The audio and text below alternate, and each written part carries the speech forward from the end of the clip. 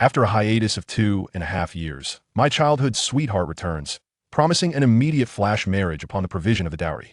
I initially believed she had rekindled her feelings, only to discover she was in search of a reliable partner. Yang Shu decisively cut his losses. I am weary. Let us obliterate and begin anew. Thus, the second round commenced. Mei, where's your attitude as a suitor? Yang Shu, perverse. Qing Mei, you treated me well before. Can we return to those days? Yang Shu, enlightenment. Qing Mei, I've already apologized. What more do you desire? Yang Shu, a mere trifle. Qing Mei, one last question. Do you truly love me? Yang Shu, indifference. Qing Mei began to crawl in the shadows. The petite heiress, classmate Yang Shu. Here is the fee of 1 million for a month of companionship during summer vacation. Yang Shu, consider a loan from me. The petite heiress. Then I shall require interest. Hold my hand as we stroll. Yang Shu, deal. The petite heiress, classmate Yang Shu. Animal companions can share pockets. Yang Shu, that pertains to kangaroos. The petite heiress, classmate Yang Shu. This month's companionship fee may be delayed. Yang Shu. Chapter 1. Rebirth. Lu Zi, do you believe I can traverse this life as if walking on thin ice and reach the other shore? Yang Shu reclined on the sofa, his eyes heavy with the fatigue of sleepless nights. Once he completed the tasks at hand, the 5,000 in incentive bonuses would be his and the dowry would be gathered. Of course you can. Why wouldn't you? Lu Guiqiang chimed in. Brother Thin Ice, do not fret needlessly. You are the most outstanding graduate of our cohort. Who else could amass 200,000 in 2 years? The two had been childhood friends, cohabiting in this 2-bedroom apartment since graduation, with Yang Shu occupying the master bedroom and Lu Guiqiang residing in the secondary room, sharing the other spaces, a living arrangement sustained for 2.5 years. Yang Shu smiled bitterly. It barely covers the dowry, and I feel uncertain about it. Dowry? Nonsense. Your company's cleaning staff are all male. Who could you marry? Do you intend to wed me? It is Du Yao. She reached out to me. Yang Shu exhaled deeply. It is time to draw a conclusion. The childhood goddess he had pursued for years had inexplicably vanished after graduation, leaving him in a state of desperation, a knot in his heart. Yet now she had returned, claiming she was ready for a flash marriage, provided the dowry was secured. Lu Guiqiang furrowed his brow. Have you two re-established contact? Nor do you still harbor feelings for her? I am uncertain. After years apart from Du Yao, my feelings are hazy, hardly love, at most a fixation or a habit. Lu Guiqiang, privy to the situation, advised with a pained expression, do not pursue her. She is truly an unsuitable match. You see yourself as her childhood companion, while she regards you as expendable. In middle school, when you confessed, she rejected you, stating that academics were paramount. In high school, when you professed your feelings, she declared that these were the 3 most critical years of her life, too preoccupied to engage in romance. Yet she entangled herself with a dropout rapper. After the college entrance exams, you confessed once more. She promised that if they attended the same university, you would be her first consideration. Did she fulfill that promise? Each time she claimed to consider you, it was merely a means to toy with your emotions, relishing the benefits of your devotion without wishing to reciprocate. Lu Zi, the more one invests, the harder it is to relinquish. I become ensnared in this predicament, akin to a gambler. Having wagered everything, there is no reason to abandon the game. Let us attempt one final time. The outcome matters not. Lu Guiqiang hesitated, pursing his lips to subtly signal. Actually, after your disconnection, I heard news of Du Yao. She has a male confidant now. And furthermore, they have been intimate. Intimate. Yang Shu remained largely unfazed, merely intrigued. How do you know this? Lu Guiqiang swiftly retrieved his phone, adeptly activating a study accelerator, and opened a foreign version of Thunder, emblematic of Mother Nature. In a matter of moments, he accessed a certain influencer's homepage and presented it to Yang Shu. Look, there's a video of her online. I hadn't intended to mention it, but she is attempting to deceive you into taking responsibility. I could not endure it. Yang Shu steadied himself, scrutinizing the phone screen, his expression gradually morphing into shock. As a law-abiding citizen of Demacia, he had never dabbled in the arcane arts, having never encountered such explicit platforms, let alone the protagonist of the video, Du Yao, adorned with a mask, appearing as a different individual entirely. Yang Shu wearily rubbed his eyes, as if glimpsing the end of a long road, yet feeling significantly lighter. At last, he need not harbor his final lingering thoughts. Reflecting on the earlier part of his life, he realized he had squandered too much time on Du Yao. He had once thought, with a goddess-like childhood sweetheart and a steadfast best friend, that he was the quintessential protagonist of a campus romance novel. Yet the reality was that his white moonlight had transformed into a biochemical entity, and the twin ponytails had become a steering wheel.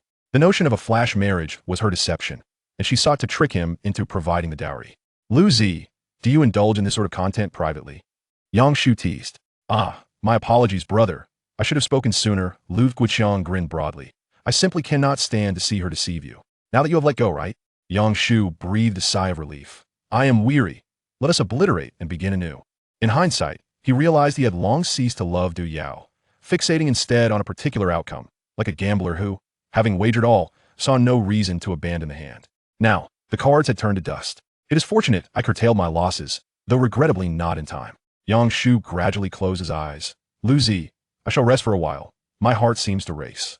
In the next moment, a brisk spring breeze caressed his face, the afternoon sun casting a warm glow upon him, achieving a delicate balance of warmth and coolness. But where did this wind come from inside the room? Yang Shu, why are you standing there like a fool? Hurry and pass me the milk tea. A familiar, long-forgotten voice jolted Yang Shu into clarity. Before him stood the school gate from his memories, a familiar high school classmate, and Du Yao. She extended her right hand towards him, impatiently tapping her foot as if demanding something. Yang Shu's perception remains unclear, oscillating between moments of haziness and lucidity, akin to a profound dream or perhaps a rebirth. Has it truly restarted? Is it a glimpse into the future or a regression to the past? Regardless of the circumstance, it seems that everything is still within reach. Are you even listening to me? Du Yao furrowed her brow and inquired. Do you still wish to study with me? Yang Shu glanced at the 4 cups of milk tea he held in his hands. This familiar scene stirred memories of yesteryears. It is now 2017, and he is but 19 years of age. In this second chance, upon encountering Du Yao again, Yang Shu is met only with a numbed sense of aversion, an instinctual urge to distance himself from this unfortunate woman. At that moment, Du Yao shot him a cold glare and remarked, "What a stroke of bad luck. Don't act like a lunatic here." She rolled her eyes and reached for the milk tea bag. Unexpectedly, Yang Shu sidestepped her grasp, displaying no interest in her antics, and brushed past her to share the milk tea with the girls in his class.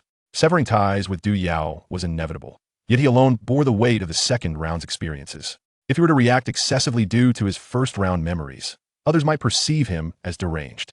Hence, the only relationship that required severing was with Du Yao. All other interpersonal connections should remain intact. It would be unwise to jeopardize other relationships over matters that had already been delineated. You, Yang Shu. Du Yao's tone was accusatory, laced with a hint of astonishment. Is this how you seek my attention? Aren't you bored? Yang Shu did not spare her glance, treating her as though she were merely an insufferable nuisance. With that, he waved goodbye to his long-lost classmates and declared, I'm leaving. A few girls exchanged awkward glances with Du Yao, unsure of what to say. Previously, they had witnessed Yang Shu constantly catering to her whims, but today they were witnessing a different dynamic. As Yang Shu turned to depart, Du Yao, brimming with indignation, exclaimed, Stop right there. What about me? Are you resorting to cold violence simply because I rejected your confession? Shut up, Yang Shu retorted as he turned away, unwilling to linger for even a moment longer. Just as he had walked 100 meters, 3 lines of neatly written text suddenly materialized before him. The merit system has been activated. There are currently 3 unclaimed medal rewards. Medal Wall, Love-Struck Medal, Master Artist Emblem, Luck Badge. Accepting the medals will grant corresponding rewards. Would you like to claim them? Chapter 2. The Medal System. Yang Shu's brow furrowed with delight. This was indeed the golden finger of reincarnation. The online literature authors had not deceived him. He gazed at the 4 prominent characters indicating whether to claim his reward, and then at the resplendent sycophant medal. Hesitation washed over him. Rather than hastily claiming it, he began to explore the other functions of the system. The system will record the genuine evaluations of others towards you. When the evaluations reach a certain level of recognition, a medal will be awarded, and wearing the medal will grant various rewards. By enhancing recognition, existing medals can be strengthened. If recognition decreases, existing medals may be downgraded or disqualified. Medals are divided into 4 tiers: Bronze, Radiant Gold, Jade Platinum, and Supreme. Note: all system rewards are sourced from legitimate channels. Please use them with confidence. Note: medals once worn cannot be voluntarily removed. This implies that as long as others acknowledge a certain virtue or trait of mine, I can earn medals and rewards, Yang Shu mused. My pursuit of Du Yao is well known. Thus, it is quite reasonable to receive a Jade Platinum medal. Having practiced painting for nearly 3 years, my skills are passable. So a bronze tier is acceptable. But where does luck come into play? And what exactly are the rewards? As Yang Shu intently scrutinized the sycophant medal, the system prompted another message. Sycophant medal, Jade Platinum, reward. Cash 20,000. Wearing effect. Success rate in pursuing the opposite sex decreased by 20. Increased chance of disdain from the same sex by 20. Funds spent on females will flow out at an increased rate of 20. Oh, my wealth. Yang Shu decisively claimed it. Although the attributes were predominantly negative, they were of no grave concern. The pursuit of the opposite sex could wait. What about the disdain from the same sex? Could that be of use? The last debuff was somewhat regrettable, but easily resolvable. Simply refrain from spending money on women. Of course, his mother was an exception. Moreover, as recognition decreases, these negative buffs could be eliminated. He then examined the reward for the other two medals. Master Painter Medal, Bronze, Reward. Cash 2,000. Wearing effect. Painting skill increased by 10. Lucky Badge, Radiant Gold, Reward. Cash 5,000. Wearing effect. Luck increased by 10. Slight enhancement and opportunity probability. I'll claim them all without hesitation. Upon successful awarding of the medals, the system's medal wall shimmered with brilliance, with the Sycophant medal standing out prominently, as expected given its high tier. At that moment, a text notification chimed from his phone. Yang Shu hastily checked it to find that 27,000 yuan had been deposited. As for the other rewards, he felt no particular impact. It was indeed all about the money. The high school Yang Shu attended was not far from home. Before he knew it, he had arrived at the community gate, fortuitously encountering Lu Guoqiang as he stepped out. Reflecting on the past life, it was clear that friends were the most reliable. Lu Guoqiang expressed curiosity. Hey, you're back from delivering milk tea so early today? Wait, what is this? You Haven Tea delivered it. Have you two quarreled again? Lu Guoqiang noticed that Yang Shu was still holding a cup of milk tea, specifically the flavor that Du Yao favored, which piqued his curiosity even more. Yang Shu shook his head and scoffed. Forget it, I'm not pursuing her anymore. Upon hearing this, Lu Guoqiang was evidently taken aback. Disbelief etched across his features. What? Is that for real? Yang Shu shrugged nonchalantly and replied, just like a grain of rice stuck to the corner of my mouth, no matter how much I lick. I can't reach it, so it's better to just discard it. Moreover, Diao doesn't even qualify as that. She is merely a fly, taking liberties. Lu Guoqiang looked astonished, giving a thumbs up. Well said. It seems you've truly come to terms with it. Then this milk tea. I'll give it to you. Adoptive Father Medal. Lu Guoqiang's recognition, level 1. Yang Shu. 6. I share my true feelings with my brother, and he reciprocates with bubble tea. In high spirits after consuming the milk tea, Lu Guoqiang cheerfully inquired. So what do you plan to do next? Shall we go online together? Yang Shu had already contemplated his future. I'll study, then open a few small shops. What? ISNT University meant for romance? Lu Guoqiang exclaimed, especially with just 3 months until the college entrance examination. You, an art student, are going to cram every week? Aren't you being overly ambitious? Yang Shu smiled slightly. Art examinations are my baseline, not my ceiling. I've only studied painting for 2.5 years, and Haven Tea devoted much energy to it. My skills, both in art and academics, pale in comparison to those professional art students racing towards art schools. If I pursue the art examination, I'll likely end up at a second-tier art program, with little prospect. Thus, the best path for an ordinary person remains the standard college entrance examination. As for romance, who thinks of love after being reincarnated? Enough of this. I'm off to study. Yang Shu waved goodbye and left. Lu Guoqiang, however, wore a troubled expression, feeling as though the milk tea had lost its flavor. You jerk. Speaking so seriously makes me feel guilty about wanting to go online. At 7:30 p.m., Yang Shu returned home, the familiar old house coming into view. The orange peels on the coffee table, the wall adorned with traditional doll paintings, and his parents' yellowed, wedding photos all exuded warmth. With no one at home yet, as his parents were still at work, he decided it was the perfect time to begin his revision. Although he had been reborn with memories, the knowledge he had forgotten was not restored. He could scarcely recall what types of questions or key points he needed. Fortunately, with the help of his tutor, he would have no chance of turning things around in just 3 months. He placed each subject as textbooks on the table and summoned the system's medal wall. Glancing at a rather dim medal, Focused Learner, Recognition Level 71. Wearing Effect. When studying, the wearer can enter a state of focus, enhancing learning efficiency by 300. This medal was Yang Shu's ace in the hole for overtaking the curve, with a 3-fold increase in learning efficiency. Content that originally took an hour to master could now be accomplished in just 20 minutes. However, increasing recognition required evaluations from others. Merely practicing problems would not suffice. But his parents would soon return. He could play along for now. Just as Yang Shu opened his textbook, his phone buzzed. Upon checking, he found a WeChat message from Du Yao's best friend, Zheng Mengwan. Hey Yang, you've gone too far today. Yao Yao is very angry. You're the boy, so take the initiative to apologize. Yang Shu frowned, slowly pressing out a question mark. Zheng Mengwan replied, I'm kindly reminding you. What S with a question mark? Heartless. Who are you calling Yang? Are we that familiar? Du Yao's best friend was no saint either. Not only did she enjoy mooching food and drinks, But she also loved to stir the pot and create drama, a classic sycophant. Yang Shu saw no point in wasting time on such individuals and promptly blacklisted her. On the other end, Zheng Mingwan stared blankly at the red exclamation mark in the chat box, fuming. What the heck, he actually blacklisted me. Du Man. I must report this to Yao Yao. Both Du Yao and Zheng Mingwan had grievances against Yang Shu. After venting on the phone for a while, they resolved to confront him in class the next day. Even if he apologized tomorrow, it would be of no use. They had given him far too many chances in the past. I bet in less than half a day, Yang Shu will be back to his old self, bringing gifts to apologize. Chapter 3. Do you have suitors like this? Fanfictionaudiobook. Yang Shen recognition level 1. Focused learner badge. Chung Shuqin recognition level 3. Total recognition level for badges, 75. As Yang's parents enter the house, they found their son deeply engrossed in his studies, so absorbed that he did not even hear the sound of the door opening. The couple exchanged astonished glances. What is going on? Has Du Yao motivated our son? Is highly probable. Yang Shu and Du Yao have been childhood friends, and naturally, their parents are acquainted and share a cordial relationship. It is precisely because of the children's close bond that their parents permit such proximity. At this moment, Yang Shu lifted his head and said, Parents, you're back?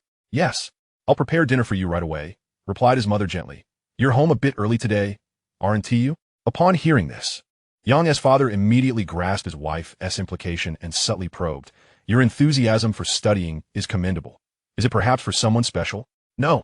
It's to gain admission to Jiang University, Yang Shu responded earnestly. Jiang University, located in the neighboring Jiang city, is a prestigious institution recognized as a top-tier university in the country. A university serves as a springboard. It must be vast and elevated for one to soar further, significantly enhancing the quality of life and making the most of a second chance at life. As for Du Yao, if it weren't for the law, he would have taken a more forceful approach, demanding she keep her distance. Very well, very well. Yang's parents were quite pleased, setting aside the somewhat outrageous goal. The fact that he was motivated to study was already commendable.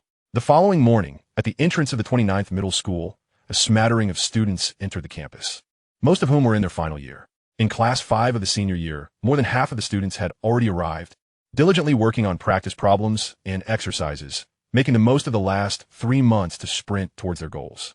Du Yao sat by the window, absently flipping through her error notebook, her mind wandering off to who knows where. Yao Yao, isn't Yang Shu here yet? Her deskmate, Zheng Mingwan, glanced at an empty seat. He is probably queuing up to buy breakfast for you. It doesn't matter, Du Yao replied indifferently. I'm genuinely upset this time. I want to forgive him easily. No matter how great their disagreements have been in the past, Yang Shu had always been consistent with his morning and evening greetings. Yet yesterday, he had the audacity to show her a cold face in public. He must not be let off lightly. Absolutely, Zheng Mingwan said, hands on her hips. Boys who resort to silent treatment are the most terrifying.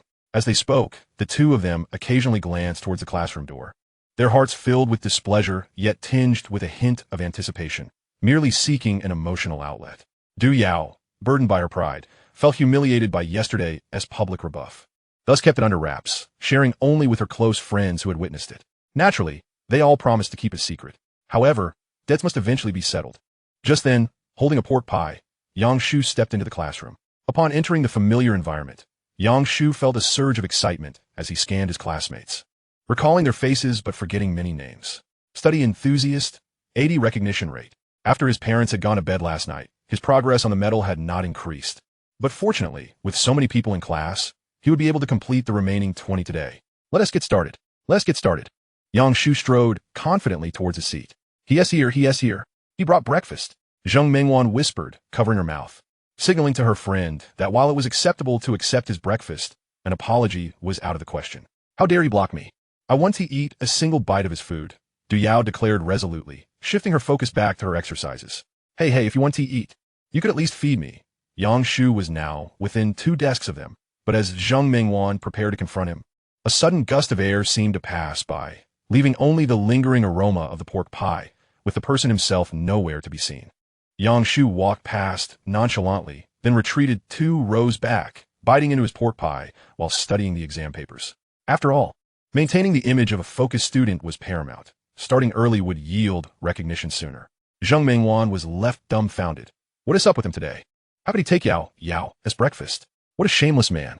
Du Yao felt her irritation grow, though she masked it well, letting out a cold huff before returning her gaze to her exercises. She thought to herself how immature Yang Shu was, still resorting to such petty tactics to garner attention at this age.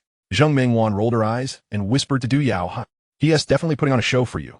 Boys really have a narrow perspective. Just wait, I'll make him pay for this."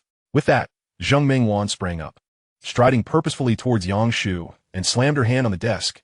"Yang Shu, where Sr. Yao Yao has breakfast? How can she study in the morning without breakfast? Have you ever considered her needs as a suitor?" Her loud exclamation drew the attention of every student in the classroom, abruptly halting Yang Shu's focused endeavor. "Why should I care?" he retorted. Zheng Mingwan emphasized, "I'm saying Yao Yao didn't have breakfast. Why should I care?" Yang Shu shot back impatiently. He never anticipated that Yang Shu would respond so defiantly, causing her to grit her teeth in frustration. "Yao Yao is my best friend, of course. It concerns me. If you don't bring her breakfast, what are we supposed to eat? How shameless can you be?" Yang Shu cursed inwardly, but resorting to foul language would be beneath him, so he quickly donned a sympathetic expression. "Without me, can't you afford breakfast? How pitiful. You." Zheng Mingwan was left speechless, and Du Yao's expression darkened as well. Both of them came from well-to-do families, so eating was hardly a problem. It was simply that they had grown accustomed to receiving, without question, believing it to be their due. After all, nothing tastes sweeter than getting something for nothing. As more classmates trickled into the classroom, the audience for this spectacle grew. Unwilling to be outdone, Zheng Mingwan shot back. "Regardless, you were wrong to bully Yao Yao yesterday, and you shouldn't have blocked me. Do you have even a shred of camaraderie left?" Yang Shu's face contorted with disdain. "It's almost time for morning reading. Can you keep it down? If you're not studying, there are plenty of others who are. Anyone can shift the blame, right?" Zheng Mingwan, still seething, retorted, "How ridiculous. You're an art student. The art entrance exam is over. Who are you pretending to study for?" Yang Shu's disdain morphed into outright contempt. "Indulgence in base desires is easy, but higher aspirations require discipline. You may be content with scores suitable for a second-tier university, but I am not."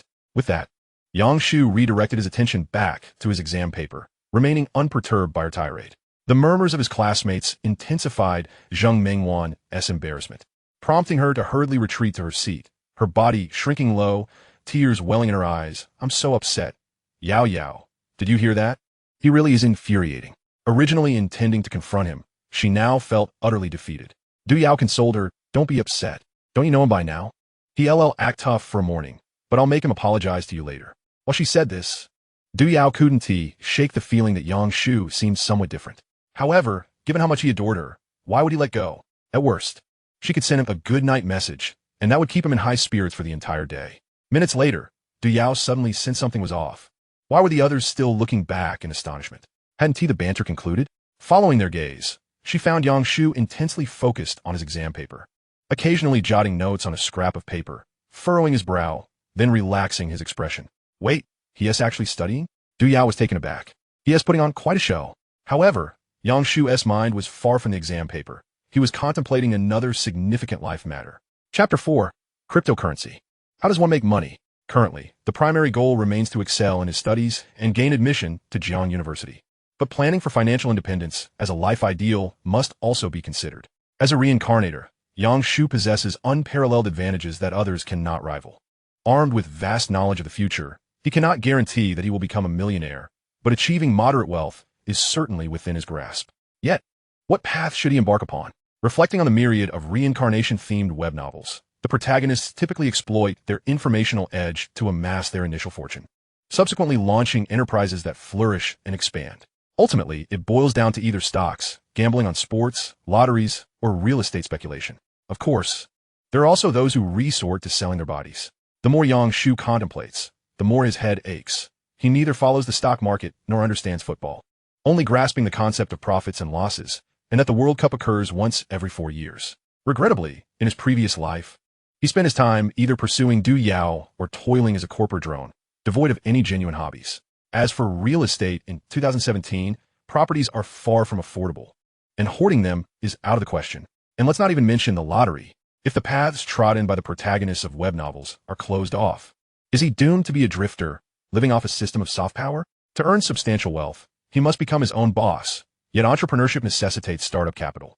Lacking funds means he must first engage in labor, working before his reincarnation and still laboring afterward. Has he not reincarnated in vain? Yang Shu scribbles 2017 on a scrap of paper, pondering what opportunities this year might hold. gazing at the haphazardly scrawled numbers and symbols. He recognizes a certain order amidst the chaos, akin to encrypted information. Suddenly, an epiphany strikes him. Cryptocurrency. This is indeed a remarkable prospect. Upon graduating from university, his internship salary barely covered his expenses. Thus, through the introduction of Lu Guoqiang, he entered the cryptocurrency realm, accumulating a modest amount of small coins and earning a little profit. Tasting success, he gradually deepened his understanding, and the price fluctuations of Bitcoin left him astounded. It began at less than $1 and eventually soared to an astonishing peak of 69,000. In 2017 was the year of Bitcoin's meteoric rise. In the first half of the year, it experienced steady growth, reaching around 2,000 in May and June, only to multiply tenfold by year's end, with each coin nearing 20,000. Contemplating this, a smile involuntarily graces Yang Shu's lips as he hastily retrieves his phone to check the current Bitcoin price. At this moment, Binance has yet to emerge, but other trading platforms are quite accessible. On March 17th, BTC is priced at 1,001. Today's price for Bitcoin stands at a mere 1,000. The price is on an upward trajectory, and a wise person once stated that taking risks can be a form of wisdom. If not now, when? Yang Shu promptly registers for a Bitcoin wallet, completing the necessary procedures to purchase 4 Bitcoins.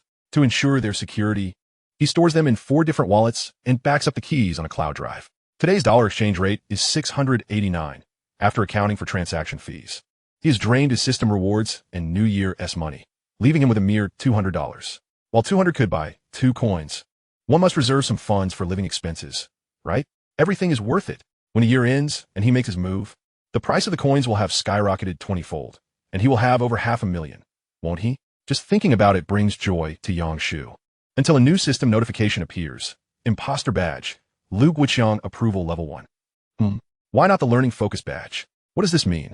Yang Shu looks up to find Lu Guoqiang wearing a perplexed expression, his face a mixture of surprise, skepticism, sorrow, and mockery all at once. What on earth are you doing? Lu Guoqiang inquires. Studying and answering questions, Yang Shu replies nonchalantly. Can't you tell? Then why are you smiling? Lu Guoqiang questions.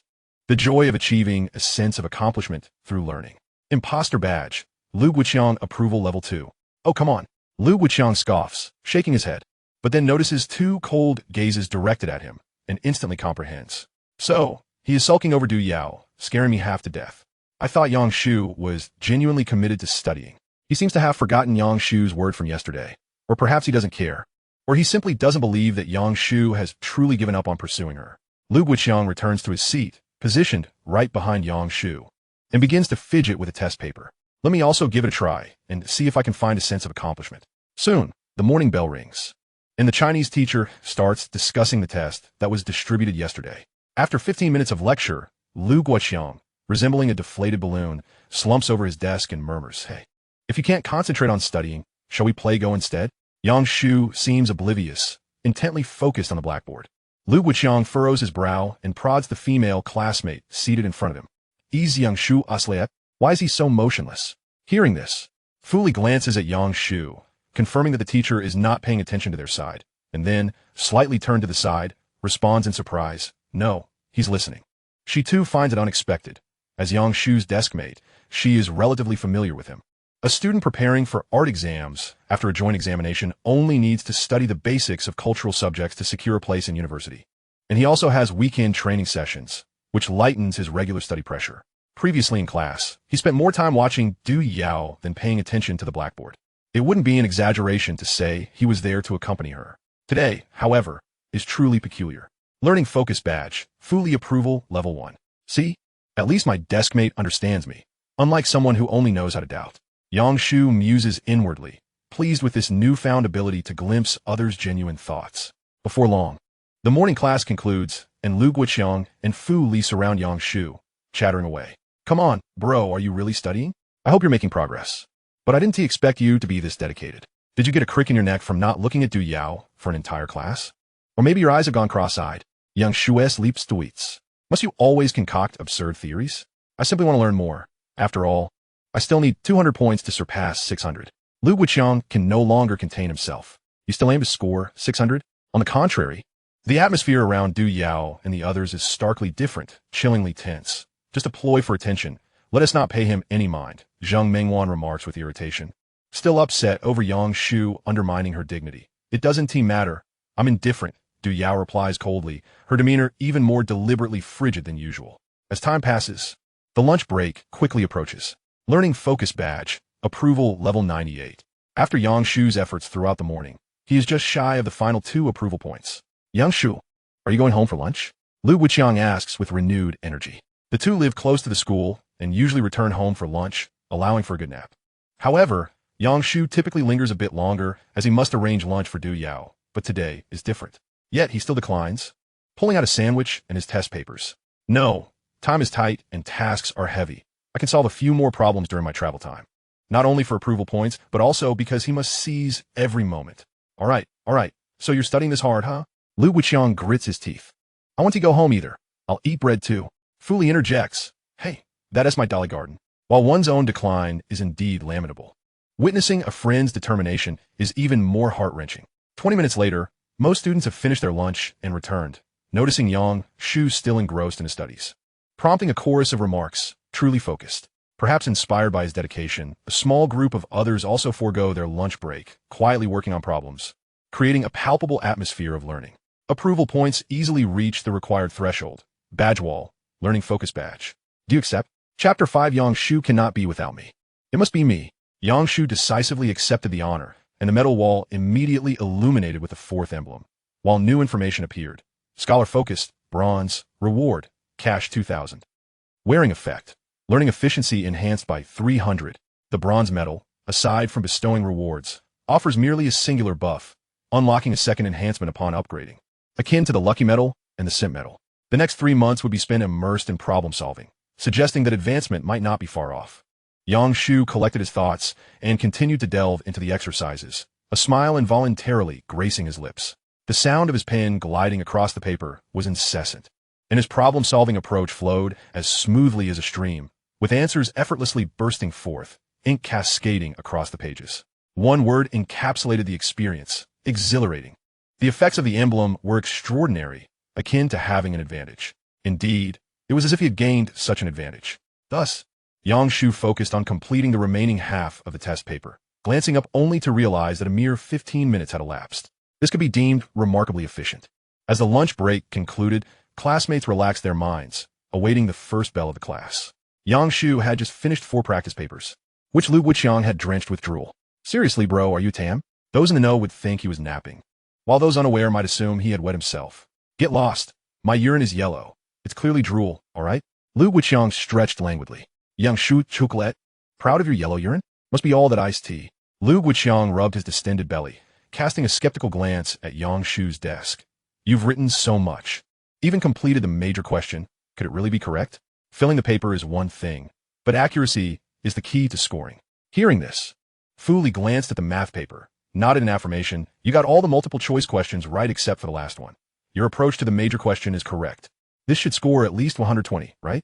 As she spoke, her expression shifted from doubt to astonishment, and finally to shock. Wait, does your training class really boost scores this dramatically? Do you think there's a possibility, Yang Shu squinted, that I possess extraordinary talent?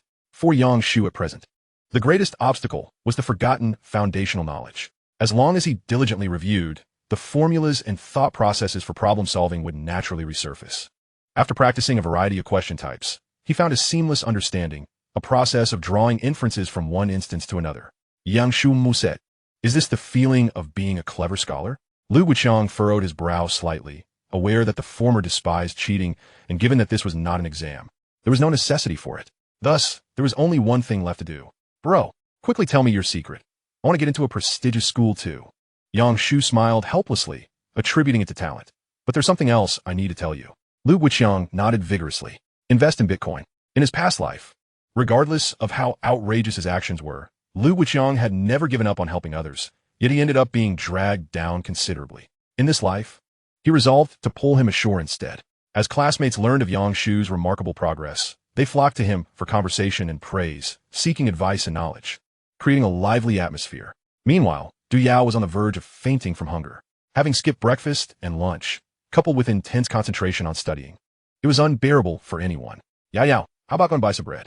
Zheng Mingwan suggested sweetly. Forget it. Class is about to start.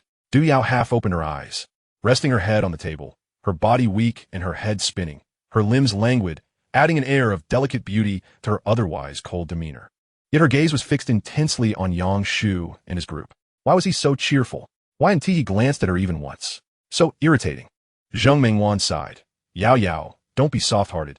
He's just putting on a show for you. Before Du Yao could respond, a slender figure approached, offering her a pancake and advising, it's the final stage of senior year, don't gamble with your health. The girl who extended her hand was Ho Man, the Class Life committee member, who got along well with all her classmates. Thank you, Du Yao expressed her gratitude. I'm not being stubborn. I just don't believe he can remain indifferent for long. Ho Man sighed, feeling it necessary to remind her.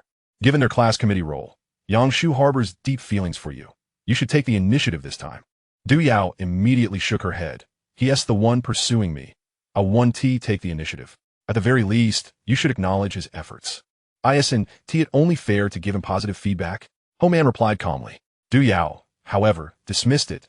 There's so many people pursuing me. Should I respond to each one? That would be too exhausting. As a campus goddess, it was only natural for her to have many admirers. But you shouldn't only accept his efforts without reciprocation. Everyone gets tired, just like today. Du Yao swallowed a bite of bread. Don't worry, others might give up. But he won tea. Yang Shu can't do without me. Ho Man hesitated to speak.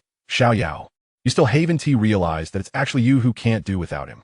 Du Yao smiled but remained silent, entirely unconcerned. Soon, the bell for the first afternoon class rang, and the homeroom teacher, Jiao Hongwang, entered with a thermos. Taking 2 steps onto the podium, the second music class will be replaced with math. I'll also supervise the evening study. We'll discuss papers in the first 2 classes, and I'll be available for questions during evening study.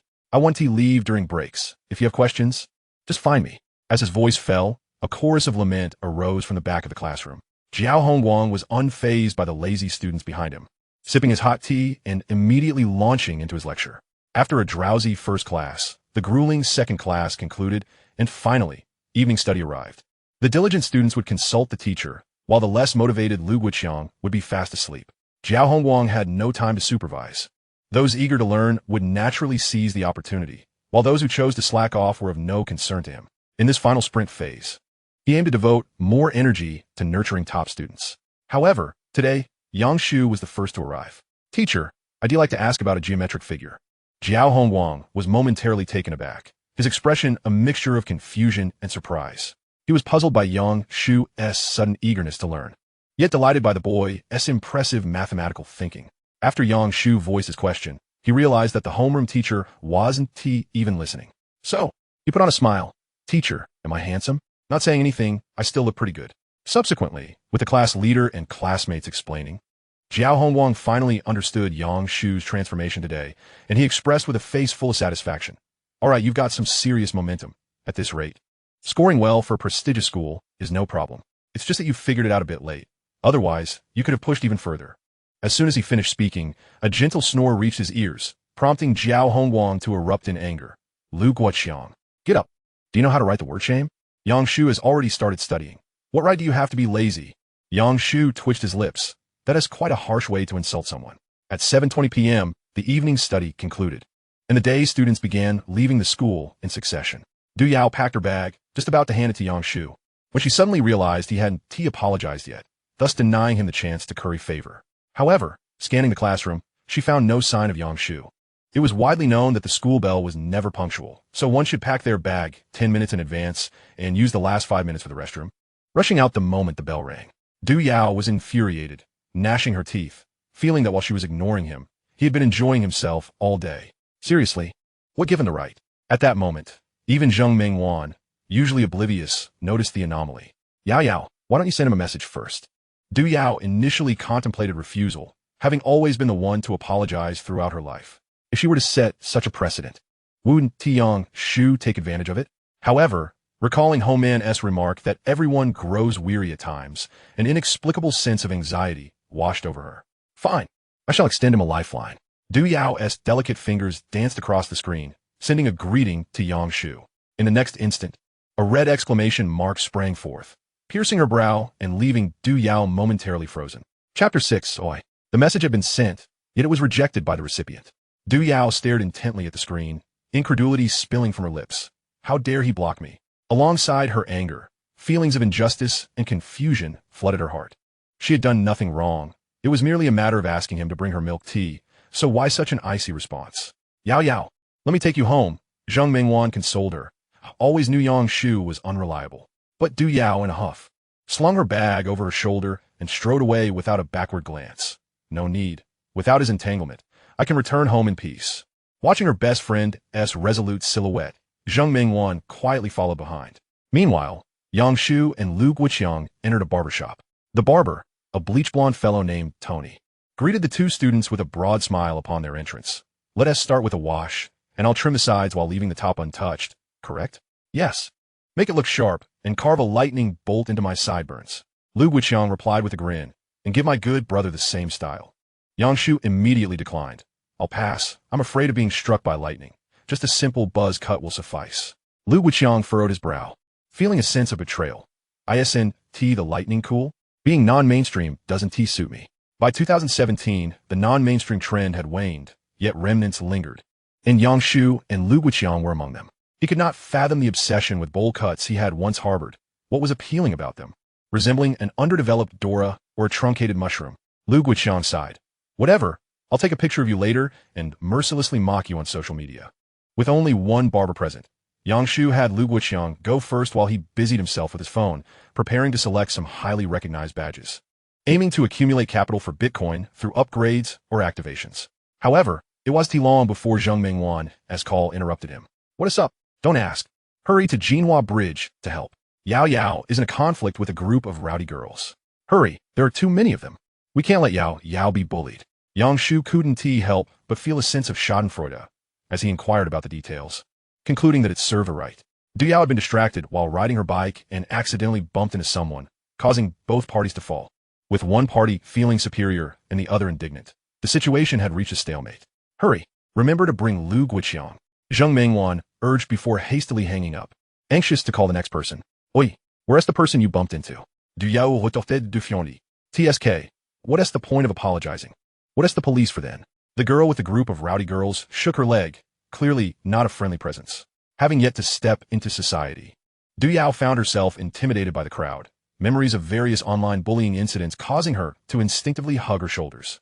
She understood that compensation could resolve the issue, yet her heart resisted vehemently. Because of that guy, Yang Shu, she had endured a lot today, and it was this very matter that had caused her to fall. Thus, Du Yao wished to prove that she could manage well on her own without relying on anyone.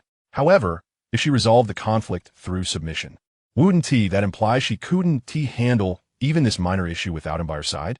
Could it truly be as home man suggested? Impossible. He would surely return. At that moment, the rowdy girl impatiently advanced. Oi, how are we going to resolve this? Where's the person you bumped into? Sheng Mingong glanced at Du Yao, feigning calmness. It's all right, Yao Yao. I've already called Yang Shu. He and Lu Guiqiang will be here shortly. Okay, Du Yao nodded, feeling somewhat reassured. Her confidence restored, and resolved to forgive him for his earlier indiscretion. However, after waiting for 15 minutes, Yang Shu still had not arrived. Du Yao felt tears prickling at the corners of her eyes. After such a long time, she could have walked from his house to the school. I'll call to see why he's not here. Upon dialing, Du Yao immediately questioned, her voice slightly choked. What on earth are you doing? Getting a haircut. Taken aback, Du Yao held her phone away, glancing at the number and notes to confirm she hadn't dialed incorrectly. With disbelief, she asked again, but the answer remained unchanged. Getting a haircut. Is there something wrong? Why at this moment? Du Yao trembled, her voice rising in distress, her eyes reddening as she felt a wave of indignation and tears welling up. Must you escalate it to this extent? If you can't endure this small trial, how can I entrust my future to you? Yang Shu's cold laughter echoed from the other end. Du Yao, we have no relationship anymore. Nor will there be a future. Your parents are not obligated to please you, let alone others. Shut up. Don't speak such heartless words in such a calm tone. I don't want to hear it. Du Yao gasped for breath. This time, I'll admit my fault. Can you just come over? Yang Shu found it somewhat amusing.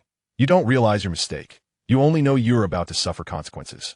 Du Yao, you repulse me. With that, he hung up and blocked her, admiring his new hairstyle. After cutting off the bangs that had obscured his forehead, Yang Shu's entire face was revealed, his complexion healthy, devoid of wrinkles, and slightly oily yet fresh. His features were well-defined and striking, exuding an aura of a charming young man. Compared to his previous Dora-like appearance, Yang Shu now radiated vibrant confidence, shedding the non-mainstream sleaziness. Lu Guiqiang circled around him, repeatedly lifting his phone to find the perfect angle. Yet he could not capture a single unflattering photo. This shouldn't be. How can such a ridiculous hairstyle not look bad? I didn't even enable beauty mode. Yet you photograph so well. In truth, he looked not only photogenic but also somewhat handsome. Consequently, Lu Guiqiang decided against posting on social media. While his good friend could look better in reality, he wouldn't allow that online. Are you satisfied? Tony, the barber, smiled. I'm quite pleased. I feel my skills have improved. Then, can it be free? Yang Shu jested with a grin. Tony fell silent, awkwardly chuckling. Just as Yang Shu prepared to scan the payment code, he suddenly became animated. Wait. It can be free, absolutely no problem. Huh? Both Yang Shu and Lu Guiqiang paused. Surprised by this unexpected turn, Tony rubbed his hands together, cheerfully explaining. You see, there's several nearby schools that enforce strict hairstyle regulations. Yet some boys are so attached to their hair that they would rather climb walls than get a trim. So, I want to use you for promotion. To show everyone that short hair isn't ugly and that buzz cuts can look sharp, allowing me to earn a bit more. If you agree, you and your friends can come for free haircuts. What do you say? Yang Shu's lips curled into a slight smile. Of course. But are you certain it's for everyone? Let me think. Tony sensed a hint of scheming. Maybe not more than 3 people at a time. What if you bring your whole class? I'd be exhausted. Yang Shu, without any hesitation, readily agreed. Consequently, Tony captured a few half-body photos of him in his school uniform, proclaiming his new hairstyle as the refreshing student cut, which, Lu Guiqiang quipped, was merely a buzz cut. Any barber can achieve a buzz cut, but the refreshing student cut is exclusive to my shop, Tony replied with a faint smile. That is what we call branding. Lu Guiqiang gazed at the mirror in silence for a moment before resuming his seat, stating, Bro, give me a refreshing student cut too, aiming for the same effect. Is changing hairstyles akin to changing faces? I could pull it off as well. Chapter 7. But secretly becoming handsome is a betrayal. Lu Guiqiang and Yang Shu grew up together, their acquaintance spanning longer than that with Du Yao, leading to a profound understanding of one another. It can be said that Lu Guiqiang knew everything about Yang Shu, except perhaps the number of wrinkles on his backside. We promised to be best friends for life. But secretly becoming handsome is a betrayal. Guiqiang, the hairstyle is indeed crucial, but personal attributes also hold significant weight, Yang Shu reminded him. She'll keep it down. Are you afraid I might outshine you once the cut is done? Lu Guiqiang gestured for silence, raising an eyebrow with pride. By the way, are you really going to ignore Du Yao? Our parents know each other after all. During their previous conversation, Lu Guiqiang had been nearby taking pictures. Although he couldn't hear exactly what Du Yao said, he distinctly sensed Yang Shu's icy indifference. He had truly given up. No worries, I've reached out for assistance. Yang Shu stated nonchalantly, my most trusted comrade. Huh? When did this happen? Yang, are you still in the game? Lu Guiqiang was taken aback. Who did you call? The police. Confusion clouded Lu Guiqiang's brow. But you haven't reported anything yet. I texted old classmate to help with the report. If I reported it myself, I'd have to answer questions, and it might involve Du Yao, which is too troublesome. It's better to just go home and study. More than 10 minutes later, Lu Guiqiang, feeling the prickly buzz cut, pondered, are we sporting the same hairstyle? Your skills seem to have regressed rather quickly. Tony, the yellow-haired barber, chuckled awkwardly. A buzz cut is just like that. What happened to the promised refreshing student cut? Yang Shu patted Lu Guiqiang on the shoulder, reassuring him. Although the hairstyle change didn't succeed, you still have your lightning bolt. To ensure the design lasted longer, Lu Guiqiang had Tony shave closely to his scalp, making it exceptionally prominent. Now, unless he shaved it all off, the lightning bolt would remain enduring. Upon exiting the barber shop, Yang Shu received a message from his homeroom teacher, stating that the situation had been resolved and there was nothing to worry about. Yang Shu felt indifferent to this news. After this incident, he could finally distance himself from that unfortunate woman. Upon returning home, Yang Shu casually ate a few bites before immersing himself in his studies, diligently seeking to fill in the gaps in his knowledge. Fortunately, he could retain definitions after a single reading and master formulas with just one application, making his learning process exceedingly swift. After donning the scholar's focus emblem, not only did his study efficiency improve, but his concentration deepened as well. Before he realized it, it was already 8:30. Had it not been for the system notification indicating an increase in recognition, he wouldn't have noticed his parents had returned. Scholar's focus emblem, bronze recognition level 10. In no more than 2 weeks, he could upgrade to the radiant gold emblem. With this thought, Yang Shu also checked the upgrade rewards. Emblem upgrade reward. Cash 5,000. Study efficiency increased to 400. Automatically blocked distracting information when in study mode. Wonderful. It was only after his rebirth that Yang Shu discovered his true self and fought for his future, feeling a sense of exhilaration and comfort. The devotee ultimately ends up with nothing, but investing in oneself promises returns. The feeling of reciprocity in all things is truly enchanting.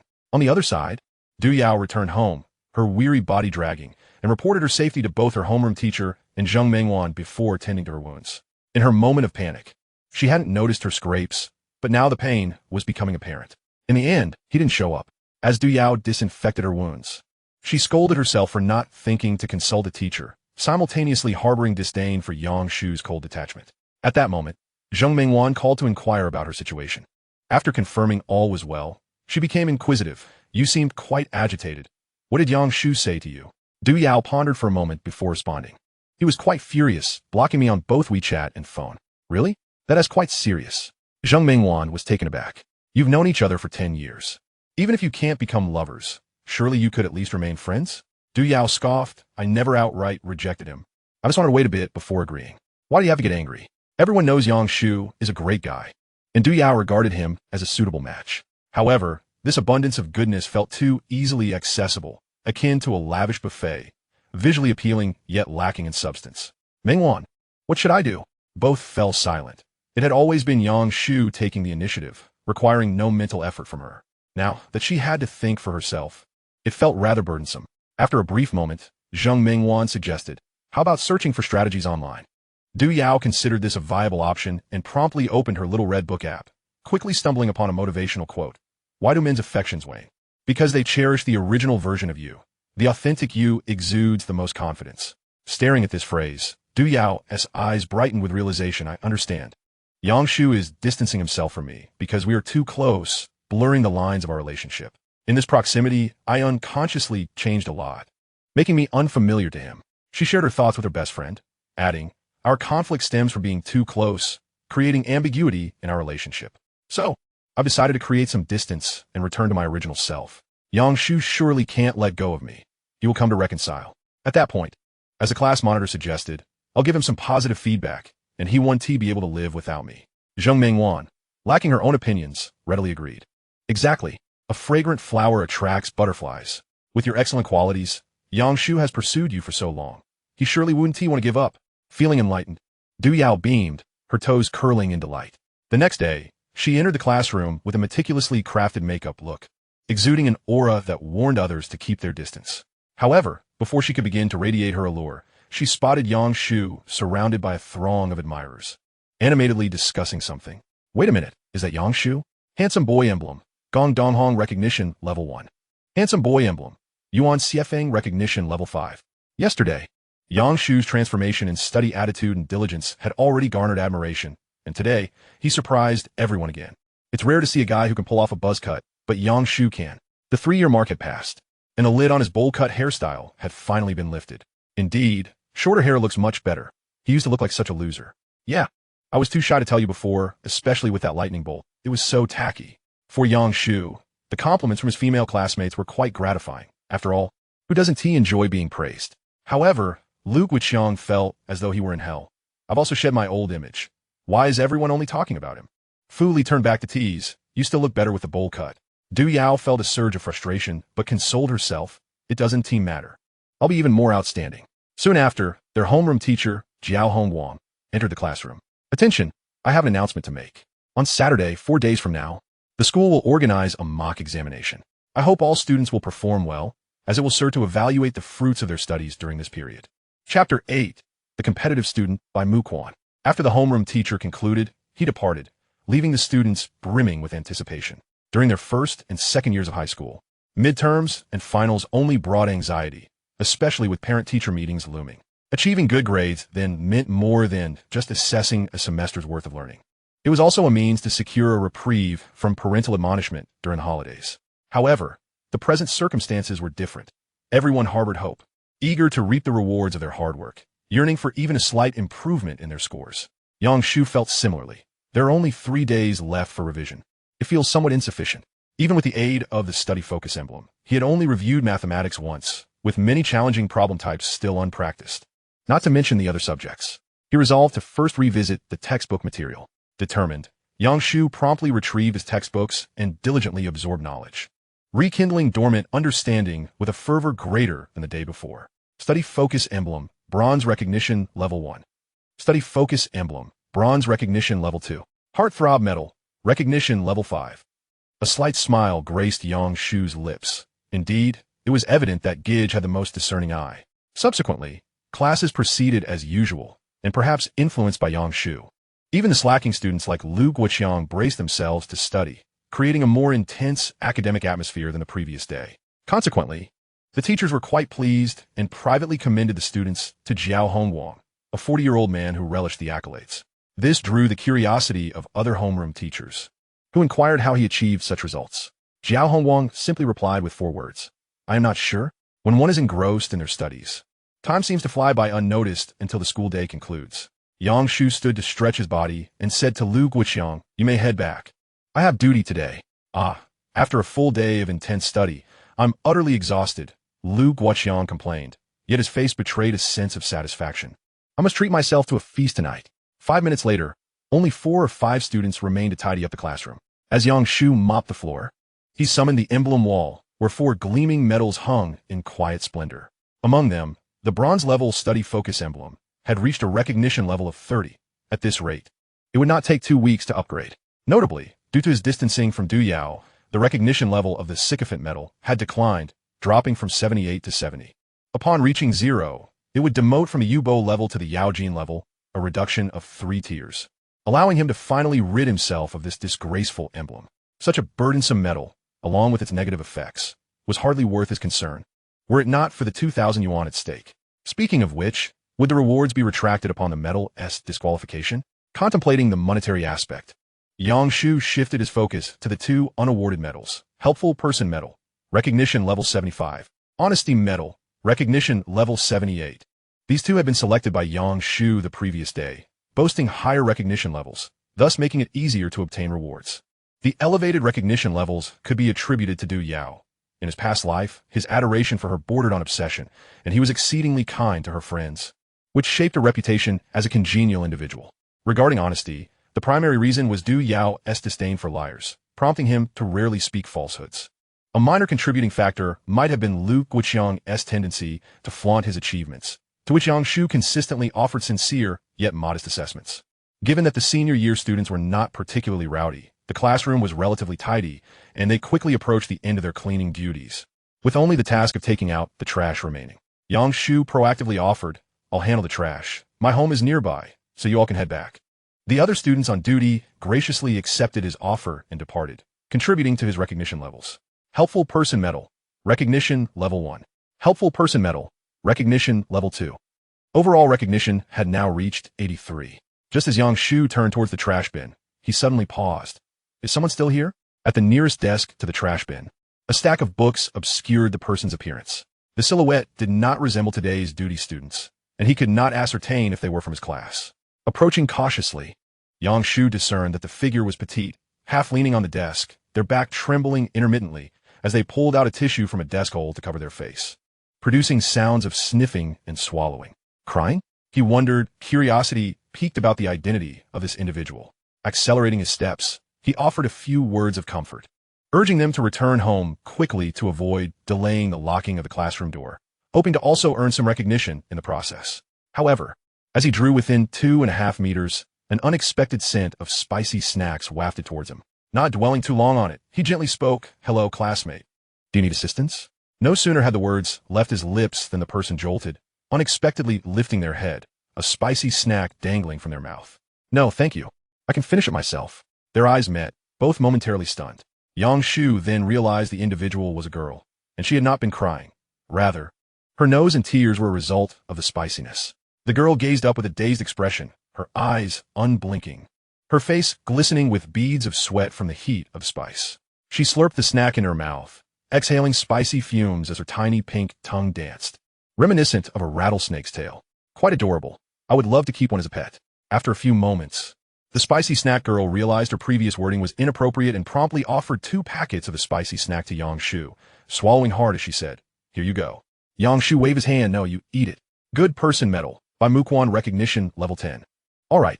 The girl decisively retracted her hand, swiftly tearing open the packaging with small scissors and stuffing the contents in her mouth, only to be met with more spice-induced tears. Yang Shu remarqued, You really can't bring yourself to part with it, can you? Yang Shu furrowed his brow, noting something else. Bai Muquan was the first time he had received recognition for this name today. Speaking of which, was this spicy snack girl a student in the class? He felt a flicker of recognition, albeit faint. Classmate, are you from class 5? Bai Muquan nodded. Yes, are you also? Shouldn't you be aware of what you're saying? Though he had trouble recalling high school classmates, she had not been reborn. How could she not know which class he belonged to? Yet, upon reflection, what kind of good person lingers after school to sneakily eat spicy snacks in the classroom? Yang Shu's curiosity led him to ask, Are you certain you're a student from class 5? Bai Muquan cast a glance at the spicy snacks, briefly replying, I am a national competition student. I hardly ever come to school. Yang Shu acknowledged her explanation, and the two exchanged self-introductions. He initially wished to converse further, but she was utterly fixated on the spicy snacks, her demeanor shy as she stated, I've already said 6 sentences. I need to eat for a while. Wait, why does she seem a bit dazed? Through their introductions, Yang Shu learned that Bai Muquan was a physics competition student, spending most of her time participating in competitions both domestically and abroad, with little leisure, even at home, occupied by endless training and study. Thus, the time between school dismissal and the departure of the day students was her only available window. While lost in thought, Bai Muquan finished all the spicy snacks on the desk, her mouth open, releasing more spicy air, and her tongue appeared slightly redder than before, perhaps feeling overheated. She waved her hand to fan herself, her hair swaying gently, her delicate brows and eyes catching the light, with a sheen of sweat adorning her charming lips and nose, causing Yang Shu to become utterly entranced. This face, devoid of any cosmetic embellishment, resembles a Western doll fashioned by master artisans, exquisite and dainty, possessing an unparalleled grace.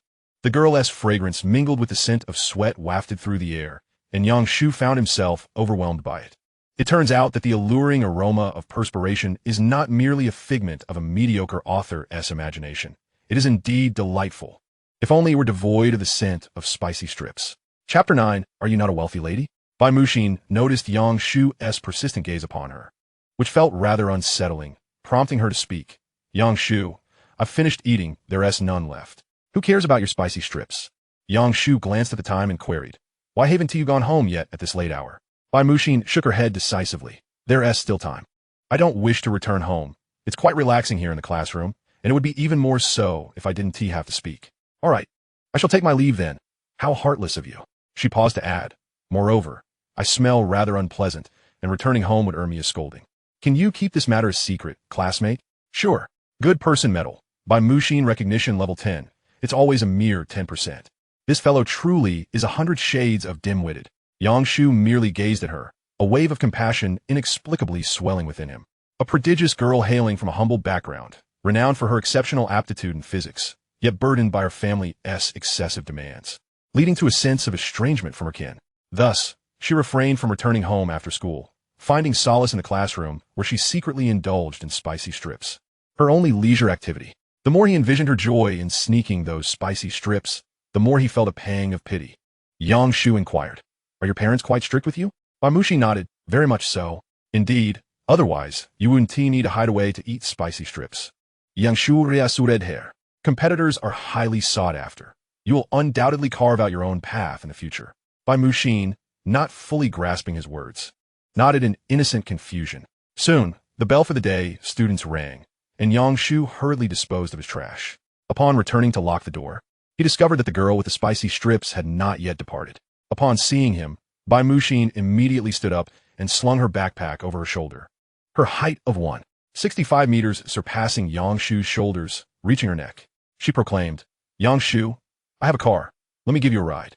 So, she had been waiting for him. No need, my home is nearby.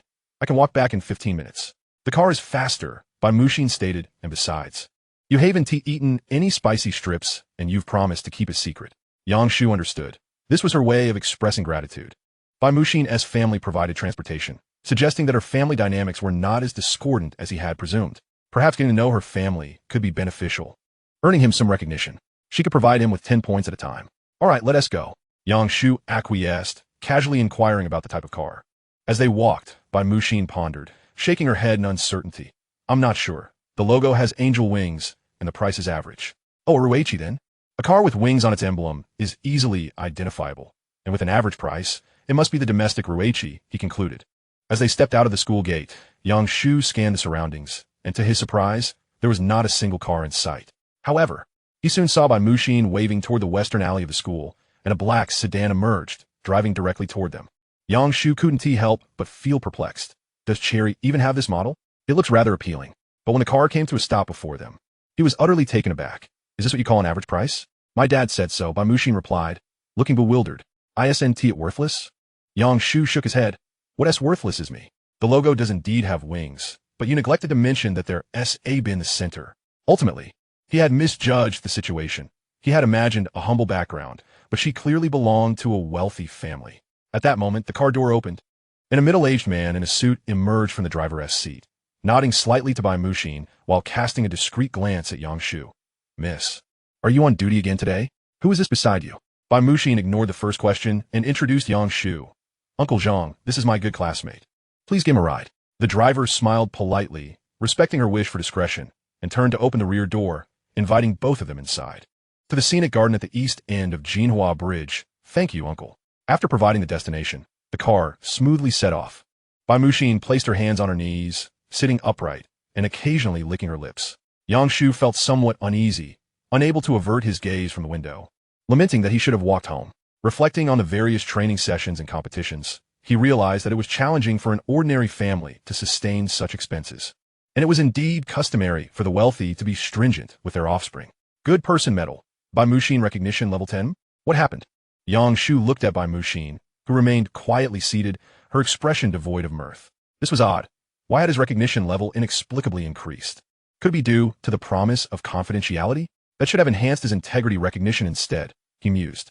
While he contemplated, the car came to a halt at the entrance of the residential community. Just as Yang Shu began to process what had happened, the driver exited the vehicle and opened the door for him, stating in a neutral tone, "Please." "Thank you." After alighting, Yang Shu bid farewell to Bai Muxin, watching as the vehicle pulled away, finally exhaling in relief, much more at ease now. Just as he turned to head home, he was abruptly halted by a voice. "Stop right there." "Huh?"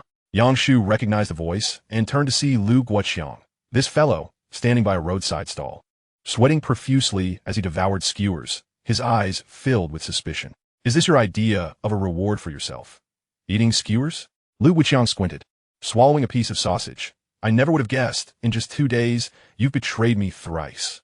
Yang Shu replied, puzzled. "Are you referring to the bull demon?" Lu Guoqiang raised his fingers to count. "First, you broke the pact of mediocrity, exerting yourself to learn vigorously, leaving me in the dust. How unkind. Second, you shed your noble status, transforming into a handsome figure, leaving me in the realm of the unattractive. How unjust. Third, you have willingly succumbed to spiritual decay, selling your body, earning my disdain. How immoral." Yang Shu was a loss for words. "You've got it wrong. This is called leading by example. First to learn, then to look good." Lu Guoqiang appeared contemplative, then chuckled. "Enough with the banter. Next time you sell, remember to invite me along. I've never ridden in a Bentley before." After exchanging some playful jests, they began to focus on their skewers. Suddenly, Lu Guoqiang asked earnestly, on a serious note, "Who gave you a ride back? Whose car was that?" Yang Shu hesitated, wanting to mention Bai Muxin directly, yet he had promised to keep it confidential. Although it was about the spicy strips, it had nothing to do with the car. Yet, Lu Guoqiang would undoubtedly pry for more details. For instance, how did they strike up a conversation? Were they close? Could he hitch a ride next time? Unable to divulge the truth about their spicy strip connection, while also needing to fabricate a lie, he found the explanation too cumbersome. Instead, Yang Shu devised a clever ruse. It was Tony S. Bentley. He said the promotional effect was excellent, and he offered me a ride home as a thank you. Lu Guoqiang looked at him with a face that suggested disbelief. "Do I look that easy to fool?" Yang Shu smiled mysteriously, deftly changing the subject. "I won't go into details, but I can share some reliable news. Buy more Bitcoin." Lu Guoqiang was taken aback, lowering his voice. "Last time you mentioned it, I checked, and it was over 7,000 each. It won't tank, will it? Little Lu, heed the advice of others and fill your belly first." Seeing Yang Shu's meaningful smile, Lu Guoqiang felt an inexplicable trust blossom within him. "I remarked on the significant changes I had observed in you over the past few days. Have you perhaps encountered a benefactor?" "Very well, my friend. I place my trust in you." Chapter 10. Yang Shu, you are a good person. Lu Guoqiang heeded the advice of his good brother and gambled his accumulated 7,000 yuan of New Year's money on Bitcoin, exclaiming with delight, "I'm rich now. I have no idea how to spend it." Despite the fact that his balance had merely transformed into a cold string of 256-bit numbers and profits had yet to materialize. He began to celebrate prematurely. Yang Shu smiled faintly and teased, "This venture isn't guaranteed to yield profits. Should the tide turn, you might lose that 7,000 altogether. Are you not celebrating a bit too soon?" Lu Guiqiang, unfazed, replied with a nonchalant expression, "It matters not. I believe in you. Besides, if I start feeling disheartened now, what will happen when I truly lose money? I'd spend all day wallowing in sorrow." While there was a hint of reason in his words, it was rather scant. Subsequently, the two returned to their respective homes, and Yang Shu studied late into the night as usual. The following day, during regular classes, Yang Shu, seeking to enhance his concentration and facilitate his studies, stealthily acquired a pair of earplugs from home. This served to block out Lu Guiqiang's incessant chatter while also demonstrating to his classmates the essence of diligence and undistracted learning. For the sake of Zhang University and a broader platform for his future, Yang Shu was determined to firmly attach himself to his seat, studying with fervor. Meanwhile, Du Yao was also diligently working through her exercises, her ponytail standing tall, her fair visage serene and unblemished, emanating an aura that discouraged close proximity. Zheng Mingwan, beside her, blinked with starry eyes. "Ah, the former Yao Yao has returned. How splendid!" the two close friends enthusiastically praised. The moment Yao Yao donned her black attire and tied her hair up high, I knew the Class S ace was back. Hearing this, Du Yao couldn't help but blush slightly, smiling awkwardly. "Enough of that. It's rather embarrassing. I simply wish to study well." Her good friends nodded vigorously. "We understand. We can't let Yang Shu surpass us." Observing their competitive spirit in studies, one could sense a charming couple dynamic forming, worthy of boasting about during future class reunions. Du Yao waved her hand lightly. "It has nothing to do with him. My endeavors are solely for myself." Yet, despite her words, an inexplicable flutter of excitement arose within her. Perhaps it was due to Yang Shu's newfound handsomeness and ambition. His association with her no longer evoked the disdain it once did. Lost in thought, Du Yao cast a glance at Yang Shu, who was engrossed in his studies, a smile unconsciously forming at the corners of her mouth. "Let us pursue our aspirations together. We both possess a bright future ahead." Learning Focus Emblem, Bronze Recognition Level 2. Can I refuse? Yang Shu harbored no fondness for her. Had it not been for the impending graduation, he would have surely switched classes long ago. "Hey, Young, can you slow down a bit? Your pace is making me anxious. What if you score well and my parents start nagging me to death?" Yang Shu turned around. "Does my studying discomfort you?" "Extremely," came the reply. "Very well. I shall study even harder." Yang Shu immersed himself once more in his textbooks, disregarding any interruptions. On that day, Yang Shu reviewed the foundational concepts of biology and chemistry, attempting a comprehensive practice paper in the sciences, which proved to be quite challenging. After a sigh of relief, he glanced at the clock. It was already 7:30 in the evening, with only 2 or 3 students remaining in the classroom, along with the girl who had a penchant for spicy snacks. As he packed his bag, he opened the emblem wall to check his progress. Learning Focus Emblem, Bronze Recognition Level 45. Indeed, the earplugs had proven to be quite effective. His recognition level had risen more significantly than the previous day. Stretching, Yang Shu noticed the duty students had just finished mopping the floor and, eager to assist them, offered to take out the trash so they could return home sooner. Helping Others Emblem, Recognition Level 90. Upon returning from disposing of the trash, Yang Shu found only Bai Muxian remaining in the classroom. This time, she had abstained from spicy snacks, instead lying her phone flat and intently staring at the screen, her delicate fingers gliding across it, clearly engrossed in a game. Curious, Yang Shu approached. "What are you playing?" As he drew closer, he was greeted by a shrill voice emanating from the phone, filled with a string of expletives. Who lacks the decency to respond in kind? Though Yang Shu had never been bested in online confrontations, upon glimpsing the game, he retreated in resignation. "Ah, Battle of Balls. Well, that is understandable. Elementary school, students truly excel at that game." When he first encountered it, he had also been thoroughly defeated by their flashy maneuvers, and, after a year of playing, he still found himself overwhelmed. Bai Muxian, having been insulted, pouted in displeasure, and eventually turned off her phone in frustration. "Yang Shu, what do you indulge in for entertainment?" Seeing the anticipation in her eyes, Yang Shu mused whether the young lady was yearning to experience the life of the common folk. Considering Bai Muxian's propensity for addictive snacks, if he were to disclose any unsavory activities, there was a significant chance she would want to try them, albeit clandestinely. Should her family discover such behavior, she would surely face dire consequences. Thus, Yang Shu resolved to share only harmless forms of amusement. Oh, nothing much, occasionally playing billiards, watching movies, dining out, or enjoying some skewers. "Skewers?" Bai Muxian repeated, her interest piqued, instinctively biting her lip. It was evident her craving for junk food had surfaced. Yang Shu shifted the topic. By the way, why didn't you have any spicy snacks today? Did you not find any? Not quite. I got caught because my clothes smelled of them yesterday. Bai Muxian replied, playing games doesn't leave any scent. Indeed, consuming so many spicy snacks at once. It would be odd if there were no odor. Bai Muxian hesitated before asking, Yang Shu, can one eat skewers? My father has 2 skewers, but I've only seen him hold them, never eat them. Yang Shu chuckled softly. Those are merely for show. I'm referring to grilled sausages, tofu, vegetarian chicken skewers, fish balls, and shrimp dumplings, all skewered on wooden sticks, cooked, and dipped in sauce. Bai Muxian made a noticeable swallowing motion. That sounds rather intriguing. Yang Shu observed her with curiosity, realizing that the young lady seemed detached from the mundane world, lacking knowledge of many common experiences, appearing somewhat naive. Perhaps she had become overly sheltered. He inquired, what do you usually do with your time? Well, typically in the morning, I attend competition training. In the afternoon, I practice piano, and in the evening, I focus on oral language skills. Occasionally on weekends, I go horseback riding or partake in other training courses. But I've never had skewers. Bai Muxian listed her activities, her eyes filled with hopeful expectation as she gazed at Yang Shu. All right. I understand you've never had skewers. Yang Shu promptly redirected the conversation. Given your family background, attending the best private elite school should pose no problem. Why are you at our school, the 29th middle school? Bai Muxian shook her head. My father believes it's not suitable. I am not of their kind. Yang Shu was at a loss for words. Was it truly suitable for the young lady to be at the 29th middle school? Did she view herself as one of us? No. Perhaps her father believed that the disparity between her and the rest of them was too great to impact her.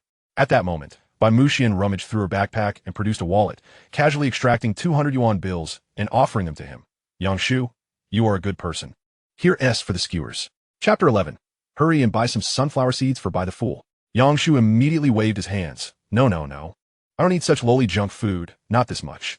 Just as he finished speaking, a realization struck him, and he questioned suspiciously, could it be that you had others by your spicy snacks in the past? Bai Muxian nodded obediently, affirming with a soft, MHM, are you really just going to toss away 200? Yang Shu lamented, his heart aching. What kind of foolish child from a wealthy family spends 200 yuan on spicy strips? Are you even aware that you've been duped? Those spicy strips are quite inexpensive. Bai Muxian nodded earnestly, then stated with solemnity, classmate Yang Shu, I have scored full marks in mathematics. I am not foolish. I have researched the prices of spicy strips online, and am aware that most retail for under 1 yuan, with large packs priced around 5 yuan, while premium spicy strips can reach 20 yuan. My father always says that spending money is for achieving a purpose.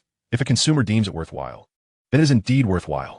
Even if the market value of the spicy strips is far below 200, for me personally, they provide significant emotional value, which makes my expenditure justified. Yang Shu nodded in agreement.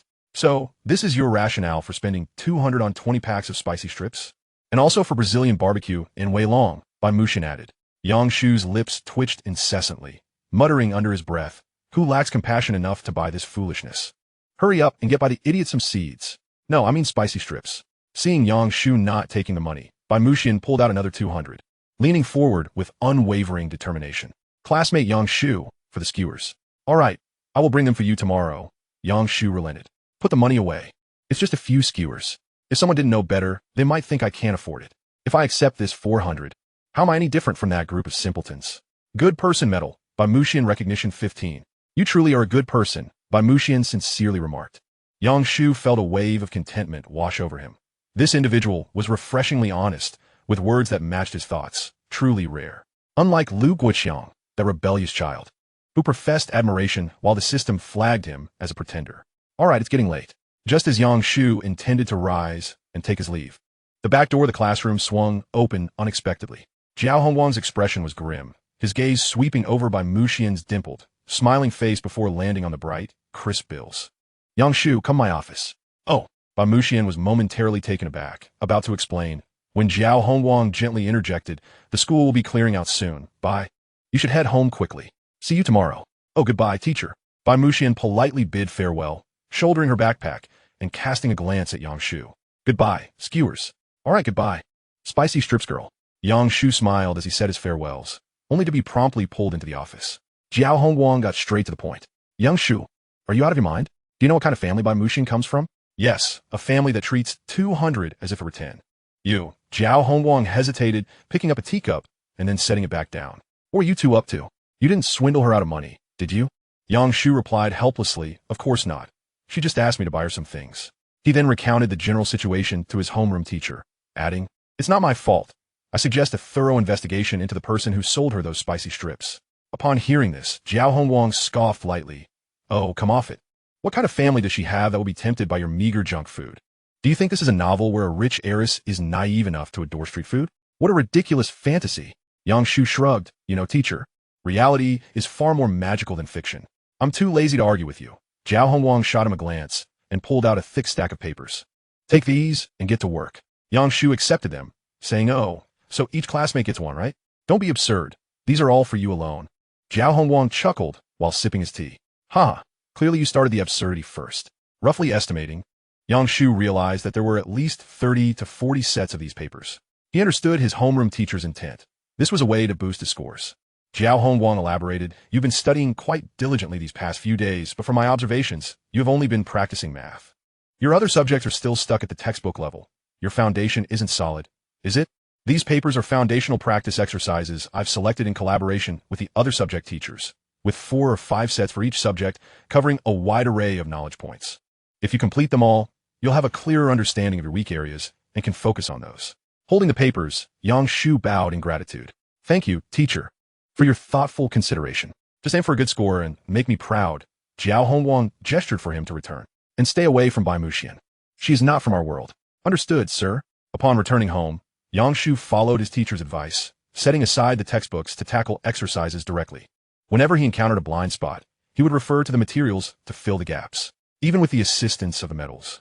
Completing a set of integrated science exercises took him an hour and a half. Indeed, the teacher's professionalism made revision far more efficient than mere reading. Yang Shu felt a budding excitement. Rather than seeking out problems, it was better to let them find you.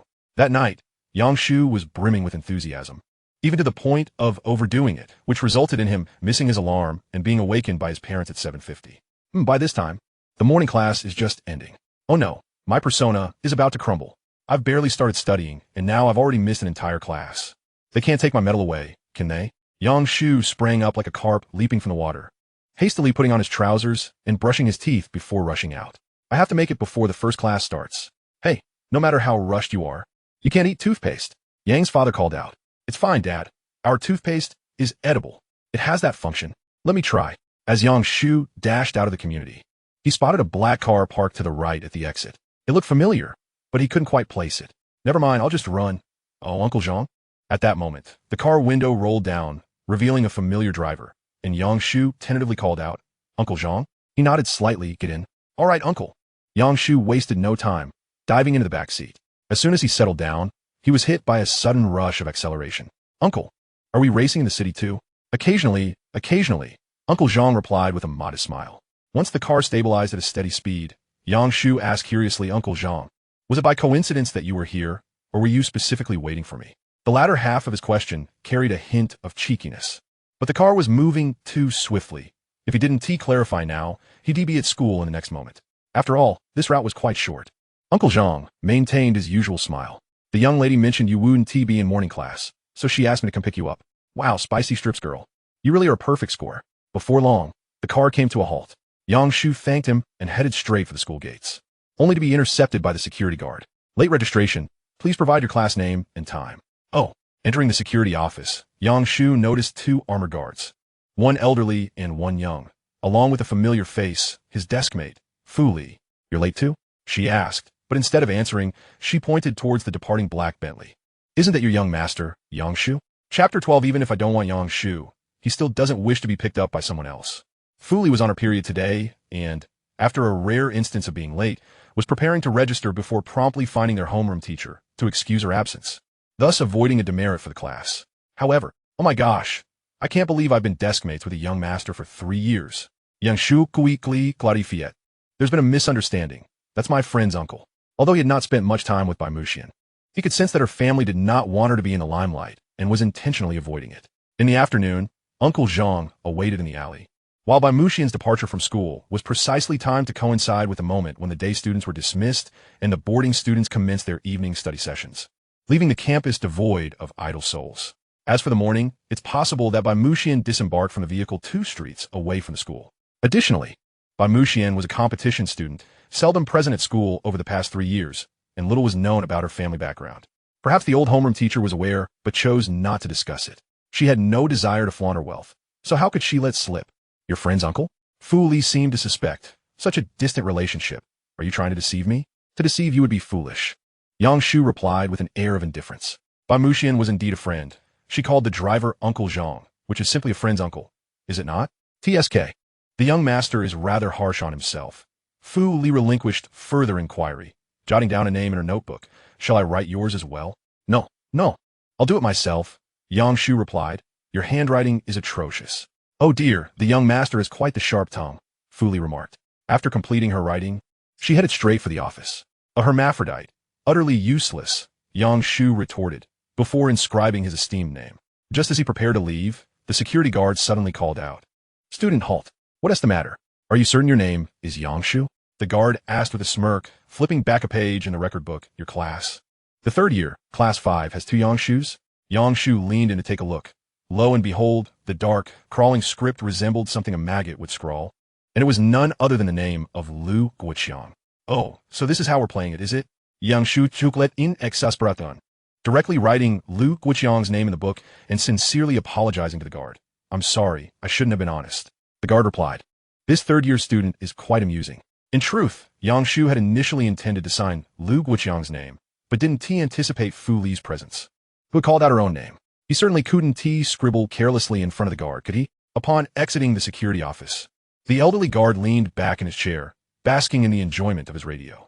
A younger colleague furrowed his brow and said, something's not right. The one who just left is the real Yang Shu. The one before was an imposter. Shouldn't we inform their homeroom teacher? Oh, come on. These third-year kids have it hard enough. Just strike the name off.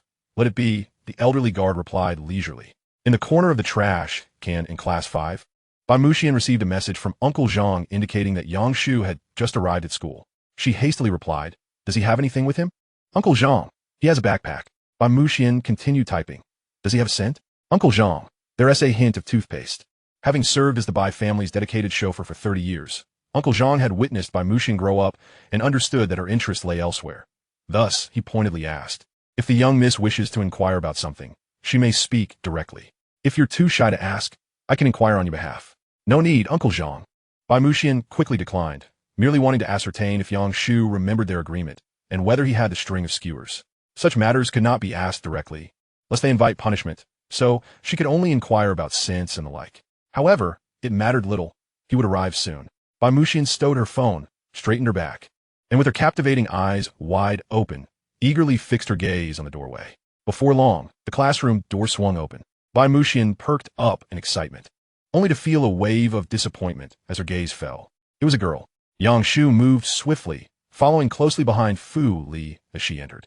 Bai Muxian's heart fluttered, instinctively swallowing her saliva, her eyes trailing Yang Shu as she scrutinized him from head to toe. Regrettably, Yang Shu bore no skewers and did not approach her. He merely returned to his seat, donned his earbuds, and began working on his paper. Bai Muxian realized that the prospect of enjoying skewers was now futile. She once again concealed her head behind the wall of books, her interest waning, and pulled out her phone to open the Study Strong Nation app. As a competition student, her grades were sufficient to secure a place at a double first-class university, and with a little family support, entering a prestigious institution would be a breeze. Thus, even if she played with her phone during class, the teacher would not object. Bai Muxian understood the importance of respecting educators and wielded her privilege of using her phone in class solely for academic enhancement. The young heiress no longer paid attention to anyone in the class, yet there were eyes observing her. Yao Yao, did you see that? Zheng Mingwan hesitated. Bai Muxian seems quite interested in Yang Shu. Du Yao, unfazed, replied, Yang Shu has indeed changed considerably. It's only natural that he draws attention. Earlier, when Yang Shu entered the classroom, both Du Yao and Zheng Mingwan instinctively glanced toward the door, only to find Bai Muxian craning her neck like a swan. Her gaze fixed on him. Zheng Mingwan whispered, aren't you worried? That Bai Muxian is rather striking. In truth, anyone with discerning eyes could see that Bai Muxian was far more stunning, although Du Yao was also considered a goddess in high school. Capable of drawing attention at a 50 rate while walking down the street, Bai Muxian belonged to a category that compelled a second glance from even the most indifferent observer. While others might say Du Yao was not as beautiful as Bai Muxian, Zheng Mingwan could not. If she were to voice such a thought, would they still remain good friends? Du Yao smiled slightly. Her name is by Mu Xian, and you've even muddled the names of classmates. What is there to be worried about? It's that Yang Shu. Every time he confesses, he has been gently turned down by you. When he is disheartened, it's easy for someone else to sway him. Zheng Mingwan blinked, and now you and Yang Shu are in a cold war. What if? Before she could finish her thought, Du Yao interrupted, we've known each other for over a decade. He has pursued me for nearly 10 years. It's like sitting on a chair for 10 years. One wouldn't easily discarded, let alone after all this time. Hearing her best friend say this, Zheng Mingwan felt a bit dazed. 10 years. He truly has perseverance. A student from a humble background strives to break free from class constraints, enduring 9 years of hardship in pursuit of self-actualization and a vibrant life. Yet Yang Shu, in his quest for a girl, has spent a whole decade and still has not given up. Zheng Mingwan was moved by the imagery conjured in her mind, wishing to lock the two of them together.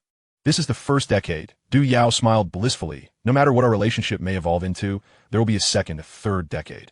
I know him well. Even if I do not want Yang Shu, he would not willingly let anyone else take him away. Zheng Mingwan gave a thumbs up in admiration. Impressive. Chapter 13. Yang Shu, please help me eat. A brand new day dawned, and Yang Shu continued to immerse himself in solving problems. Though the rate of recognition seemed to have plateaued, it was likely that his classmates had grown accustomed to him. After all, one can only be astonished by a film's direction so many times. The shock could not be a daily occurrence. Yang Shu believed it was time to change his strategy. Perhaps he should simply reside in the classroom? Unlikely, as the school had once been a graveyard, and he was afraid of the dark at night. A more feasible plan would be to change locations. Since his classmates had grown used his focus, he could venture into the next class, the office, or the library. Bai Muxian's day was lacking in enthusiasm. Besides glancing at her phone, her gaze remained fixed on Yang Shu, yet he sat there motionless, seemingly having forgotten about the skewers. This was of little concern, for she had never eaten them before anyway. But did he not need to relieve himself? He had not left his seat at all. The evening study session was overseen by the biology teacher, a kind, elderly woman whose slender figure belied her age. She should have retired by now. Yet she continued to guide one graduating class after another. In her class, students always felt at ease, engaging in light banter. Young master, did you purchase those papers yourself? Fu Li inquired with curiosity. I don't believe I've seen them before.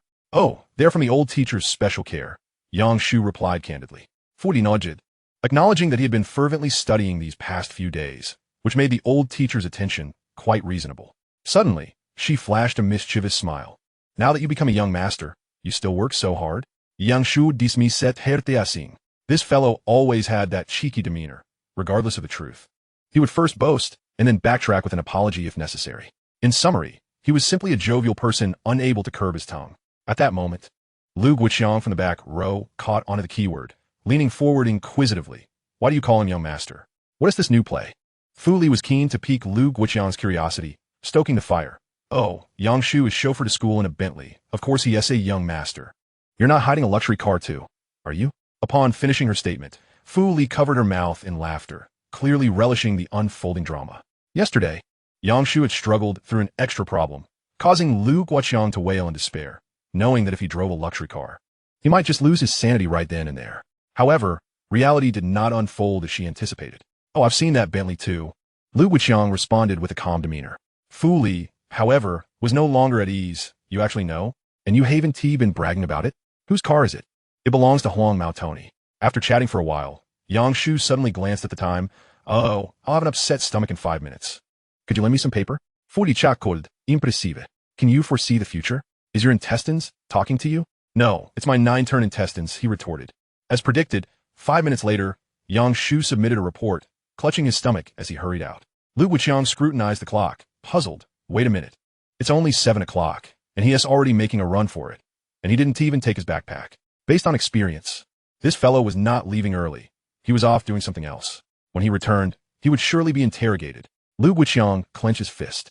However, by the time school ended, Yang Shu had yet to return, and half the class had already left without a trace of him. What did he say on WeChat? Fu Li asked. He said he is studying. Due to Yang Shu's recent obsession with studying, Lu Guiqiang had been thoroughly overwhelmed, and they could no longer commute to school together. Forget it, let us head home. A few minutes later, Yang Shu returned to the classroom, holding a large paper cup from which several wooden sticks protruded, steam rising like incense. Bai Muquan caught a whiff of the aroma, her eyes sparkling with delight. Is that skewers? Yes, fresh ones. Bai Muquan suddenly recalled something, shrinking back slightly. You actually bought skewers in the restroom? Is that hygienic? She had witnessed Yang Shu clutching his stomach and staggering away, undoubtedly heading to the restroom. Moreover, she had explored most areas of the school and had never seen skewers anywhere except for the boys' restroom, hence her concern. Yang Shu clarified. There's no food sold in restrooms. I climbed over the wall to get them, and they're still warm. Good person medal. Bai Muquan approval rate 10. I thought you forgot. Bai Muquan could hardly contain her excitement, carefully tasting a skewer, her pupils widening in astonishment. The flavor is truly exquisite. Seeing her joy, Yang Shu felt elated, akin to nurturing a small Brazilian turtle to maturity, no longer needing to feed it turtle pellets, but rather allowing it to feast on tadpoles. In other words, it was the joy of witnessing growth. Of course, the turtle pellets had been a delicacy, and in comparison, this was hardly even fit for the refuse. Delicious, I love it, I want more. After finishing an entire skewer of fish balls, Bai Muquan, with her delicate lips wrapped around the wooden stick, clearly craved more. Yang Shu placed the paper cup on her desk, reminding her, this stuff has a lot of additives. It's best to indulge occasionally and not overdo it. Especially in 2017, we must not be careless about food safety. If something happens to you, the young lady, you might just be devastated the next day. Bai Muquan bit her lip, swallowing her saliva, and spoke, Yang Shu, you should eat too. There's a bit too much. If she indulged too much now, she wouldn't be able to eat at home, and suspicion would surely arise. All right, Yang Shu certainly wouldn't be polite, quickly finishing up before heading home to tackle more problems. At that moment, several students on cleaning duty halted their work upon spotting the duo with skewers. Hey, how did those two become so familiar with each other? I don't know, eating Odin in the classroom. Who are they tempting? Bai Muquan, her skin is so good. She won't break out from eating gutter oil, right? The two girls were curious, leaning on each other's shoulders and whispering. Bai Muquan was not unfamiliar with them. She had seen them before, but she had never played with anyone in the class. She was like a transparent person, her demeanor cold, her desire for interaction low. And over time, no one approached her. Wow, these two sharing Odin feels a bit unusual, doesn't it? But isn't Yang Shu always pursuing Du Yao? As they discussed, Bai Muquan suddenly turned her head, her gaze direct and indifferent. Their eyes met, and the two girls were too intimidated to maintain eye contact, immediately pretending to be busy cleaning. They were occupied, yet they had no idea what they were busy with. Wow, that gaze is so cold. It feels like we've returned to winter. It's surprising that Yang Shu can get close to her. Simultaneously, Bai Muquan quickly asked Yang Shu, what is up with them? Do they want to share? Bai Muquan meant no harm. She merely noticed the gaze and glanced back. But everyone seemed to have agreed to look away every time.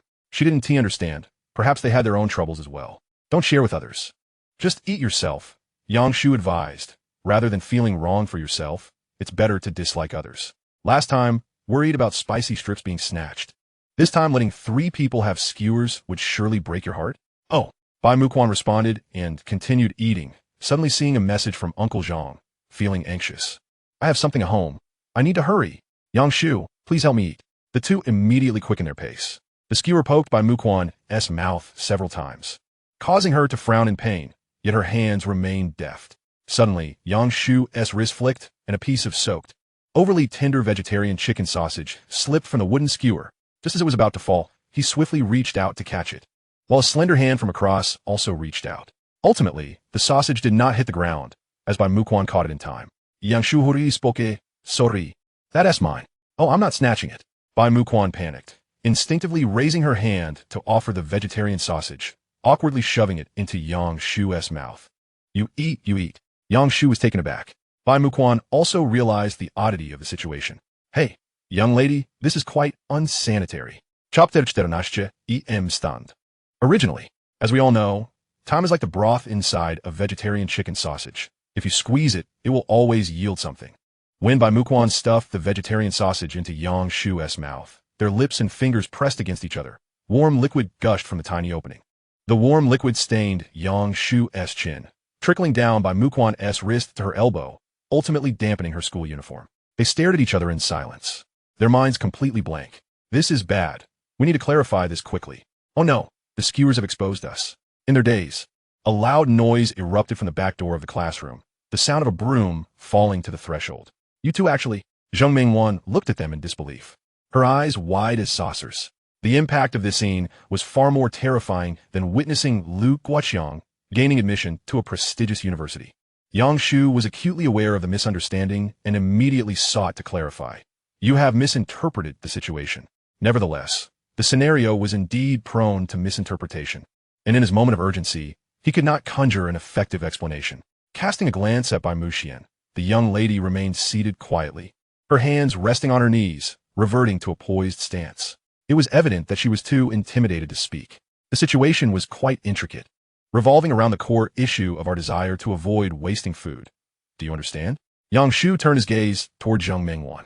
The latter, as if awakening from a dream, wore a bewildered expression and fervently nodded, exclaiming an apology before hastily retreating, disappearing from view. Meanwhile, two girls in the front of the classroom, who had been eavesdropping, stood frozen in a state of confusion and shock. Wait, isn't simply sharing a bowl of rice enough? Why is there feeding involved? This was a Chinese campus, not a Japanese one. Such antics should be reined in. After sharing their grievances, their astonishment only deepened. The competition students are rarely seen in a semester. The last time I attempted to greet her, a single glance from her rendered me speechless. She is so aloof. How could she allow anyone to approach her? That air of nobility is unmistakably nurtured by wealth. Her family must be quite formidable. Oh my, her skin is so fair. I wish I could be close to her. Simultaneously, Zheng Mingwan scurried to a secluded corner and promptly dialed her best friend. At that moment, Du Yao was still out and about, riding her bicycle. I'll be home shortly. Let us discuss it then. I can't wait a moment longer, Zheng Mingwan exclaimed, her excitement reaching a fever pitch. A sensational scoop, an earth-shattering revelation. Du Yao, her face contorted with disdain, held the phone further away. Lower your voice. What could possibly be so monumental to elicit such excitement from you? Speak, and you might just perish from shock. Zheng Mingwan, building the suspense, teased. Guess who I saw? Bai Muxian and Yang Shu. At this, Du Yao's brows furrowed slightly, a hint of displeasure crossing her features. And Bai Muxian was feeding Yang Shu, and with her bare hands. In the next instant, a cacophony erupted from the phone, followed by the scolding of an elderly woman. Zheng Mingwan felt a wave of unease wash over her. Yao Yao, what is happening on your end? Is everything all right? After a prolonged silence, Du Yao finally responded. It's nothing. I just bumped into an old lady on her electric bike. But are you certain about Bai Muxian feeding Yang Shu? I swear on my grandmother, I witnessed it with my own eyes. The scene was merely 2 or 3 meters away from me, and it was crystal clear. She was feeding him vegetarian chicken intestines. Yao Yao, tell me, who in their right mind feeds skewers with their bare hands? There was no reply from the other end, and Du Yao found it utterly absurd. Unless the two demonstrated it live, she would never believe it. In truth, since Yang Shu had entered the classroom that morning, he had been observing Bai Muxian, only to discover her demeanor was remarkably indifferent, even bordering on excessively aloof. When a girl smiled at her, she remained silent, her gaze unwavering and devoid of emotion, as if examining a stone. Throughout the day, she had uttered merely 2 words, failing to respond when the class representative collected the assignments. Had anyone else uttered such a statement? The class representative, known for being overly kind, would have lectured for at least 2 breaks. Yet, in Bai Muxian's case, he merely replied with a curt okay. Her frigid aura naturally prompted avoidance. How could she possibly have connected with Yang Shu? It was simply unbelievable. On the line, Zheng Mingwan fell into reminiscence, recounting every detail to her best friend, becoming somewhat carried away. Yao Yao, you weren't there? Not only did Yang Shu consume the vegetarian chicken intestines, but if I hadn't shown up, he seemed inclined to suck on her fingers. My goodness, I, an outsider, felt my cheeks flush and my heart race, while they remained utterly unfazed, claiming it was out of a desire to prevent food waste. Suddenly, a frosty, low voice emerged from the receiver. Could you refrain from speaking? Ah, okay, understood. Zheng Mingwan, realizing her friend was irked, swiftly took a stance. Yang Shu is exceedingly wicked. While pursuing you, he is simultaneously being kind to other girls. Yao Yao, you must assert your claim. I support you. She sought to disparage the instigator, positioning Du Yao as the victim, while simultaneously offering suggestions and firmly asserting her own stance. This formula was the art of apology that Zheng Mingwan had devised. Its brilliance lay in the fact that it neither mentioned her own faults nor harmed her friend as feelings. Instead, it deftly redirected the conflict onto an outsider. The bond of friendship was stronger than mere sentiments. After a lengthy contemplation, Du Yao finally acknowledged. All right, I understand. That night at 10 o'clock, after finishing her shower, Du Yao leaned against her bed, staring at her phone for quite some time before finally gathering her resolve. Meanwhile, Yang Shu received a message on WeChat. It was from Bai Muxian. Yang Shu, I have an upset stomach. See, the young lady has a delicate constitution. It seems she truly cannot tolerate substandard oil. He replied, in the future, Refrain from consuming skewers. Street vendors are unsanitary. No, wait. It must be that the food prepared by the housekeeper was too sweet. Unrelated to the skewers. How peculiar. He would rather trust an unseen street vendor than a professional chef. Bai Muxian sent another message. Yang Shu. What kind of return gift would you like? Would this suffice? Attached was an image of a landscape painting, with the backdrop suggesting it was displayed on a wall. No, that is far too extravagant. Although Yang Shu was not well versed in art, he could ascertain that anything displayed by a wealthy family must hold significant value. Bai Muxian, unsure of the boy's preferences, could only draw from her father's usual tastes. Each time she recalled something, she snapped a photo to send to Yang Shu. Since she had eaten skewers, a return gift seemed appropriate. Yang Shu, feeling overwhelmed, responded, Young lady, I am preparing to study. Bai Muxian replied, Oh, then tomorrow I'll sneak some skewers from my father to let you touch? No.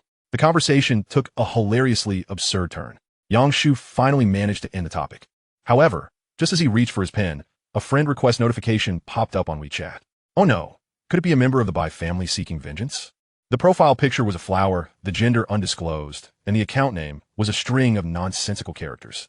Yang Shu accepted the friend request and promptly checked the person's moments, only to find a solitary horizontal line. Attempting to view the real name through a transfer revealed nothing. Either it was unlinked or a secondary account. Should I greet them as uncle or aunt? While pondering this, the other party's message arrived first. Yang Shu, this is Du Yao. I would like to discuss something with you. Oh no, so it's her. Chapter 15. Has the Cold War reached such extremes? Yang Shu blacklisted all of Du Yao's contacts, including but not limited to WeChat, QQ, mobile number, and even NetEase cloud music. He blocked every conceivable channel to prevent her from resurfacing periodically to annoy him. However, blocking her secondary account proved futile. On the opposite side of the screen, Du Yao furiously typed on her keyboard. Why did you blacklist me on Kuaishou 2? Has the Cold War escalated to this extent? Du Yao had initially believed only her phone, QQ, and WeChat had been blocked, unaware that her music, drama watching, and short video apps were also included in the purge. At first, she intended to patiently converse, to unravel their misunderstandings and restore their relationship to its former state. Yet, as one red exclamation mark after another appeared, her patience dwindled. Her anger, however, garnered no response from Yang Shu, not even the indication that he was typing. No way. Du Yao tentatively sent a period, only to be blacklisted once more. Fine, you have guts. She hurled her phone, burying her face in her hands as tears streamed down. It was too stifling, unbearably stifling. Yang Shu had once wished to reside within her phone, yet now he chose to remain silent and block her. What a transformation for the proud and haughty Du Yao. This was undoubtedly an affront. Meanwhile, Yang Shu adjusted his account settings to prevent anyone from adding him, lest someone attempt to harass him with alternate accounts. Such trivial disturbances. The following day, the news of Bai Muxian feeding Yang Shu spread like wildfire. Yang Shu was hardly surprised. Zhang Mengzhuan's gossip was akin to Lu Guoqiang's, lacking any discretion. Particularly with such scandalous matters, they were eager to share it with the heavens themselves. Despite offering explanations, the instigators cared little for the truth. They merely sought to fan the flames. Yang Shu remained indifferent, for a man possesses a thick skin, and rumors bore no sting. As for Bai Muxian, she too was unfazed, for she simply did not comprehend the implications of the gossip. After the morning class, Yang Shu and Lu Guoqiang went to fetch water, only to be intercepted by Du Yao midway. What do you want? Come here and talk to me. Hearing the charged exchange between the two, Lu Guoqiang sensed trouble brewing. Before he could interject, Du Yao boldly stepped forward, her brow furrowed with determination, exuding the aura of a fierce warrior. She seized Yang Shu's arm and dragged him towards the stairwell corner.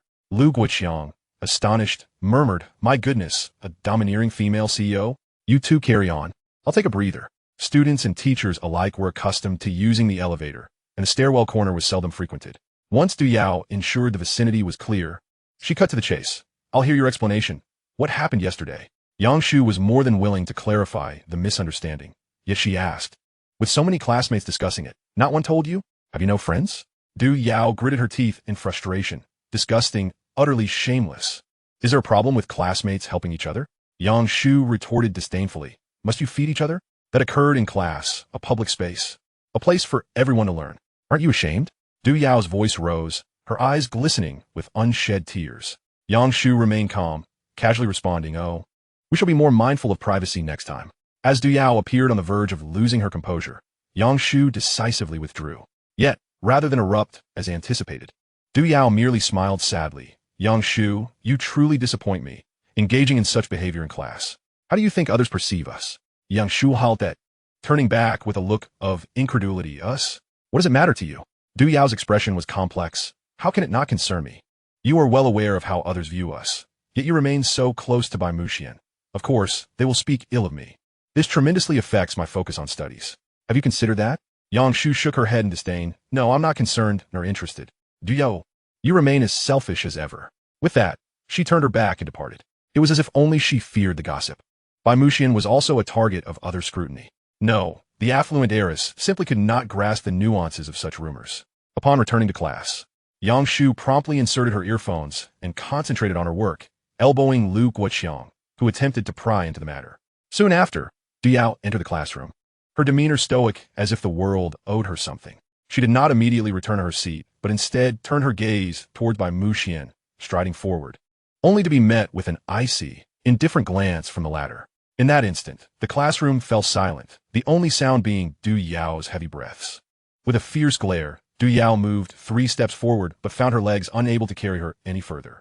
Bai Muxian sat calmly in her seat, uttering not a word, yet her presence radiated an aura that kept others at bay.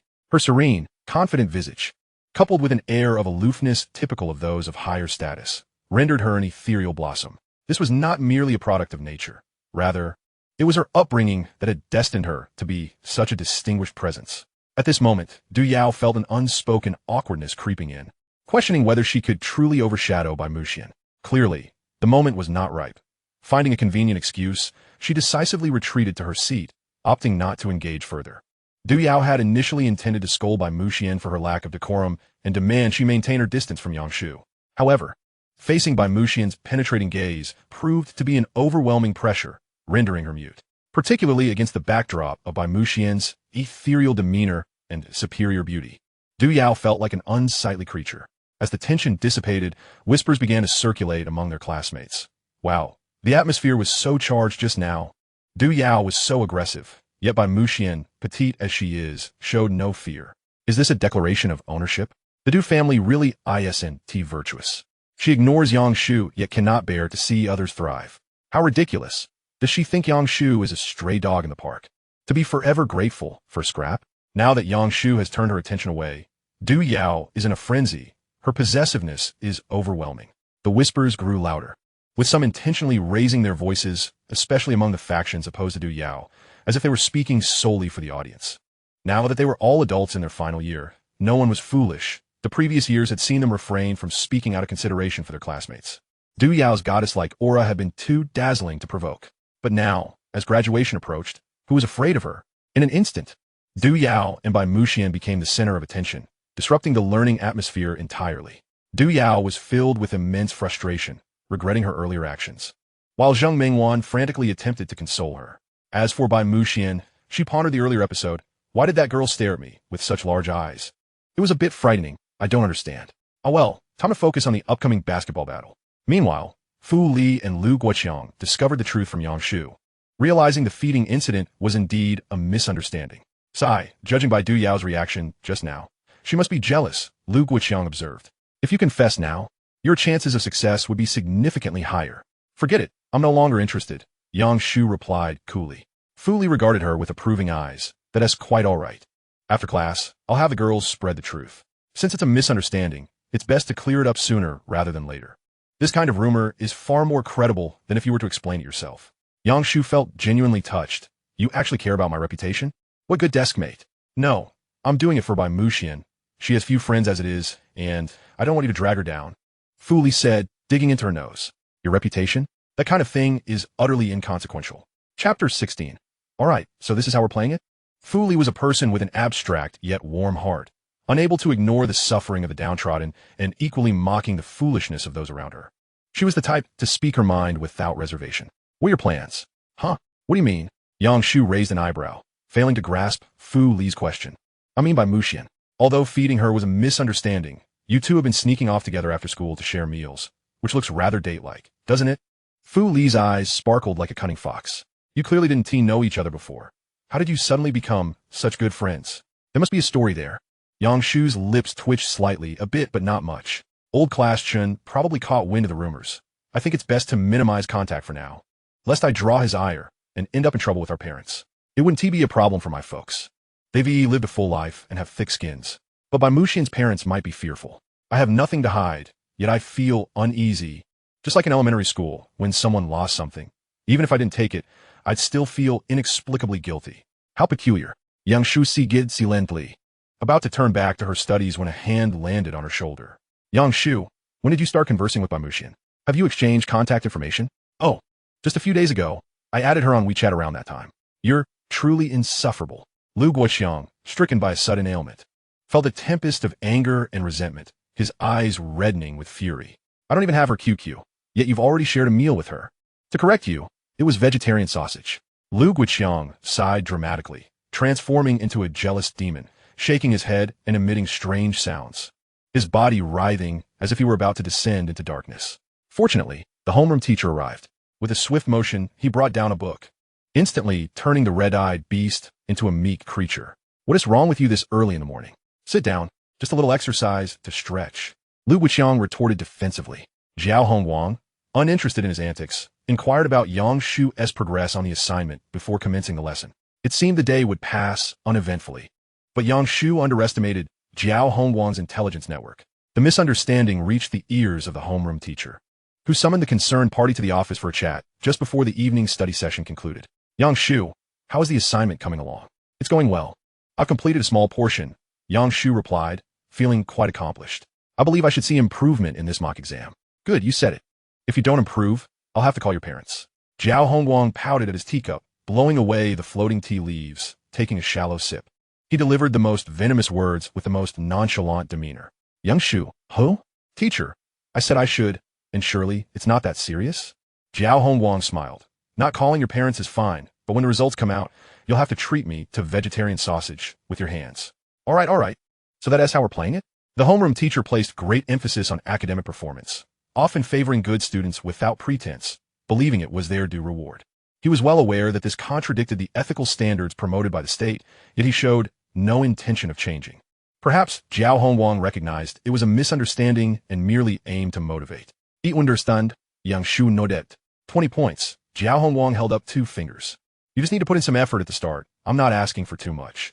Just ensure your score is 20 points higher than your last monthly exam. Fine. 20 points is nothing. Do you underestimate my capabilities? As he was leaving, Yang Shu glanced at the time and cheerfully remarked, Teacher, there are 5 minutes until class ends. May I assist in tidying the office? Zhao Hongwang scrutinized him curiously, wondering how this fellow had become so diligent. Is he harboring resentment towards me, preparing to unleash something big? Yang Shu molfed swiftly, and since the office wasn't particularly large, he quickly tidied up, even filling the thermos with hot water, earning unanimous praise from the other teachers. Teacher, I'm off. At the moment he closed the door, a system notification popped up, metal wall, helping others award.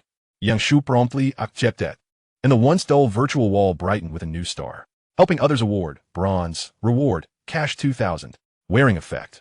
Your demeanor is filled with warmth, increasing social efficiency by 30. Not bad, another 2,000 has been credited. Combined with the studious focus reward, he had amassed a total of 4,000. The effect was quite beneficial. Engaging with others was inevitable in his entrepreneurial pursuits, serving as preparation for the future.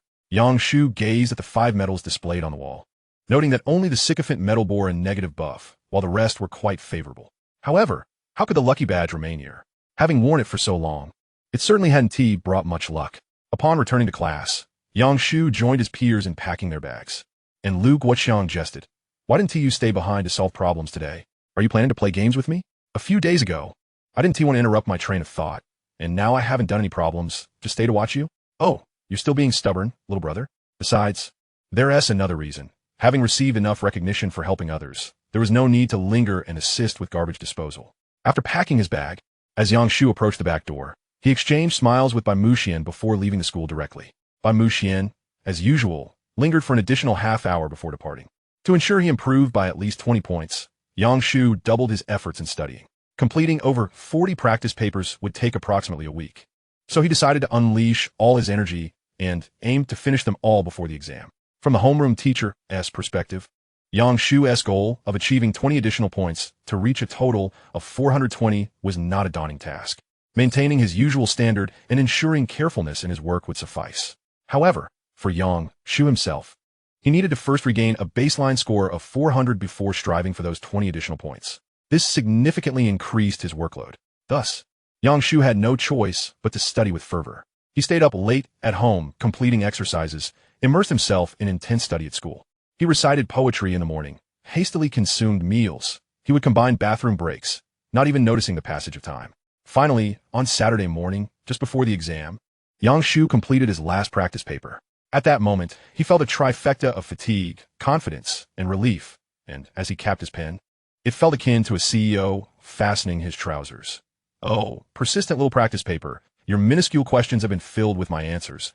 I have absorbed the knowledge, and soon your results will reflect on my record. You are no longer of any use to me. Practice paper, depart from my desk. Yang Shu swiftly shoved the paper into the drawer, awaiting the commencement of the mock exam. Due to his frenzied studying over the past 2 days, Yang Shu received both good and bad news. The good news was that his classmates and teachers were astonished by his progress, and the recognition for his studious focus was steadily rising. He was only 20 points away from achieving the golden level. The bad news was that Lu Guoqiang had fallen ill. Woe is me, Yang Shu, please don't study any longer. Lu Guoqiang lamented, rushing over to express his concern as soon as he noticed his good friend had finally put down his pen. You're torturing yourself, and it pains me. There is no need to be so harsh on yourself. Shall we aim for a second-tier university together? Yang Shu shot him a look of disdain. I don't see you as the type suited for a second-tier university. Chapter 17, Yang Shu. I would like to invite you to dinner this weekend. Yang Shu, I'm not being insincere. You've been studying with such intensity these past few days that I genuinely fear you might snap at any moment. Lu Guoqiang half-joked, half-seriously implored, please, don't put yourself through such torment. Studying is indeed important, but excessive pressure can lead to madness, just like the scholar in Shang Zhongyong. Yang Shu stared blankly for 2 seconds. Fool, that essay reference from Fanjin Zanju, you ought to read more.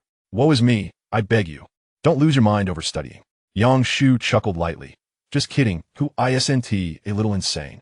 Some are just more discreet, while others are more conspicuous. Am I on the verge of madness? Who cares if I don't study during senior year? I'll have to start over in life. I shall simply study. Not only do I study in class, but I also intend to dominate my homeroom teacher's attention. I'll study relentlessly. Lu Guoqiang was momentarily taken aback and fell silent. Indeed, one must combat madness with madness. At 7:55, the invigilator, clad in high heels, entered the room, placing water and the exam papers on the desk. You all know the examination process. This is primarily to assess your learning outcomes, and cheating serves no purpose. With the opening remarks concluded, the Chinese exam papers were passed from the front row to the back, as students either reviewed the questions or filled in their class names. Yang Shu scanned the questions and couldn't help but smile knowingly at the anticipated level of difficulty. As he uncapped his pen, he thought, a little practice paper. Your questions are crystal clear. Here come the grand answers. The mock exam consisted of Chinese and mathematics in the morning, followed by science and English in the afternoon. Perfectly concluding the day. Time is up. Submit your papers. At 6:40 in the evening, the final English exam concluded. Yang Shu stretched languidly, the weariness that enveloped him dissipating into a refreshing sensation. What an exhilarating contest it had been. By his side, Su Li teased, did you perform well? I believe I could improve by about 50 points, Yang Shu assured confidently. Well, we must celebrate. Lu Guoqiang exclaimed, I'm feeling particularly great this time. We ought to go sing and unwind. Su Li nodded nonchalantly. I'm fine with that. If we go, let us invite a few more people. With tomorrow being a Sunday holiday, Lu Guoqiang cheerfully went off to gather friends. Meanwhile, students congregated in small groups, either discussing exam questions or planning where to go after school, or even arranging a trip to the commercial street the next day. Each conversation was among close friends, forming little cliques. Of course, Bai Muxian was the exception. She had only one good friend, who was currently surrounded by more classmates, laughing and chatting. With no one to converse with, she could only quietly play on her phone. Yang Shu is truly fortunate to have so many friends, she mused. As classmates heard Yang Shu mention his anticipated score improvement, they flocked to him, teasingly engaging him, and under Lu Guoqiang's suggestion, they organized a gathering, discussing where to eat and drink, ready to indulge. Yang Shu was delighted to join. He certainly needed some entertainment and relaxation. Amidst the laughter, Yang Shu received a WeChat message, the profile picture featuring a cartoon sheep. Bai Muxian, did you do well on the exam, Yang Shu? He glanced towards Bai Muxian's seat, noticing her head bobbing slightly behind her book. Oh, is she too shy to speak up? After all, there are so many people. Realizing this, Yang Shu typed a reply. It went fairly well. Moments later, a new message popped up. Yang Shu, did you write your name on the paper? Hey, Missy, are you trying to make small talk? He stared at the screen, sensing that this was a rather awkward attempt at conversation.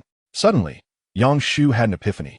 This little rich girl clearly had something on her mind, but was hesitant to express it. Thus, he stepped away from the crowd and made his way to a corner by the trash bin. Bai Muxian, hearing his footsteps, glanced at him with a hint of hesitation. What do you wish to say? Yang Shu, I want to ask you something. Bai Muxian hesitated. Are we considered good friends? Of course. Why would we not be? Yang Shu replied with a playful air. Oh, it's just that you haven't spoken to me for 2 days, Bai Muxian murmured. I thought you didn't want to have skewers with me anymore. Who would think of a rich girl only wanting to eat skewers? Upon saying this, Bai Muxian's mood visibly lifted, and she looked up, saying, Yang Shu, I'd like to invite you to lunch this weekend. Sure. Yang Shu agreed after a moment of contemplation. After all, who wouldn't he find a little rich girl more intriguing than a bunch of rough guys? Plus, Bai Muxian had strict family rules. They might only eat for a while before she had to return for training, allowing him to join Lu Guiqiang and the others later without any hassle. I'll send you the address. See you tomorrow at noon. Bai Muxian fiddled with her phone, appearing quite pleased. On Sunday noon, following the navigation, Yang Shu arrived at the front of an upscale Western restaurant. Bai Muxian was waiting by the greenery outside. She had her hair styled into 2 little buns with a red ribbon fluttering in the breeze. She wore a deep blue Western-style school uniform, with gold trims along the sleeves and collar, paired with a pure white shirt underneath. Her skirt matched the top, and she donned black stockings and dainty little shoes. Looking both exquisite and adorable, her beauty was striking, her figure remarkable. Today, she seemed to have applied light makeup, enhancing her cold elegance in the sunlight. With slightly curled brows, dark as ink, almond-shaped eyes, skin as fair as jade, a waist that could be grasped, and long legs standing gracefully, Yang Shu thought to himself that she had seemingly shed the confines of a school uniform. So adorable. I'd love to protect her under a dust cover like a figurine. At that moment, Bai Muxian turned her head and waved, Yang Shu, over here. Yang Shu responded and entered the restaurant with her. Observing from a distance, several boys' hearts shattered instantly. Just moments ago, they had hesitated about how to ask for her contact information, and the next moment, she was walking with the buzz-cut guy. If that boy had been less handsome or shorter, they could have at least made some teasing remarks. How could he be so flawless, with such a solid defense?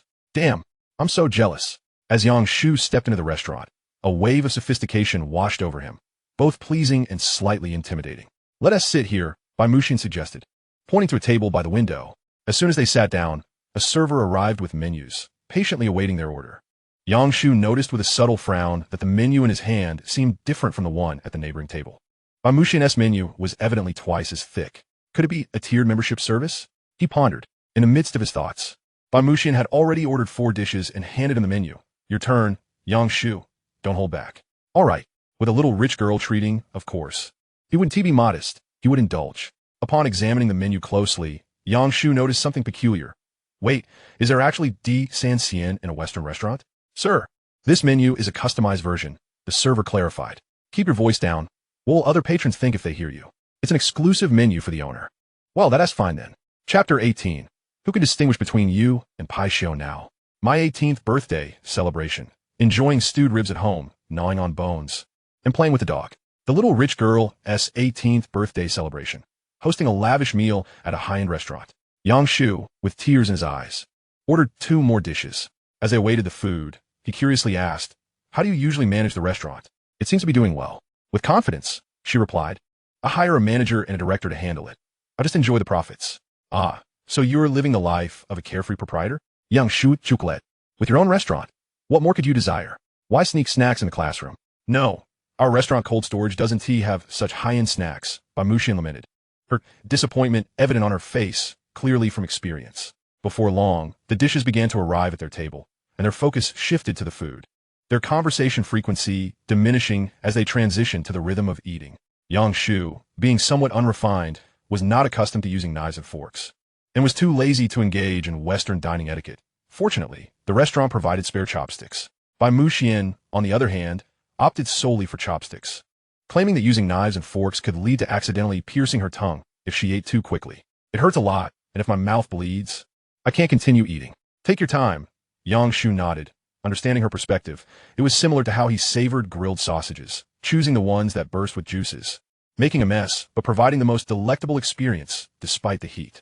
Halfway through their meal, Yang Shu noticed scrutinizing gazes frequently directed at them. both from within and outside the restaurant, creating an uncomfortable atmosphere. Bai Muxian seemed unfazed, as if accustomed to such attention. Yang Shu speculated that most of those gazes were drawn to the little rich girl, while some were simply curious about someone eating Chinese food in a Western restaurant. Setting aside the reality, Yang Shu fancied the notion of urban villains jumping out to cause trouble, only to be swiftly dealt with, feeling a small thrill at the thought. But this was reality. No one would randomly provoke another, lacking the foolish antagonists typically found in stories. Yang Shu dismissed such thoughts, realizing that continuing along this line would only make him indistinguishable from the common folk. Half an hour later, they had nearly finished their meal, with over half of the dishes already devoured by Muxian. Yang Shu was still somewhat astonished. Was this not a living embodiment of a small pea-show? Yang Shu, how does it taste? Well, it surpasses the skewers. One could only say that it truly lived up to its reputation as a high-end restaurant, where even home-style dishes exude an air of sophistication without compromising on flavor. Bai Muquan smiled gently. Oh, not at all. It pales in comparison to the skewers. If such words had escaped the lips of another, Yang Shu would have deemed them overly courteous. Yet, if they were uttered by the little heiress, she genuinely believed the skewers were superior. With both hands resting on her knees, Bai Muquan, her face brimming with anticipation, inquired, Yang Shu, where shall we go next? Do you still have time? Yang Shu was somewhat taken aback. I took leave from home. Bai Muquan joyfully replied, I can play freely this afternoon, as long as I return before dark. Before Yang Shu could respond, his phone vibrated and rang, displaying a message from Lu Guoqiang. Adopted son, I've booked the gathering place. The classmates are preparing to cook together. Hurry over. After dinner, we shall go karaoke, and I shall surely captivate that group of girls. Yang Shu's leaps the WeChat. He fabricated an excuse to decline. He had initially intended to go, but how could a bunch of rascals compare to the charm of a small pea-show? Moreover, Bai Muquan had taken a day off, and she did not favor crowded places. Taking her to a gathering was less appealing than returning home. Yang Shu, Bai Muquan tilted her head, inquiring, her two little curls swaying. Shall we stroll through the underground street? Yang Shu suggested. In the heart of the city lies a bustling commercial district, and the underground street is nestled within it, encompassing all manner of dining and entertainment, favored by the youth. All right, I shall have Uncle Jean drive us. Upon arriving at their destination, Bai Muquan instinctively pressed her lips together, her legs unwilling to move. Is it too lively for you, unaccustomed? Yang Shu asked. There are quite a few people, she replied. Shall we switch to a quieter park? Are there skewers in the park? Yang Shu shook his head in negation. Due to efforts to cultivate a civilized city, the regulations regarding urban aesthetics are stringent. Naturally, a park, as a green leisure area, cannot host roadside stalls. Then let us remain here. Bai Muquan donned a demeanor of indifference, stepping toward the underground street, albeit with notably smaller strides, her little shoes making a rhythmic tapping sound. Yang Shu, both amused and intrigued, remarked, You didn't even inquire. Yet you're certain there are skewers in the underground street? Bai Muquan huffed playfully, confidently asserting, I have researched, the underground street is filled with skewers. You truly have a passion for food. Once inside the underground street, Bai Muquan found herself immobilized once again. This time, it was not due to the crowd, but rather the overwhelming density of snack stalls, making it impossible to take it all in. Can you still eat? I shall save some room, she replied.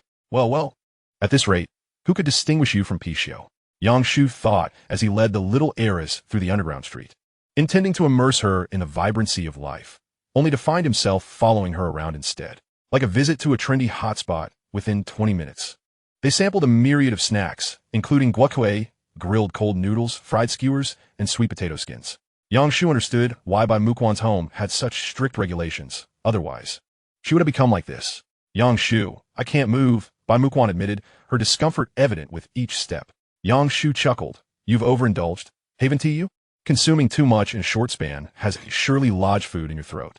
This was a predicament Yang Shu had experienced in his youth, when he had drunk too much rice porridge, only to find himself dribbling as he bent down, a few grains still in his mouth. What should we do? Bai Muquan inquired. Try loosening your belt, Yang Shu suggested. Bai Muquan's dress featured a thin black belt, scarcely noticeable, which Yang Shu only recognized when observing her legs. Oh, after loosening the belt, her stomach and throat indeed felt relieved. Bai Muquan sighed in relief. Next time, I must eat milk tea and grilled cold noodles separately. You nearly frightened me to death. Have you truly reflected on this, little heiress? Walking was no longer an issue, but she could not move too swiftly, so Yang Shu proposed they take a sightseeing train to rest and aid digestion. Bai Muquan readily agreed. The underground street resembled a subterranean town, with various entertainment and dining options flanking both sides, while the center featured seating and artistic sculptures. The ground was lined with 2 tracks for train-like sightseeing vehicles. $15 for a complete circuit, no bargaining. As they boarded, Bai Muquan resembled a small, expectant mother, one hand clutching her belly, while the other grasped the handrail, requiring Yang Shu's support to ascend. There are still so many shops I haven't visited. Observing the shops receding around them, Bai Muquan craned her neck, her eyes sparkling with wonder. Yang Shu, do you frequent this place often? Yes, I usually come here to play with Lu Guqiang. Does he also overindulge? Bai Muquan casually asked, her attention still fixated on the shops, as though she wished to memorize them all. No, only you do. Yang Shu replied nonchalantly. He frequented the underground street and found little novelty in it.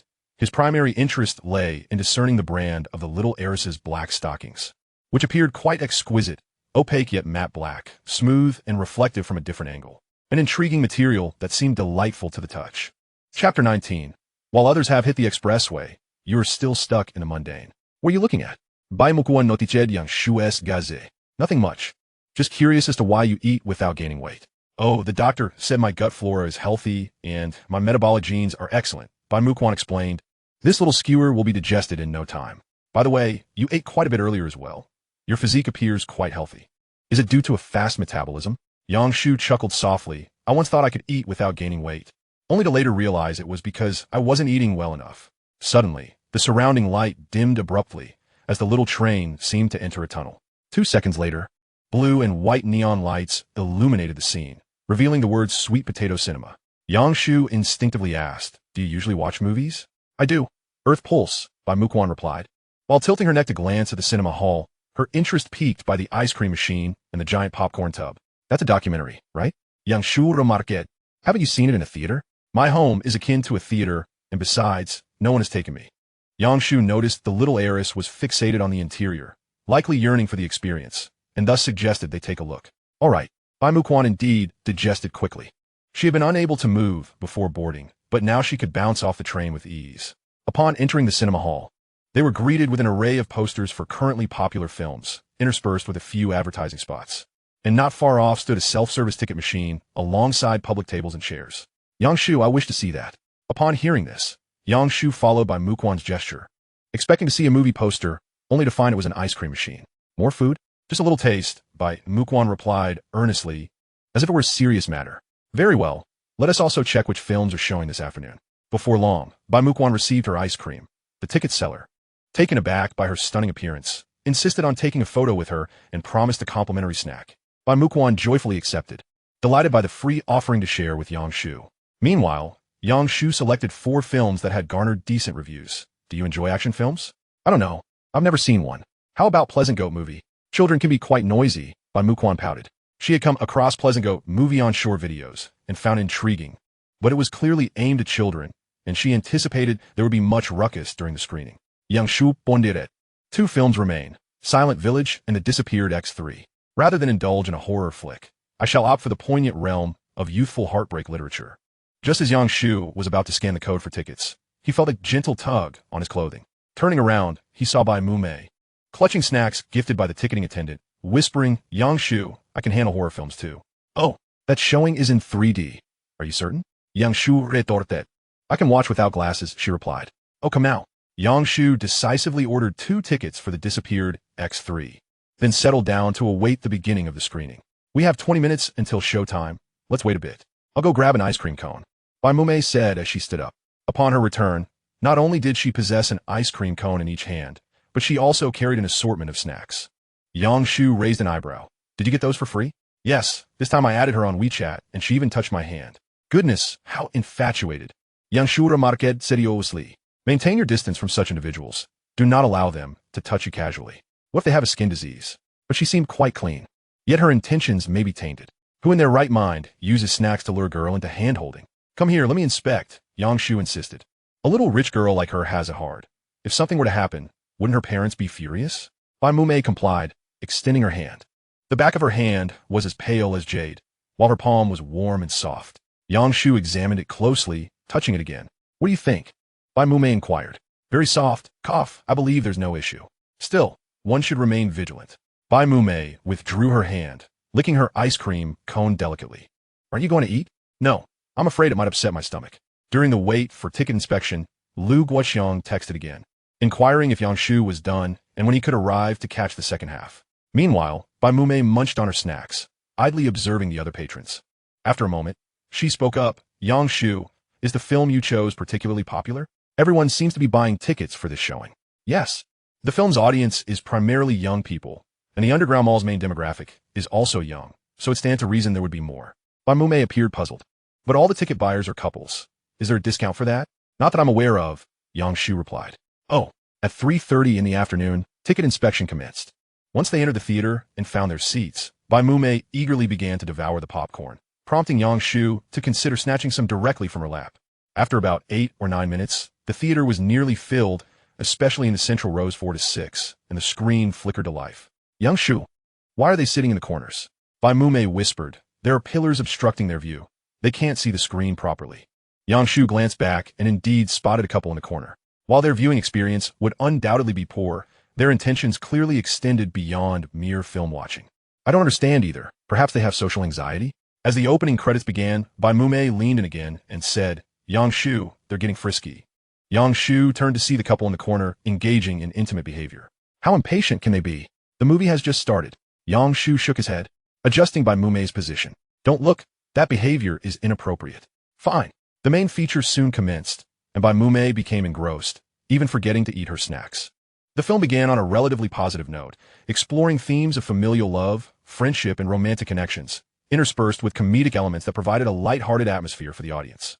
Yet Yang Shu was acutely aware of the screenwriter's intentions, first crafting an idyllic scenario only to shatter it, introducing insurmountable obstacles, sprinkling moments of sweetness amid relentless torment, and ultimately weaving a tragedy purely for the sake of suffering. At first glance, it appeared to articulate the pains of youth, imbued with an artistic flair. However, upon closer inspection, it was merely a convoluted mess. True to form, 40 minutes into the film, the tone suddenly shifted to one of sorrow, ushering in a new chapter of anguish. Bai Mumei furrowed her brow, increasingly unsettled, her immersion in the film fading. She murmured, Yang Shu. Isn't the female lead a bit dim-witted? Dim-witted is an understatement, Yang Shu replied. The logic is nearly nonsensical, but it is a film after all. It primarily reflects emotional turmoil. Bai Mumei nodded, though her understanding was superficial. The female lead's lack of depth diminished her engagement with the film. Instead of the screen, her curiosity was drawn to the couple in the corner. I told you that corner wouldn't provide a full view. Now the girl has to sit on the boy's lap. Yang Shu couldn't help but mentally criticize their haste. They were already speeding down the highway, while he was still stuck in the slow lane. Chapter 20. Were they on a date? As the film concluded, the overhead lights flickered on, compelling the audience to squint instinctively. Once visibility returned, the varied reactions of the viewers came into focus. Among the 20 or so couples, more than half were sulking. A small fraction was weeping, while only a handful departed the theater with cheerful expressions. In fact, some individuals erupted into emotional outbursts, confronting their boyfriends and vehemently denouncing them. You men are utterly unreliable. Meeting you has been a stroke of bad luck. You don't even understand what I desire. Is this an issue of attitude? It's a fundamental error. Let us not communicate for now. My ex has returned from abroad. The atmosphere in the theater was rife with emotional turmoil, with timid boyfriends enduring the barrage of complaints, attempting to reason with their partners, while bolder boyfriends fought back, arguing their points. One couple even escalated their disagreement to physical confrontation, scattering popcorn across the floor. Bai Mumei felt it was a pity. Why waste food? She curiously asked. Yang Shu, why do they seem fine before but are now angry? They've been brainwashed by the film. Don't follow their example, Yang Shu replied nonchalantly. This is what being a couple entails. A relationship that appears sweet but is, in reality, fragile. Bai Mumei huffed. We're here to have fun. I certainly want to emulate them. A smile graced Yang Shu's face. Although the film was lackluster, witnessing the aftermath was rather entertaining. Let us not linger. It's time to leave, Bai Mumei suggested. There are still many shops we haven't explored. Thus, the two exited the theater. Shortly after stepping out, Yang Shu spotted the infatuated ticket attendant ahead, her face beaming as she waved. Right this way, dear guests. I have a favor to ask of you both. It was clearly directed at Bai Mumei. Yang Shu was just about to caution the affluent girl, but she spoke first. I won't let anyone touch my hand. I remember that. Excellent. Truly a bright student, quick to learn and retain. As they drew closer, the ticket attendant warmly explained, you see, our cinema's official account requires a viewing report, but we lack quality material. I was hoping you two might pose for a photo. Would that be acceptable? Of course. We'll provide you with gifts as a token of our gratitude. Bai Mumei maintained her composure, saying nothing, adopting an aloof demeanor. The ticket attendant stood awkwardly, sensing Bai Mumei's reluctance. Understandably, after the previous photo sessions, the young woman must have found it tiresome. Bai Mumei looked up at Yang Shu. Her thoughts fixated on one idea. I leave it to you. Having rarely interacted with strangers, Bai Mumei's social encounters were mostly passive. When faced with unfamiliar topics, she would often retreat into a cool facade. Yang Shu spoke up. What kind of photo are you looking for, and what do the gifts entail? As long as it's within reason, I'm inclined to accept. In the grand hall, the scene was set with simplicity, as the ticket clerk sensed an opportunity for a captivating moment. As for the gifts, the front desk boasted an array of souvenirs and plush toys. Yang Shu réadili agreed, deeming it a harmless venture. Please hold on for a moment. The ticket clerk beamed with delight, swiftly summoning the cameraman. Come on, let us commence. The cameraman paused momentarily, then leaned closer to the clerk, whispering, the material seems promising, but are you certain they are amateurs? What if the girl is from the industry? We might face copyright issues later on. Oh, if someone in the entertainment industry possessed such beauty, they would have already made it big. Let us just proceed with the filming. Otherwise, why not use your selfies for the public account? Couples represent a significant portion of the film market. And with the current surge in popularity of youth films, the ideal material would indeed be couples. However, for some inexplicable reason, 10 couples entered, only to emerge as 20 strangers. Thus, a visually appealing and seemingly ordinary couple became a rare find. All right then, the cameraman, convinced, began preparing for the shoot. To capture the essence of the cinema's ambience, the shooting locations were chosen at the prominent front desk, near the LED poster screen, and beside the cheerful statue. After completing 2 sets of photographs, the cameraman suddenly looked up.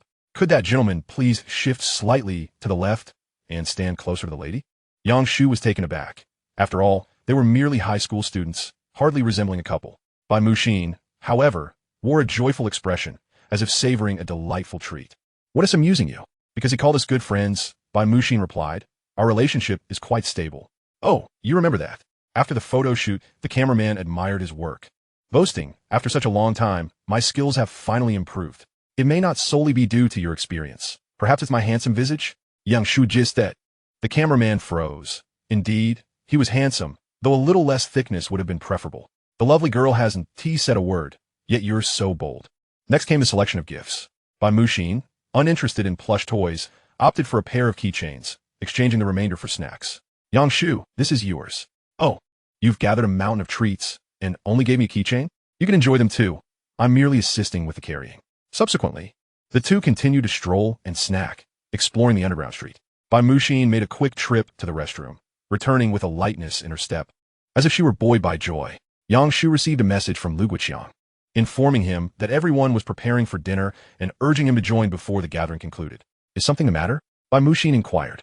No, I'm taking you to try some spicy snacks, Yang Shu replied, pocketing his phone. You're lying. There is no such thing, Bai Muxin insisted earnestly. Snacks need to be boiled in soup. If spicy snacks are soaked in water, they lose their appeal. No one enjoys that. And businesses wouldn't engage in a losing venture. Wow, a little wealthy girl has quite the knowledge about spicy snacks, to articulate so much in one breath. Yang Shu chocolate.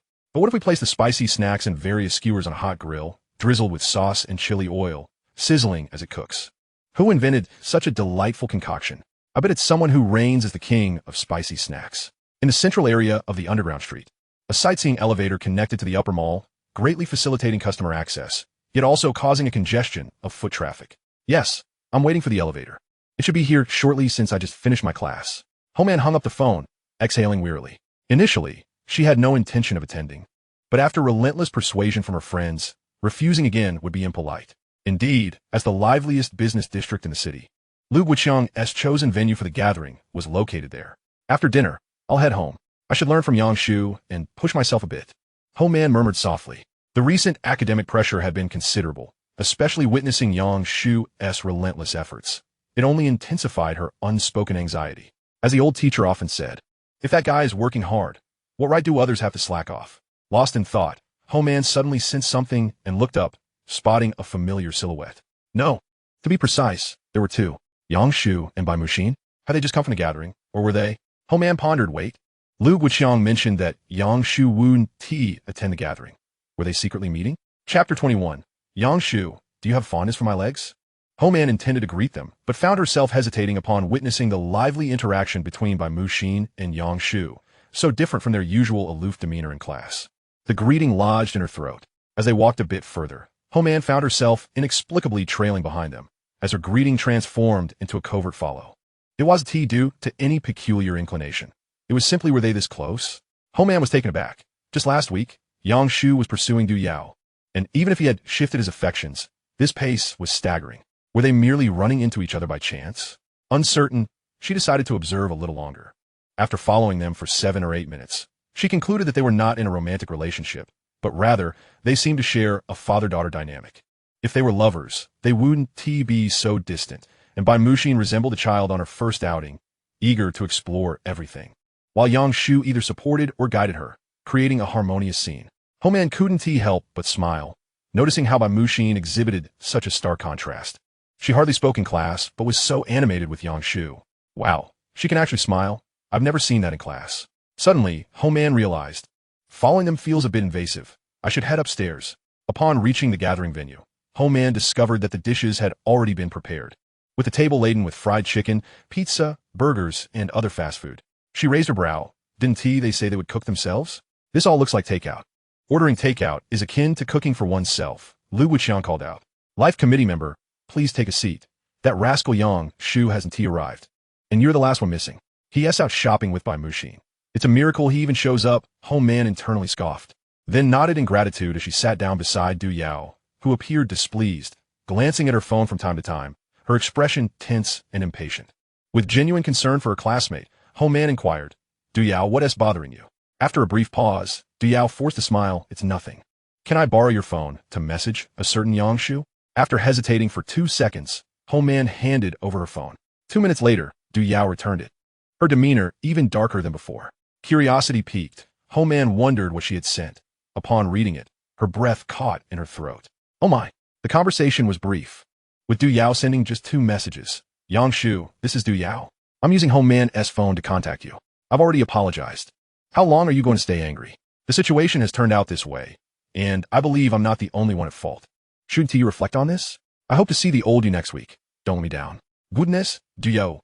Is this what you call an apology? Do you truly think of yourself as a princess, expecting Yang Shu to be your loyal dog? Yang Shu replied with a curt response. Ho Man, your account has been hacked. Enraged, Du Yao threatened to escalate the matter. Yang Shu, you must have me back, or I will go tell Aunt Yang. Goodness, she was pulling out all the stops. Ho Man stared in disbelief, more astonished than when she saw Bai Muxin smile. Could this possibly be the language of a normal person seeking reconciliation? You will not forgive me? Then I shall take legal action against your mother. Was it truly necessary? Du Yao? Ho Man hesitated, not wishing to be a gossip regarding Yang Shu and Bai Muxin's outing. Instead, she preferred to assist in keeping their secret. However, Du Yao's incessant meddling would undoubtedly trouble the pair without end.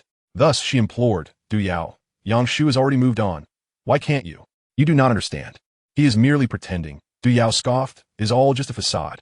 Ho Man, with a hint of resignation, leaned on Du Yao's shoulder and whispered, Du Yao, you must cease your obsession with Yang Shu. Your entanglement greatly impacts them. How could I possibly be concerned for him? Wait, who are you referring to? Du Yao's mind raced, quickly deducing Bai Muxin. Is that correct? Ho Man neither confirmed nor denied, stating, Yang Shu is doing well. He is not the facade you claim him to be. I have witnessed it firsthand. Conversely, it is you who cannot move on. Do you recall what I once said? It is you who cannot detach from him.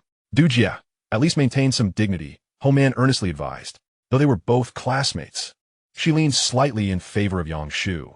He had endured enough hardship over the past 3 years and deserved not to be subjected to further trials. If she were to mediate between Du Yao and Yang Shu, what difference would it make in harming them? I say this not with ill intent, but in hopes you may recognize reality and focus on your university entrance exams.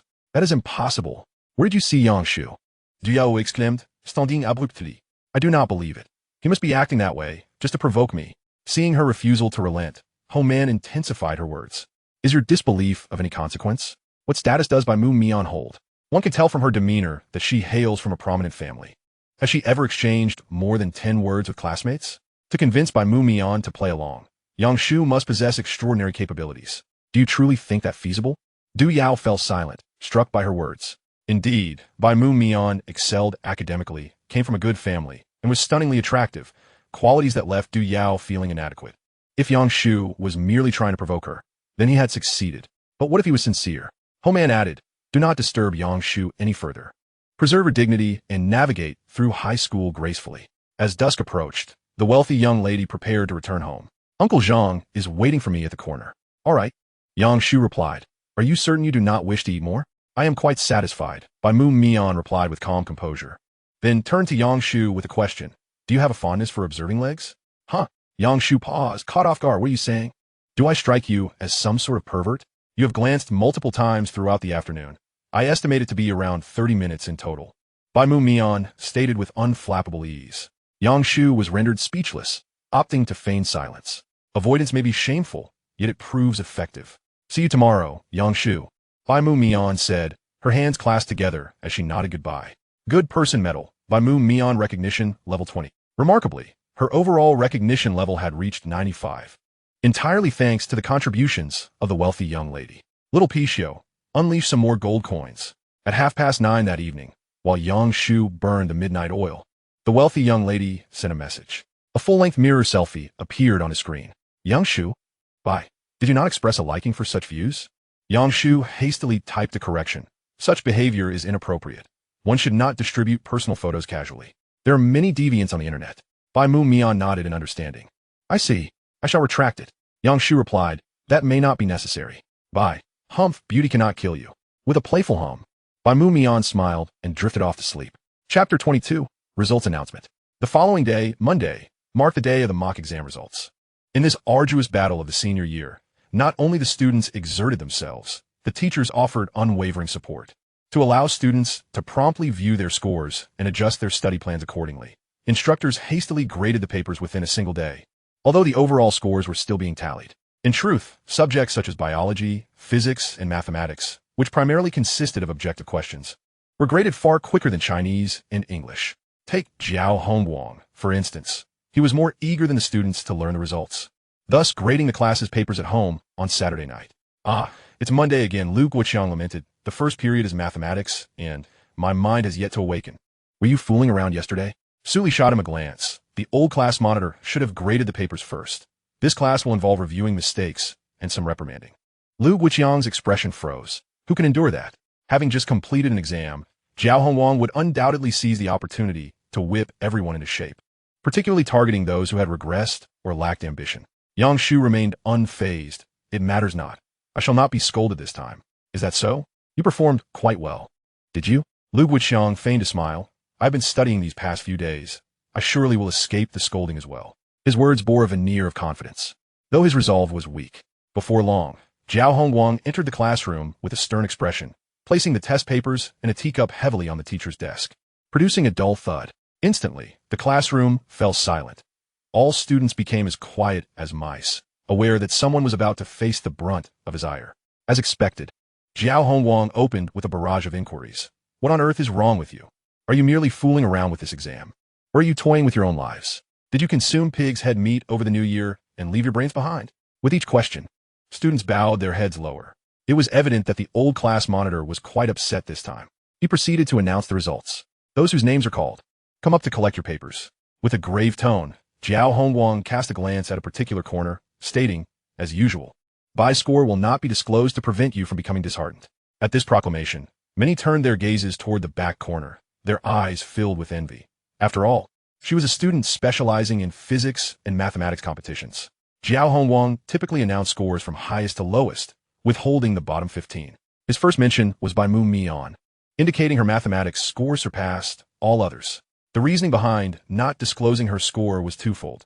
She did not require such meaningless rankings, and comparisons between competition students and regular students were inappropriate. Furthermore, Bai Mu Mian rarely attended school, hence her daily rankings did not include her, compared to others. She resembled more of a tenant in Class 5. Taking a deep breath, Jiao Hongguang continued. First, Linen, 139 points, a decline of 3 points from the last exam. If you cannot even reach 140 in a mock exam, take some time to reflect. Second, Ming Shunqing, 135 points, the same score as before. However, university entrance exams are a fierce competition. If you remain stagnant while others progress, you shall find yourself left behind. Old Jiao swallowed hard, his tone tinged with complexity. Third, Yang Shu, 130 points, At this announcement, the classroom fell into an eerie silence. Ming Shunqing, who had just received his paper, abruptly halted in disbelief. Not only he, but the entire class wore expressions akin to seeing a ghost, each regarding Yang Shu with varied incredulity. Especially Lu Guiqiang, who pinched himself vigorously. This must be a nightmare. Please awaken. Only Su Li remained relatively composed, sitting beside Yang Shu, often observing him as he worked through problems. She understood the effort he had put forth. And this score was deserved. Yet, achieving such results in merely a week of cramming indicated he indeed possessed some intellect. Come up and retrieve your paper. What are you dawdling for? Jiao Hongwang frowned. Shall I bring it to you? Hearing this, Yang Shu finally stood up, smiling. I merely wanted my classmates to admire me a bit longer. Enough of the chatter. Get up here, quickly. Yang Shu hastily approached to collect his paper. Jiao Hongwang praised. You've made significant progress, but don't push yourself too hard. If you encounter difficulties, don't hesitate to come to me, whether regarding academics or personal matters. Subsequently, Jiao Hongwang continued to distribute the test papers while commenting on each student's academic status, offering both criticism and encouragement. Unsurprisingly, most received admonitions. When only 15 papers remained, Jiao Hongwang, with a hint of resignation, stated, "Those without papers, come up to me." Not disclosing their scores is not only about preserving the student's dignity, but more importantly, there is no need to waste words on those who haven't put in the effort. Once everyone was seated, Jiao Hongwang's gaze rested upon Yang Shu. This mock exam has revealed numerous issues. Many students have regressed. You must reflect on the reasons behind this. I expect a 200-word reflection from each of you before the end of the day. Of course, there are students who have improved, and they deserve encouragement. Among them, Yang Shu has made the most remarkable progress, increasing by over 30 points, and there is no dispute about that. Saying this, Jiao Hongwang led the applause, and the students followed suit, their earlier shock now transformed into admiration. He continued, Yang Shu has demonstrated through his actions that hard work yields rewards. His dedication to learning is evident to all. I hope each of you can learn from him and put in a final push. The class nodded in agreement, fully aware of Yang Shu's diligence. Brother Yang not only excels academically, but also helps take out the trash. Yang Shu seemed to have made a vow of determination. Since cutting his hair, he appeared completely rejuvenated, with a poster of him adorning the barbershop across the street. I'll get a buzz cut after school, studying hard. Faced with the compliments of his classmates, Yang Shu felt quite flattered, a smile stretching across his face. Yang, come up and say a few words. Jiao Hongwang chuckled, encouraging him to uplift the mood and inspire his peers to aspire towards prestigious universities. Yang Shu rose slowly. I'll say a few words. First, thank you all for your compliments. I truly deserve them. The room fell silent, realizing it was the same old routine. Yang Shu continued. Secondly, I must clarify something. Upon hearing this, the class perked up, sensing a whiff of gossip, many stealing glances at the corner of the classroom. Since he mentioned clarification, it must pertain to the recent rumors. Was there perhaps a follow-up? Bai Muxian, unaware of the situation, maintained her usual aloof demeanor. Jiao Hongwang took a deep breath, ready to intervene at a moment's notice. Yang Shu built suspense, feigning seriousness. The rumors are true. I'm a spokesperson for the barbershop across the street. If anyone wishes to get a haircut, come to me to queue up. The first 3 are free. Is that it? Nothing more? Lu Guiqiang exclaimed, eyes wide. Damn it. Who asked you? We thought there was some juicy gossip. Others called out, feeling tricked, having anticipated a connection to Bai Muxian, only to find it was a display of bravado. Nonetheless, this buzz cut does look good. I'll be the first in line. I'm second. Third. Who could resist a free haircut? Lu Guiqiang laughed, feeling particularly qualified to comment. You youngsters think you can pull off a buzz cut? Back in my day. Shut it lightning. Chapter 23, yet I feel as usual. How could he have changed his heart? Lu Guiqiang protested vehemently. Objectively speaking, Yang Shu did look slightly more handsome after changing his hairstyle. However, as long as he refused to acknowledge it, it didn't count. Why should the buzz cut look good only atop Yang Shu's head? If possible, he wished he had never set foot in that barbershop. Oh, all right. Yang Shu cleared his throat. Honestly, I don't possess any unique study methods. It's simply about practicing problems, repeatedly practicing problems, until your hands are familiar with the material. Of course, a crucial prerequisite is to keep your mind clear, understand your goals, and find the right direction. Otherwise, no amount of practice would yield results. Yang Shu had one vital point left unspoken, having a reliable support system. If it weren't for brother Tongzi backing me up, I would have left school to earn money long ago. Following this, Yang Shu spoke at length in a somewhat roundabout manner, while his classmates listened with mixed understanding, ultimately offering applause and expressions of gratitude. Du Yao observed Yang Shu, now elevated by the words of his peers, and found him strangely unfamiliar. He had never been like this before. Somehow, he exuded vitality, radiating a luminous aura as if he were glowing. The word transformation floated in her mind. At that moment, she finally realized that Yang Shu's actions seemed less about attracting her attention and more about his ascent. Naturally, the sun would shine first upon him. Yao Yao, are you daydreaming? What are you thinking about? Zheng Mingwan inquired. Du Yao pressed her lips together, her expression a mix of confusion and regret. Yang Shu has improved immensely. Perhaps we. Before she could finish her thought, she heard the teacher call her name and instinctively rose to respond. At that moment, Jiao Hongwan's smile vanished. His expression dark as a pot's bottom, filled with disappointment. What can I say to you? You scored 92 on a 150-point exam, just barely passing. A drop of 20 points. You're the most outrageous in the class. Where's all your knowledge gone? Singling her out for comparison. Jiao Hongwang often employed this tactic to dampen student spirits and prevent them from becoming complacent, which could lead to a decline in performance. I will study hard, teacher. Du Yao muttered, her head bowed. This time was an accident. Jiao Hongwang squinted, abruptly placing his teacup down with a loud thud, making the table tremble. An accident? Learning is like rowing upstream. If one doesn't advance, they fall behind. A score is either a score or an ISNT. You call it an accident? I am your homeroom teacher, the person who knows you best at this school. Du Yao, ask yourself, is that really an accident? As a teacher, he couldn't speak too harshly, but the entire class could discern that he was highlighting the tension between her and Yang Shu. Recently, Yang Shu had ceased to pursue Du Yao, focusing entirely on his studies, which had resulted in a remarkable ascent in his grades. Meanwhile, Du Yao, preoccupied with the situation, naturally had little motivation to study. Even during exams, she harbored lingering feelings towards Yang Shu. How well could she perform under such circumstances? Jiao Hongguang, his face stern, declared, Du Yao, sit down. Come to my office after class.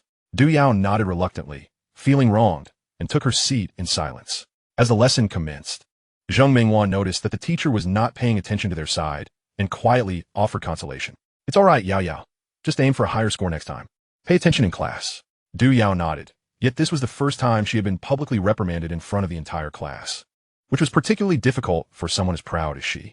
Merely recalling the gazes of her classmates almost brought her to tears, and her heart felt heavy with injustice. Du Yao instinctively glanced at Yang Shu, and her nose tinged with pain as unbidden tears began to flow. In the past, he would have cast her a comforting glance, messaging her with kind words and cheering her up after class. But now, all she received was his indifferent profile. Du Yao couldn't understand what she had done wrong to warrant such cold treatment from him. Yet I feel as usual. How could he have changed his heart? This couldn't continue. Measures needed to be taken. After class, as Jiao Hongwang returned to his office, Du Yao followed behind with her head down, looking particularly despondent. Fu Li smiled at Yang Shu. You made quite the turnaround. Your scores have soared. Did you get extra tutoring from Bai? Oh my. Yesterday, everyone went out to have fun. You weren't studying with Bai Muxian, were you? Lu Guiqiang exclaimed, as if awakening from a dream. Bai Muxian was a top competitor in academics, the epitome of scientific prowess within the school, particularly excelling in mathematics. If she were to tutor, it would be a golden opportunity. Yang Shu smacked his forehead, right? Thank you for the reminder. I'll go find her right away. The affluent young lady excelled in mathematics and physics. Even a brief exchange of knowledge with her would suffice to enrich his understanding for days. Consequently, Yang Shu moved a stool to sit beside Bai Muxian, cheerfully initiating conversation. How did you do? What was your score? Bai Muxian seemed slightly taken aback.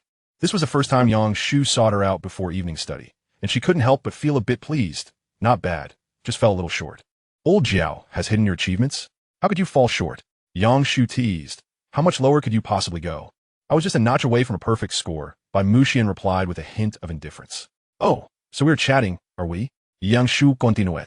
With your level, you should have aced it. Bai Muxian responded earnestly. I forgot to draw the auxiliary lines. You mean to say, you visualize auxiliary lines in your mind while tackling geometry problems? Yang Shu's lips twitched, redirecting the conversation. Actually, I would like to ask for your help with some challenging problems in mathematics and physics. Are you available? Given that Bai Muxian was a competitor and not participating in competitions at this hour, it was likely she had already secured her place in a prestigious institution. Otherwise, Yang Shu would not dare to take up her time. Sure, Bai Muxian replied, but you'll need to exchange some snacks for my help. Deal. Thus, they established a collaboration. Bai Muxian would tutor Yang Shu, and in return, Yang Shu would provide her with junk food. While it seemed like the affluent young lady was at a disadvantage, in reality, she gained nothing substantial. By the way, Yang Shu, Bai Muxian inquired with an air of aloofness, which university are you planning to attend? Jiang University next door, Yang Shu responded without hesitation. You'll need at least 630 points, right? Bai Muxian nodded in agreement. All right, I'll remember that. In the office, Jiao Hongwang was giving Du Yao a stern lecture, to which she numbly nodded in acceptance, her mind foggy and unable to absorb a single word. You're a girl, and I don't want to be too harsh. But you're quite the worry, he admonished. After finishing his reprimand, Jiao Hongwang immediately shifted to a more paternal tone, speaking earnestly. Your current state is quite poor. Your mind is not on your studies. With the college entrance examination approaching, can you set aside your emotional issues for now? Alright, Du Yao weakly replied, lacking conviction. Jiao Hongwang pinched the bridge of his nose. What exactly happened between you and Yang Shu? Speak up and see if I can resolve this. Ever since Yang Shu sent a message about a classmate encountering difficulties at Jinhuakio, Jiao Hongwang had sensed a rift between the two, but he never anticipated it would persist and affect Du Yao's grades. I've already apologized to Yang Shu, but he has been ignoring me. I just don't understand, Du Yao said, her expression filled with despair, tears streaming down her face as if she bore a tremendous injustice. Jiao Hongwang promptly handed her some tissues. Calm down, I will speak with him later. This scene, regardless of interpretation, made it appear as though Yang Shu had bullied Du Yao, reducing her to such a state of distress, which was quite unacceptable. Chapter 24. Rather than inflicting harm upon oneself through internal strife, it is better to expend energy on others. Du Yao wept quietly in the office, her delicate and attractive visage drawing attention from many. The head of the grade team sighed. Old Jiao, this is a crucial time. Emotions greatly affect student performance, so please pay more attention. Jiao Hongwang nodded repeatedly, his feelings quite complex. As the class teacher, he had always monitored students' extracurricular activities. Otherwise, he would have been unaware of the conflict between Du Yao and Yang Shu. Du Yao, please briefly explain the situation, and I'll help you analyze it. Okay, she stammered, recounting the events with intermittent tears and complaints about Yang Shu's indifference, her subjectivity glaringly evident. In the end, she looked up at her teacher, her face a picture of sadness. Teacher, what do you think I did wrong? Don't ask me, I don't know. Jiao Hongwang rubbed his forehead, his fingers kneading the lines of worry, as if trying to smooth out 20 years of creases. Though he did not voice his opinion, his attitude conveyed helplessness. Actually, this issue is not insurmountable, but resolving it could be a bit troublesome. Du Yao, class is about to start. You should head back. After being questioned by his wife at home about what was wrong, and now facing a similar situation at work, he decided to retreat. Go back to class and tell Yang Shu to come see me during the next break. Thank you, teacher. Du Yao nodded and left. Once she departed, Jiao Hongwang finally exhaled deeply, his face etched with concern. It's quite difficult. What are girls thinking these days? Yang Shu was currently in good spirits, and Jiao Hongwang wished for no interruptions. Moreover, according to Du Yao's account, Yang Shu had not behaved rudely. He had simply been unresponsive. At that moment, a female teacher across the room spoke up. Your student Yang Shu is quite impressive. Just last week, I heard you praising him, and now he has caught up in romance while excelling academically? It's quite a tale. Ah, it's complicated, Jiao Hongwang replied, struggling to find the right words to describe Yang Shu. If one were to say he was studious, it was merely because he sought an easier path to university through art examinations. If he was deemed unambitious, he had recently been fervently studying, improving not only in mathematics, but also reportedly in other subjects. His contradictions did not solely lie in his academic attitude, but extended to his character and image. For instance, he had finally shed his long-standing bowl-cut hairstyle and no longer displayed the same timid demeanor. He even dared to joke around with his teacher. Furthermore, he had been spending considerable time with Bai Muxian, leaving one to wonder what he was truly thinking. Meanwhile, upon returning to class, Du Yao noticed Yang Shu was absent from his seat and instinctively glanced over at Bai Muxian, who was indeed seated nearby. Coincidentally, the giggling students lowered their voices, their gazes flitting between Du Yao, Yang Shu, and Bai Muxian. With her eyes red from earlier, it was evident that Du Yao had been reprimanded by their teacher, and witnessing this scene upon her return stirred a multitude of emotions within her. What actions would she take next? The audience was eager for spectacle. Amidst the curious gazes, Du Yao walked towards Yang Shu, stopping 3 to 5 meters away. After this class, the teacher wants to see you in the office. She then returned to her seat, lost in thought. The crowd felt a tinge of disappointment. Is that it? Has it ended? No, this is merely the intermission. The real drama unfolds in the office. Fu Li shrugged, remarking, you actually went to tell the teacher. Impressive. In the school setting, seeking help from a teacher is not inherently flawed. Yet if the matter pertains to interpersonal relationships, it reveals a degree of naivety. If there are issues in your social interactions, the fault lies with you. Rather than reflecting and correcting your behavior, You seek external assistance? This is akin to outsourcing the national team to foreigners, an utter disgrace. Yang Shu frowned, but remained silent, turning back to Bai Muxian. I'll come to you after school to ask questions. Let us see how it goes. All right, she replied. Yang Shu then returned to his seat for class. And 45 minutes later, the bell rang, signaling it was time to head to the office. Don't back down, Fu Li called out as he prepared to leave. You're doing well. Don't let the teacher's words turn you back into a lapdog. Lu Wuqiang nodded in agreement. I second that. Yang Shu, wearing a relaxed expression, replied, Don't worry. I'll combat magic with magic and slide in there, crying profusely. What is the big deal about crying to report? Anyone can do that. Rather than inflicting harm upon myself through internal strife, I'll just let it all out. Upon arriving at the office, Yang Shu meticulously prepared his emotions, reflecting upon all the grievances from his past life, ready to unleash them at any moment. Should the old class teacher dare to utter a single word to him? Ah, Yang Shu, I've come to understand the situation between you two. The teacher sympathizes with you. So focus solely on your studies. Leave the remaining obstacles to me. What? Yang Shu exclaimed, bewildered, as this was not what he had anticipated. Shouldn't he be reprimanded for his lack of virtue and accountability? With other teachers chiming in to enforce an apology to Du Yao, he had braced himself for a tirade. Yet this was the outcome. Jiao Hongwang interjected. What? Did you think I would scold you? Am I the kind of teacher who blurs the lines of right and wrong? Only recognizing grades? Like, get out. All right, stop right there. You really think you could just leave? I haven't finished speaking. Jiao Hongwang's brows furrowed as he called him back.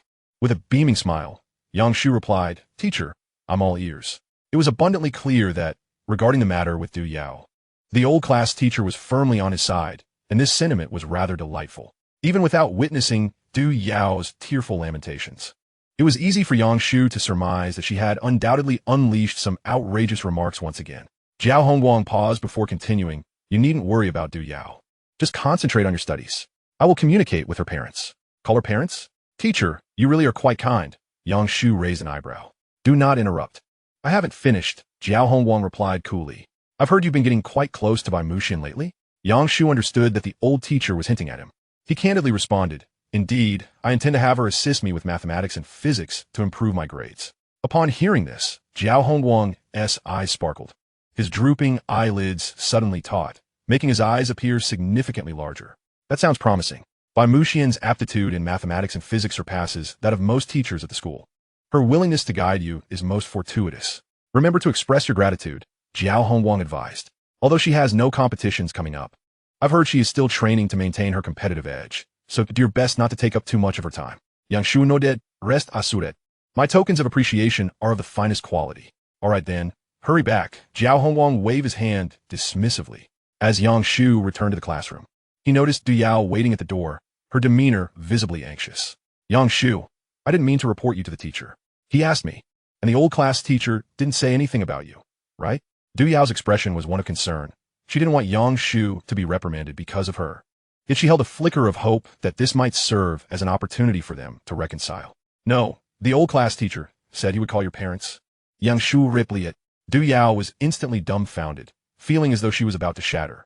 What does calling my parents mean? What did the teacher say? She asked in a panic. Why does he want to contact my parents? Jiao Hongwang had summoned Yang Shu for a conversation. Shouldn't he have scolded him instead? Du Yao was perplexed, pressing Yang Shu for answers, but received only an icy retort. I'm about to start working on problems. Are you pleased to see me embarrassed? If that makes you happy, then so be it. With that, Du Yao hurried away, unable to glean answers from Yang Shu, yet too embarrassed to approach the homeroom teacher herself. It was simply the first time she had ever been called to see her parents.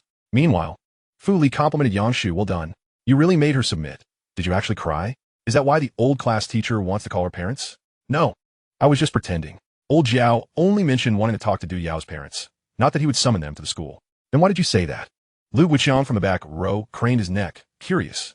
Yang Shu chuckled softly, for the sake of my own amusement. Just as Du Yao had been cornered by a spirited girl, she felt satisfaction from her own discomfort. On Tuesday, the results of the mock exams were posted.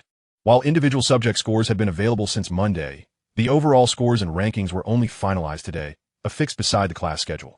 As expected, Lennon claimed the top spot with a staggering score of over 660. Believe it or not, the perennial runner-up made significant progress this time, reaching 640. What about me? Let's see what my total score is. 450, go ahead and play. The crowd gathered around the score sheet, chattering animatedly, blocking the classroom entrance.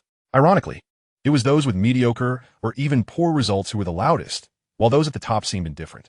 This was partly due to the fact that they had already estimated their scores post-exam and felt confident in their abilities. Additionally, the mock exam questions were generally easier, lacking the weight of the first and second major exams, rendering them less significant in comparison to the actual college entrance examination. Instead of wasting time boasting about their scores, they would be better off solving a few more problems. Thus, the situation was such that the top students remained calm and composed, while the average and below average students clamored for attention, with outsiders mistakenly believing they had all scored above 600. Yang Shu was an exception. He belonged to the average group, yet remained unfazed, sitting calmly. You made such progress. Don't you want to see your total score? Fuli inquired, puzzled. I've already seen it. Yang Shu replied nonchalantly, pulling out his phone. I took a picture of the score sheet in the office during the morning class. It's been shared in the class group. Fu Li's expression turned to one of realization. So, it can be done this way. Then why were those people crowding around? She also retrieved her phone. Let me check the group. At this time, the prohibition on bringing phones to school had not yet been strictly enforced. Although the school had some measures in place, their implementation was not particularly stringent, and most students discreetly brought their phones. Even if caught, the penalty was usually just a week's confiscation or handing over a model to the teacher. Fu Li clicked on the score sheet image, counting on the screen with her finger. 2, 3, 4, still just those 6 above 600 and over 20 with scores above 500. The rest are you lot with scores in the 400s. Clarify that. What do you mean by you lot in the 400s? Scoring high is impressive, is it not? As a city key school, the average score of the class was respectable. A score of 400 was already at the bottom, much like the former Yang Shu and the current Lu Guoqiang. Of course, there are also a batch of slacking second-tier students. Wow, 430 points. ISNT that improvement? Why should the teacher scold me? But your math score dropped. Fu Li scoffed. Look for Yang Shu. He improved by over 30 points in math. I wonder how many places he surpassed you. Fu Li searched high and low, her brows furrowing. Where's your name? Look from the 500s upwards, Yang Shu suggested. The next moment, Fu Li exclaimed, What the? Yang Shao? Limaratu Sapuru? Did you add an extra subject S score? You, an artist, suddenly jumped this high. Are you trying to kill yourself? As soon as this was said, the students in the front row gathered around to check Yang Shu's name. Recalculating the total score, it doesn't seem like there was a mistake. Is it really this easy to score over 500? Could it be that he is truly a genius? Everyone was quite taken aback. Students who could score well enough to attend a key city school were generally considered sharp-minded. And scoring 500 was no small feat, but for Yang Shu, whose efforts were just beginning to show, it was nothing short of astonishing. What would happen by the second and third mock exams? They couldn't even imagine. Yang Shu shook his head with a smile. I merely need to make a slight effort, and I've already reached the upper limits of my score range. My learning capability is inherently strong, and with Tongzi's robust assistance, enhancing my scores is merely a matter of course. Of course, the preparation was exhausting. Fortunately, his youthful body was resilient. Otherwise, it truly might have been a matter of life and death. Emblem of the Dominator. Lu Guoqiang's approval level 2. Emblem of the Dominator. Fu Li's approval level 3. You really managed to pull off the young master act, huh? Fu Li remarked, her tone laced with sarcasm, noting that he had barely managed to do so. Indeed, I haven't even pretended despite my significant progress. Lu Guoqiang concurred with a nod. Come on, who are you kidding? A mere 10-point improvement and you think you can show off? Fu Li shot him an exasperated glance. Although she was mocking Yang Shu, it did not deter her from taking aim at both Lu and Yang. Our class's very own Wang Sikong specializes in sharp retorts. Yang Shu, too apathetic to engage the duo, was on the verge of sharing his results with his parents to bring them a moment of joy, when an exclamation erupted from within the classroom. What the heck? Someone scored 0 in Chinese. What's going on? Did they forget to write their name? Did the teacher misplace the paper? Look, it's not just Chinese. Biology also has a 0, and they aren't even in last place. Fu Li quickly zoomed in on the image, pondering the absurdity of the report card. First, someone had risen from rags to riches. Now, there were 2 glaring zeros. Upon discovering the 0 in Chinese, her finger glided left, reading out the name. By Muxian, ranking 36? In a class of 50, where over 30 students scored above 500.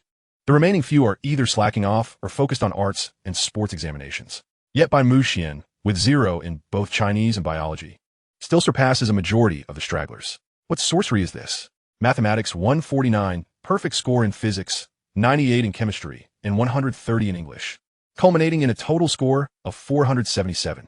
No wonder Lao Jiao refrained from discussing Bai Muxian's performance. It was simply extraordinary, a blatant display of superiority.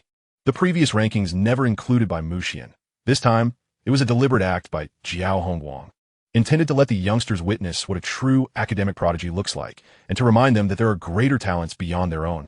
All eyes turned to Bai Muxian, filled with awe and curiosity, eager to understand why she had only completed 4 subjects. However, the young heiress merely raised her chin, casting a detached glance over the crowd, entirely uninterested in offering an explanation.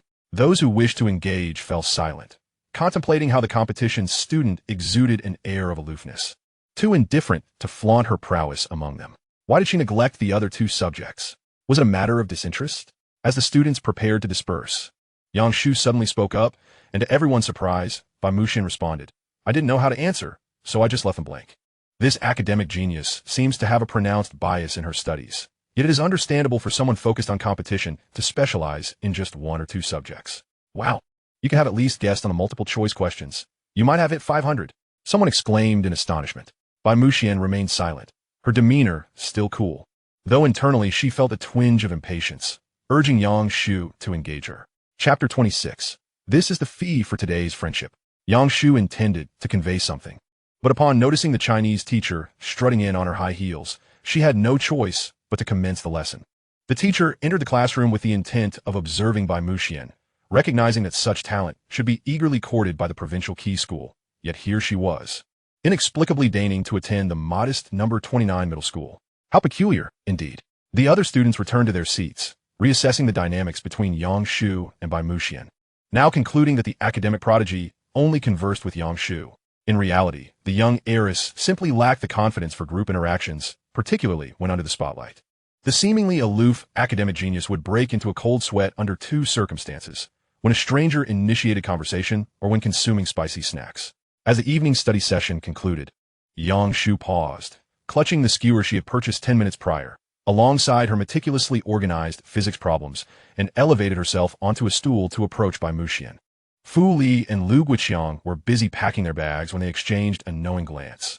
Did he really agree to tutor him? What gives? You casually mentioned it this morning, and now he is so driven? Fu Li scoffed. He has certainly had a taste of hardship. With the class teacher giving the green light and the academic genius offering to tutor, who knows, he might even surpass me. A competitor who scores full marks in mathematics and physics is coveted in any school. The institution benefits, the homeroom teacher takes pride, and every classmate yearns to receive guidance. Even a few pointers from the academic prodigy could yield significant benefits for an average student. It's akin to a celestial being in a fantasy novel. Even a merest whisper could send the earthly practitioners scrambling to absorb the essence, afterwards remarking on the richness of the spiritual energy, utterly astounded. Lu Guiqiang's expression shifted slightly, a hint of a smile gracing his features. I support him. The advanced learners will inspire the others. Once by the great teaches Yang Shu, I'll approach Yang Shu for guidance, and then I'll circle back to teach you, creating a cycle of knowledge transfer. Hearing this, Fu Li retorted with a cold laugh. The transmission of energy diminishes with each step. How much knowledge will remain in your brain? Who knows? You might end up scoring lower than me. Meanwhile, Bai Muxian cheerfully accepted her remuneration, nudging the table aside to allow Yang Shu to attempt a problem first. Articulating her thought process. Do I really need to vocalize my thoughts? Yes, verbalizing your approach is crucial in physics. Optimizing your reasoning can significantly enhance your score. If your goal is to master a particular type of problem, online courses can suffice. However, the difficulty of the physics examination is generally manageable. Employing analytical thinking to dissect the problem will yield the quickest optimal solution, with high accuracy and speed. Bai Muxian enumerated one advantage after another. When the discussion turned to her area of expertise, the typically aloof heiress became quite talkative. All right, I shall begin. Yang Shu nodded, first reading through the problem statement, extracting the relevant conditions, identifying known variables, and contemplating possible formula transformations. In essence, it was a straightforward problem-solving process commonly employed by third-year students, devoid of any intricate techniques. As Yang Shu began to write, Bai Muxian interjected, "You could solve it this way, but it's rather slow and prone to mistakes. You should first categorize the known conditions by strength or weakness while simultaneously recalling the formulas in your mind. The first step is not to write, but to think." Yang Shu inhaled sharply, perplexed. Known conditions can be categorized? After reading the problem, one should discern the general direction it tests, such as force versus electricity. The known conditions closely related to the core of the problem are deemed strong, while the others are weak. Bai Muxian explained earnestly, based on these conditions, extract the correct formulas from your mind. That's the first step. Oh, And what is the second step? Yang Shu inquired. There, ISNT1. Once you have the formula, the answer follows directly. Yang Shu, intrigued, asked, "Is this how you usually tackle problems?" "Yes, that is how I approached the last mock exam. The methods for competitions are somewhat more complex, but you one need those." Subsequently, Yang Shu began to adopt Bai Muxian's method, gradually altering her approach to problem-solving through practical application. Bai Muxian munched on her skewers, occasionally offering tips on how Yang Shu could navigate through obstacles when she faced difficulties and how to seek clues when her thought process became stagnant. After completing 3 exercises, Yang Shu became increasingly adept at solving problems, and the opportunities for Bai Muxian to correct her dwindled. "This is indeed effective," Yang Shu marveled. "Though it takes some getting used to." "Yang Shu, your learning ability is quite impressive," Bai Muxian remarked unexpectedly. "I used this method to tutor my younger cousin. It would take an inordinate amount of time on the first step. A simple shift in thinking that necessitates multiple explanations for him to grasp. Objectively speaking, the method of filtering known conditions is quite common. Anyone can master it through practice. The challenge lies in swiftly matching the problem statement with the formulas. My cousin struggles with analytical and observational skills. Although he can spot the clues at a glance, he tends to fumble, drafting multiple equations before reaching a conclusion. The teacher claims this is a matter of talent, a gift from the heavens, but Bai Muxian feels indifferent, believing herself to be merely a tad more intelligent than others. In contrast, Yang Shu quickly comprehends concepts, barely managing to keep pace with her own thought processes, unlike her cousin, who is rather dull-witted. "If you were to intensify your training, you could undoubtedly secure a spot as a gifted student," Bai Muxian remarked, igniting your potential and making it quite feasible to achieve a commendable rank in national competitions, which is arguably less arduous than the Gaokao, considering it involves only a single subject. Yang Shu chuckled. "Please, don't flatter me so. I'm far from your level. Even with a cheat code, I would be able to catch up to you. I beseech you, scholarly brother, refrain from such praise." "I am earnest," Bai Muxian insisted. "Your capabilities are indeed formidable." Yang Shu laughed heartily and resumed his practice problems. Before long, the clock struck 8, marking the conclusion of their first tutoring session. Bai Muxian, lost in thought, said, "Classmate Yang Shu, I wish to confirm something." "What is it?" The petite heiress furrowed her brow, pondering for a moment before letting out a resigned sigh. "I suddenly forgot something that seems rather significant. Never mind. I shall inquire when it comes to me." "Little Piao is rather simple-minded," she mused. The two then departed from school, with Uncle Jean offering Yang Shu a ride home. Later that evening, while engrossed in his studies, Yang Shu received a message from Bai Muxian. "Yang Shu, I have remembered," she exclaimed, just as Yang Shu was about to respond. His screen displayed 2 red envelopes alongside a text note. "This is today's friendship fee. Do accept it." "Yang Shu, what is going on?" "Young lady, please don't jest. What is this friendship fee? Others might think I'm bullying you." Naturally, Yang Shu declined the money and seriously asked Bai Muxian what she was thinking. "It is to solidify our friendship, to propel us from mere friends to close friends," she articulated. "You even have a plan?" Yang Shu chucklet. "Is there a follow-up to this?" "Indeed, the next step is to evolve from close friends to friends for 30 years, Bai Muxian replied. Yang Shu interjected. "And the subsequent step is to become friends for 60 years? "No, it is a full cycle of 60 years, culminating in eternity," she clarified. Yang Shu began to grasp Bai Muxian's sentiments. The young heiress likely had no friends outside her relatives. She hesitated to initiate conversation, relying solely on passive interaction. Much like when he first approached her, Bai Muxian's demeanor was cool and aloof. When silent, she maintained an expression of indifference, as if no one could capture her attention. Over time, this naturally fostered an impression of being unapproachable and difficult to engage with. Consequently, even those who wished to befriend her were often deterred by her aura. Thus, Yang Shu typed, "Bai Muxian, empathy and sincerity are the catalysts of friendship. The depth of camaraderie cannot be measured, so how can it be sustained through a friendship fee?" This time, Bai Muxian did not respond immediately. Chapter 27. The little heiress truly deserves a perfect score.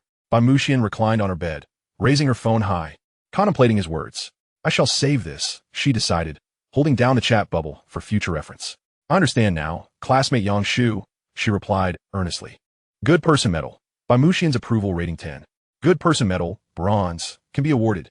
Will you accept it? "I shall indeed accept." Good person medal rewards, cash 2,000. Wearing effect. Your positive reputation dissemination efficiency is enhanced by 20, due to the approval rating being derived from a single individual. Unlock hidden special effect, true name perception. When you gaze at someone, gain information related to the target. Note, special effects can be upgraded. Levels tied to the good person medal. Incredible, I've unlocked a hidden feature. Yang Shu could hardly contain his excitement. The little heiress truly merits a perfect score. While others provide a single point of approval, Mushian offers at least 10. Other mixed blood medals merely grant a single buff, whereas Mushian's pure blood medal includes an additional special effect. At this rate, not only could they be friends for 30 years, but even 300. With a bit more accumulation, he could acquire a Bitcoin as well. This asset has surged recently, and $1,000 barely suffices. Yang Shu, brimming with enthusiasm, rose to his feet, shaking his fists, ready to conquer the world. Finally, it was his turn to revel in success. Just as he intended to seek out his father to test the true name perception, his phone vibrated again. Mushian had sent another message. It was a photo of herself. Her slender, flawless legs, slightly bent inward, were as fair as jade. Yang Shu could scarcely discern whether they were bare or adorned in sheer white stockings. Further down, her bare feet, in flip-flops, revealed visible veins on the instep, with the soles slightly flushed. Confirmed they were indeed bare legs. Shortly thereafter, Mushian sent another message. This is today's friendship fee. I have carefully considered that gifts which bring joy to friends can prolong friendship. Based on your known preferences, I present to you my sincerity. Yang Shu was momentarily taken aback. He thought, please refrain from being too sincere, or I might find myself in a predicament. However, to be fair, and solely from an appreciative standpoint, those legs were indeed quite beautiful. Yang Shu texted back, I am a gentleman, not a lecher. I have no fetish for such things. So please refrain from this in the future, as it may lead to misunderstandings. After sending the message, Yang Shu, in a moment of folly, enlarged the photo, a slight smile creeping onto his lips. Well, one must admit, you do have a point. The next moment, the photo suddenly turned black, and upon another click, he was returned to the chat interface. Mushian had retracted her leg photo. Good night, classmate Yang Shu. All right, good night. How vexing. Had he known, he would have kept quiet. Next time, he promised himself. Subsequently, Yang Shu stretched and exited his room, ready to test his newfound ability. Dad, what are you up to? Yang's father looked up, suppressing a flicker of panic in his eyes, and smiled. What is the matter? Yang Shu remained silent, grinning at his father as if he had discovered something amusing. In his view, a series of basic information floated above his father's head, including his name, birthday, hobbies, and so forth. At the bottom was a text box resembling a chat bubble, with content continuously changing like a scrolling LED screen. This brat walks so quietly. He probably hasn't noticed my stock losses, has he? Incredible telepathy. Yet it was slightly different. One must gaze at the target for the inner thoughts to manifest as a scrolling commentary overhead, which ordinarily would not be visible. Yang Shu concealed his delight, suddenly turning to shout towards the master bedroom. Mom, my dad has lost money in stocks again. Yang's father. There S.A. Mole. Halt all transactions. After his loud proclamation, Yang's mother arrived, her presence so commanding it was almost palpable, rendering one unable to meet her gaze. 5 minutes later, Yang's father, defeated, had no choice but to concede, surrendering his allowance for the night and relegating himself to the couch. Yang Shu, on the other hand, was rewarded with 200 in bounty, along with verbal commendation. Though Yang's father bore the mark of defeat, his heart remained unyielding. That brat has caused me great trouble. Yang Shu, grinning mischievously, mused that in his previous life, his father had likely engaged in secret stock trading, but only to lose a bit here and there. A true retail investor. After years of trading, he had gained nothing but losses. Nonetheless, he had successfully tested his new ability. The inner thoughts were indeed real. I shall return to my studies. Yang Shu waved his hand and retreated to his room to tackle more problems. True name perception not only allowed him to read minds, but could also be used to cheat during exams. The thought processes behind problem solving were a form of inner monologue. And if he were to focus on Lin and during the next exam, perhaps he could pilfer a solution or two. Incredible, I dare not imagine. But the thought alone is exhilarating. Consider it. But the college entrance examination venue may not have any familiar faces, making it difficult to copy from anyone. One must rely on oneself. Yang Shu contemplated. However, this tactic may be useful during the university finals. Over the next 3 days, Yang Shu diligently practiced problem solving as usual, occasionally visiting the office to ask questions during breaks and studying physics and mathematics with Mushian after evening self-study. Notably, during these 3 days, Du Yao remained unusually quiet, seemingly having been talked to by Jiao Hongguang and his parents, with positive results. On Friday, there was no evening self-study, and school dismissed at 6 o'clock. Don't forget Sunday. Yang Shu. Okay, see you at the library then. Yang Shu waved goodbye as he watched Mushian get into a car and leave. To maximize his scores, Yang Shu and Mushian scheduled a study session at the library to intensively tackle physics problems. since he had a training course on Saturday. They could only meet on Sunday. After all, having paid for it, one should not skip classes too often, right? Spending a day at the library ought to ensure he meets the required standards. Study enthusiast, bronze recognition, rate 95. Yang Shu had not slackened in his studies these days. His efforts had only intensified, though his progress remained sluggish. It indicated that a change of environment was necessary. On Saturday, Yang Shu arrived at the Jinding building, gazing upward. It has been a long time since I last came here. This was where he learned to paint, with the studio renting an entire floor of the office building, known as Ihi. Recalling the late-night sketching sessions, outdoor studies, and concentrated training brought back fond memories. In places where Du Yao was absent, memories were always pleasant. What a pity, just this piece of pure land, Yang Shu muttered to himself as he entered the building. Upon reaching the studio, a young girl at the front desk immediately placed her phone down on the table, and upon recognizing him, resumed playing her game absent-mindedly. You didn't come last week. The instructor remembers your name. Be careful not to make him angry. I didn't take a leave last week, Yang Shu replied. You did, but it didn't prevent the instructor from getting upset. Damn it, before paying, I was treated like a subordinate. Now that I've paid, I'm treated like a lord. His resolve hardened. I must give Tongzi a severe beating. Yang Shu traversed the corridor and entered the classroom to begin solving problems. This classroom had been repurposed from the studio, and no matter how much ventilation was applied, the lingering scent of paint remained. A gentle whiff revealed an atmosphere rich in artistic essence. 20 minutes later, the training students gradually arrived, causing the classroom to buzz with chatter. Ah, Yang, still buried in your problems? Come out and check out the beauties. Chapter 28. Yang Shu's classmate was rather short and unable to be boastful. Fortunately, the laws had relaxed. Had this been the past, he would have been charged with indecency for all his crude remarks. Yang Shu lazily lifted his head to glance at a young man with braids in front of him. He was slender, with sunken cheeks and a pallid complexion, easily identifiable as malnourished. However, those who knew him understood that this lad was not lacking food. He simply had a naturally cadaverous appearance.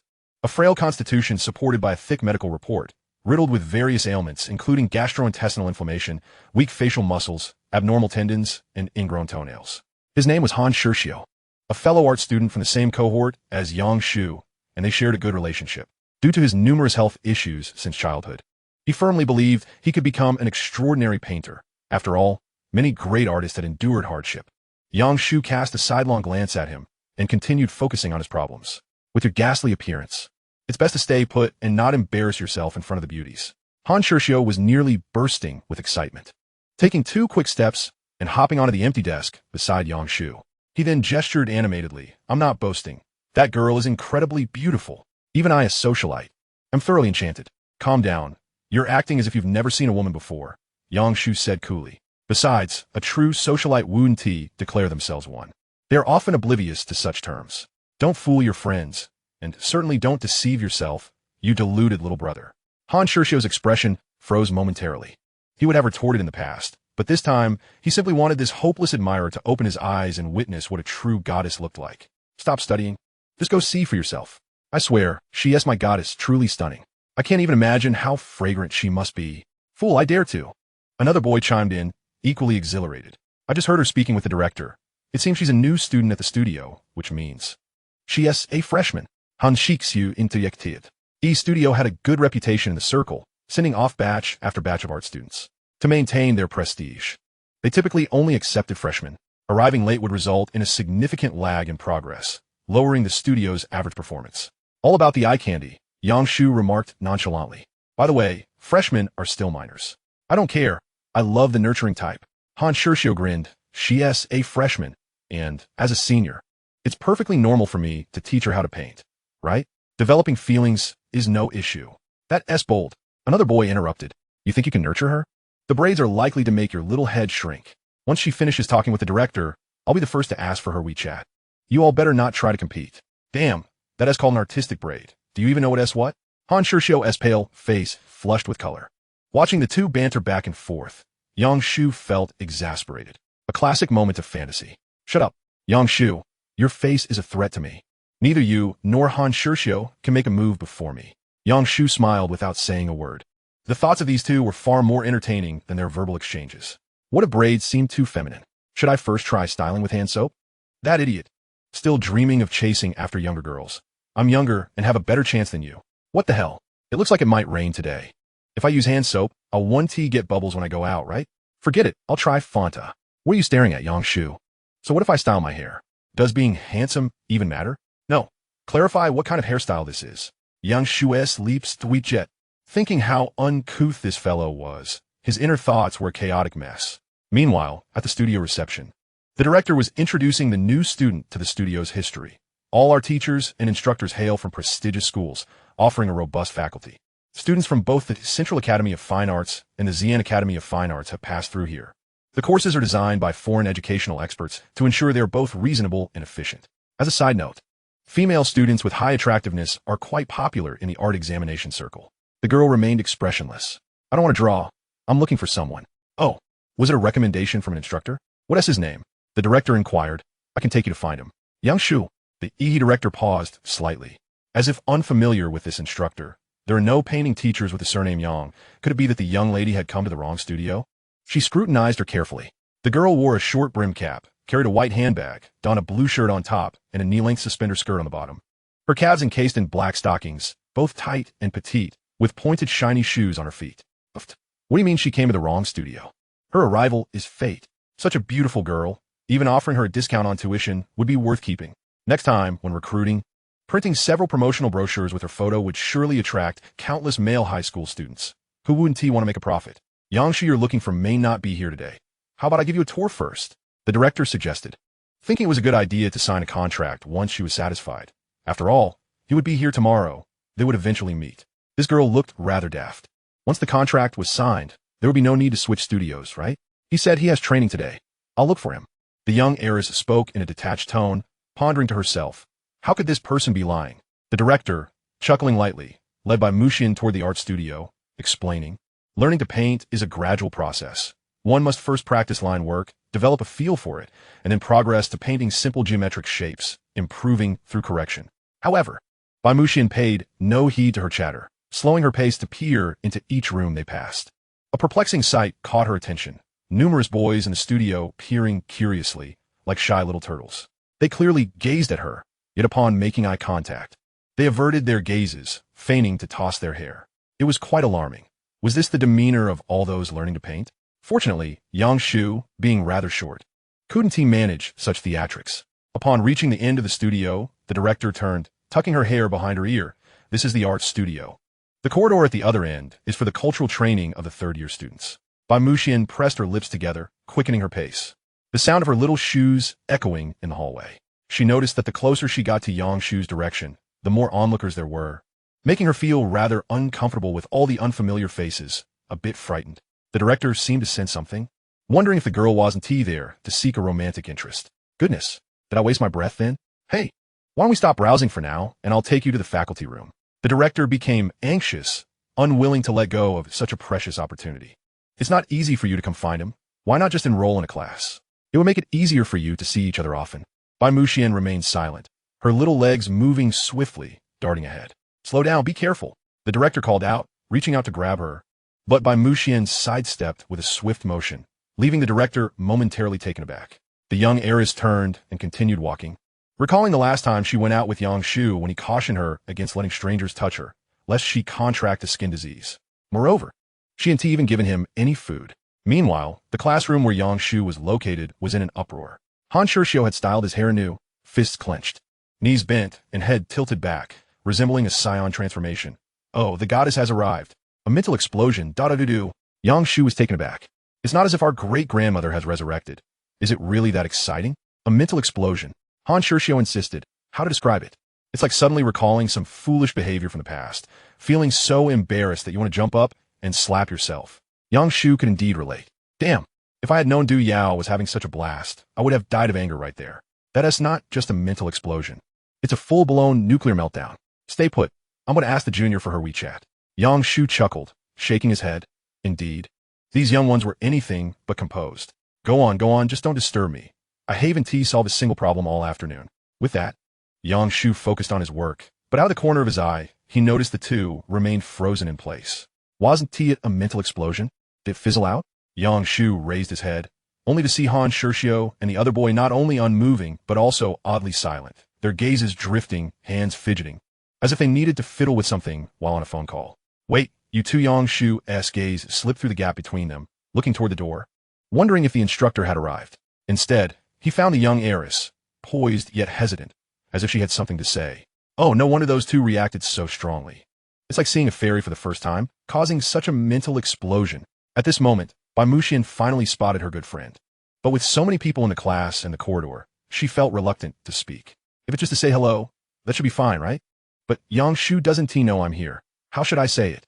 Yang Shu caught sight of the thoughts hovering above Bai Muxian's head. Yang Shu, let's share some food. In a flash, Yang Shu stood up from the table. Hey, you two social butterflies, if you're not going, it's my turn. Han Shurxiu and the other boy fidgeted, not wanting Yang Shu to make the first move, especially since he was somewhat good-looking. What if he succeeded? Yet, they hesitated to step forward, feeling that this cool young lady might reject them on the spot, which would be even more embarrassing. Ugh, this is so frustrating. Meanwhile, Yang Shu had reached the doorway, asking Bai Muxian, Junior, could you add me on WeChat? I don't understand, I don't seem to have that. Bai Muxian bit her lip, rummaging through her handbag, and then slipped something into Yang Shu's pocket. He reached in to feel it. Oh, it's a piece of flavored meat. Wait, is that really what young lady keeps in her bag? Seeing Yang Shu remain silent, Bai Muxian thought he wanted more, pouted, and handed him another piece. Then she huffed, that's all I'm giving. I still need to eat some on my way back. There are 2 left. If he insists, I can only give him 1 more. Yang Shu felt a pang in his heart, as if someone had given it a little tug. Well, how come you're here? I was bored alone, so I came to find a friend. Yang Shu noticed the multitude of gazes on them. Behind Bai Muxian, the director was surrounded by 50 or 60 people, making the situation feel quite peculiar. Thus, he placed a hand on the young heiress's shoulder, guiding her away. It's not class yet. Let us chat somewhere else. Bai Muxian nodded. The director watched as the two walked farther away, entering the stairwell, bewildered. Why wouldn't she let me pull her arm earlier, but now she isn't resisting being held by the shoulders? 2 different faces, I suppose. Meanwhile, Han Shurxiu was nearly gasping for breath, frantically searching his pockets, having forgotten where his asthma inhaler was. Medicine, where is it? Don't mess around. Give me my medicine. Han Shurxiu nearly suffocated from holding his breath. Got it. A nearby boy quickly assisted him. You really do have a knack for rapping. It flows quite well. After taking a few puffs, Han Shurxiu felt relief wash over him, but his heart ached. I regret letting Yang Shu go first. Same here. The 2 parties shared a mutual understanding, their feelings intertwined, leaving them both feeling quite sour. Han Shurxiu sighed, resting his right hand on the boy's shoulder, wistfully stating, if I had been a bit bolder, could I have been like Yang? As he spoke, his eyes narrowed slightly, slipping into a daydream.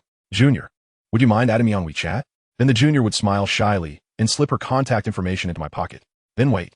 How do you know that the second thing she gave you was her contact information? The boy interjected. At this distance, you can't see anything, right? Han Shurxiu shot him a glare. Shut up. If a Yang asked the junior for WeChat and she doesn't give him her number, what else could it be? A sanitary napkin? The daydream continued.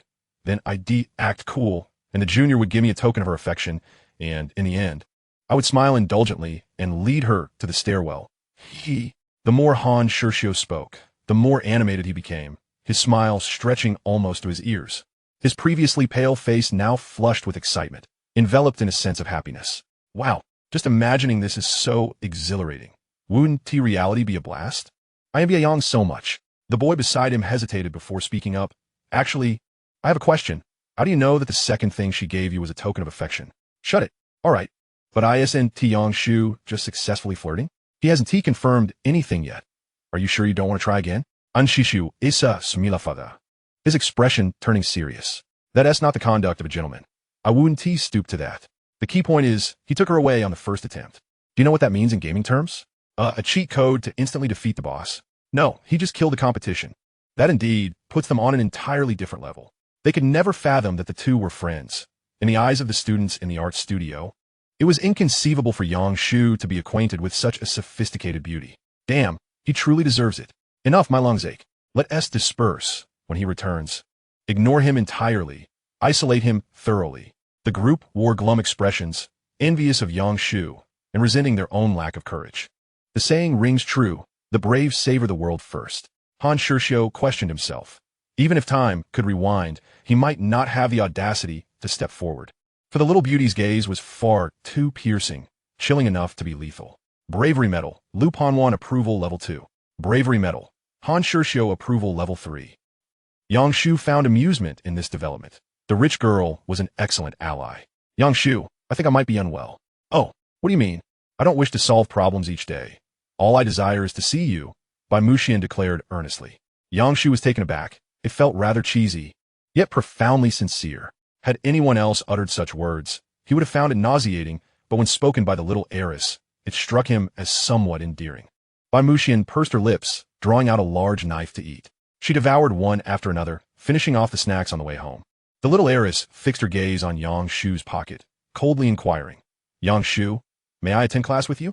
Sure, others bring their partners too. As long as it doesn't disrupt the class, it's fine, Yang Shu replied nonchalantly. Bai Muxian lifted her eyes, her lashes fluttering with liveliness. What does partner mean? Chapter 30, What part of the chicken is Bai? In Bai Muxian's understanding, a partner referred to something related to the subject within an event. Other students also brought partners to class. Could it be that the training session was akin to a seminar, where everyone had projects in hand? The little heiress frowned slightly, sensing something amiss.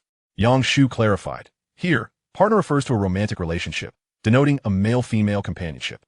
They often bring someone to audit the class, but since they VE paid, the instructor doesn't mind too much. They can come and go as they please.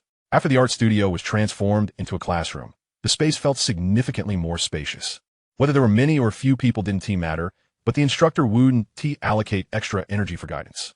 If it interfered with teaching, they would be ordered to leave. Yang Shu glanced at the time, and then escorted Bai Muxian back to the classroom, asking along the way, did you mention you missed me? Is it a hint for skewers? I'm not sure. A bit tempted to eat, but not wanting to eat alone. 3 minutes later, they arrived at the classroom door, finding the director absent and no students peeking around. Let's go. Sit next to me. Bai Muxian nodded, closely following Yang Shu to evade more gazes. Han Shurxiu had just concluded his daydreaming, preparing to tie his hair back into a braid, when he glanced up and saw Yang Shu returning, accompanied by the sound of footsteps. Hey bro, did you attach iron pieces to your shoe heels? I don't think so. Yang Shu tilted his head to check his heel, just revealing half of Bai Muxian. What the? Han Shurxiu instantly grew anxious, feeling restless whether standing or sitting, instinctively pretending to be busy, though he had no idea what he was doing. Yang Shu smirked. Han Shurxiu, what exactly are you trying to do? I don't even know what I'm doing. Han Shurxiu felt a tightness in his chest, sour enough to make him feel as if he was choking on lemon chicken. What kind of abilities do you have to bring someone to class? Who the hell is the one living the life? No need to blame you. Go have fun. Yang Shu, disinterested in his complaints, fetched a chair for the little heiress, inviting her to sit beside him. Are these the exercises for your training? Bai Muxian asked, pointing at the booklet on the table. Yeah, I've been quite busy lately. Haven't done much writing. Don't bother writing. Bai Muxian replied earnestly. Completing these exercises won't yield any improvement. It's better to write my own. Yang Shu wholeheartedly agreed. Art students typically belong to the early admission batch, and the cutoff for cultural subjects is relatively low. Thus, training classes primarily focus on securing foundational scores, without considering high-scoring questions. As long as one secures the necessary points, getting into a first-rate program is not a problem. And even if one slacks off, there are second-tier institutions to attend, or even private third-tier schools while learning and having fun. Of course, now that third-tier institutions have been merged into the second tier, that terminology is no longer applicable. They have collectively ascended. Consequently, the exercises in the training class consist entirely of basic questions. Yang Shu glanced through them and instantly understood the thought process, deeming it a waste of ink to write down answers. Just keep them. If you get tired of answering questions, write a couple. It's akin to maintaining your skills. Han Shurxiu, seated in front, turned around. Hey Yang, could you refrain from saying such hurtful things? Everyone is diligently pondering over practice questions.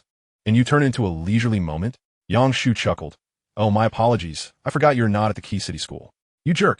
Bai Muxian pouted her lips, immediately seizing upon a key phrase. Yang Shu, what part of the chicken is Bai? Yang Shu shot a glare at Han Shurxiu, who sensed the atmosphere shift and quickly turned his head to feign ignorance. Can Bai be eaten? Bai Muxian inquired further. Yang Shu casually explained. It can't. That's the chicken's backside. Only dogs would eat it. Cats also eat chicken behinds. Then why not just say chicken backside? Bai is a dialect? Well, it's somewhat akin to a colloquialism like chicken but chicken rear or chicken flour. After hearing Yang Shu's explanation, Bai Muxian nodded earnestly, thinking she had learned something new. At 9 in the morning, the training class commenced. The instructor entered with his arms clutching a thermos and hands tucked into hand warmers, appearing rather lackadaisical. He seemed to be around 25 years old, a high-achieving graduate recruited by the art studio. As the class began, He asked everyone to take out their exercise booklets and check for absentees. This lazy jerk doesn't even call out names. Han Shirshio felt somewhat displeased, but still murmured that no one was absent. Oh, little Yang is here too? The instructor looked up, a sneer on his face. I thought you had dropped out. Useless, always revolving around women, and now he brought back someone even prettier. You're such a busybody. Wait, why am I also starting to say jerk? All right, let us begin class. I'll write the answers on the blackboard, and you can compare them, the instructor declared, pulling out a piece of chalk, grading on his own. I'll discuss the commonly mistaken questions. Turning away, he began scribbling on the blackboard, resembling a large grub, akin to Lu Guiqiang's style. Bai Muxian sat there dazed, finding the lecture exceedingly dull, yet reluctant to play with her phone, as this was not school, and she didn't want to be kicked out.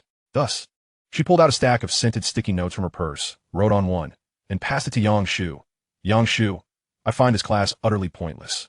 ISNT at the same to correct mistakes by referring to the answers? What then is the purpose of the instructor? Yang Shu profoundly agreed, yet since they were present, there is a sense of obligation, primarily because money had been spent. Not attending felt like a loss. Bai Muxian let out a slight hum, then wrote another note. I could teach better than him and wouldn't charge a fee. Just skewers would suffice. I want to eat vegetarian chicken intestines. Yang Shu understood she hadn't grasped the concept. It was a matter of being stingy with money, but rather akin to cost recovery. At that moment, the instructor finished writing the answers for multiple choice questions and casually tossed the exercise booklet to the nearest student. You can copy the answers for the big questions at the back. Hey, take a break and check out the online courses for upgrading. Passing could increase the salary by 500. Yang Shu furrowed his brow. Wasn't it said that instructors at the very least graduated from 211 universities? Do top-tier graduates also need to upgrade? In this flourishing era, as you desired. The intricacies of human relationships unfold. Clearly, the art studio has exaggerated its faculty's qualifications, deceiving the high school students with subpar offerings. Meanwhile, the instructor notices Yang Shu's unwavering gaze, filled with a trifecta of disdain, contempt, and nonchalance. What does this fellow see in me? Do I bear the answers on my face? Damn it, you owe half your admission to me. What does that look in your eyes even mean? Xiao Yang, you found yourself a new girlfriend again. Haven to you? This one is undeniably more beautiful than the last. The instructor, clutching a thermos, wore an expression of eager anticipation, as if ready to watch a spectacle unfold. The other students, sensing the malice, cast curious glances towards the protagonists. However, Mu Mian's reaction defied expectations. She not only refrained from anger, but her cold visage was tinged with a hint of delight. He claims we are friends. This class is rather intriguing. Yang Shu stifled a laugh, as the little rich girl only grasped the term friend and was oblivious to any insinuations. The instructor, perplexed by the girl's laughter, wondered why she wasn't incensed. Was she perhaps inclined towards humiliation? Regardless, he had no intention of allowing Yang Shu to feel too comfortable. Xiao Yang, your absences have been numerous, and now, upon your return, you've taken up with someone. I am genuinely concerned about your academic performance. If this continues, I might have to recommend your withdrawal. Yang Shu, with a cold smirk, thought, if you enjoy causing trouble, perhaps that studio should simply cease its operations. Chapter 31 Director, surely you wouldn't want this matter to be exposed, would you? Concerned about my grades? Yang Shu chucklet, as if you possess any real ability? At least I am far superior to you, a mere dilettante. The instructor, in the prime of youth and brimming with pride, was certainly unwilling to feel slighted, especially by a mere high school student. Yang Shu produced the newly assigned paper from Lao Jiao. Shall I make a copy for comparison? The instructor's expression froze. He could see no trace of respect in Yang Shu's eyes, which incited his wrath. What status do you hold, and what position am I in? To compare papers with a high school student? It would be a laughingstock. Truth be told, he did not dare to truly compare, as even the basic questions were daunting, and he could barely grasp the answer explanations. Yet, the level of the examination set by the city's key school was no small feat. Oh, you're afraid? Then let us drop it. Yang Shu replied casually, beginning to pack his belongings. The other students exchanged bewildered glances, astonished and perplexed. Wait, are you really going to skip class in front of the instructor? Are you out of your mind? Seeing this, Bai Mumian's lips curled into a pleased smile as she promptly rose to assist Yang Shu in tidying the desk. After 2.5 minutes, Yang Shu finished organizing his things, while the instructor's face darkened considerably. He slammed his palm on the podium, causing the thermos to topple and crash to the floor, spilling some liquid. Very well. You have some audacity. If you dare step out that door today, I'll ensure you never return. The instructor's roar echoed through the classroom. reverberating in the corridor, startling the students in the adjacent class into silence. Han Shuxiu stepped forward and whispered urgently to Yang Shu, "Why are you provoking him? You're about to enter university. Can't you just finish this class? This won't benefit you. Don't get embroiled in a petty feud. At worst, you can deal with him after the college entrance exam." Well, load of nonsense. Is a top student so formidable? Let us see if I can give him a slap. Indeed, he was not speaking idly. He genuinely wished to strike. Yang Shu batted Han Shuxiu's shoulder. Assault is against the law. Watch me handle him, and later I'll prepare a grand gift for everyone. Oh, really? You intend to handle me? The instructor's face twisted in derision. I have law students downstairs. Try to lay a finger on me. Yang Shu chuckled. Impressive, a law program at a vocational school? Which firm would dare to hire you? Nonsense. I'm a bona fide university student, graduating from a prestigious institution. Haven't you seen the diploma in the promotional materials? The instructor's face reddened as he bellowed, attempting to mask his insecurity with bluster. Yang Shu remained calm, spreading his hands. All right. I see you're a genuine big shot now. Let us check the academic verification site. What a ridiculous notion. I forgot to register. The instructor's eyes darted away. Recalling having heard that term before, perhaps during his 3+2 program when the school required verification, but he couldn't remember the specifics, as he was solely focused on achieving platinum demigod status while the class leader handled school affairs. Without verification, are you heading to university or just burning money? Yang Shu taunted, a low academic standing is not shameful, but your despicable character places you beneath contempt. Oh, and by the way, falsifying academic credentials is a crime. Would you like me to consult someone downstairs about it? The instructor fell silent, his face turning crimson, fearing that the next words would expose him to further ridicule. Damn it, lacking education leads to endless pitfalls. Meanwhile, the other students began to sense the tension, their gazes toward the instructor filled with skepticism. Han Shuxiu, who had been unaccustomed to leniency, unleashed a furious tirade. You filthy scoundrel, burning fake diplomas at the gravesite, thinking you could deceive your father? Pretending to be an esteemed student. With that gaunt face, anyone would think you smeared your own visage. His barrage of insults sent the instructor into a fit of rage, nearly causing him to faint. With a loud crash, the instructor kicked over the podium. You dare speak another word? Get lost. Bring it on. I have plenty of ailments, but I also have insurance. Han Shuxiu grew bolder. Come on, let us see if I can't take you down. The instructor's complexion darkened, internally cursing his misfortune at encountering a madman. As Yang Shu prepared to stoke the flames further, the classroom door was rudely flung open. A director, he stormed in. Fuming, what is going on? Are you revolting? If you don't want to learn, get out. Fine, but refund the money first. Yang Shu retorted. Yes, refund the money. Han Shuxiu Shaimedin. Bai Mu Mian, sensing the charged atmosphere, wished to chime in as well, but she realized she hadn't actually paid anything. Upon hearing the demand for a refund, the director's fury intensified. A refund is out of the question. The agreement is quite clear. If you want to leave, just go. Ridiculous. Is that money worth my life? However, after exchanging a few words with Yang Shu, her demeanor shifted dramatically, and she hurriedly led them to her office. Upon reaching the door, Yang Shu did not rush in, but quietly instructed Bai Mu Mian, I have a task for you. Go to the front desk and fetch something, then hide. Understood. Bai Mu Mian scampered off. Entering the office, Yang Shu got straight to the point. Director, you surely wouldn't want this matter to go public, would you? Sighing, the director replied, that is a rather blunt way to put it. No one desires such an incident to occur. I can offer each of you 20,000 as compensation, and we can consider this matter resolved. What do you say? The director, adopting a cunning demeanor, immediately retrieved 4 bundles of cash from the safe and pushed them towards Yang Shu and Han Shuxiu. We can still coexist amicably, right? Han Shuxiu, taken aback by how easily the refund was offered, was about to grab the money when Yang Shu intercepted him. We came to withdraw our tuition, not to accept compensation. Besides, we signed an agreement upon enrollment. Withdrawing also requires a signature. Otherwise, if this is deemed extortion, who will you turn to for help? Yang Shu maintained a composed demeanor, while the director's expression soured. As I've said before, falsifying academic credentials is a crime, and organized forgery constitutes a criminal syndicate. Withdraw. Withdraw. Let us get this sorted. The director, realizing he could not gain the upper hand, reluctantly took out the agreement for them to sign, eager to rid himself of this troublesome presence. If every student attempted this, how could the studio possibly operate? 5 minutes later, Yang Shu legally reclaimed his 20,000 in tuition fees, preparing to launch a counteroffensive against the establishment. Once the plague was gone, the director immediately summoned others into the room, issuing orders. Notify the publicity department to destroy all copies of the manual. take down the faculty section from the official website, and summon all instructors for a meeting. Today, a situation has escalated significantly.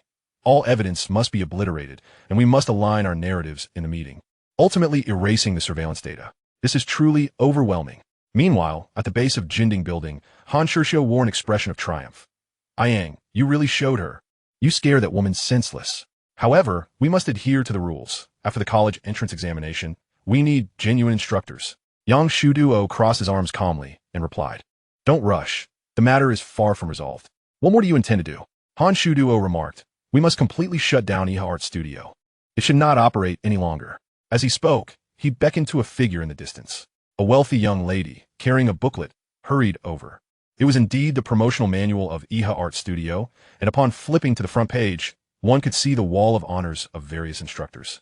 Coupled with the screenshots from the website he had retained, it would surely deliver a significant blow to Iha. Chapter 32, Collaborating with the School, Preparing in Advance. Bai Muxian handed Yang Shu the booklet, blinking playfully, her delicate eyelashes fluttering. Yang Shu, I've hidden it well. Will you reward me? Yang Shu chuckled and returned a hefty sum of money from his pocket. Observing this, Han Shishio understood Yang Shu's intentions but remained skeptical. Yang, it's time to pull back. We cannot contend with Iha Art Studio. We live in a society that thrives on connections. They possess the capability to forge numerous fake credentials, overshadowing rivals across the city. They undoubtedly have substantial backing. We can challenge Iha openly. But what about the powerful figures behind them? Yang Shu was well aware of this and had devised a strategy, but it was not the right moment to disclose it. That was a step for after achieving success. Han Shishio furrowed his brow, earnestly advising, We are like individual traders in the stock market. Our strength is too feeble. My suggestion is to take the benefits and withdraw. Escaping unscathed would be a significant victory. Furthermore, the college entrance examination is approaching. We must concentrate on our studies and not jeopardize our future. After this upheaval, we would undoubtedly need to seek other training classes. I wonder how much of that 20,000 will remain. Yang Shu replied nonchalantly, You should self-study at home or school. Wait for my contact.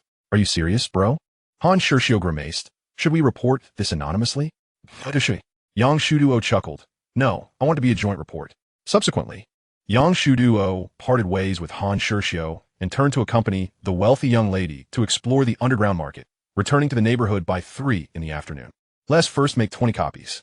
Yang Shu turned into a print shop, duplicating the cover page of the Iha promotional manual, along with the content regarding the faculty. Naturally, the website screenshots were indispensable. He then searched for the addresses of various art studios in the city and noted them down in his memo before contacting the homeroom teacher. Jiao Hongwang. Gathering his emotions as soon as the call connected, he erupted, Teacher, I am being threatened by the art studio. They offered me 20,000 as a bribe. And if I don't keep quiet, those unscrupulous instructors will kill my entire family. Jiao Hongwang replied, Is this kid really playing truth or dare? Is he trying to prank me? However, when Yang Shu mentioned the diploma forgery by Iha Art Studio, Jiao Hongwang sprang to his feet, urging Yang Shu to come to school immediately.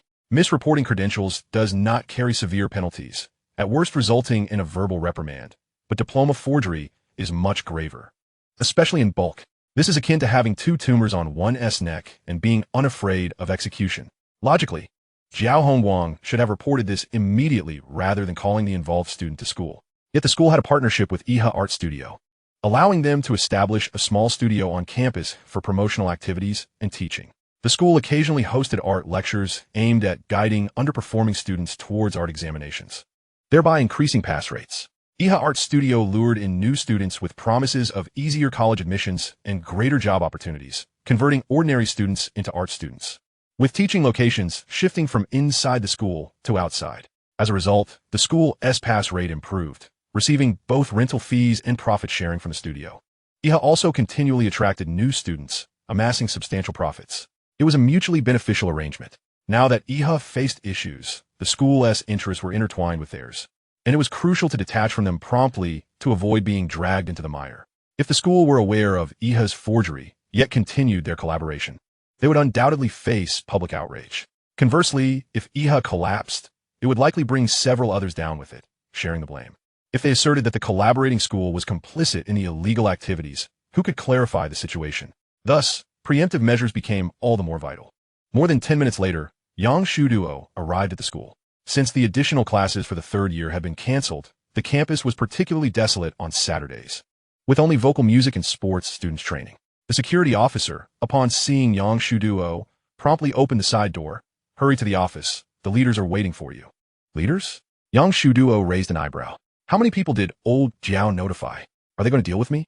Upon knocking and entering the office, apart from Jiao Hongwang, there were 3 teachers from the administrative office and 2 familiar, yet unnamed leaders present. You're here.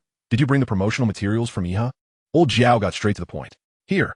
Yang Shu duo handed over a copy, and the leaders immediately began to circulate it, their expressions growing increasingly grave.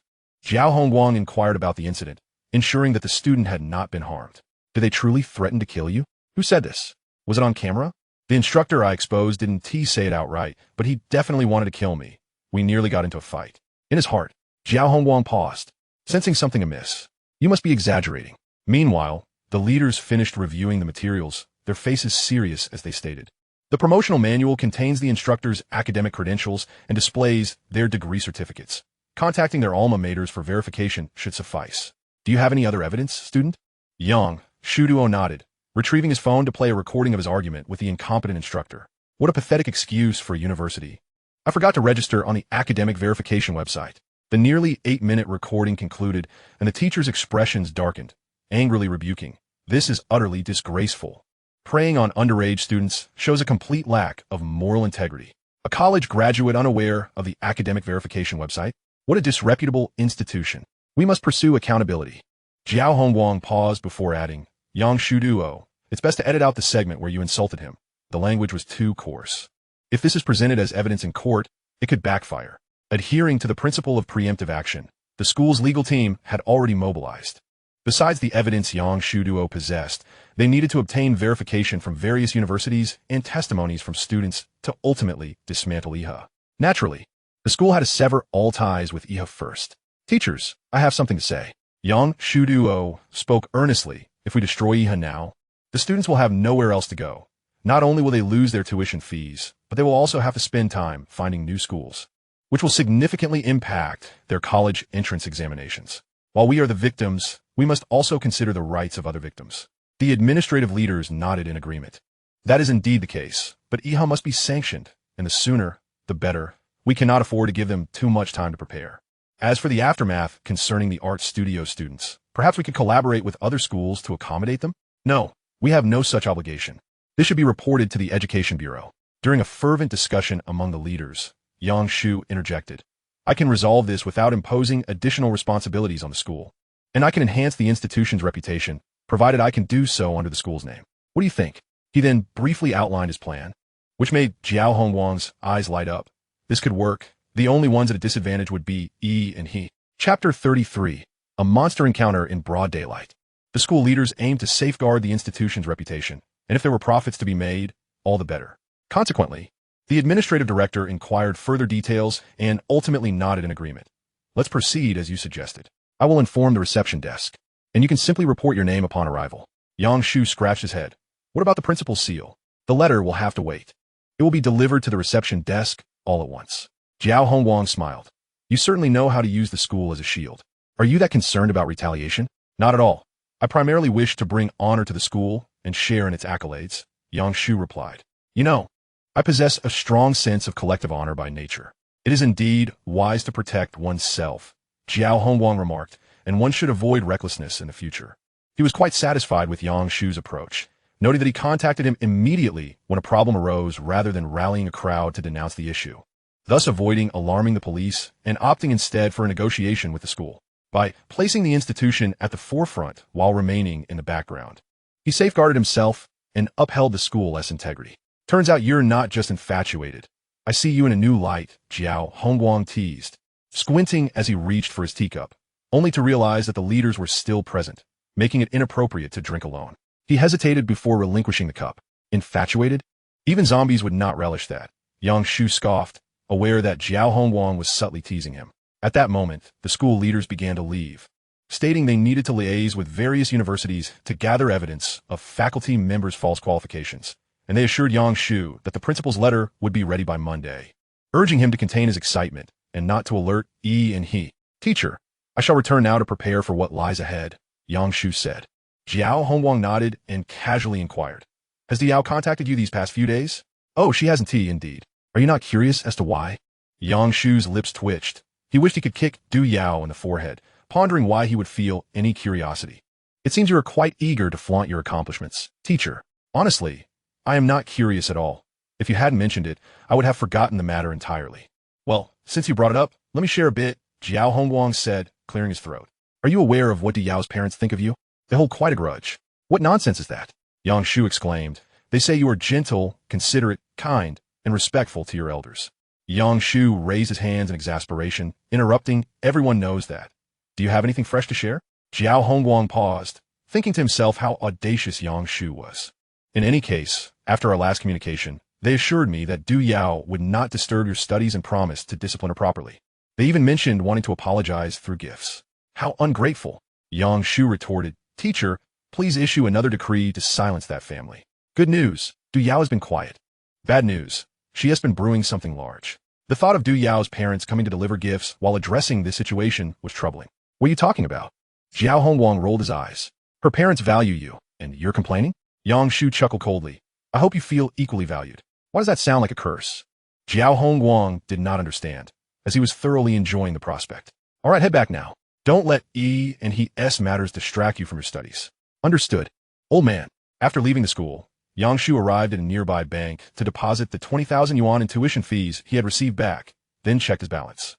The account read, 511,400. It was early April. The price of Bitcoin was far above 7,000, meaning this amount could only purchase about 2.5. Should I wait for the learning-focused, upgrade, and acquire 3 at once? Such a significant opportunity. Bitcoin surge is akin to a gold rush. Any delay in acquisition would mean loss. I shall go all in. 3 minutes later. Balance, 20,000, Bitcoin wallet, 2. Yang Shu opened his computer and estimated the profits for December. 1,900,076, 798,000. What the heck? Nearly 800,000 in profit. Wait. I can surely accumulate a few more coins before December, easily surpassing 1 million. With the initial capital secured, numerous projects could be initiated. To be honest, the market economy of 2017 had stabilized. 1 million could not leverage a significant market. Yet Yang Shu was not aiming for instant success and had already devised a growth strategy. The university's most valuable resource was its students, who possessed strong purchasing power, a high propensity to consume, and a large base of acceptance for novel ideas. He could easily replicate several dining models or brands, leveraging the school's entrepreneurial incubation base to explore shared economies. It mattered not if the steps were small. What mattered was the ability to take them. The more Yang Shu pondered, the more elated he became, and before he knew it, he was standing at his doorstep. However, as soon as he inserted the key, he furrowed his brow. An ominous whisper seemed to echo. In the next moment, the door swung open, revealing none other than Du Yao. Oh no! I forgot to extinguish the torch. I've summoned monsters during the day. Yang Shu froze, his joy evaporating, replaced by a sense of dread, wishing he had remained at school. You're back. Auntie and I have been waiting for you, Du Yao said, slightly bowing, her demeanor quite humble. At that moment, Yang's mother emerged from the kitchen, waving her hand. You two sit on the sofa and chat for a bit. Dinner will be ready soon. As Yang Shu changed his shoes and entered the room, he noticed 2 bags of nutritional supplements beside the shoe cabinet and a red gift box on the coffee table.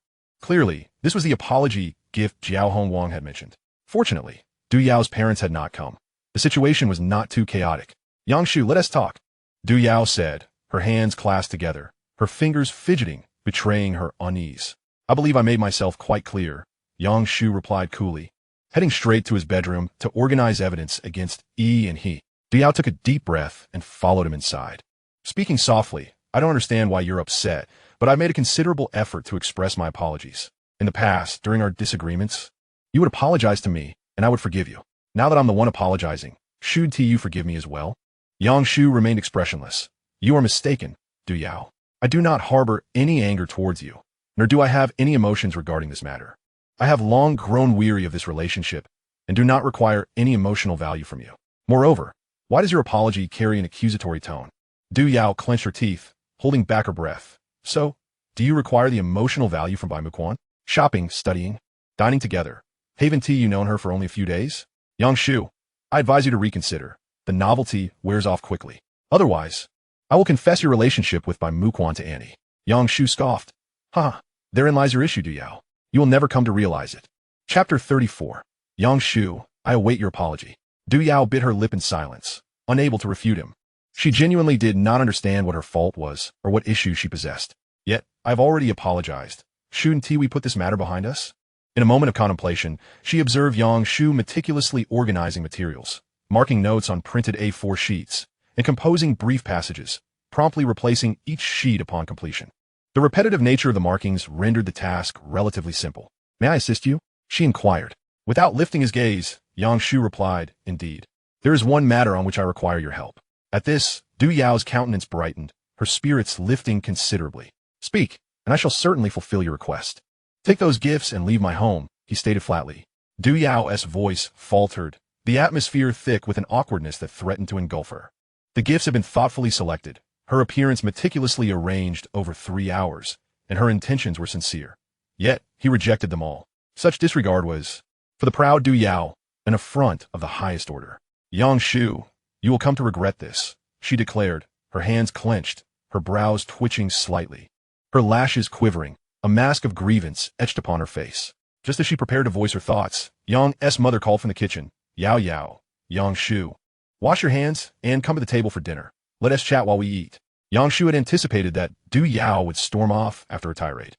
Yet he underestimated her resilience as she maintained a resolute demeanor and took her seat, fueled by an unwavering determination. Here comes the chicken soup, Yang's mother announced, placing a pot of stew at the center of the table, followed by several dishes. Eat up, eat up. We have no formalities here. The priority is to fill your bellies. As she loosened her apron and sat down, she began serving them both. Du Yao nodded in gratitude, taking small bites, while Yang Shu ate in silence, their eyes barely meeting. Noticing the tension between them, Yang's mother sought to bridge the gap with conversation. Yao Yao, why don't you tell me about Yang Shu's performance at school? This child never shares anything at home. Du Yao glanced at Yang Shu, striving for politeness as she replied. Auntie, Yang Shu has been studying diligently lately. His grades have surpassed 500, and his teachers have praised him. So there is no need for concern. Yang's mother beamed. Really? That is quite commendable. Do you both have hopes of attending the same university? Perhaps, Du Yao en souhait. A touch of insecurity creeping in. Typically, she scored around 570, but her last mock exam had been dismal, barely exceeding 500. Given Yang Shu's current academic vigor, surpassing her seemed plausible, and if they applied to the same university, she might find herself in a position of needing to catch up. Yang's mother's smile remained warm. After all, an upward trend in grades was a positive development, and attending a good university would alleviate future worries regarding employment. By the way, Yao Yao, how does Yang Shu get along with his classmates? He mentioned you and Lu. Is he managing his social relationships well? You may be overthinking it, Annie. Yang Shu is quite well liked, though he is closest to me and Lu Guiqiang, Du Yao replied, deliberately omitting by Mu Xian. Feeling a flicker of satisfaction at the thought that her position in Yang Shu's life was evidently superior. Fortunately, Yang Shu kept his head down, avoiding her gaze. Otherwise, the meal would have surely come back up. Noticing her son's silence, Yang's mother prodded, You've grown accustomed to merely eating. Why not say a few words? All right, understood, he mumbled. He had already spoken to his mother about distancing himself from Du Yao, yet she mistook it for a typical quarrel, not taking it seriously. This was quite normal. The families had shared a friendship for over a decade, and a single comment from him wouldn't sever that bond. However, after today, a more serious discussion was warranted. Meanwhile, Du Yao appeared to maintain a friendly demeanor, though internally, she was seething with resentment, capable of harboring ill will against 10 malevolent swordsmen. Yang Shu, on the other hand, was apprehensive about inadvertently inciting the witch's ire, which could tarnish both families' reputations. Midway through the meal, Yang's mother, sensing their lack of communicative desire, attempted to initiate a conversation. Yao Yao, despite his current stoic expression, boys often are concerned with appearances. That keychain you gifted him, he put it on immediately upon returning home. He treasures it dearly. Both Yang Shu and Du Yao looked up in unison, bewildered, leaving Yang's mother momentarily speechless. What is wrong? Annie, what keychain are you referring to? Du Yao inquired, frowning. The pink one with the cat design. It's clearly a gift from a girl. Yang's mother reminisced. Have you forgotten? Yang Shu, exasperate, interjected, Mom. That was a gift from another classmate. My previous keychain had rusted, so it was only natural to replace it. Ah, I see. I must have misunderstood. Yang's mother chuckled, but the atmosphere grew even more awkward. Du Yao's expression shifted slightly as she fixated on her rice, her spirits dampened, realizing it was indeed a gift from Bai Muxian. After that, regardless of what Yang's mother said, Du Yao could not muster any enthusiasm, responding mechanically, as though she had been deeply wounded. Internally, she seethed, casting increasingly resentful glances at Yang Shu, thinking how trivial it was that a mere keychain could sway him. Du Yao seemed to have activated a protective mechanism against an excess of negativity, firmly believing in her righteousness, retaliating with malice against all doubts. She loathed Bai Muxian's intrusion, resented Yang Shu's shifting affections, and blamed Jiao Hongwang for meddling. 20 minutes later, this torturous dinner concluded. Yang Shu rose to return to his room, and Du Yao followed suit, slightly bowing to Yang's mother. "Thank you, Auntie. The meal was delightful. I shall take my leave now. Son, see Du Yao off and bring some fruit with you," Yang's mother instructed. Yang Shu, unwilling to transfer his negative emotions to his mother, took the fruits and escorted Du Yao downstairs. Upon exiting the building, Du Yao halted and turned to say, "I am unaware of how things stand between you and Bai Muxian, but I must remind you that affluent families prioritize social compatibility. You two are ill-suited and will not end well." Yang Shu smiled thinly. "We are merely good friends. Do not make wild assumptions based on your own misguided notions. Whether you acknowledge it or not is irrelevant. I merely wish to advise you," Du Yao replied, her expression complex. "I do not want you to end up with a tragic conclusion." She turned her gaze towards the crimson sunset, biting her lip as she continued, "Graduation is approaching. Soon you will understand the meaning of disparity. By the way, you're planning to apply to Jiang University, correct? Yang Shu, once we are in university, I will fulfill my promise and earnestly cultivate our relationship." Du Yao had researched Bai Muxian, uncovering various easily obtainable details about her family, competitions, and tutors.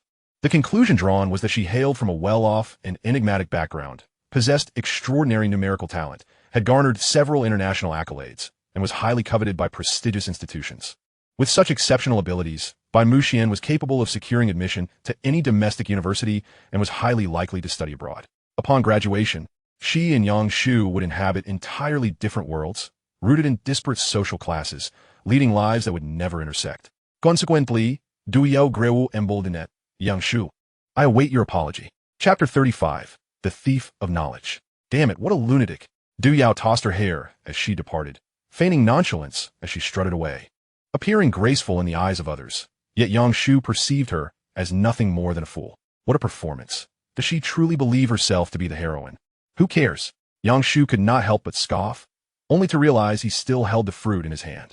Forget it, I'll just peel a few oranges. The following day, Sunday, Yang Shu transferred between two buses, arriving at his destination by 10 o'clock in the morning. Not far from the bus stop, a familiar, luxurious vehicle awaited. "Yang Shu," Bai Muxian exclaimed, quickly descending from the car and waving her arms in greeting. Today, the little heiress sported a small ponytail, revealing half of her smooth forehead, exuding youthful exuberance. She wore a long white coat, atop black trousers, all tucked neatly into a pair of tall boots. The little heiress has changed her style. Have you completed the physics exercises? Let me go in and show you. The two entered the library, seeking an empty table to settle down, and then began to unpack their gear. Exercise books, test papers, supplementary materials, and stationery. Bai Muxian picked up the physics exam paper and, after a cursory glance, quickly identified numerous issues. This line of reasoning is flawed, and the formula transformation has a secondary form. Come over here and look at what I've written. All right. Yang Shu could see through the wealthy girl. Whenever she felt confident about a task, her actions and speech flowed effortlessly. Conversely, when uncertain, she appeared quite awkward. Due to the constraints of the library environment, their discussions had to remain hushed, necessitating that they lean closely together, whispering intently. Yang Shu initially listened with great focus, empowered by the emblem, absorbing knowledge with remarkable efficiency, until a delicate fragrance wafted into his nostrils.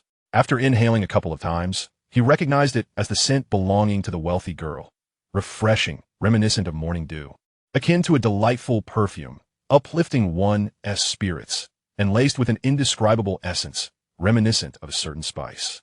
Yang Shu was momentarily taken aback, turning to gaze at Bai Muxian, so close that he could discern the fine hairs on her porcelain cheeks. "Did you have spicy strips for breakfast? Huh? Do you want some? How did he know? Is there chili on my teeth?" Bai Muxian pursed her lips, her tongue sweeping back and forth across her 2 rows of teeth, her cheeks puffing up adorably. Yang Shu found her endearing, thinking to himself how wonderful it would be if old Jiao were as charming while explaining problems. Oh no, what a terrifying thought. Banish it from my mind. How could that old codger be more delightful than the wealthy girl? I really want to pinch her cheeks, Yang Shu mused internally. If only he were thinking about me. Damn, your inner thoughts are too abstract, aren't they? After this brief interlude, they resumed their studies. Yang Shu felt invigorated and prepared to tackle the final daunting problem when the librarian gently tapped on the table. Excuse me, but could you lower your voices a bit?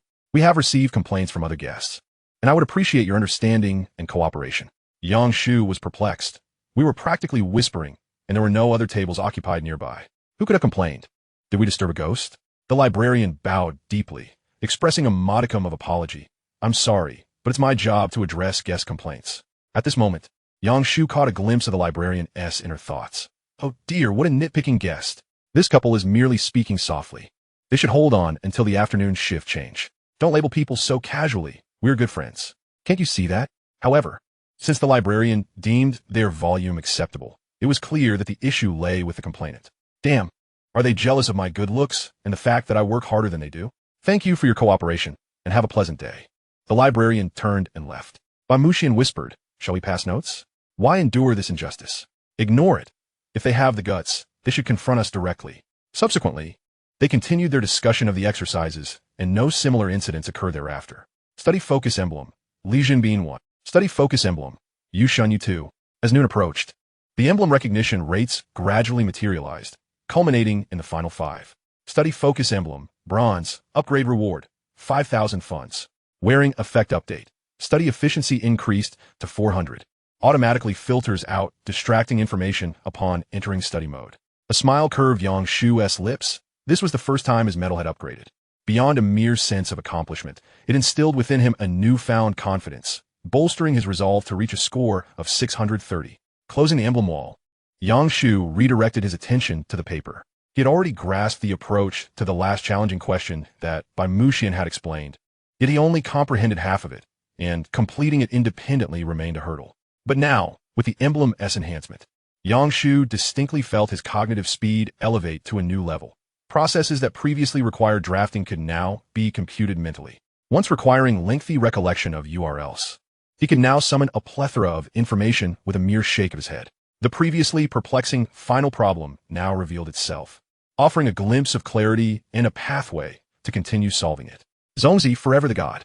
Yang Shu began to write, while Bamushian watched quietly, her delicate face gradually lighting up with surprise. Indeed, Yang Shu's learning ability was formidable. Perhaps his father should enroll him in a competition class? During lunch, Yang Shu took Bamushian to savor local potato noodles. Initially, the wealthy girl was reluctant, believing that skewers were the only authentic reward, deeming potato noodles as counterfeit currency. However, upon slurping the first bite, her expression transformed. Good person medal, bronze Bamushian recognition level 10. Yang Shu, I was wrong. This is real currency. The wealthy girl, her lips flushed and glistening, resembled a tempting fruit. You're not human. She is practically your half-teacher. You ungrateful disciple. What are you thinking? Why are you smiling? Bamushian stuck out her tongue, clearly feeling the heat. Children shouldn't pry into adult matters. Oh, if only you were thinking about me. After lunch, Yang Shu escorted the wealthy girl back to the library. They needed to focus their energy on studies, particularly as the upcoming week would demand their attention to art as well. Yet, upon returning to their spot, they discovered the table had been cleared. The papers and stationery had vanished, leaving only Bamushian's water cup with a straw. Yang Shu, there's a knowledge thief, Bamushian said, pursing her lips. Yang Shu furrowed his brow, a sense of foreboding creeping in. Let us first inquire with the librarian. Perhaps they collected it. After explaining the situation to the librarian, he immediately shook his head. Desktop cleaning only occurs at night when a library is closed unless it's particularly crowded. It must have been another patron. Let me check the surveillance footage for you. All right, thank you for your assistance. The surveillance footage revealed that 10 minutes prior, someone had passed by their table, swiftly gathering their materials and discarding them into the trash, along with half a cup of milk tea. The librarian, astonished, remarked, is this person mentally unhinged? Oh, that was the one who complained about you too this morning. Chapter 36. The Demon of the Mountain's Jealousy. It is widely understood that if a scenario presents a gun, it will inevitably be discharged. After receiving a mysterious complaint in the morning, Yang Shu had sensed something amiss. What kind of person behaves like this? The librarian, with a furrowed brow, said, please wait here. I'll go have a word with her. The librarian bowed apologetically and hurried toward the reading area. That woman must be mentally disturbed. I took this position for peace, yet there are unexpected incidents daily, and I'm about to switch shift soon. Sir, your inner thoughts are quite distracting. Yang Shu diverted his gaze, pondering how everyone possesses dual facades. The librarian, though taciturn, had a rich internal dialogue. Yang Shu, I found a knowledge thief. A bit irritated. Bai Muxian was different. Her thoughts were seldom voiced. Let us see how the librarian handles this, Yang Shu suggested. And you should keep your distance from a knowledge thief. She doesn't act like a normal person. Understood. Bai Muxian nodded earnestly, following closely behind Yang Shu. As they approached, they found the librarian engaged in a tense discussion with the culprit, the atmosphere growing increasingly strained. The librarian maintained a polite demeanor. Hello. The surveillance indicates that you indeed discarded another patroness' belongings. Please proceed to the front desk to resolve the subsequent issues. The girl seated at the table, resembling a piglet, displayed a defiant expression, arching her back and causing her chair to groan under the strain. What does that have to do with me? They're occupying seats and think they're in the right? I must inquire about the tone you are employing. Are you questioning me? I am merely extending my assistance. If everyone were to occupy a seat, what would become of those who genuinely require one? The administrator was bewildered. Did I not enlist your help? Was it not your own impulsiveness? The situation is as follows. The library permits patrons to temporarily vacate their seats, allowing items to remain on the table for up to 3 hours, even during peak hours, which can often extend beyond that. According to surveillance footage, the individual in question departed for merely 1 hour. Faced with such a well-founded inquiry, Ganjialu opted to fortify her defense. I was only trying to help. Why do you only question my intentions? I noticed those papers were completed. Is it not reasonable to assist in disposing of them? Even if I am at fault, do they hold no responsibility? Could they not leave a note before departing? Incredible. Yang Shu was astonished. This woman possessed extraordinary talent. Her repertoire of arguments at least 5 years ahead of domestic standards. Could she have returned from studying abroad? If that were the case, I might have to challenge you to a duel. Bai Muxian tugged at Yang Shu's sleeve, whispering, so there are such regulations, then she's not a knowledge thief. Incorrect. Utterly mistaken. Yang Shu corrected. The library's rules are posted at the entrance. Where is this stipulation? She is indeed a thief, the most despicable kind. Yang Shu wished to admonish her for always blaming others instead of reflecting on her own actions, but reconsidered. The wealthy young lady had a keen aptitude for learning and could easily veer off course. Thus, he refrained. The young administrator, due to his position, was constrained by censorship when addressing patrons, greatly diminishing his authority. It was now Yang Shu's turn to take the stage. Excuse me, madam. Your engine's noise is quite disruptive to others. Might you continue your debate outside? Ganjialu immediately exploded, pointing at Yang Shu and shouting, Are you out of your mind? Do you not understand the concept of respect? Apologize to me first. Yang Shu wrinkled his nose in disdain, waving his hand dismissively before retorting in a mocking tone. Oh, what a delight. The scent of taro-flavored fuel. Truly an expert. You. For the first time, Ganjialu felt so insulted that she stood up, furious, hurling curses. Bai Muxian recalled Yang Shu's earlier warning and promptly stepped back, thinking it wise to distance herself from a lunatic. Meanwhile, Ganjialu, witnessing this, grew even angrier. Am I truly that frightening? Why are you hiding? Disgusting scoundrels, scheming green tea types, engaging in suggestive antics in the library. It is utterly immoral. The administrator does nothing to intervene while preventing me from speaking out. I shall take charge. I'm a library's judge. Bah, perfect pair, those two. Ganjialu spat, her anger escalating. Hey, this is a public space. Let us refrain from such foul language, the administrator interjected. What do you mean, you biased fool? Why do you only criticize me and not them? Do you think that if I weren't clad in this attire, I wouldn't have simply executed a slide tackle? Toppling the giant tank? Yang Shu remarked, Not quite, my friend. Your inner thoughts do not align with your persona, do they? Yang Shu turned to comfort Bai Muxian, urging her to disregard the insults, only to find her smiling. She claimed we are a perfect match. The knowledge thief has quite an eye for such things.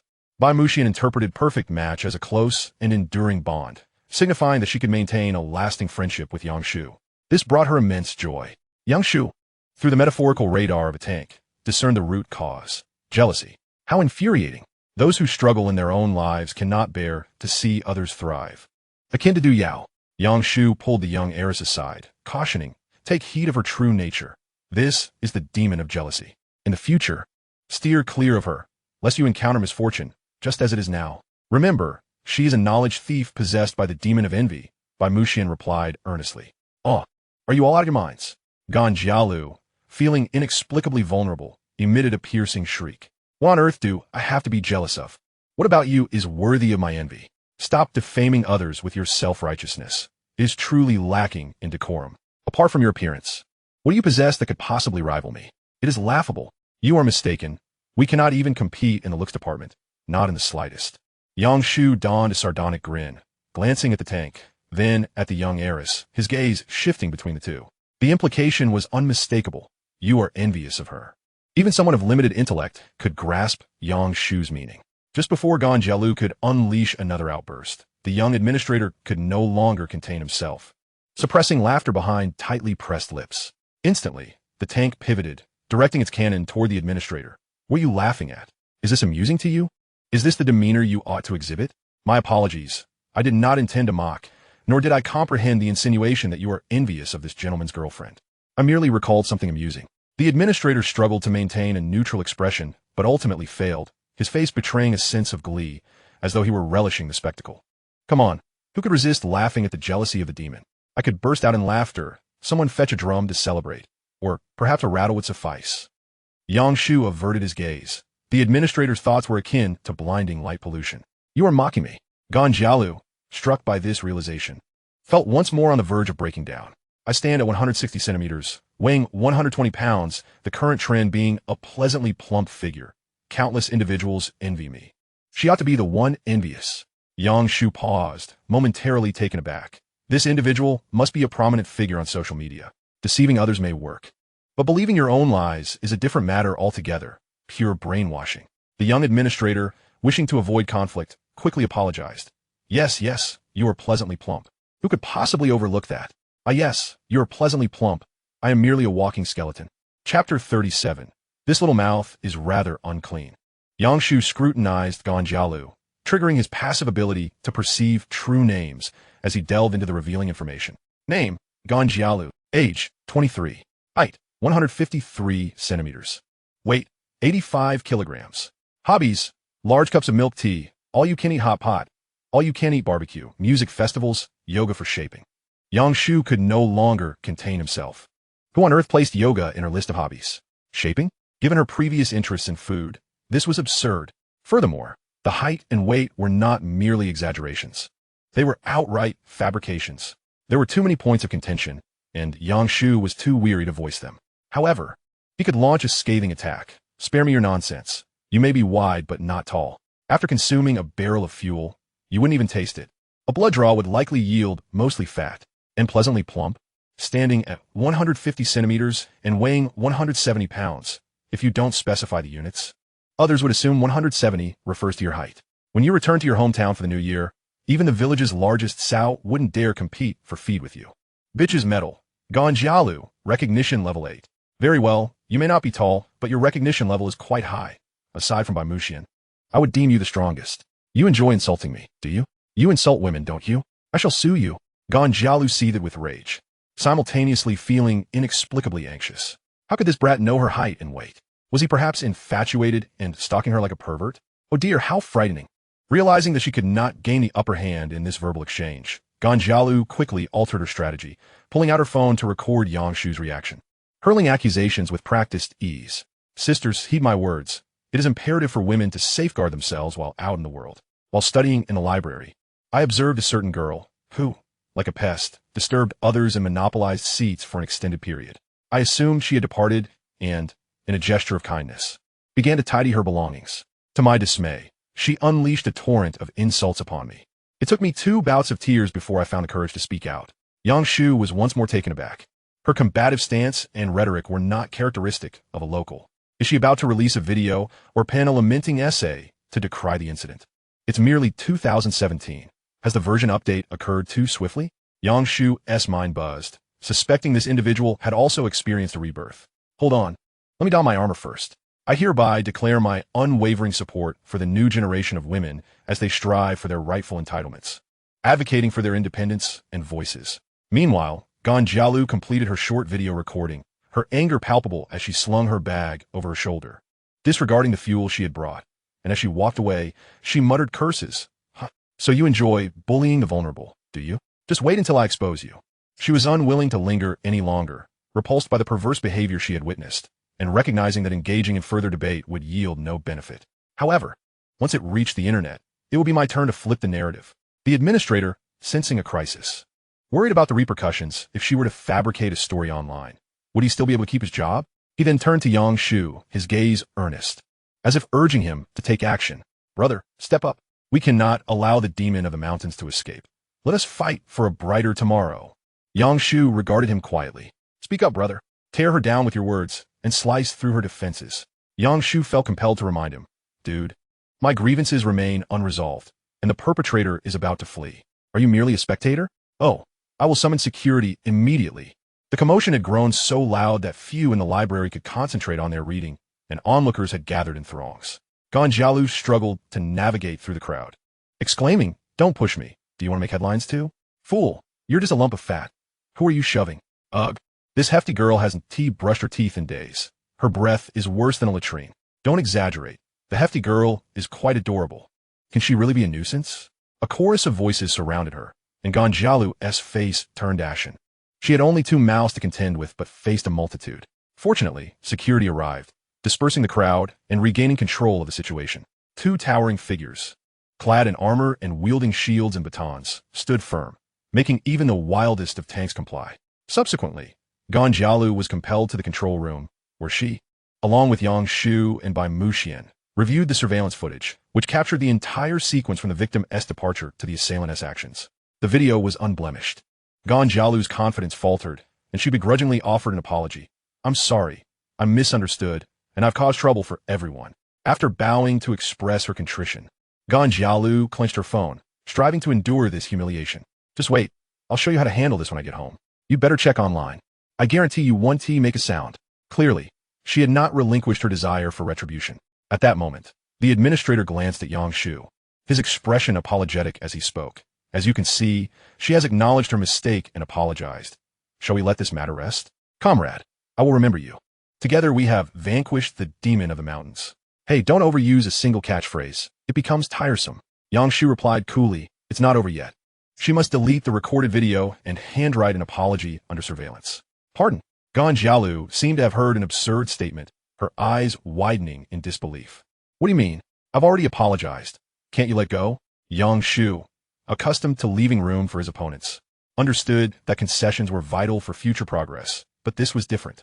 You recorded a video that distorted the truth and still expect to be justified? Yang Shu raised an eyebrow. Quickly, delete it from your album, then from the recently deleted folder, and finally erase it from the cloud album, and present it to me for inspection. The administrator recognized the rationale. If she were to retract her agreement and post the video online, it would certainly lead to a significant backlash. Indeed, since we have settled this, let us not keep such a video. No, this is a matter of privacy. It's utterly revolting to think you want to inspect a girl's phone. Naturally, Ganjialu would not consent. This was her sole bargaining chip, and she couldn't simply relinquish it. Fine, then I will call the police. Yang Shu calmly pulled out his phone, while Ganjialu scoffed. Who are you trying to scare? Calling the police over such a trivial matter? How shameful. 10 minutes later, a police car pulled up outside the library, from which 4 officers emerged. Ganjialu's astonishment was palpable. You actually called the police? Are you out of your mind? Yang Shu ignored her demonic muttering and summoned the administrator to coordinate with the officers. Given the completeness of the surveillance footage, there was no need to question those involved. The officers agreed to Yang Shu's request to delete the video and demanded that the perpetrator write a handwritten apology. Ganjialu clung tightly to her phone, her eyes darting.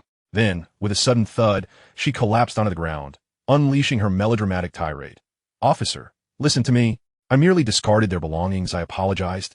I reflected on my actions, but he cannot insult me like that. I'm only 20 years old. How could I endure such indignity? The footage will show how vile his words were. I will sue him for defamation and for insulting women. The officer frowned slightly, amplifying his voice as he continued to review the footage. Soon, silence enveloped the room, interrupted only by the piercing sounds from the video and the incessant clattering of the fast-paced rhythm. This girl's tongue was rather unrefined. Chapter 38, Yang Shu. You truly excel at harming others. The police officers, while conversing with Yang Shu, found a favorable impression of him, despite it being their first encounter. There was an inexplicable sense of familiarity. His communication was efficient, and his eloquence was commendable, while the perpetrator exhibited textbook-level behavior of a counterexample. throwing tantrums and failing to engage in civilized discourse, unable to comprehend others unless addressed with commands. In summary, she was overly self-centered and oblivious to the larger picture. Let us wrap this up. There's no need to continue watching The Officer Side. It's a pity for a young lady to behave so uncivilly and, with her eyes wide open, falsely accuse others. It's quite a rarity. Ganyalu, infuriated, had momentarily forgotten that she had also unleashed foul language, nearly brought to tears by her own foolishness. I've never seen someone so adept at turning the tables. And yet it backfires on herself, the officer remarked curtly. Enough. As previously stated, write a handwritten apology under surveillance, delete the video, and compensate as necessary. Oh, by the way, we will handle the video deletion. You need not worry about privacy issues. Yang Shu smiled, blase, project, madame. Officer, look at him. Ganjialu erupted into tears, pointing at Yang Shu, demanding an explanation. The administrator promptly intervened. Let's not speak so ungraciously. She is simply not articulate. So please don't provoke her. You didn't spare her either. Subsequently, the officer stepped in to restore order, but Ganjialu adamantly refused to comply, determined to drag everyone down with her. I don't care. He insulted me too. Why should I be the only one punished? I demand equal retribution. Do not create a ruckus. The surveillance is right here. He indeed insulted me, albeit not as much as I did to him. His attacks were far more potent. Ganjialu chontered. It is indeed disheartening for a young lady to utter such harsh words. She must have endured considerable grievances. Could it be that he bears no fault whatsoever? In truth, both parties are equally at fault in this exchange of insults, and the police are reluctant to intervene, treating it as a mere offsetting of grievances. Yet, Ganjialu is resolute in dragging Yang Shu into this quagmire, insisting on meticulously accounting for every word exchanged. Even if it means receiving a greater penalty herself, she feels compelled to ensure Yang Shu suffers some consequences. Otherwise, she would be unable to find peace even in the dead of night. Insulting? What have I called you? Yang Shu suddenly interjects. Wasn't it you who unilaterally insulted me? Just before Ganjialu could erupt in fury, the police hastily interrupted, urging her to maintain her composure and replaying the surveillance footage. Now, pay attention to what you both have said. Before long, Ganjialu abruptly called for a halt. Right here, he said my large bubble tea was tank fuel. Isn't that an insult? Yang Shu countered. What part of that constitutes an insult? Caught off guard, Ganjialu stammered. It certainly has a derogatory implication. It made me uncomfortable. The police, unimpressed, commented blandly. That hardly qualifies as an insult. It's merely a sarcastic jibe. If you destroy someone's belongings without reason, whose temper can remain unruffled, the surveillance continued to play. Stop. This one surely counts. Ganjialu exclaimed angrily. He insulted me by saying I have a wide waist but a narrow frame, that most of my blood is fat. Isn't that a curse? Yang Shu replied with an even tone. I am merely a realist. If stating objective facts is considered insulting, humanity might as well cease communication altogether.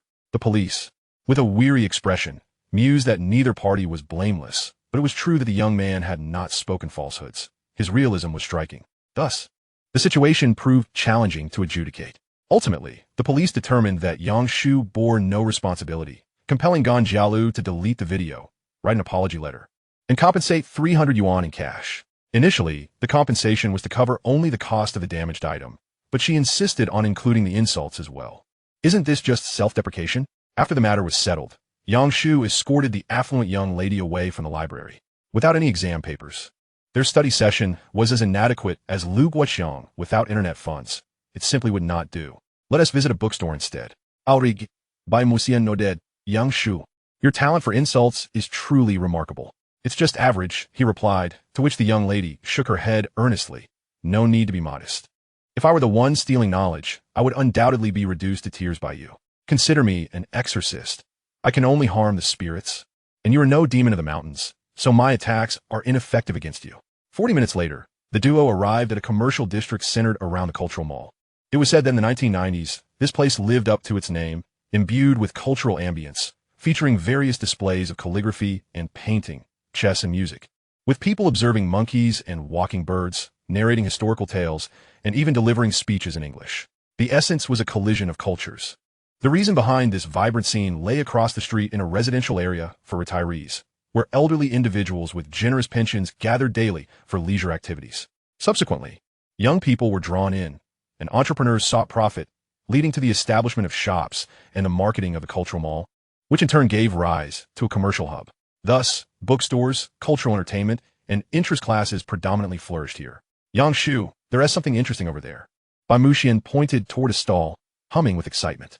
Let us go eat. We have plenty of time. At the stall, Yang Shu orders serving of fried gluten, while Bai Muxian opted for grilled fish balls, grilled shrimp dumplings, fish tofu, fried vegetable rolls, boiled crab sticks, quail eggs, and a portion of tenderloin. Are you really ordering all of that? The vendor chuckled, amused. That's for him. Bai Muxian calmly gestured toward Yang Shu. I'll just have a little. Yang Shu looked bemused. Are you sure about that? It's perfectly fine. 20 minutes later, the pair finished their meal and retreated. But Bai Muxian bit into a fish ball too deeply, causing a burst of hot juice to splatter onto her coat, leaving her no choice but to remove it and hold it in her hands. Fortunately, she wore only a white t-shirt, and the weather was pleasant enough to spare her from cold. Yang Shu, there's so many people over there. What are they doing? Let us go take a look.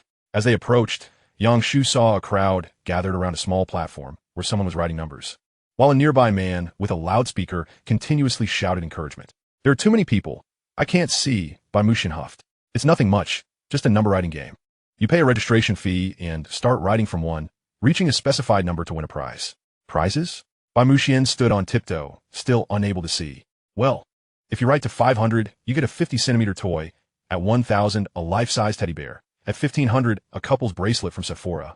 And the grand prize at 2,000 is an all-you-can-eat pass to the aquarium. An aquarium pass? Bai Muxian exclaimed, intrigued. It's quite novel to be able to eat fish freely. That's rare. Isn't it? Yang Shu quipped. Your thought process is quite unusual.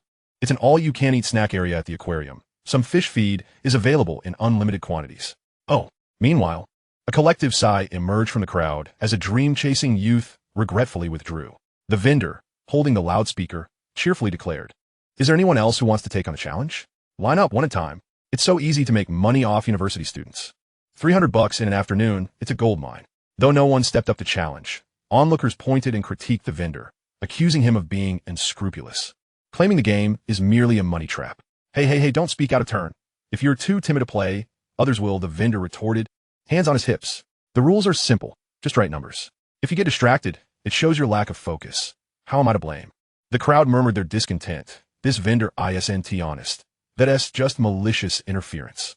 People were writing just fine until he started blabbering. 50 for a challenge? I can't afford to play that. This nonsense is really profitable. I should set one up in my neighborhood. The crowd buzzed with discussion, none willing to pay to fall into the trap, transforming the street game into a forum of complaints. Yang Shu pondered, realizing that this game was a classic bait-and-switch. The goal appeared simple, and the rewards enticing, yet pitfalls lay in wait at every turn. Without attempting it 2 or 3 times, one would remain utterly clueless, merely fodder for exploitation. The vendor's interruptions were merely a sign of his lack of ethics. After all, who cares about conscience if it brings in profit? Yang Shu, let us leave, Bai Muxian murmured, sensing the vendor's deceit. Although she couldn't see, she could hear the crowd's evaluations and felt that the vendor was not a good person. With so many prizes, don't you want any of them? Yang Shu inquired. Bai Muxian shook her head in denial. Actually, I do want a little something, but I would rather not see you get scammed. Yang Shu's emotional value brings me more joy than any prize could. Does the aquarium snack area have way long snacks? Yang Shu smiled faintly, recognizing her underlying desire. I'll give it a try. What if I win? Huh? Bai Muxian tilted her dainty face upward. But if you write one number wrong, you'll lose. Isn't that difficult? Isn't a physics problem difficult? Yang Shu replied, just wait here and don't wander off. Bai Muxian opened her mouth to speak, but halted as she felt the gazes of those around her, promptly closing her lips and entering a state of cool detachment. I'm too scared to walk away. Upon hearing Yang Shu's intention to challenge, enthusiastic onlookers cautioned, don't be fooled. This vendor is a scammer, targeting young university students like you. EM 180 cm. Yang Shu replied calmly, pushing forward. There is no distinction, indeed. The proprietor disregards the contestants. Once you write 200 or 300, he begins to miscount indiscriminately. A single mistake signifies the failure of the challenge. The proprietor, displeased, retorts, what nonsense are you spouting? If there is no challenge, how can it be called a challenge? Moreover, the young lady has accompanied her boyfriend. Can you expect her to heed your counsel? At this moment, the crowd's attention shifted to the periphery, where a petite and demure girl stood. Upon closer inspection, one could not help but be taken aback by the presence of such a stunning girlfriend. What do you study, young man? I ought to report you for being in a relationship too early. The onlookers, having diverted their gaze from Bai Muxian, now cast envious glances at Yang Shu. Little brother, There's truly no need to sacrifice $50 for the sake of pride, one said. Indeed. Wouldn't it be better to use that money to treat your girlfriend to something delicious? That would surely bring her joy. Hearing this, Bai Muxian's eyes sparkled with appreciation for the good-heartedness expressed. Yang Shu chuckled and clarified, "We are merely friends. Do not misconstrue our relationship." "Huh? We're not in school. Who cares if you're dating?" teased a muscular man, advising, "Take my word for it, don't squander your money." In their eyes, Yang Shu merely sought to impress his girlfriend by accomplishing what others could not, thereby significantly enhancing his appeal. Everyone understands the desire to show off at times. "I'll give it a shot. It's only 50 after all." Yang Shu scanned the code and accepted the paper and pen handed to him by the proprietor. "Young student, do not heed their idle chatter. I believe in you," the proprietor said with a jovial smile, then raised a megaphone to announce, "Everyone, please take a step back to give our challenger some space." Though the crowd held contempt for the proprietor, they were willing to assist Yang Shu, instinctively parting to create a pathway, allowing Bai Muxian to stand at the forefront. Her boyfriend was challenging. It wouldn't do for the young lady merely to hear the sounds of his endeavor, would it? Bai Muxian positioned herself in the front row, silently observing Yang Shu. Her striking beauty drew gazes, and her ethereal, cool demeanor discouraged prolonged stares. Yang Shu gripped his pen and pressed it against the paper, mentally preparing himself to enter a focused state of learning, inscribing the first natural number. The proprietor and the onlookers maintained silence, fearing any disturbance might disrupt the challenger. The former understood the gravity of the moment, while the latter hoped Yang Shu could sustain his concentration. Gradually, Yang Shu found his rhythm, and the surrounding sights began to fade, the sounds dissipating. Only the numbers dancing on the page and the gentle scratch of the pen remained, as if the entire world had perished, leaving only the paper and pen to endure. Yang Shu comprehended that this was the enhanced buff state of the learning-focused emblem, which effectively shielded him from external distractions. Writing numbers is considered learning. Isn't it? Why wouldn't it be? Empowered by the emblem. Yang Shu swiftly rode up to 300, even accelerating his pace. The proprietor sensed impending trouble. Others had become cautious after reaching only 200, needing to repeatedly check the preceding number before proceeding, moving at a sluggish pace. "You're actually finding your flow? This lad is somewhat uncanny." The proprietor leaned closer to Yang Shu, clearing his throat to say, "High school students truly excel. Their concentration surpasses that of university students." "Oh dear, you've reached 330, 331, 332, 333, 334, and 337. Goodness, the interference has begun again. How insidious." In moments of acute focus, the greatest fear is a nearby voice reciting numbers. When writing, individuals instinctively synchronize their hands and minds, silently reciting what they write. Yet this silent recitation can easily be influenced by external sounds. For instance, while silently memorizing Li Saw, if someone nearby loudly reads sunshine, rainbow, little white horse, who can guarantee unwavering focus? Perhaps the previous line was, "The ladies are envious of my beauty, and rumors speak of my indulgence," while the next becomes a jumbled mess. Moreover, when writing numbers, if someone beside you reads along and the silent recitation gets assimilated, the opponent suddenly skips several numbers. It may take a moment to react. However, Yang Shu remained unaffected. He could not hear the proprietor's remarks and remained focused on writing. 401, 402, 403. The proprietor had never witnessed such an anomaly before. It had always worked in the past. What was occurring? Did he have earplugs? He leaned in to scrutinize Yang Shu's ears, but found nothing. The onlookers bore smiles, finally witnessing the old proprietor's defeat. Yes, he is almost at 500. Victory, joy, and sorrow coexisted. Only Bai Muxian remained as tranquil as water. Quietly observing Yang Shu, some stole glances at her. What a composed girlfriend. She remains unperturbed during the proprietor's interference and shows no excitement at his imminent victory. Is this the composure of a rightful partner? Yang Shu quickly reached 500 and glanced up at the proprietor, who forced a greasy smile and congratulated him. Challenge successful. You've earned a plush toy. The half-meter-tall plush toy was valued at about 50, so it wasn't too much of a loss. Before he turned to retrieve the toy, Yang Shu inquired, "By the way, if I write to 2,000, do I get to take all 4 tiers of rewards?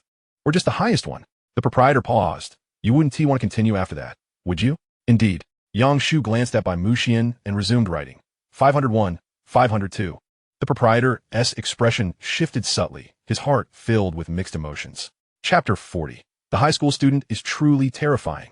Transitioning from 500 to 1,000 and beyond is significantly more challenging than from 1 to 500, akin to climbing a mountain where each step closer to the summit becomes increasingly arduous.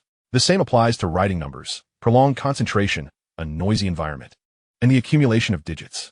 The proprietor was delighted that Yang Shu continued his challenge. Should he fail midway, the proprietor would earn 50 effortlessly.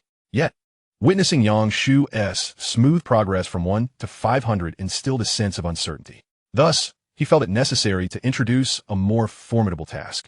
Little brother, you must be sweating profusely, right? Do not worry. This time, I am not here to disrupt you. Allow me to share a few secrets. The proprietor's intentions were far from innocent, as he spoke with deliberate care. Oh dear, no one has succeeded in the challenge all afternoon. It seems like a scam, and no one dares to play anymore. So, do not read too much into it. I merely wish to help you win and boost your motivation. Writing numbers may appear simple, yet there's an art to it. For instance, planning ahead before putting pen to paper, determining how many to write in a line, the spacing, and ensuring the numbers are as neatly arranged as possible. This way, while writing, one can reference the preceding line as well. If one writes 10 in a line, then the tens digit of each line remains the same, while the units digit mirrors the previous line. Following such a pattern is far easier than reciting each number individually. The proprietor continued his chatter. Of course, as the numbers increase, the number of digits that can fit in a line decreases, necessitating timely adjustments to the layout. For example, when writing numbers under 100, one could write 20 per line. For 3-digit numbers, only 15 per line, and so forth. The onlookers expressed their astonishment. How peculiar. Why has the proprietor suddenly become so benevolent? How infuriating. The tips I just discovered are now being shared. Is the proprietor truly teaching? Forgive me, I misjudged you. Old man. Bai Muxian remained impassive, fully aware of the proprietor's intent to alter Yang Shu's thought process, creating more opportunities for errors. Altering a person's habits is no simple feat. The process of adaptation can be arduous for the individual. It's not so much about pain as it is an instinctive retreat from the unknown. Yang Shu was presently in an excellent state. Hence, the proprietor sought to disrupt his flow of writing, breaking his perfect concentration. What appeared to be counsel was, in fact, a trap. Yet Bai Muxian harbored no concerns, for Yang Shu seemed entirely oblivious to the distractions. 702, 703, 704, 887, 888, 889. The boss was flustered. Child, do not write so swiftly, for it is easy to err. The larger the numbers, the more challenging they become. Why not try my method? Yang Shu reminded undeteret, completing the writing of 1,000 without a pause, and continued toward the goal of 2,000. The boss grew increasingly anxious, employing every tactic to distract Yang Shu, close to kneeling and begging him to cease. A limitless dining card costs over 600. I had hoped to entice a few university students for profit, but what shall I do if you win it? When Yang Shu reached 1,500, he straightened up to relax for a brief moment, casting a grateful glance toward the boss. Your method is commendable. I shall adopt it. Yang Shu discovered that in a state of focused study, he was not oblivious to the surrounding sounds. Rather, he amplified the influence of his studies, concentrating his attention entirely and thus diminishing distractions. In other words, as long as he remained slightly distracted, he could still perceive the noises around him. He then lowered his head again, his pen gliding like a soaring dragon. The boss's face contorted with confusion. Huh? You can actually hear me? Not a single mistake, even in a distracted state. High school students truly are formidable.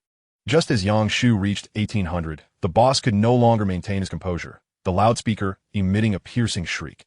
Student, please stop. I know you can write to 2,000. I will give you a few more large plush toys and bracelets, all right? The boss's half-joking words left everyone puzzled as to whether he was truly unable to bear the loss or employing another distraction technique. However, Yang Shu remained unfazed, continuing to write diligently. We, the problem solvers of our small town, possess little talent. We simply know how to write problems. In childhood, we completed homework. In adulthood, we tackled exams. In our careers, we drafted materials. And in old age, we pen our last words. Who in the world does not write? I shall write and write. Finally, Yang Shu, amid the expectant gazes of the crowd, lifted his head and capped his pen. Boss, it's time for the reward. 2,000 numbers. Written in precisely half an hour. What a thrilling duel. High school student, you are impressive. Senior, please join the Kuan sect. The witnesses clapped in admiration, genuinely congratulating him. Bai Muxian clenched her small fist, a slight smile gracing her lips. Only the boss was left wounded in this world. Oh, you child. Must you make me bleed profusely? Wouldn't it be better to ask for a few more large plush toys? The boss grumbled while packing the prizes. Yang Shu chuklet, beckoning the little wealthy girl over, draping an arm over her shoulder. I do not wish to take this too seriously, but my dear friend desires it. Upon hearing this, the boss's face twitched, his mouth twisting into a mischievous grin, shaking his head as he mockingly retorted. Oh, so my dear friend desires an eye-catching bag. Who could not see that you two are a couple? By Mu Xian, who had just felt joyous at the mention of dear friend, immediately turned serious upon hearing the boss's quip. That is not a fragile relationship. We are good friends for at least 30 years. No, this girl resembles a celestial being. Yet her speech is somewhat dull. All right, let us not bully the boss for his ignorance, Yang Shu remarked, holding a large bag of prizes as he said. Let's go buy some exam papers. Bai Muxian nodded and followed suit. Occasionally, there are indeed such adults. The boss sighed. Damn it, how unfair, how frustrating. Not a peep. Yang Shu handed a large bag of prizes to Bai Muxian and helped her with her coat. Due to the enormous size of the plush toys, the little wealthy girl could only awkwardly attempt to hug them. Yang Shu, aren't you taking any of them? I have taken your coat. Bai Muxian suddenly halted, and Yang Shu thought she might be sulking, but the little wealthy girl began to unwrap the large teddy bear, using the gift box ribbon to tie it around her waist, lifting the bear onto her back. The plush toy towered over her slightly, forcing her to raise it high to avoid touching the ground. Subsequently, she discarded the cumbersome packaging, clutching the 50-centimeter toy, and proclaimed, "Let us go." Yang Shu Muset, I was merely teasing you. Of course I would help carry it. However, to be honest, true strength does not complain about the environment. But this young lady is rather adorable. I might as well let her carry it. The two then ventured to the bookstore, where Yang Shu used the 300 gold coins obtained from defeating the demon to repurchase study materials. Exiting the bookstore, Bai Muxian handed Yang Shu a string of black bracelets. Here, the good friend bracelet. Yang Shu raised an eyebrow, noticing that the little wealthy girl wore a slender silver chain on her right wrist, significantly smaller than his black one. The couple's bracelets from Sephir were crafted from the relatively inexpensive 925 silver, designed as a Mobius strip, one black and one white, one thick and one thin, with decent craftsmanship. What good friend bracelet? Have you renamed it? Wear it. Others will understand that we are good friends at a glance, Bai Muxian insisted earnestly. Yang Shu was indifferent and obediently donned it. After all, it was made of silver, and he had heard that silver could kill bacteria. After wandering around the cultural mall for a while, Bai Muxian pointed to a certain spot and asked, Yang Shu, what does walking in your heart mean? Chapter 41. Did you start working before graduating? Yang Shu followed Bai Muxian's gaze. The silver-white sign gleamed brightly, displaying 5 luminous characters, walking in your heart. Below the sign was a passageway, flanked by stone columns covered in irregular prism fragments, glinting dazzlingly in the sunlight. Curious children tugged their parents inside, emerging with heads adorned with bandages, occasionally accompanied by sharp explosions. Yang Shu explained, it is a maze composed entirely of mirrors. The passage is quite narrow, and the mirror's deceptive nature is significant. Would you like to give it a try? Bai Muxian shook her head. That is for children. I have heard that it can test IQ. The more foolish one is, the more often they collide with the mirrors. Yang Shu chucklet softly. With Bai Muxian being so oblivious, wouldn't she emerged with a bruised head? It seemed it would be quite entertaining. Bai Muxian maintained her calm demeanor. I'm not of a competitive nature. Your words do not incite me. However, since we are here, I can prove myself. They all say I am dull. It is a misunderstanding. I simply am not accustomed to speaking. Bai Muxian, with the large bear on her back, stepped up the stairs in her little leather shoes, arriving at the entrance of Walking in Your Heart. She then glanced back at Yang Shu. Follow me. All right. Crossing the entrance, they were met with numerous mirrored passages, uncertain whether they were independent or interconnected within. Bai Muxian approached the nearest passage, with Yang Shu trailing behind. Due to the bear's size, his view was severely obstructed, allowing him only glimpses from the side. Bang! Bang! The sounds of collisions echoed around them, followed by the cries of children and the comforting words of their parents. To Yang Shu's surprise, Bai Muxian did not hit a wall even once, and she quickened her pace as she went. Miss, do refrain from cheating. In merely 3 minutes, the two had traversed the mirrored maze, arriving at the other end of the passage. Yang Shu was perplexed. You seem to be rather lucky, don't you? Bai Muxian's expression remained flat, but her tone grew slightly impatient. Yang Shu, the mirror maze is truly mundane. The mirrors are wrapped in anti-collision rubber strips, and the reflective surfaces can be seen. Thus, mirrors with rubber strips on both sides indicate a mirror, while those with a strip on one side indicate the correct path. Bai Muxian's assessment was one of tedium. Although she did not consider herself to be smarter than the average person, the notion that the mirror maze could test IQ was nothing short of an insult to intelligence. Yang Shu chuckled awkwardly. You noticed that, huh? Were you hoping to see me make a fool of myself? Bai Muxian inquired. Yang Shu squinted, feeling guilty. I didn't even notice the rubber edges. How could I have told you? However, it is not that. I merely thought it might prove to be quite amusing. Is that so? Bai Muxian furrowed her brow, declaring, I am not foolish. Enough of that. You have ruined the competition. Subsequently, the two departed from the cultural mall, indulging in some skewered snacks along the way before parting ways to return home. Upon alighting at the entrance of the community, Yang Shu felt an incessant nagging sensation, as if he had forgotten something. And then it dawned on him. He glanced at his forearm, where Bai Muxian's coat hung. He had forgotten to return it. Should he wash it before bringing it to school tomorrow? Yang Shu deemed it necessary, and thus sought out a nearby dry cleaner to have the garment cleaned. On Monday morning, before the school gate had opened, Yang Shu exchanged pleasantries with a security guard, and then proceeded to the reception room to deliver a large package for Yi. The head of the reception informed him. Director Zhang sent over all the materials yesterday afternoon. They're all neatly placed in the basket.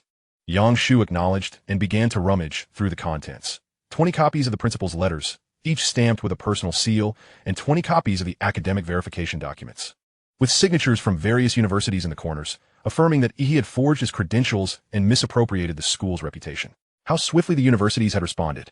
Yang Shu had initially intended to leverage the school's name to contact a reputable art studio in the city, arranging for student training sessions in advance to undermine EH's standing. To assuage the concerns of the studios, he planned to use the principal's letters as proof of identity, thereby enhancing their trust and making it easier for them to accept the incident of EH's academic fraud. Of course, the pre-printed promotional materials for he would also serve as corroborative evidence to be sent along so that each studio could partake in the spoils. However, this operation was predicated on the universities not having provided feedback if he had obtained these documents in advance. There would have been no need for the principal's letters or promotional materials at all. He could have simply mailed the proof and written the explanatory note on a piece of toilet paper. In fact, there would have been no necessity for his involvement. The school could have sent everything directly. Goodness, exploiting student labor. Yang Shu's lips twitched. Had he known, he would have slept an extra half hour. But now that he was there, having already incurred the cost of copying, he felt compelled to realize its value. Thus, Yang Shu opened his backpack and unloaded the materials, packing one principal's letter, one academic verification document, and one copy of the promotional brochure into a file. He repeated this process 20 times and then filled out the addresses of the art studios on a memorandum. The head of the reception room, a somewhat older young man, observed Yang Shu's flurry of activity with curiosity. Are you sending all these items by yourself? Have you perhaps landed a significant order for the school? Sure. Don't pry into matters that aren't your concern, Yang Shu replied lightly, casting his gaze into the distance and murmuring, the wheels of fate are beginning to turn. The head, still somewhat curious, thought about asking further, but at that moment, the school gate swung open, and alongside the students entering was a delivery tricycle. Here comes the delivery, Yang Shu declared. That's your task. How vexing. This student is rather sharp-tongued. Though he said so, Yang Shu still kindly assisted in unloading the delivery. After all, the parcels were few and remarkably light. Helping out was merely a way to bolster his rapport. Of course, had the delivery been a large truck filled with desks and chairs, then it would have unequivocally been his responsibility. 10 minutes before the morning self-study bell, Yang Shu returned to class and pulled out his study materials.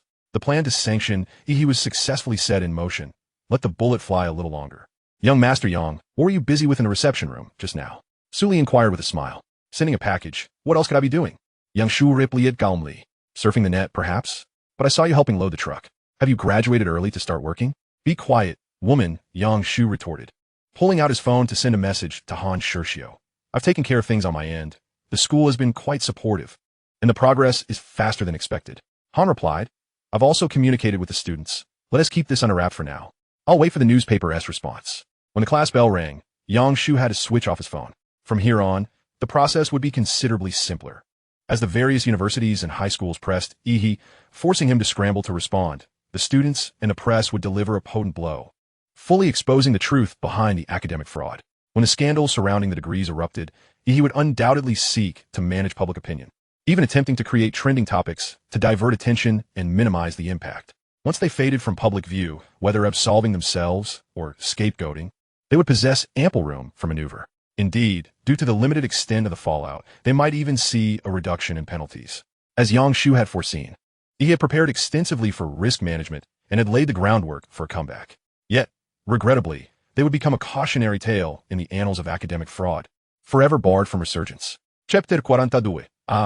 Olivo il l'ultimata di Face Justice.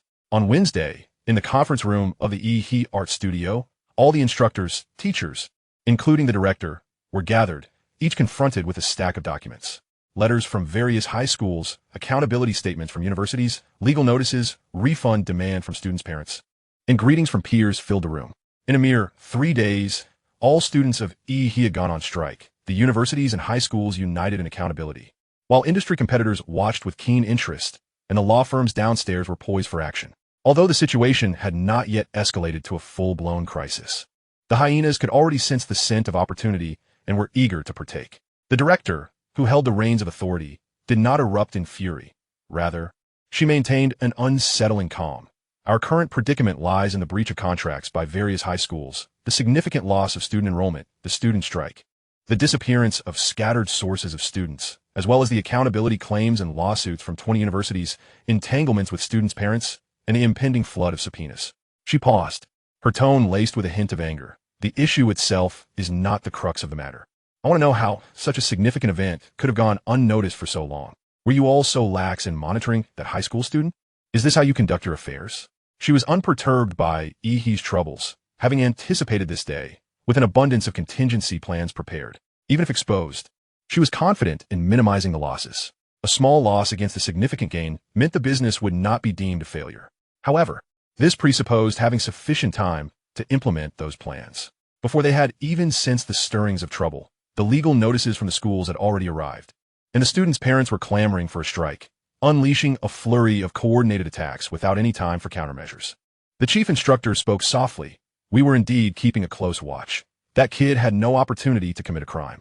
Aside from that afternoon, when he returned to school, his other movements were all normal. He was at the library on Sunday morning, shopping with his partner in the afternoon, and attending classes from Monday to Wednesday without incident.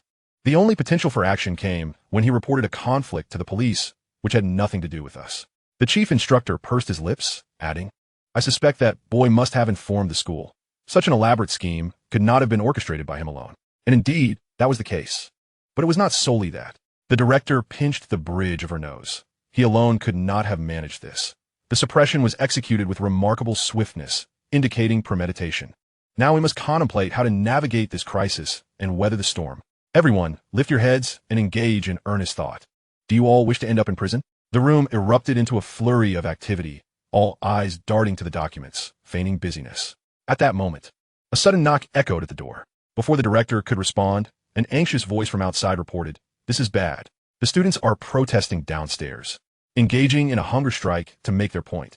The individuals in the conference room were instantly taken aback, exchanging bewildered glances for 3 seconds before swiftly turning to peer out the window. Below, a throng of students surged, with over 100 of them holding banners and shouting into megaphones, recounting their unfortunate experiences to the media and passers-by. My goodness, these insolent little rascals are causing such a ruckus. They're nothing short of barbarians, utterly unreasonable. We're doomed. I should have offered them refunds earlier to stabilize the situation. Let's ascertain which media outlet is filming and contact the headquarters immediately. The director narrowed her elongated eyes. Sensing the whiff of a conspiracy, send a few individuals to infiltrate the crowd and locate the instigator, Yang Shu. He must be present. What? Why? I have encountered such petty rogues before. They exhibit a modicum of cleverness and mistake themselves for geniuses, deluding themselves with an inflated sense of self-worth. It is a habit of criminals to admire their own so-called masterpieces. The director spoke with confidence, acknowledging her earlier oversight. Yet she was resolute that no mere high school student could bring her down. Go quickly. Understood. Meanwhile, at the base of the Golden Summit building, Han Shershio, with a visage of desperation, clutched a loudspeaker in his left hand and a thick stack of medical records in his right, wailing heart-wrenchingly, Return my hard-earned money for the art studio. My mother always said that children from poor families mature early. I am utterly distraught. Since childhood, my health has been poor, and I've spent more time in hospitals than in school, only able to pursue university through art examinations, and now I've been scammed. My money, the tuition I saved with blood, squandered. Bro, this is a bit excessive. Although his words were somewhat exaggerated, the media thrived on such theatrics, emotional, poignant, and laden with misfortune, which undeniably captured attention and constituted good news. What?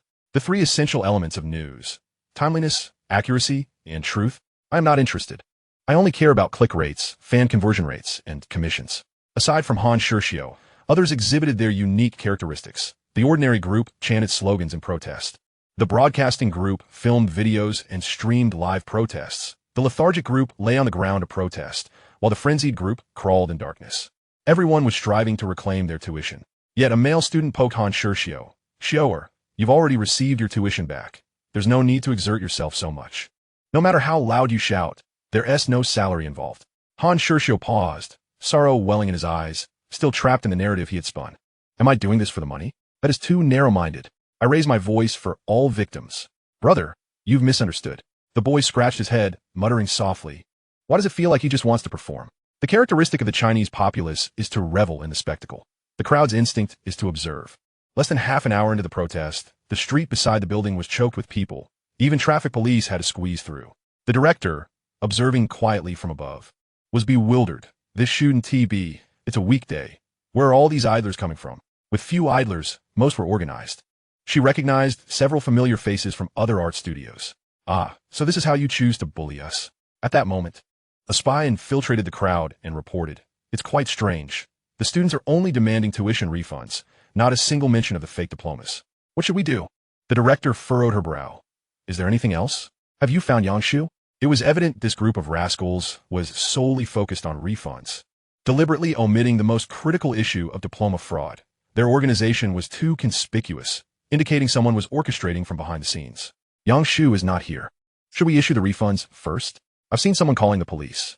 Other instructors shared similar sentiments. The students' demands were solely for refunds, and should the police intervene?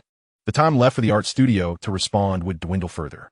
The director clenched her teeth, draft an agreement stating that after receiving their refunds, they must not disseminate any negative information about the studio. They must sign and fingerprint before leaving with their money. Understood. I will handle that immediately. Soon, the students entered the Golden Summit building and emerged beaming, particularly Han Shuxiu, who, despite having received a refund of 20,000, managed to extort an additional 2,000. In a bid to resolve matters swiftly, he acquiesced to his demands. How delightful!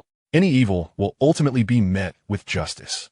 Han Shuxiu jubilantly raised his fist, reporting the situation to Yang Shu and signaling that it was time to take action. Yang Shu was in the school's conference room, flanked by homeroom teacher Old Jiao and various promotional directors from different art studios, invited for a discussion on collaboration. Esteemed leaders, the students have successfully obtained their refunds. So let us proceed, as previously discussed. Each of them will pay 6,000 in tuition to complete the remaining training at your esteemed institutions, alongside promotional efforts for the studio. Is that agreeable? Chapter 43. If the dawn does not abandon, I shall follow. If Yang Ruo does not abandon, I shall honor him as my foster father. To swiftly topple he and deny them any time to respond. Yang Shu and Han Shuxiu executed a dual strategy. One organized the students for a mass protest, while the other managed the students' placements. Both endeavors proceeded concurrently to prevent any disruption to the students' studies, which could jeopardize their college entrance examinations. Thus, Yang Shu summoned the heads of recruitment from various art studios to discuss the allocation of students, according to local market rates. The training fees for art students typically range between 15,000 and 22,000, but with only 2 months remaining until the entrance exams, the fees would naturally need to be adjusted. Ultimately, it was decided that each senior student would be charged 6,000, while first and second year students could voluntarily enroll, alongside promotional efforts for the studio, ensuring neither loss nor gain. The students, however, would benefit from the free courses offered by EHE, thus reaping substantial rewards. Of course, given EHE's fraudulent faculty, their profits were not as considerable. Very well, let us finalize this. Is the distribution of students to be equal? And when shall we begin accepting them? Inquired the supervisor from Xingshan Art Studio. Yang Shu replied. The specific number of students to be accepted will depend on the basic conditions of each studio.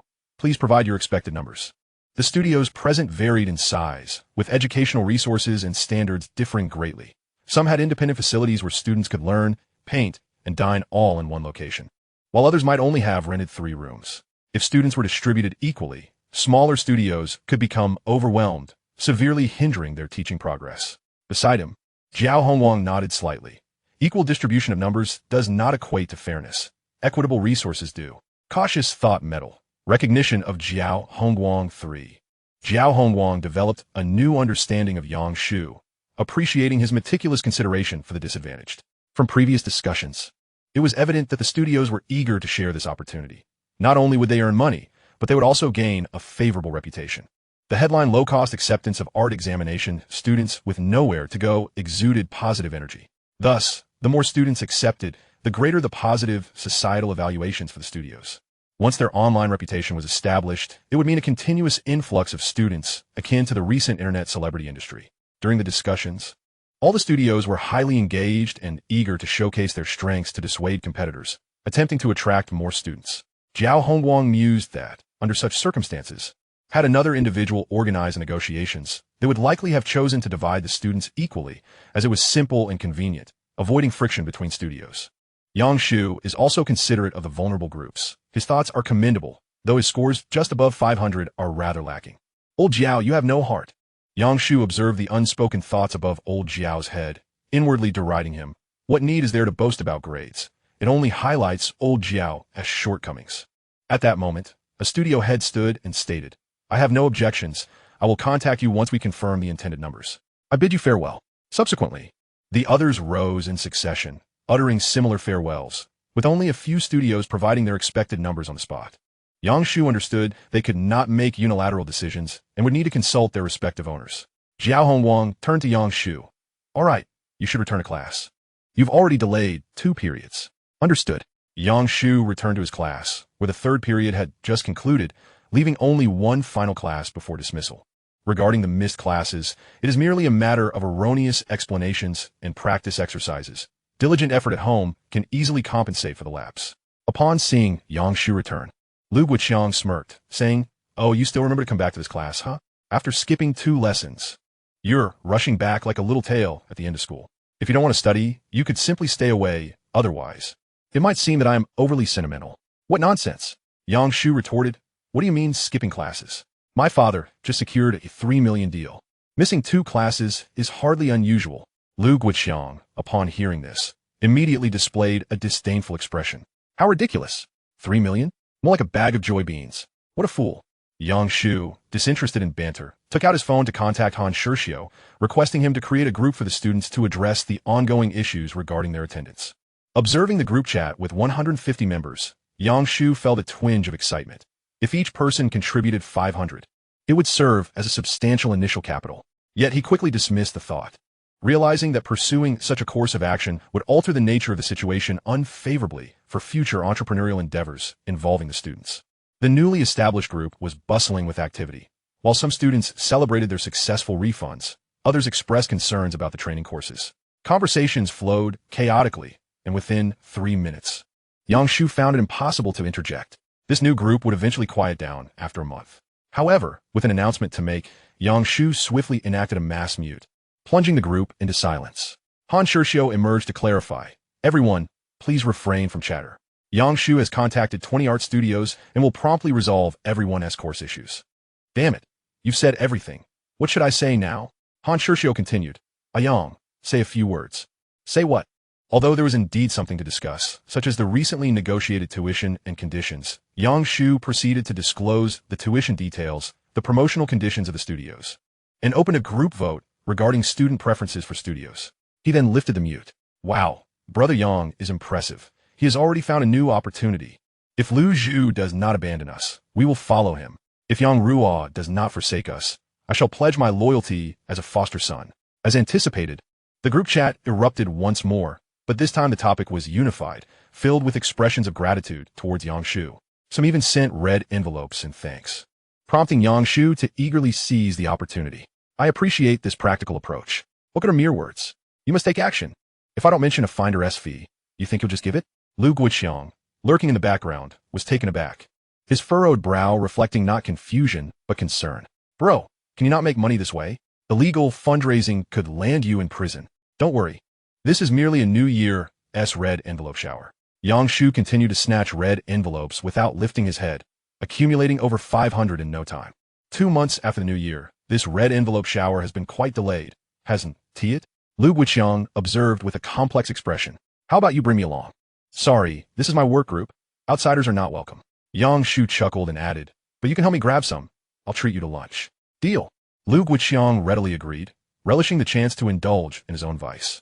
Soon, The final class bell rang, and while Yang Shu focused on studying, Lu Guiqiang busied himself with collecting red envelopes. On Thursday afternoon, various studios sent in their expected intake numbers, and Yang Shu planned the specific distribution of students based on the group votes. Yet, he also needed to study, so he delegated the subsequent tasks to Lao Jiao. Teacher Jiao, you don't want my second mock exam results to suffer, do you? Initially intending to decline, Jiao Hongguang swallowed his words. It was a shame to outsource responsibilities at such a young age. He would surely come to regret it. After all, with the college entrance examination approaching, he might as well indulge him this once, Jiao Hongguang resignedly thought. Chapter 44. Did you take the white cotton coat home to wash? As a senior teacher, Jiao Hongguang's capabilities were beyond question. The next morning, he promptly delivered the results to Yang Shu. Kid, remember this is the last time. Got it. Yang Shu grinned broadly in gratitude, then sent the documents to both the student group and the studio group. Jiao Hongguang added, by the way, there's quite a commotion over at Yihe. The provincial education department has dispatched a team. Due to ample evidence, key suspects have already been detained, and we're just waiting for the trial. I mean, don't be overly cautious. While this world isn't pristine, it's not as filthy as you might think. Being overly timid doesn't suit a young person. Yang Shu understood the underlying message from Lao Jiao. He had been thoroughly dealt with, and it was time to move on. Understood, teacher. As physical education class concluded, students hurried to the cafeteria or exited the school, their spirits high. Not only did they avoid long lines for food, but the afternoon schedule consisted of merely 2 classes, which was a source of joy in itself. Yang Shu, are you heading home for lunch? Lu Guiqiang asked in confusion. Aren't you studying anymore? I'm just going back to get something. I'll be back shortly. Yang Shu replied. Want to come along? We could grab a bite. I'm fine with that, but what about that girl? Lu Guiqiang gestured towards a certain direction with a slight tilt of his chin. Yang Shu turned to see the wealthy girl standing aloof, staring intently at him without any intention of approaching or initiating conversation. Yang Shu seems quite busy lately. Bring her along. I'll go call her. Then I want to go. Lu Guiqiang pouted. You two can eat together. I'll manage on my own. What do you mean by that? It makes me sound like a scoundrel. Yang Shu retorted. We're all classmates. What's wrong with sharing a meal? Stop it. I'm being unnecessary. Lu Guiqiang waved his hand and walked away, feeling a pang of bitterness. After taking a few steps, he turned back to find that Yang Shu made no effort to retain him and was instead engaging in conversation with Bai Muquan. He grew even angrier. Traitor, you can't even pretend? A word of encouragement from you wouldn't kill you. Shall we go together? Yang Shu inquired. Get lost. Lu Guiqiang stormed off, thinking, what is the point of eating with you two? Just to be humiliated? Meanwhile, Yang Shu looked at the wealthy girl. Where are you eating lunch? I'll eat with you, Bai Muquan replied without hesitation. All right then, let us go have some xiaomai. Subsequently, the two made their way to a nearby xiaomai restaurant, ordering 2 servings while Yang Shu took the opportunity to grab some snacks from a neighboring eatery while waiting. Bai Muquan was in good spirits, good person medal, Bai Muquan recognition level 10. Yang Shu was quite pleased, thinking this is what it means to be grateful. Entirely different from Lu Guiqiang's rebellious attitude. A few more meals like this, and this medal could level up. Hey, Bai Muquan, do you remember your coat? Bai Muquan paused. I remember. You took it. I'll pick it up from the dry cleaners near my home after we finish eating. Yang Shu smiled. It's been quite a while. Why haven't you asked for it back? I thought you liked it. What? I'm not a weirdo. Who likes women's coats? Don't say that. I don't have such a hobby. To prevent any misunderstanding, Yang Shu felt it necessary to issue a precautionary statement. Just so you know, we're good friends. We want to just take each other's belongings without a word. This is as important as avoiding the demons of the mountains. Oh, I'll remember that. Bai Muquan nodded, seeming to understand, but not entirely. Then, she pointed her chopsticks at the grilled cold noodles. Yang Shu, I want to claim this. No need to make a fuss over trivial matters. Let us eat. After their meal, Yang Shu returned home to retrieve his clothes. And although Bai Muquan wanted to accompany him, he declined. There's no back seat in the car. You can't sit like Lu Guiqiang, right? The school was close to his home, and Yang Shu usually walked, but to carve out more time for studying, he began to shorten his commute. The bicycle he rode was a low-quality mountain bike, with a broken gear shifter that had not been repaired, leaving him to manually pull the wire fix of the frame. Lu Guiqiang often hitches rides, perching himself on the beam or handlebars. The disparity between genders makes it inappropriate for Bai Muxian to join him. I can learn. Bai Muxian remarked, after all, I don't take a nap at noon. Compared to idling in class, the petite heiress preferred to be in the company of her close friends. Never mind, you wait in class, Yang Shu said earnestly, or else if the leaders catch us, they might mistake us for a couple. Then I won't tag along. Bai Muxian huffed. No one can disrupt our friendship. Yang Shu rode off, returning to the classroom 20 minutes later. By then, Most students had finished their lunch and were leisurely resting their heads on their desks. Some were engrossed in mobile games. Others quietly memorizing poetry, while many chatted animatedly about gossip. Yang Shu shook his head slightly, feigning disappointment. It's quite disheartening. Without my influence, everyone is far too lackadaisical. Fu Li's ears perked up, and she turned toward the door. Yes, you're the best, but the midday break is meant for relaxation. No, for those accustomed to idleness. Resting is merely an opportunity for me to overtake them. What nonsense! Fu Li shot him a glance, then noticed the garment in his hand. Its transparent packaging emblazoned with the words, Community Laundry. What on earth are you bringing clothes to school for? Fu Li inquired suspiciously. Could it be Lao Jiao's? Lu Guiqiang, who had been eavesdropping, chimed in. He has some kind of celebration in the afternoon. That thing is probably a battle uniform. Huh, just trying to show off. That fallen high school boy. For heaven's sake, that's a women's style. Yang Shu retorted, if others treat me to a meal, that's my moment to shine. No need to show off. Following the incident, the students in the art studio organized a small dinner on Friday to express their gratitude, insisting on thanking him in person. Thinking of the possibility of receiving red envelopes, Yang Shu reluctantly agreed. A women's style? Fu Li's curiosity piqued. That is even more intriguing. Enough of your nonsense about eating melons all day. While speaking, Yang Shu placed the clothes on by Muxian's desk. They're washed. Next time we eat skewers. Wear a baby bib, and you want tea get dirty. Bai Muxian accepted the clothes without a hint of expression. If the bib gets dirty, will you wash it for me too? Yang Shu gazed at the top of the petite heiress's head, contemplating her peculiar thoughts. When suddenly a sharp exclamation pierced the air. What the hell? You took Bai Muxian's clothes home to wash. Fu Li's shout drew the attention of the entire class. With everyone craning their necks to watch, they knew that early romance had no place in their school. Relationships had to be conducted in secrecy. If brought to light, it would be seen as a disrespect to teachers and school regulations. In more serious cases, it could even lead to moral condemnation, as early romance was believed to affect academic performance. Yet, it was precisely under such a high-pressure environment that students in early relationships were more likely to develop thrilling responses. For instance, the subtle joys of secretly holding hands, linking arms, and sharing meals created a stronger sense of happiness for young couples. Particularly during this crucial moment when the gates of the university were about to open, the act of exchanging laundry became increasingly nuanced. Oh dear, when a mocking sound arose, Yang Shu realized he would have to visit the office once more. Chapter 45. Do you want fish fry with perfume? The students paused their activities, turning in unison toward the corner of the classroom, their gazes shifting between Yang Shu, Bai Muxian, and the coat. After a few seconds, the atmosphere became delicate as they began to grasp the implications. Wait, Yang Shu took Bai's clothes home to wash. What? Pass it on. Yang Shu washed Bai Muxian's clothes. Spread the word. Yang Shu went all out for Bai Muxian. Pass it on. Yang Shu has a thing for her. Oh, come on. Yang Shu could no longer contain himself. Everyone quiet down. Spreading rumors about me. Huh? Do you want fish fry with perfume? Don't view the world through colored glasses. It's not abnormal for a good friend to help wash clothes. Lu Guiqiang interjected. Traitor, don't try to defend yourself. I've been friends with you for over a decade, yet I've never seen you wash my clothes. Get lost. Don't discuss me, Yang Shu replied, raising his middle finger in salute. Following this commotion, the students suddenly found themselves wide awake, congregating into small groups, whispering about various topics, occasionally glancing at the protagonists. You know, Yang Shu looks like an honest person, but he has quite skilled at pursuing girls. Of course, after pursuing Du Yao for so long, his technique must be exceptional. Isn't it inappropriate for us to discuss this? Yang Shu, unfazed, had thick skin, but Bai Muxian might mind, right? Thus, many began observing Bai Muxian discreetly, only to find her expression remained cool and detached, making it impossible to gauge her feelings. Better not say anything. We don't want to get caught by the old class teacher. After the initial uproar subsided, the class quieted down significantly, yet a few mischief makers continued their banter, such as Fu Li and Lu Guiqiang. You traitor, deceiving me about studying while secretly dating. I'll shark you. Can't you understand the phrase good friends? Yang Shu retorted. Having a close friend of the opposite sex is just like being in a relationship. Is there no justice in this? Fully scrutinized Yang Shu, usually. Good friends don't behave like this. We've seen cases of climbing walls to buy snacks and washing clothes, but what about those we haven't seen?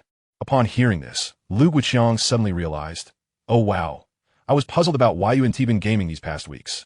Turns out you were spending time with someone else. You're truly despicable. Fu Li immediately joined in the teasing. Where do you both hang out on weekends? Shall we coincidentally bump into each other tomorrow? This time, it was surprisingly Bai Muxian who responded. We usually meet at the library. As quiet as a chicken. Fu Li was momentarily stunned. Her smile froze on her face, and her words caught in her throat. It was the first time Bai Muxian had spoken up proactively, and the content was even more astonishing. Usually at the library, we meet. This single sentence highlighted 3 key points. They did not merely meet occasionally, but regularly. The location had become habitual, colloquially known as their old meeting place, and their rendezvous at the library involved not just studying, but also many subsequent activities. Wow, this is outrageous. Of course, it wasn't about their actions. Typical young couples engaged in similar activities. But the speed at which Yang Shu and Bai Muxian developed their relationship was too rapid. Oh my, that bracelet you both have. Suddenly, Fu Li's eyes were fixed intently on the black bracelet on Yang Shu's wrist. Meanwhile, Bai Muxian sported a matching silver bracelet on her wrist. It was glaringly obvious. How bold. To bring such a thing into school, that takes a lot of guts. This time, it was Lu Guiqiang who let out a sharp exclamation. Displaying couple bracelets in class was a blatant provocation, a flagrant disregard for the rules. Yang Shu maintained a calm demeanor. Oh, this? I won it as a prize from some roadside game. I believe it's called the No Emotional Good Friends chain. Bai Muxian nodded in agreement. Fu Li, ever quick on her feet, had already opened an online store to snap a photo of the item. Clearly enunciating the product name. Mobius couple bracelets, 925 pure silver, high-end boyfriend gift. Fu Li truly was the ultimate source of amusement. Her simple statement roused the drowsy students. Yang Shu felt his head spinning. What had turned a peaceful lunch break into this chaos? To his surprise, Bai Muxian, amidst the crowd's teasing, actually smiled. Subsequently, everyone grew even more excited. The female protagonist, faced with the uproar and banter, did not express anger or denial, but merely smiled gently. What did this signify? Yang Shu, you truly deserve to be cursed. Led by Lu Guiqiang, half of the boys let out a soul-wrenching howl. She was meant to be the rare bloom of high school.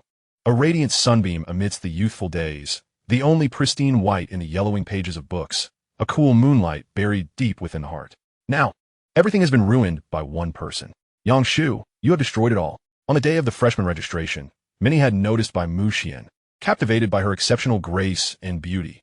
Even upperclassmen pretended to pass by, merely to catch a glimpse of her. Though Bai Muxian did not attend school for an entire semester, that breathtaking visage never faded from memory. Whenever the youthful boys fell into the throes of first love and were asked who the most beautiful girl they had ever seen was, they would instantly conjure up the same face, the extraordinarily ethereal beauty. They would then conceal their bitterness beneath a smiling facade, softly responding, "Silly, of course it's you." The stunning sight they had witnessed could not be forgotten, yet it could be buried. In later years, as they occasionally revisited those memories, they would sigh, "How incredibly beautiful." But now, an uninvited guest had crept into those reminiscences. Yang Shu, am I such a pathetic little boy? Clearly on the brink of graduation. Why do you have to provoke me? Damn it, this is just an intentional display. Yang Shu glanced at the dazed little rich girl and shrugged, explaining, unified response. I'm not boasting. If any of you find me displeasing, you may take it up with Lu Guiqiang. He is the one who indulges me. Lu Guiqiang exclaimed. Damn it, a source of trouble. Yang Shu felt helpless. Clearly, it was all just routine. What pretense did I put on? He turned his gaze toward the little rich girl, curiously asking, Today is quite unusual, huh? You dare to speak to everyone? I'm actually a bit scared. Bai Muxian mumbled. So many people are around Yang Shu, yet he has only one mouth. It's too pitiful that no one helps him. No, the pitiful one is you. Yang Shu realized that for the little rich girl, speaking to outsiders was a torment, a one-to-many situation akin to hell. However, her initiative today could be considered a slight breaking of the ice, right? Thus, Yang Shu took the initiative to spark a conversation, inquiring how she had dealt with the teddy bear and the doll, and whether her parents had caught a whiff of grilled skewers. This could also be seen as a form of conversational practice, perhaps. To onlookers, this scene was amusing, even envious, yet only one pair of eyes exhibited fury. Du Yao silently fixed her gaze on the two, finding their interaction more distressing than death itself. She pointedly asked, If you know that a certain event is doomed to have a bad outcome, what is the correct course of action? Is it to prevent the event from starting to avoid the outcome, or to enjoy the process and bear the consequences? Chapter 46. You scared me. I thought your romantic interest had arrived. Zheng Mengwan was bewildered, not understanding the meaning behind Du Yao's words, but as a good friend, she felt compelled to respond. I think that if you know the outcome is bad, you should definitely avoid it. Otherwise, aren't you just inviting suffering? Du Yao nodded, a look of pleasure appearing on her face from the affirmation. In fact, the relationship between Yang Shu and Bai Muxian is precisely like this. It will last at most until graduation, and they will ultimately part ways. I've told him, but he doesn't listen. Du Yao deemed Yang Shu to be excessively irrational. Why not cut your losses on an investment that is bound to result in a deficit? Zheng Mingwan paused slightly. Wanted to voice her thoughts, but hesitating. Yang Shu has invested so much time in you. Isn't that also a loss? Of course. She dared not voice this to Du Yao. Forget it. I'll wait until after graduation. Du Yao retracted her gaze, beginning to solve problems to improve her grades. After all, not everyone is so clear-headed. Meanwhile, as the classmates noted Yang Shu and Bai Muxian engrossed in conversation, they tactfully quieted down and busied themselves. Knock, knock. Suddenly, a knocking sound drew everyone's attention again. It is well known that classmates from this class do not knock unless they are pretending to be teachers or leaders playing a prank. The genuine knockers are either teachers addressing disciplinary issues or student leaders from other classes delivering notices. However, this time, it was none of the aforementioned scenarios. 3 students stood at the back door, 2 boys and a girl, each carrying boxes of varying sizes, their spirits high with joy. Excuse me, who are you looking for? Wow, so many items, it's not the weekend exams, is it? Yikes. The taller boy among them spoke. We're looking for Yang Shu. We come with a little trouble. Once again, someone became the center of attention, causing Bai Muxian's heart to tighten. Yang Shu certainly has many friends. You look somewhat familiar. Let me go see what this is about, Yang Shu said, intending to ask her about the questions later. The little rich girl obediently agreed. Watching Yang Shu approach. You're looking for me? Yes, the tall boy nodded with a smile. Do you remember us? We're from the same class as you. From the Art and Design Academy. Oh, I recall now, Yang Shu slightly nodded. What brings you here? Though he suspected they had come to deliver gifts, he maintained a facade of humility. Well, you've helped everyone so much, we felt we ought to reciprocate, another boy remarked. Initially, we planned to treat you to dinner tonight, but upon reconsideration, there would be too many people in the evening, so we decided to come early to get acquainted. They were genuinely grateful to Yang Shu, not only for exposing the fraud in the art and design program, but also for suggesting ways to retrieve their tuition fees, even arranging for group training sessions, saving them a considerable sum. Such selfless assistance from strangers signifies either great altruism or hidden ambitions, regardless of the true motivation. This individual was worth befriending, promising significant future benefits. Yang Shu feigned surprise, raising his voice. All these gifts are for me? Compared to what you've done, we're still far behind, the tall boy complimented. It's just a small token of our appreciation. Please accept it. Everyone was dumbfounded, especially Lu Guiqiang, whose eyes were wider than the largest marbles. Wait, bro, what have you done? Why are people giving you gifts? Aren't we all just high school students who study, eat, surf the internet, and occasionally watch a little something for entertainment? What is this? Have you saved the world? Fu Li also wore a face of disbelief. Young Master Yang, are you serious? At that moment, the onlookers were itching to know what good deed Yang Shu had accomplished to receive such a substantial gift. Yang Shu smiled subtly, pretending to refuse a couple of times while accepting the gifts. They were quite heavy. Surely they weren't too expensive? The girl on the left waved her hand, shaking her head in unison. No, they're just some ordinary gifts. Yang Shu peered inside, unable to see anything through the dark. Well then, thank you. By the way, I'm Ji Taofeng. The girl unconsciously stood on tiptoe. Could you leave your contact information? It would be convenient for us to get in touch tonight. Oh sure.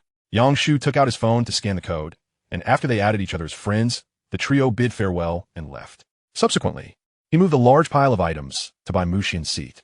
The gift boxes were indeed enormous, blocking the aisle at his own desk. Moreover, the space here was ample, perfect for unboxing to see what treasures lay within. Wait for me.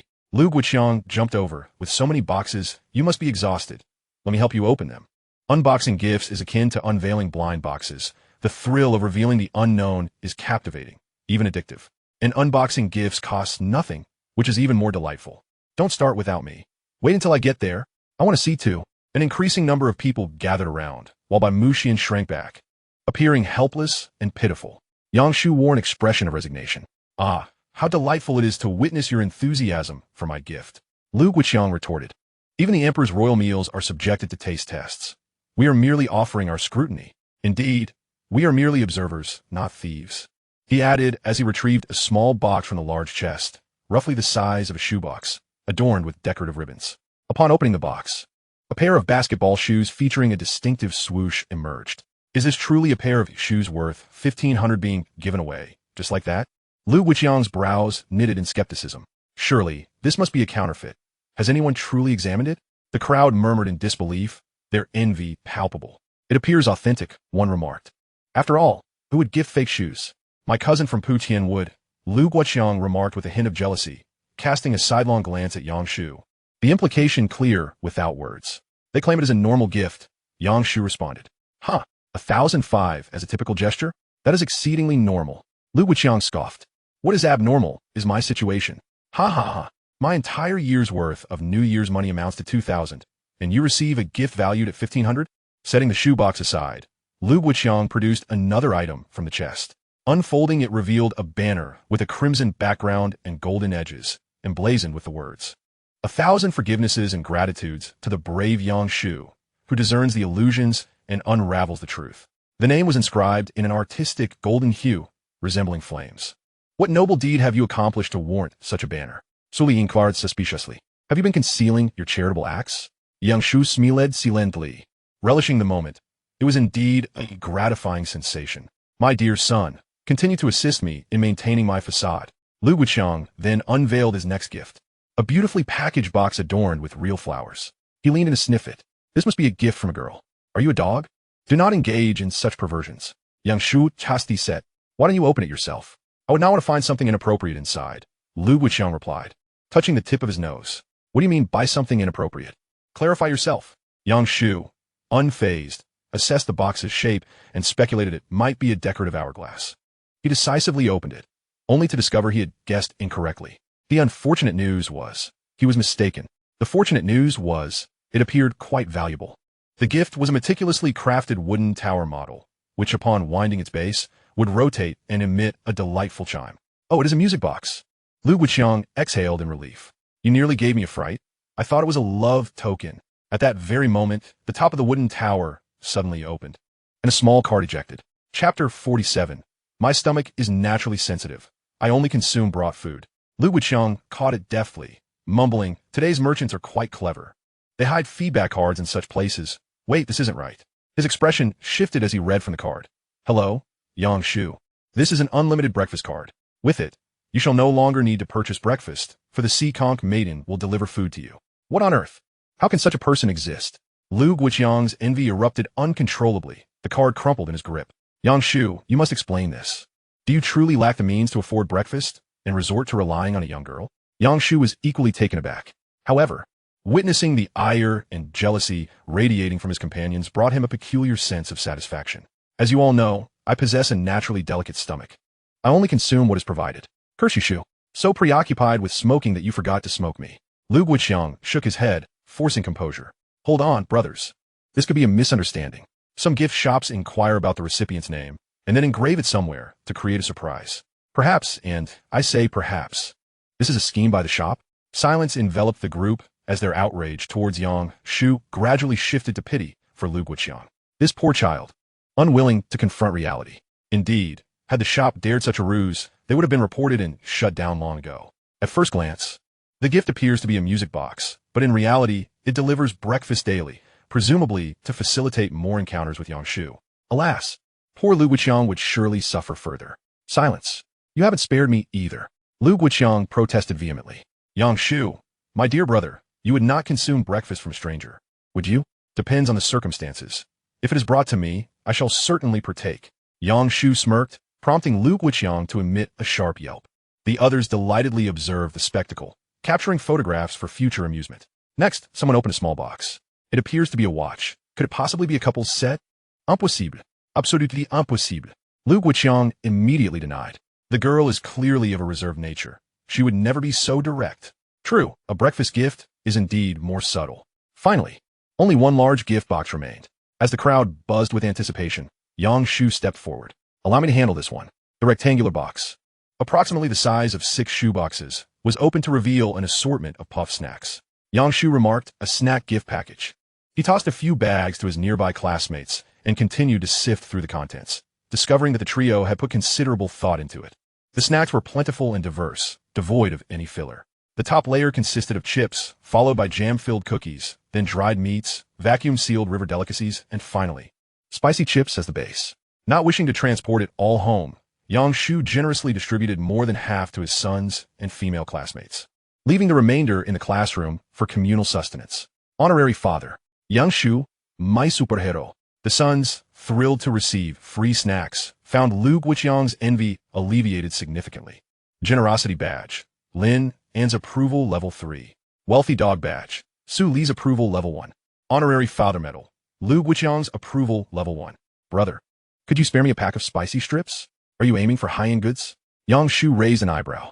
Absolutely not. Disperse. Come now. Even the little rich girl is entranced. Do you think I would offer them to you rugged old men? With that, Yang Shu placed the snack box behind Bai Muquan's seat. Watch over it for me.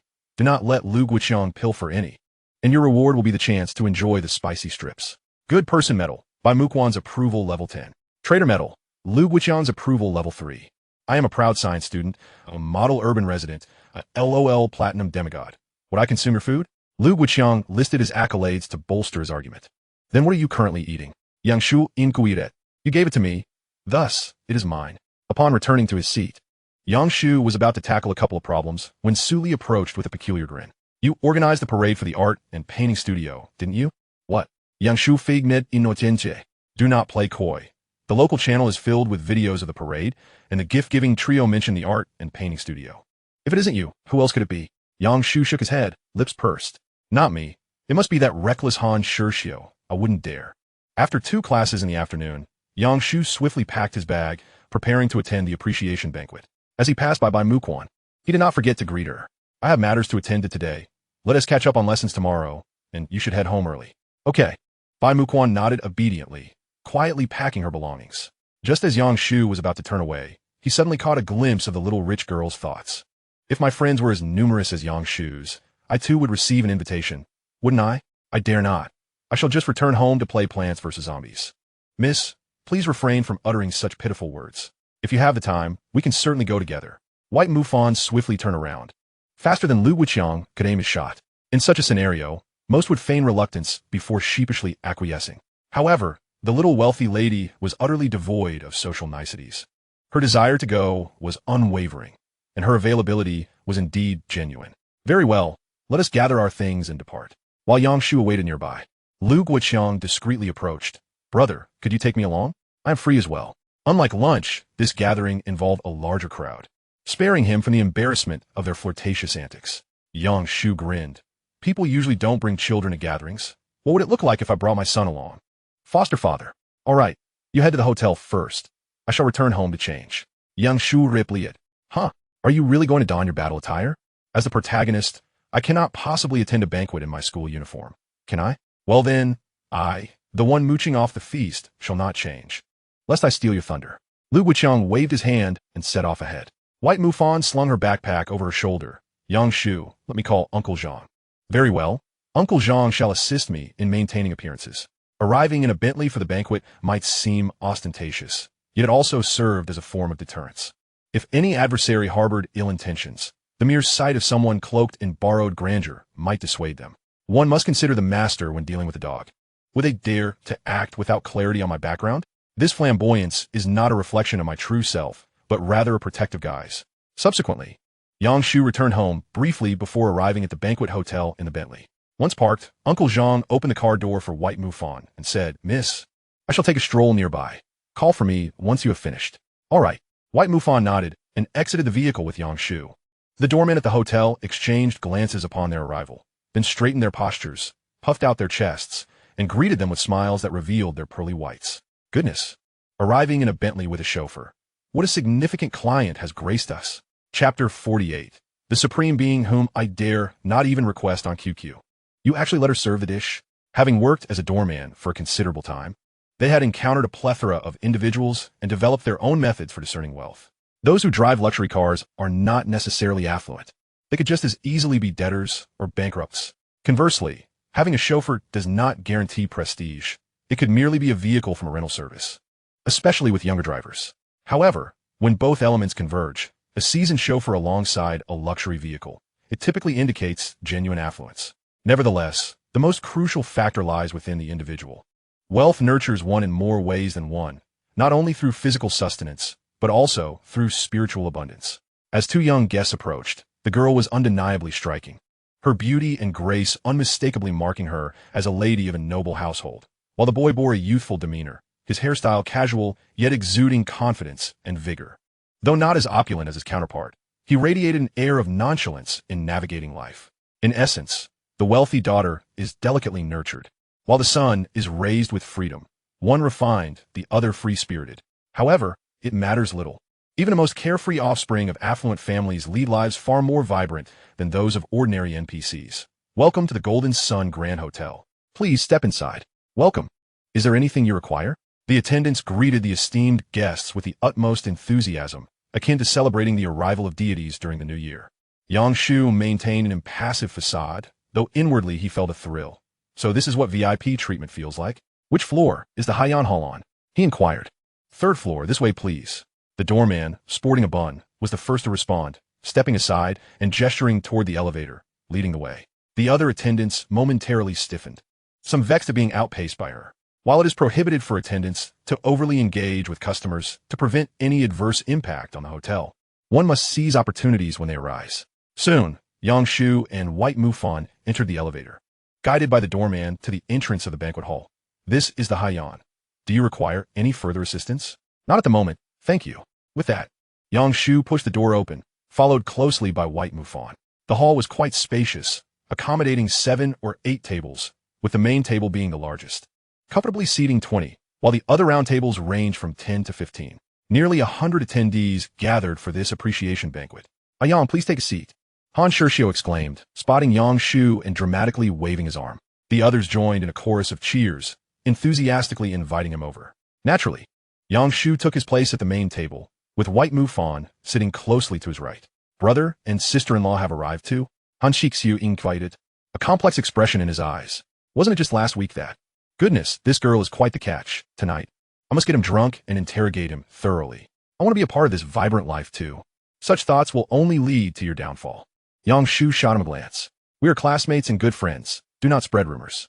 Oh, then splendid. You chat with everyone. I'll go arrange for the dishes to be served. Han Shershio's mood brightened, albeit with a hint of uncertainty. The good news was that Yang Shu was not in a relationship, ensuring he could still beat Yang Shu to finding a partner. The bad news was that their relationship appeared to be more than ordinary, given that she was brought along to the gathering. Once Han Shershio departed, many others approached to express their gratitude, while also stealing glances at White Mufan. Truly, she was breathtaking, whether through flattery or monetary gifts. Yang Shu graciously accepted it all, engaging in lively conversation with everyone.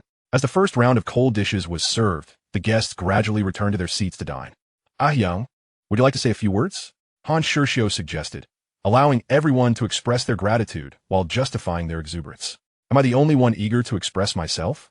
Yang Shu quipped, then rose to share a few platitudes, concluding the topic when the hot dishes were presented. One cannot deny that the culinary offerings at the Grand Hotel were delightful, though perhaps slightly inferior to those at the Little Wealthy Lady's Western restaurant. Midway through the meal, White Mufan unexpectedly offered him a small dish. You need not serve me. Just ensure you are well fed, Yang Shu stated. Yang Shu, look. This food is suitable for your delicate stomach. Yang Shu glanced down to find shredded meat twisted together, surrounded by a ring of shredded radish and sauced meat, forming a harmonious trio.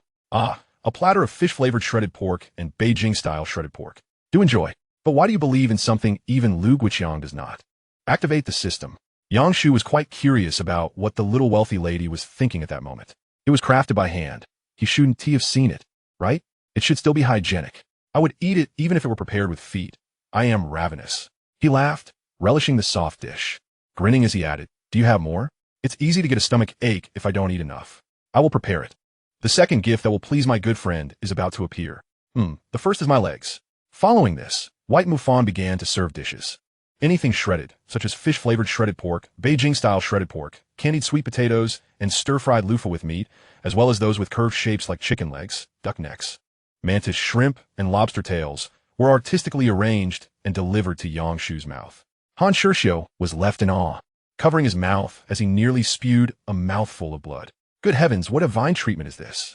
A celestial maiden concocting a heart-shaped bento on site? Could it be that school is also like this? The tension is palpable.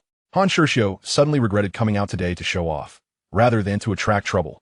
Yang, please don't do this. Being a single noble is really a precarious existence. All right, neithers. Yang Shu cheerfully responded, only to suddenly notice a venomous gaze.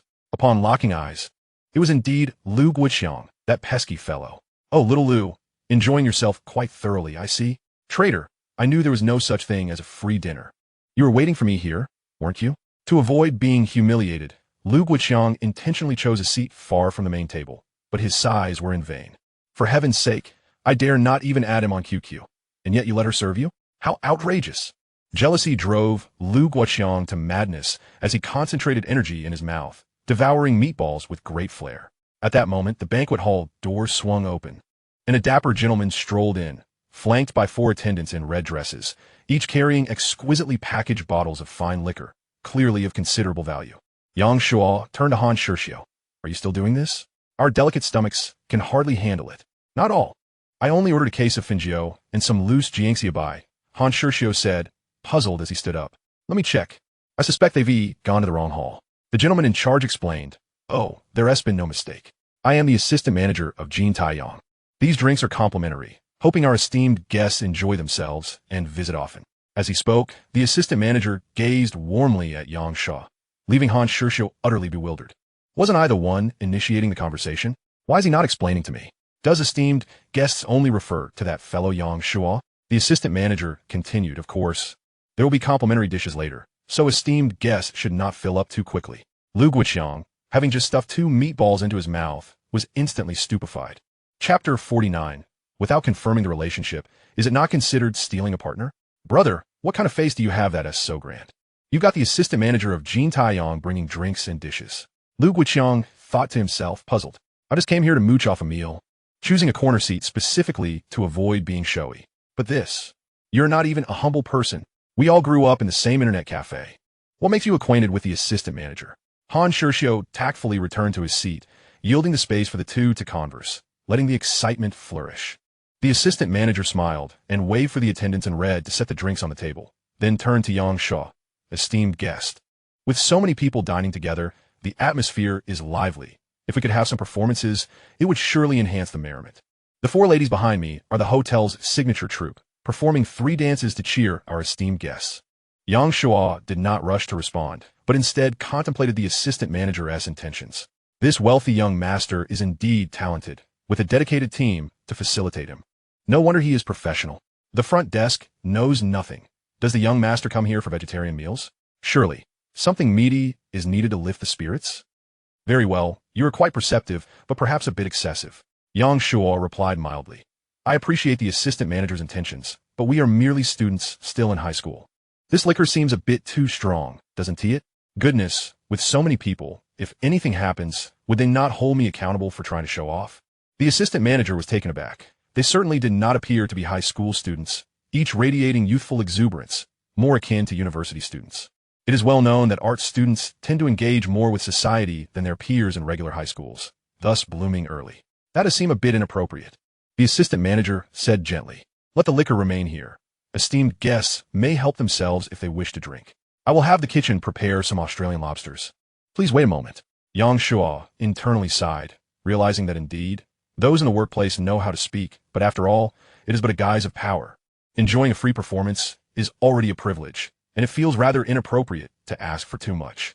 Yet the assistant manager was overwhelmingly enthusiastic, not allowing Yang Shu the opportunity to decline, and directly summoned the dancers to perform, while he himself retreated to the kitchen. Yang Shu returned to his seat, taking a bite of the shrimp dish prepared by the petite wealthy lady, lifting his gaze to the performance stage where 4 pairs of long, fair legs swayed. He remarked, the service here is truly excellent. I love it and will definitely return next time. Beside him, Han Shishio wore a face of envy, his tone tinged with a hint of admiration. Yang, or should I say, Brother Yang, this hotel is owned by your father, is it? What? My father has such capabilities? Wouldn't that make me a rich second generation? Yang Shu raised an eyebrow, jesting, stop speculating. You know nothing of my family situation. Han Shishio touched his chin. I have a strong feeling that something is off. It's quite suspicious. You must be harboring a hidden identity. Otherwise, why would the manager treat you with such courtesy? Yang Shu chuckled lightly, his gaze wandering as he appeared dismissive, while in fact, he was inundated with system notifications that he could hardly keep up with. Leader S Medal, recognition by Bao Inian 3. Male God Medal, recognition by Lu Yanjun 2. Wise Man S Badge, recognition by Nangong Yenmei 4. Male God Medal. Yang Shu was baffled as to why everyone suddenly began to idolize him. Among them, the male god and wise man accolades were the most numerous, with the former at 87 and the latter reaching 93, both still on the rise. It seemed related to gender, as generally, males only idolize female deities. However, there are exceptions, such as slightly chubby round-faced fellows, short-haired with stubble, gentle with glasses, and sporting shorts paired with white socks. They all have their male idols. The wise man badge was prevalent, as people genuinely perceived Yang Shu as intelligent and astute. Initially, when Yang Shu exposed the instructor's academic fraud, forcing the director to refund tuition, while the other students were in a state of panic, he had Han Shuxiu lead the charge, successfully reclaiming their fees. When they received their refunds but had no classes to attend, he had already arranged for a takeover of the art studio. He accomplished all of this without taking a single penny for himself. At first, everyone was unaware of his contributions. It was only through Han Shuxiu's inquiries that they learned Yang Shu had been supporting them from behind the scenes, facilitating the current situation with the 29th middle school. He consistently noticed details others overlooked, accomplishing what others could not fathom, all while remaining hidden, indifferent to fame and fortune. Furthermore, he possessed a charm that made him akin to a contemporary sage, a model for our generation. Thus, amidst the fervor of admiration, Yang Shu earned 2 new medals. Male God Medal Award, funding 2000, wearing effect. Your charm is captivating, making it easier to exude allure, increasing favorability by 10 during interactions, and doubling attraction from the opposite sex. Wise Man Medal Award, funding 2000, wearing effect. You can always view matters rationally, with insight increased by 20. Notably, the sycophant medal had diminished to 1, just a little more and it would be downgraded. Hooray, I'm free from the stigma of being a sycophant. Suddenly, the previously silent petite wealthy lady spoke up. Yang Shu, you seem different somehow. In what way? Yang Shu felt a twinge of unease. Was the enhancement of 10 in charm that noticeable, or was it that my charm was inherently high, with 10 being equivalent to half of Wu Yanzu? Bai Muxin whispered, I can't quite pinpoint what has changed, but I feel a stronger urge to be around you.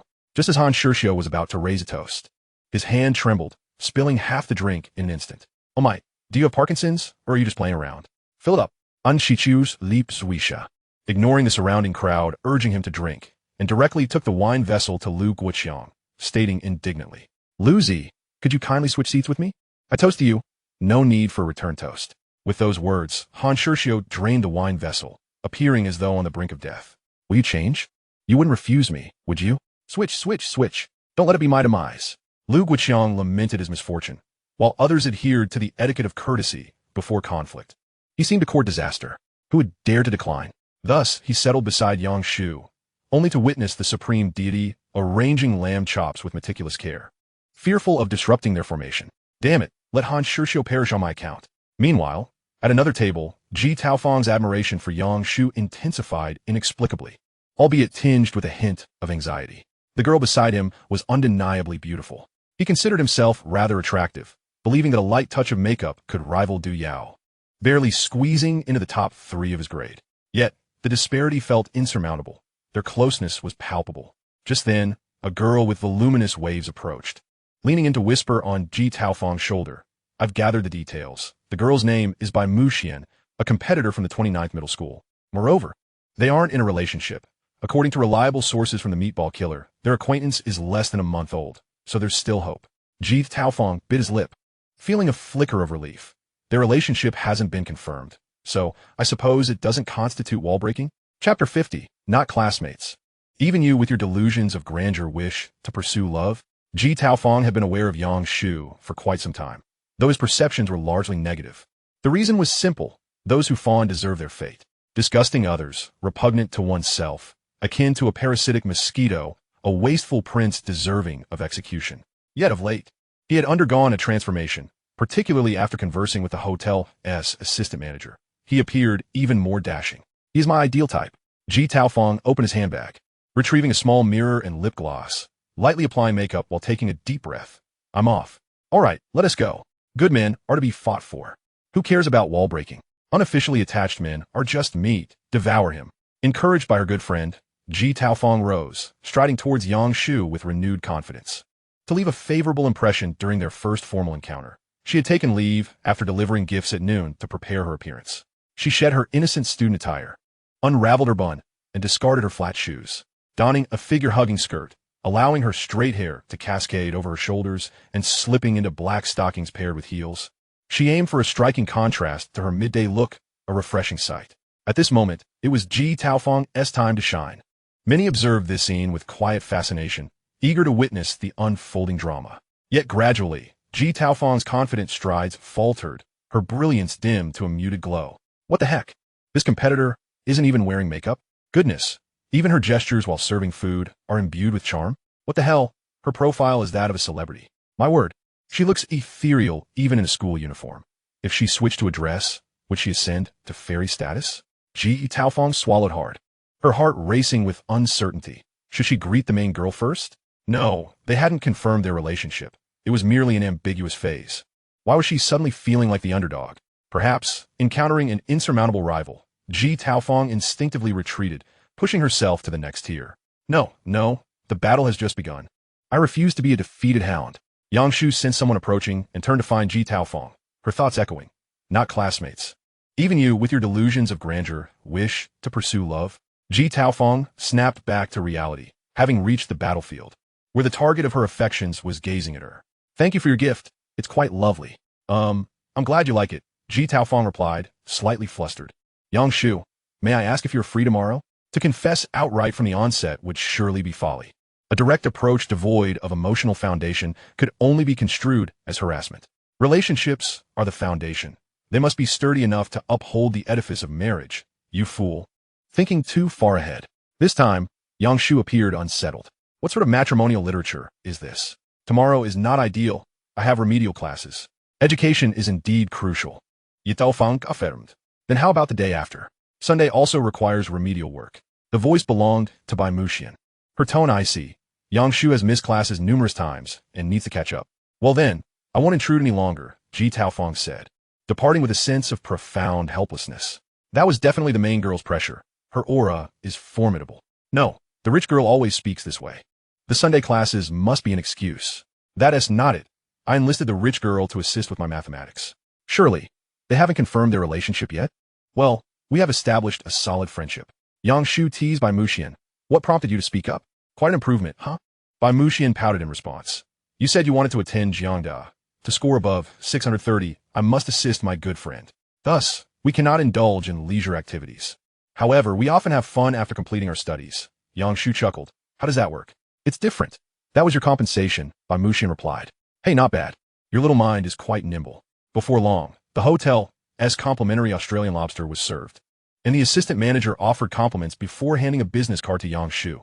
Here's my number. Feel free to reach out if needed. Yang Shu accepted the card with a smile, musing on how rather old-fashioned this individual was. In this day and age, few use business cards. Most opted for WeChat exchanges. All right, I wish you all a delightful evening. I must take my leave. After the assistant manager departed, everyone continued to enjoy the lobster, marveling at Yang Shu's prowess. As the banquet reached its zenith, intoxicated spirits took to the floor, showcasing their talents to resounding applause. Bai Muxian turned to a pair of inebriated companions and inquired, Yang Shu, what is this performance? The latter glanced over to find Han Shishio, inebriated, weeping in the embrace of Lu Guoqiang. I feel so miserable. How could a perfectly good clown end up like this? Ah Chong, others may not understand your plight, but I empathize with your suffering. With that, both turned to Yang Shu, sighing in unison. Heavenly Father, you must intervene. Yang Shu stifled aloud, preparing to deliver a powerful retort. A performance of sorrow was acceptable, but remember to mock it. At 9 in the evening, the 2.5-hour gratitude banquet concluded.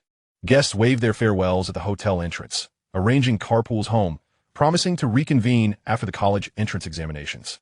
Yang Shu turned to Bai Muxian. It's dark now. Will you be all right heading home late? It's fine. With Uncle Zhang, he drives easily through traffic. Just don't lead the experienced driver astray. Uncle Zhang is already in the car. Shall we? Bai Muxian queried. At that moment, Lu Guoqiang approached, intending to invite Yang Shu to share a taxi home. Now, feeling extraneous, he could only muster 2 words. Traitor. Bai Muxian regarded Lu Guoqiang thoughtfully. A boy from the same neighborhood as Yang Shu. Care to join us? Lu Guoqiang's expression shifted. She doesn't even know my name, but it's understandable, given her status as the supreme deity. Thus, he tearfully climbed into the Bentley. Bai Muxian occupied the front seat, while Yang Shu and Lu Guoqiang settled in the back, departing the parking lot under the envious gazes of onlookers. Han Shishio was left bewildered. Wait, does Ruichi even hire a driver? Brother Xiao, you've had too much to drink. Their S.A.B. in the middle, you know? Ah. Ji Taofeng stood there, utterly at a loss, murmuring softly, "You said you'd accompany him on a night ride with a shared bike, and he has a Bentley? Then it's nothing to worry about. Classmate Yang Shu, see you tomorrow." "Yes, tomorrow I shall study diligently." Yang Shu waved. "Thank you, Uncle Jean." As the vehicle disappeared from sight, Lu Guoqiang finally spoke. "So, that was her family's car? She even deceived me into thinking it was that blonde Tony's. Aren't you the least bit anxious? I didn't even dare move once I got in, fearing I might ruin the seat." "I'm not afraid. Perhaps I'm just accustomed to it," Yang Shu replied lightly. "There's no need for concern. The seat is designed for sitting. Unless you're a bee transformed into a human with a peculiar behind." "So bees are such bizarre creatures?" Lu Guoqiang pondered, suddenly realizing something. "Wait, what did you say first? You've gotten used to sitting?" Chapter 51. With the knowledge of a little wealthy lady, victory is a foregone conclusion. On the first Monday of April, the third-year students faced their second mock examination. The same classroom, yet a different mindset. No one resorted to clever tricks for the sake of a pleasing score. The students drained their last ounce of brain power, evenly marking their answer sheets, awaiting validation of their responses. To compress the examination time, the Chinese and mathematics tests were scheduled for the morning, while the comprehensive science exam was slated for the afternoon, concluding with English the following morning. "What? Aren't you going to choose for the third question?" "What was the third question again?" "The one about tense transformations." The customary post-exam ritual of comparing answers ensued. For those uncertain of their responses, the sense of belonging derived from having the same answers as others could provide a soothing balm to their anxious hearts. "How did you fare, Brother Shu?" Lu Guoqiang grinned widely, seemingly in good spirits. "Not too well," Yang Shu sighed deeply. "I've been so busy these past few days that I haven't had a moment to review, and the format of the second mock was quite novel, making it difficult to think clearly." Lu Guoqiang raised an eyebrow, feeling a surge of satisfaction. "Well, you've been too busy seeking the limelight. It has indeed hindered your studies. Especially sudden events that disrupt one's study state can greatly affect results. No worries, there's still time. With hard work in the third mock, you'll surely catch up," he cheerfully asserted. "Did you do well?" Yang Shu retorted, offering him a chance to boast. "How should I put it? It was passable, slightly better than last time," Lu Guoqiang replied. Having crammed before the exam solely to prepare for this moment to show off and revel in the limelight after the results were announced. Previously, he had been on the receiving end of Yang Shu's teasing, but now he could finally retaliate. 2 days later, the overall scores were posted. Lu Guoqiang was the first to lean forward to check, quickly locating his name, then sliding his finger down, bursting into laughter. "I scored 520. I'm really amazing. Brother Shu, don't rush. I'll find you in a moment." Following his name down the list, however, his expression shifted dramatically. "It's not here. Let me check again." After a second unsuccessful attempt, he started counting upwards, and with each increment, the smile on his face faded. Finally, he spotted it at the 15th rank. Total score, 598? Didn't I just improve? This is not the score I intended. With a face full of disappointment, Lu Guoqiang returned to his seat, feeling as if love had faded away. "What was my score again?" Yang Shu inquired, stroking his chin. "Scram, you didn't score." "Oh, 598? Thanks for that." Yang Shu mused, alas, still a bit short. Hearing this, Fu Li turned her head. "Short? You surpassed me. So close to 600. What a pity." Lu Guoqiang could no longer contain himself.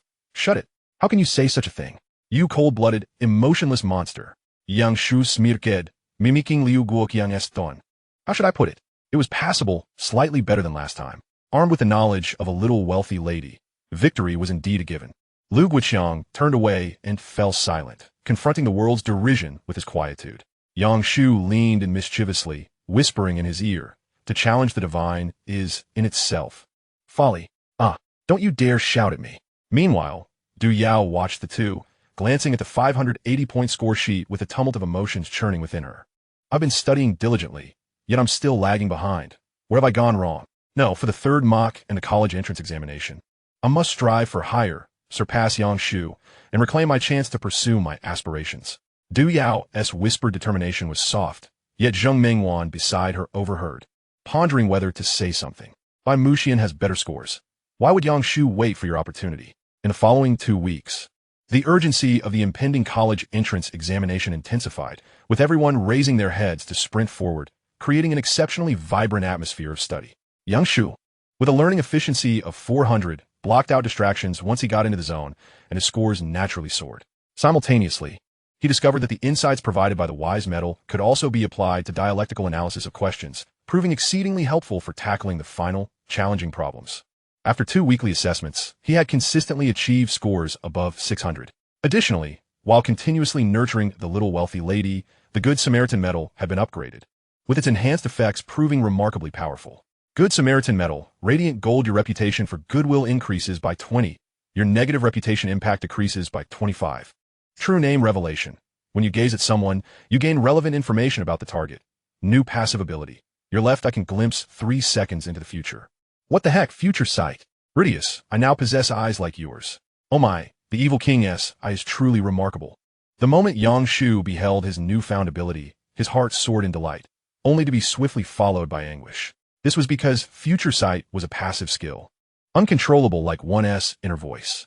As he opened his eyes to the world, countless phantoms overlapped, and in a classroom of 50, 100 figures appeared, creating a scene of utter chaos. His brain began to spasm, compelling him to cover his left eye.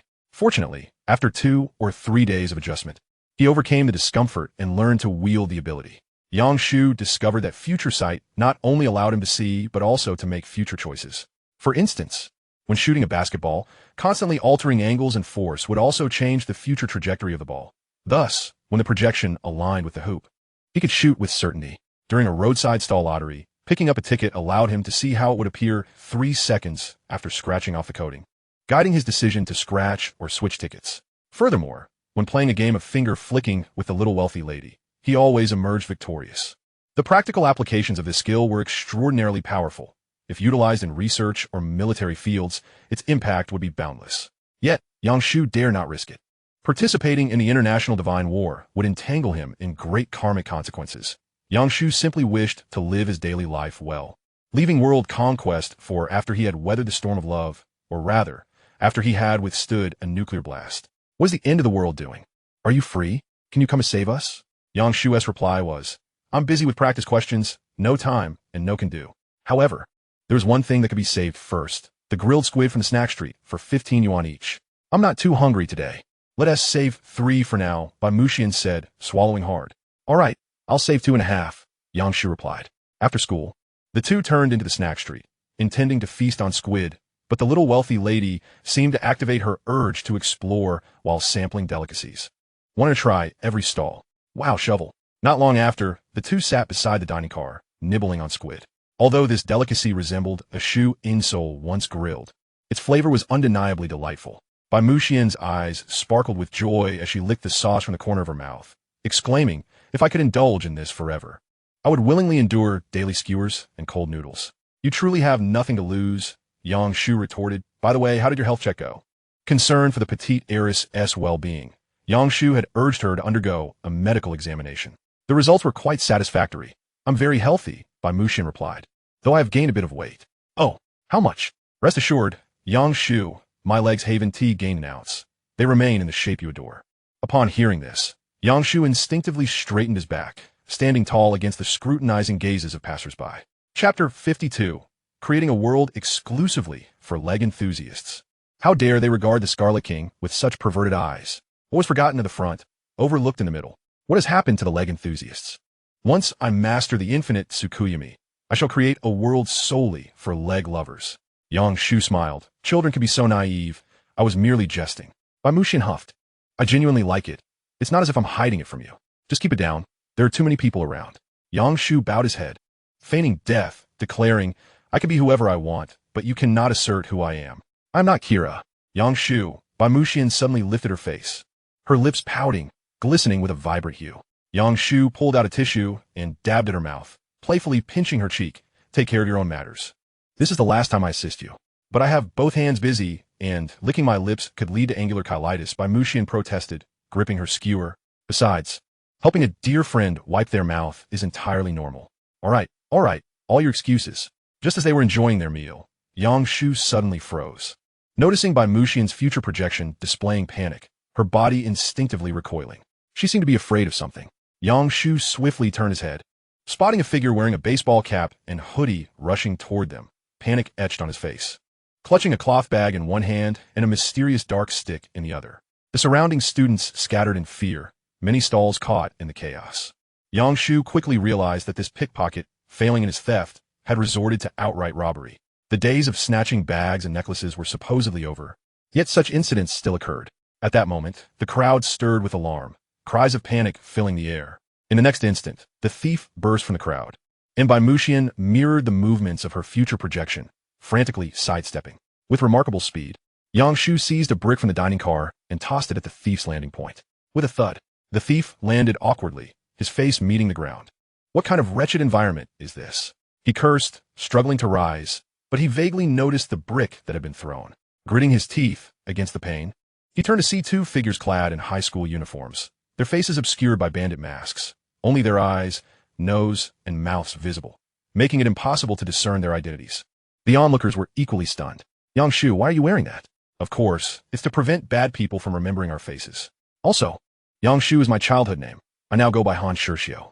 Oh, the masks were purchased during the new year, one for each of them, but they had been stuffed into the bottom of their backpacks when the weather warmed up. Had it been in the past, Yang Shu likely would not have acted heroically. But now, with Tongzi Gu's words echoing in his mind, hoping the world would become a little different because of his existence, he felt compelled to act. At that moment, the thief finally regained his composure, struggling to rise, and brandished the baton menacingly at the two masked figures. Mushian tugged at Yang Shu to retreat, while the uncle grilling the squid grabbed a griddle, and the crowd recording the scene tensed up. Everyone felt a surge of panic. If the thief evolved into a violent criminal, it could lead to injuries or worse. Yet, Yang Shu remained remarkably calm. Through his foresight, he saw that the thief was merely posturing and would soon flee. Clearly, he was not foolish enough to injure someone and worsen his own situation. Thus, free from concern, Yang Shu launched a flying kick the moment the thief made his move, apprehending him on the spot. If you don't attack me, I shall be forced to retaliate. The crowd, driven by collective psychology, erupted into action, following suit after the initial strike. The public's sense of justice ignited, and they surged forward to subdue the criminal. Charge at the high schooler and still think you can escape? I'll deliver a left-footed kick. Quick, disarm him, seize the baton, elbow strike. Watch my elbow techniques in action. With the enthusiastic assistance of the crowd, the thief was successfully subdued. And soon the elderly lady he had robbed and the police arrived on the scene. The officers were initially startled, mistaking the masked duo for accomplices, almost calling for backup. Yang Shu, can we remove these masks? Mushian asked shyly, feeling the weight of the crowd's gaze upon them. Fool, if we take them off, our faces will be revealed. Do you want everyone to recognize us? Forget it, it's embarrassing. Mushian huffed, but ultimately relented. After all, who would know who I am? Meanwhile, the thief was escorted into a police car, and the elderly lady, relieved, checked her bag and handed Yang Shu 3 crisp 100-yuan bills. Good child, thank you so much. Without you, I would have lost all my vegetable money. Yang Shu quickly waved his hands, declining, no need, ma'am. Growing vegetables is no easy task. I merely helped a bit. Oh, what is so difficult about it? Just hire 50 people to harvest in the greenhouses. It's easy. Well then, had I known, I would have imagined a left-behind elderly woman, alone selling vegetables and getting bullied by the village tyrant. Turns out she's just a cabbage vendor. The police officer who had handled the criminal approached, expressing gratitude and then adding sternly, acts of bravery are commendable, but they can be overly reckless. I reviewed the footage, given that the criminal was armed. Your kick was quite dangerous. Had he retaliated, the officer's words of caution were met with Yang Shu's humble acceptance. Understood, officer. In truth, while contemplating the flying kick, Yang Shu had already seen the future projection of the thief falling, which is why he felt so assured and perceived no danger. Naturally, the officer was genuinely concerned for public safety. By the way, why are you two wearing these masks? Oh, it's just from playing CS:GO. Very well. The officer conceded, respecting their personal interests. Please accompany me back to the station to file a report and record your information for future commendation. Not a problem. A banner to the school gate will suffice. Yang Shu cheerfully hopped into the vehicle, while Mushian was picked up by Uncle Jean. The next morning at 10, while the language teacher was organizing students to write, the homeroom teacher, Lao Jiao, suddenly knocked on the door. Yang Shu, Mushian, you two come out for a moment. What? Has my banner for bravery arrived? Who told you to come out first? Jiao Hongguang looked exasperated. You become quite the show-off. Once they stepped outside, the remaining students lost interest in their writing. Yesterday, I saw that little video. It looked a bit like them, but I wasn't sure. Isn't that the pair of Eastern deities, acting heroically together? I was at the scene. The discipline had descended into chaos, a powerful figure in the realm of language. At the nascent stage of his spiritual development, unleashed a collective silence technique, rapping on the blackboard and declaring, "What is all this noise? I am here, heavily pregnant with knowledge. Lecturing for whom? If not for your benefit? Should you not be studying diligently? My apologies, we are at fault. we repent, came the murmured confession of the students. Lu Guiqiang remained silent, gripping his pen in frustration, muttering, what a trivial matter. Once again, he seeks the limelight. And this time, it's a couple's act. As they made their way to the reception office, Bai Muxian curiously inquired, Teacher, why was I also called? I did nothing yesterday. It was classmate Yang Shu who took the notes. Jiao Hongguang shook his head, replying, I am uncertain. That is how the police informed us. Consequently, both turned to the sole person involved, Yang Shu, who reflected perhaps during the note-taking yesterday, I inadvertently included the little rich girl. Upon hearing this, Jiao's eyes narrowed, sensing that the matter was more complex than it appeared. This lad harbors a hint of mischief. I hope I don't catch him in wrongdoing. Yang Shu retorted. Old Jiao, remember you are a teacher of the people, not a deadly poison master. The group soon arrived at the reception office where, in addition to a large and small security guard, the director of political education was present, along with 2 police officers sipping hot tea. Ah, you're here. Director Lu greeted with a beaming smile, grasping Yang Shu's right hand warmly, his demeanor amiable. First, cooperate with the police officers, and later we will organize a commendation for the school. Regarding Bai Muxian, Lu Dazhan was well aware of her affluent background as a competitive student, the pride of the principal, and a stepping stone for the secretary's promotion. Thus, he opted for a nod of acknowledgement instead of a handshake, allowing her to stand beside Yang Shu. Simultaneously, he raised his evaluation of Yang Shu slightly. He knows how to curry favor with the influential. This soft life is rightfully yours. Wait a moment. The political education office is responsible for moral education. Yet your thoughts seem misguided. Director, what soft life? Do not belittle the bond between me and my good friend. The officer who had presented the commendation yesterday chuckled as he patted Yang Shu's shoulder, saying, what a handsome young man. Try not to wear that mask. You resemble a gangster. It's mainly due to a slight idle burden. All right, let us take a picture with your commendation. Yang Shu glanced at the banner, which bore 2 grand lines. Courage and wisdom stand for justice. With integrity comes brilliance. Not to mention, he mused, it indeed sounds rather splendid. Come on, this side has better lighting. Lu Dazhan beckoned. Old Jiao, join us for a picture. As a senior teacher, Old Jiao was keen to seize the honor that had unexpectedly fallen into his lap. Thus, Lu Dazhan and Old Jiao positioned themselves on the left, while the 2 police officers stood on the right, leaving the central position for Yang Shu and Bai Muxian. Come on, our 2 little heroes. Yang Shu smiled gently, suggesting, Director, you should stand in the center. Let Bai and I occupy the sides. Lu Dazhan voiced his confusion. Why is that? Why should I stand in the middle during your commendation? Oh, this lad has some clever thoughts. He knows how to navigate social dynamics. But he is making his intentions too obvious. Lu Dazhan, you double-faced adult. Yang Shu explained, it is only logical for the director to be in the center. Think about it. Teachers impart knowledge, and the political education office nurtures character. With me in between you and Old Jiao, my left hand represents morality, and my right hand embodies knowledge. Is this not a new educational trend? Combining teaching and moral education, a new educational ethos firmly established, both hands nurturing the successors. Yang Shu paused, then turned to Bai Muxian, and by standing between the director and the police officers, Bai represents 2 harmonious social relationships. 1. The relaxed coexistence between officials and the public. 2. The assurance of strong support from officials for education. Director, is this not a reflection of a harmonious society?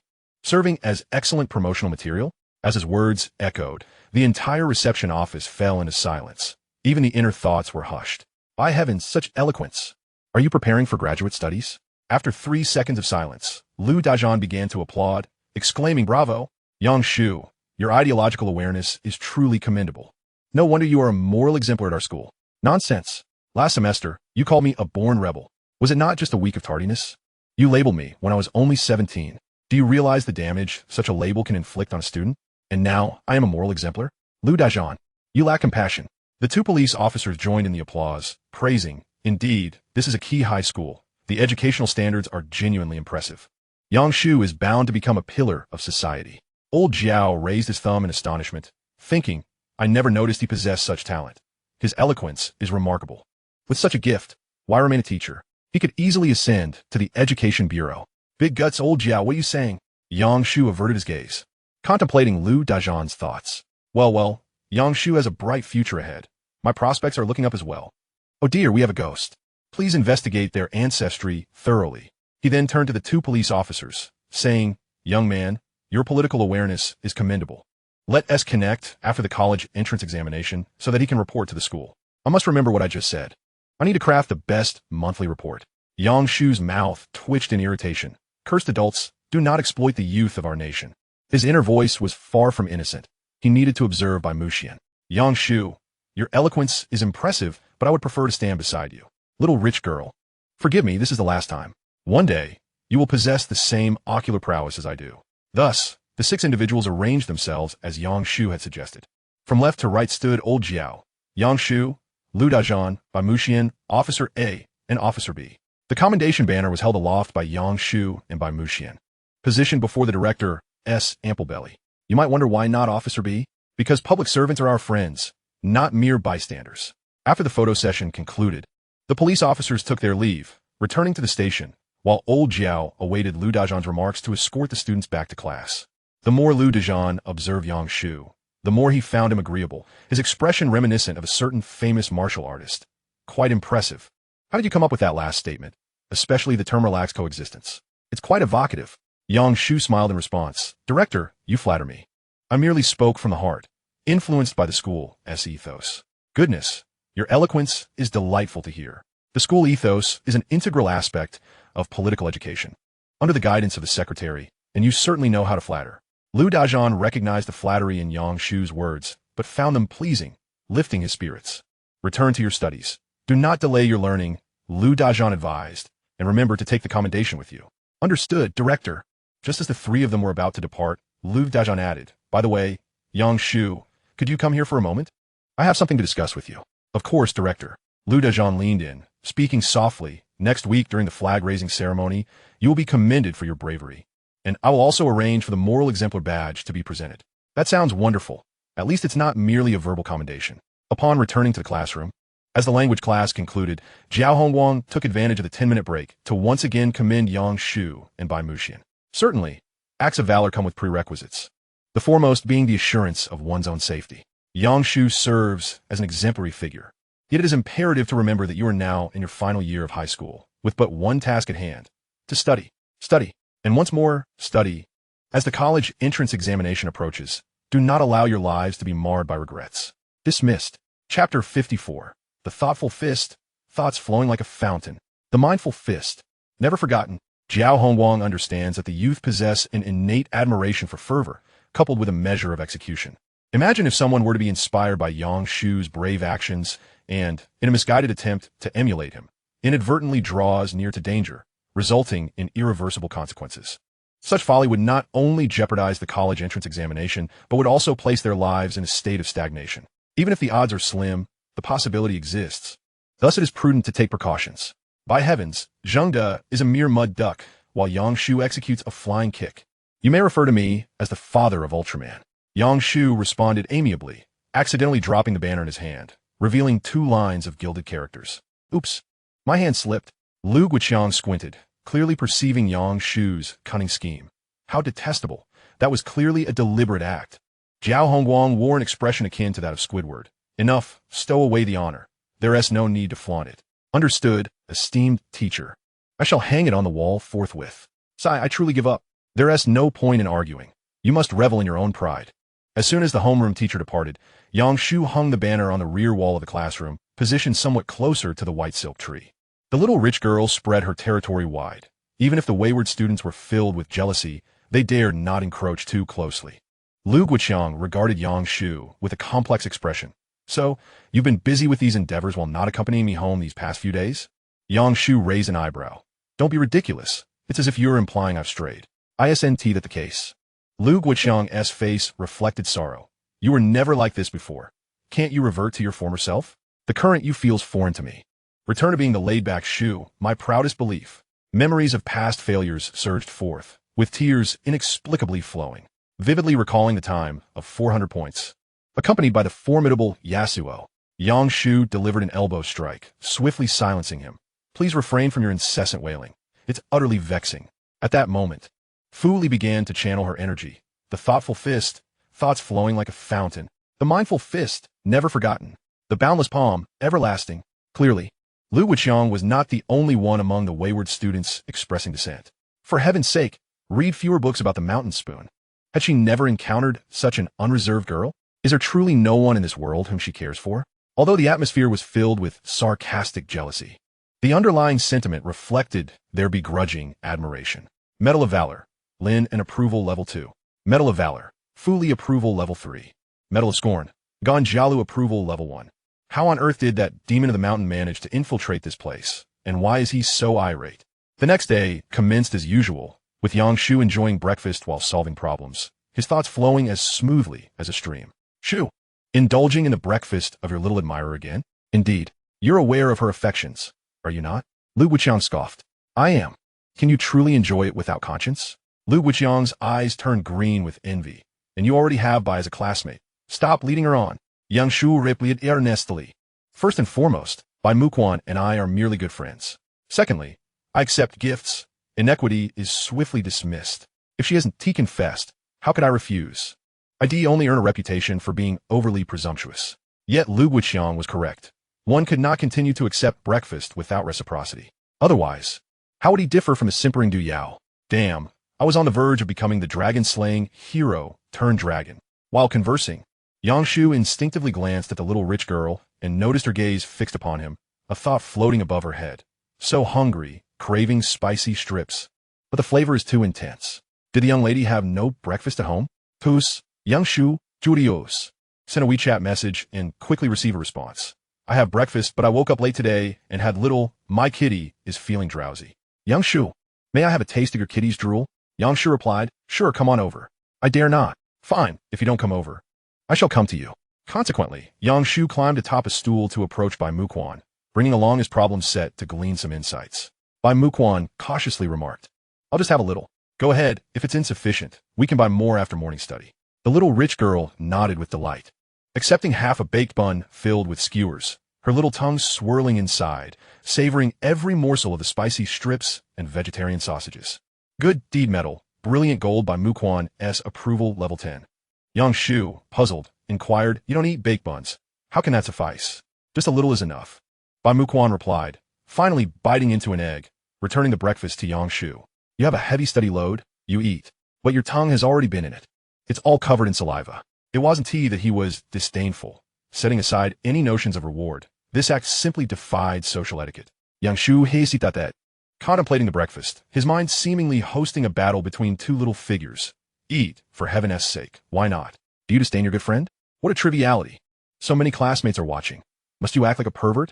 Wasting food is shameful. You must eat.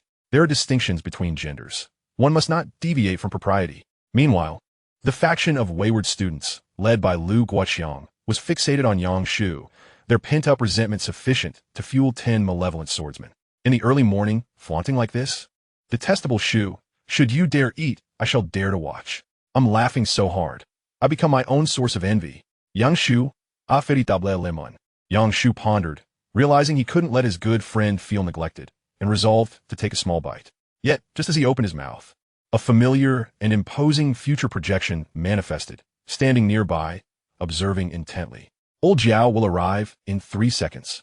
Yang Shu promptly reacted, stowing half the breakfast into his pocket, feigning interest in the problems at hand. 3 seconds, or rather, 1.5 seconds later, old Jiao appeared. As he approached, having traversed 2 or 3 meters from the door to the seats, he seemed to appear instantaneously, disregarding the time taken to enter. Jiao Hongguang scrutinized Yang Shu, his gaze imbued with an air of scrutiny. Something is amiss. His expression is unnatural, clearly a facade. By heavens, old Jiao, are you Conan? Yang Shu tog.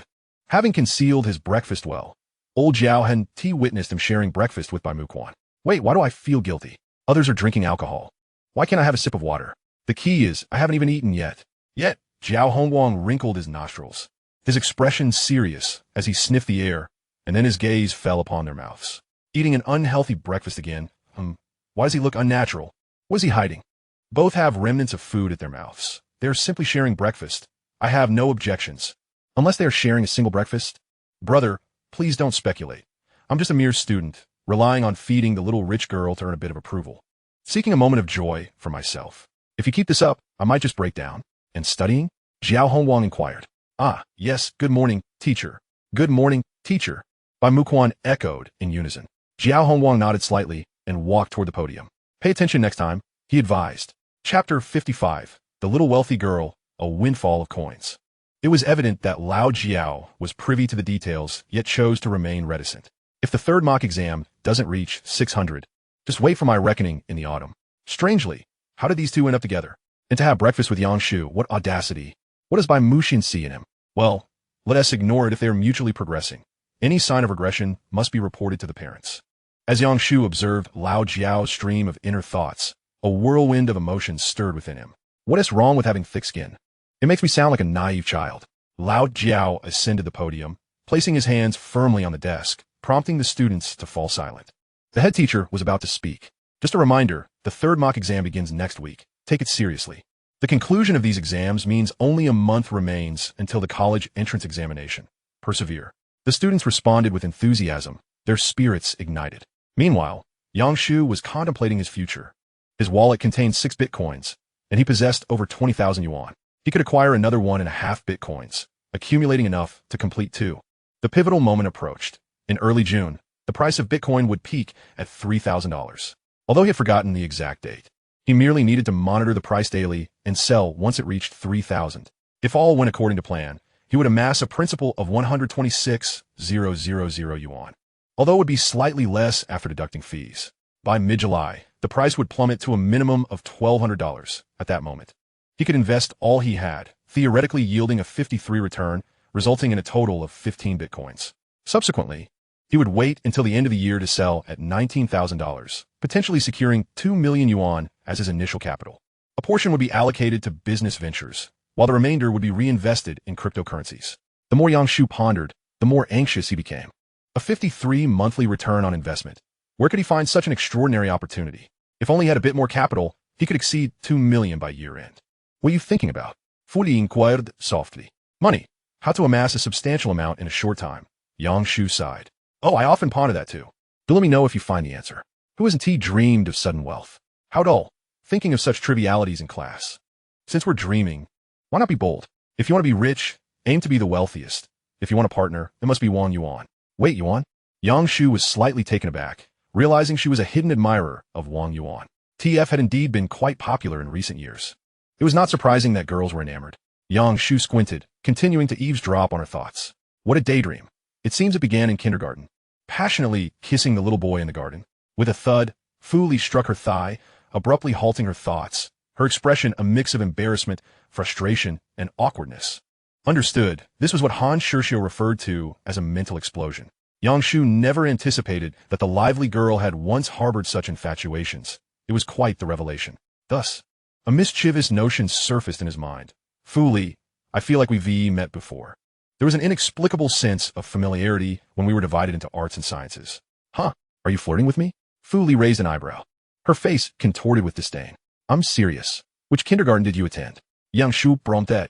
Fu Li furrowed her brow in contemplation, her thoughts naturally emerging. Who recalls? It seemed to be called Bilingual Morning Light Kindergarten. Yes, that's it. It was indeed Morning Light Bilingual, right? Yang Shu interjected. Wait, you two?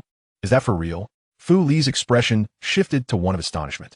Yang Shu smiled and nodded, feigning nostalgia. Of course, back then, everyone called me Garden Grass. Fu Li's face was a portrait of shock. Garden Grass? I was just thinking, could it really be him?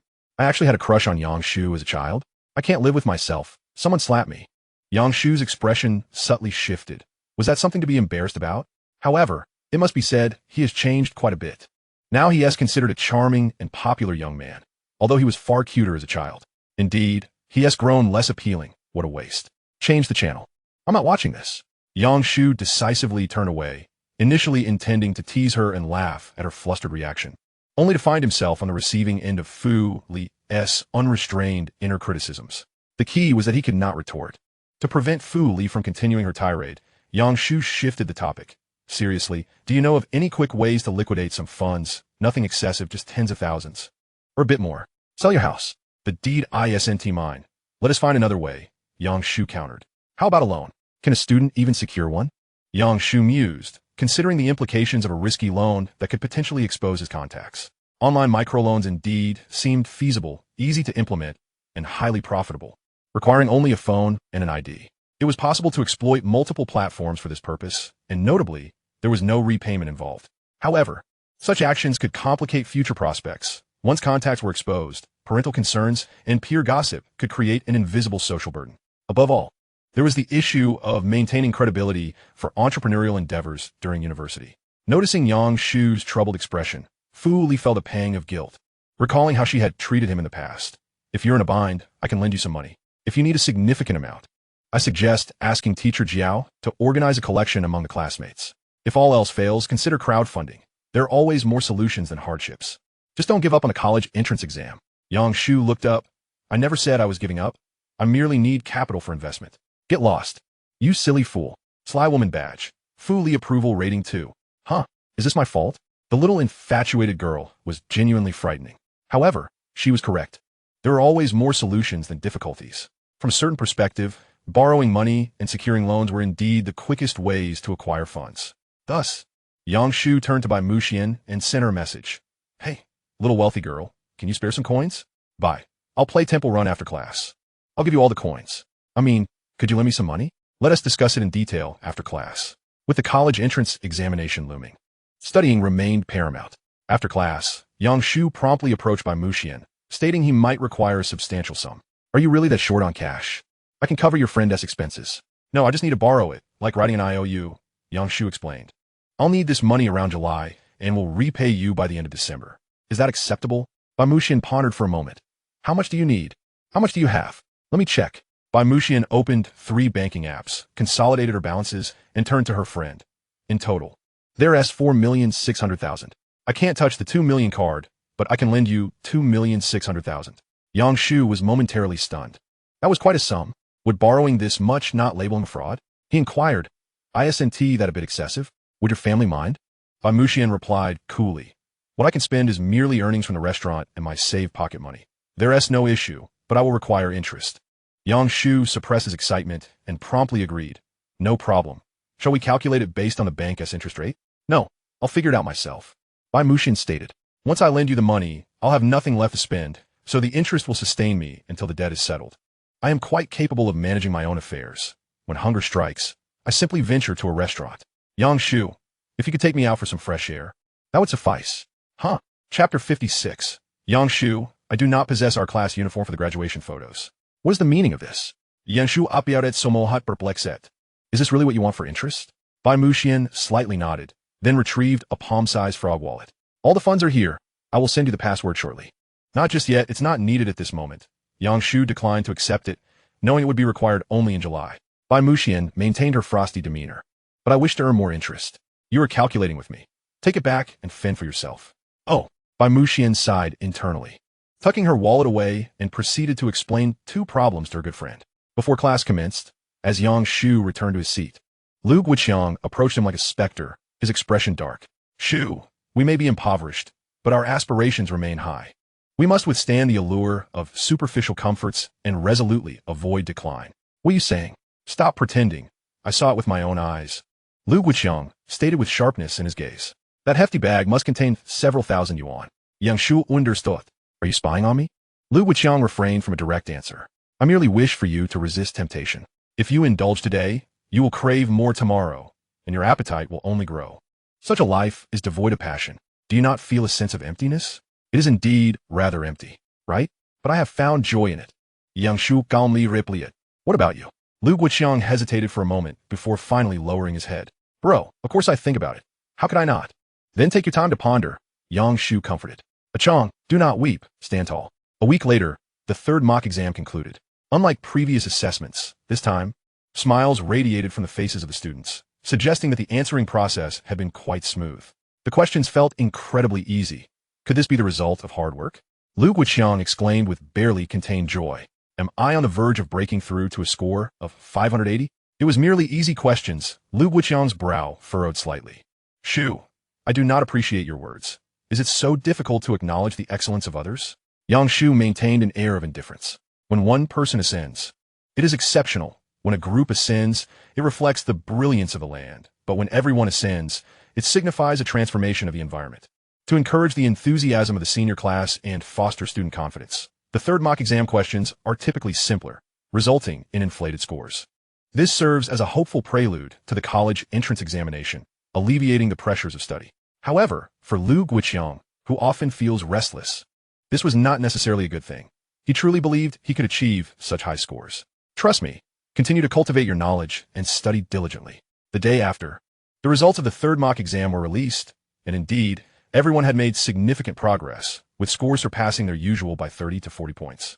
Yet, as Lu Guiqiang gazed at his report card, his joy seemed to wane. Yang Shu fignet profunditi. The joy of one is genuine, but the joy of many lacks flavor. Furinodid in agreement. Exactly. Only through comparison can one truly appreciate joy. Lu Guiqiang glanced at his report card and, with a bitter smile, turned to Yang Shu. But it seems you are enjoying yourself more than anyone else. What is the reason for that? Even though the questions were simple, many could only barely reach 600 points. Once at this score level, students could only secure basic points, leaving only challenging problems and final questions to widen the gap. Thus, those who had initially performed well saw only a minor increase of 10 to 20 points. Yet, Yang Shu, as a stalwart of the 600-point threshold, achieved an impressive score of 630 on the third mock exam. Excluding the inflated portion, his actual score was at least 610. This is unreasonable, Lu Guiqiang pondered aloud. I only improved by 40 points. How could you leap by 32 points? Yang Shu contemplated before replying. Have you ever heard of extraordinary talent? Get lost. At that moment, Jiao Hongwang entered the classroom and cleared his throat to speak. You all have one last month of study time. Make the most of it, as we will take graduation photos at the end of May before leaving school. Due to some students having out-of-town residency, the senior class usually enjoys a week off before the exams, allowing them to adjust their state or engage in self-study. Someone inquired, Teacher, why not wait until after the exams to take the photos? It feels rather melancholic. Jiao Hongwang remained unfazed. After the exams, it will not just be melancholy. There will also be the pain of regrets and failures. How appealing is that? One more thing. After finishing an exam, do not rush to compare answers or estimate scores, as it may affect your mindset. After each subject of the college entrance examination, correct answers appear online within hours. Students eager to know their results often compare their answers to estimate their scores. A high score brings joy and confidence, while a low score leads to despondency, potentially resulting in a shattered mindset that impacts subsequent exams. Thus, for students who lack confidence in their performance, it is best to wait until after the English exam to estimate their scores. Everyone has invested 2.5 years of effort. We must focus on this final stretch and take it seriously. After Jiao Hongwang offered his reminders, he departed. Yang Shu murmured softly. 20 points in a month is no small feat. Everyone has their own limits, and Yang Shu felt he had reached a bottleneck. Despite his efforts, the results were minimal. Fu Li suggested, why not improve your English score? I feel there is considerable room for improvement. English is so pure. I cannot bear to touch it. Yang Shu replied with a pained expression, jesting, I truly cannot master this. The lifelong adversary of science is English. But do you not have a one-on-one tutor? Fu Li raised an eyebrow, glancing at Bai Muxian, who frequently traveled abroad for competitions and had performed well in English last time. Yang Shu found her reasoning valid and sought advice from the affluent Bai Muxian on how to enhance his English skills, only to receive the response, I never studied. I just listened a lot, and somehow I learned. Yang Shu, I can teach you to practice speaking. Yang Shu understood that a language environment is an excellent breeding ground for learning a foreign language, but he still had doubts. Possessing strong speaking skills does not necessarily equate to strong exam performance. Many foreigners answering domestic exam papers only achieve passing grades. Yang Shu speculated that Bai Muxian's high English scores were a result of a combination of speaking and exam performance. Thus, the solution became clear. By building a foundation in speaking, he could mimic Bai Muxian's answering techniques. Even if he could imitate her to a degree of 60 or 70%, improvement would be inevitable. Consequently, Bai Muxian took on an additional role of teaching oral skills, referred to as speaking studies. Yang Shu dedicated himself entirely to his studies, devising a detailed and rigorous plan. During school hours, he compressed his free time, ensuring he completed at least one set of practice questions for each subject. During lunch breaks, he engaged in speaking practice with Bai Muxian and tackled English reading assignments. On weekends, he absorbed knowledge from Bai Muxian in the library, utilizing his 400 learning efficiency to digest and assimilate information day after day, leading to a fully templated life. A concentrated will can break through stubborn obstacles and even transcend time. Unbeknownst to him, May was drawing to a close.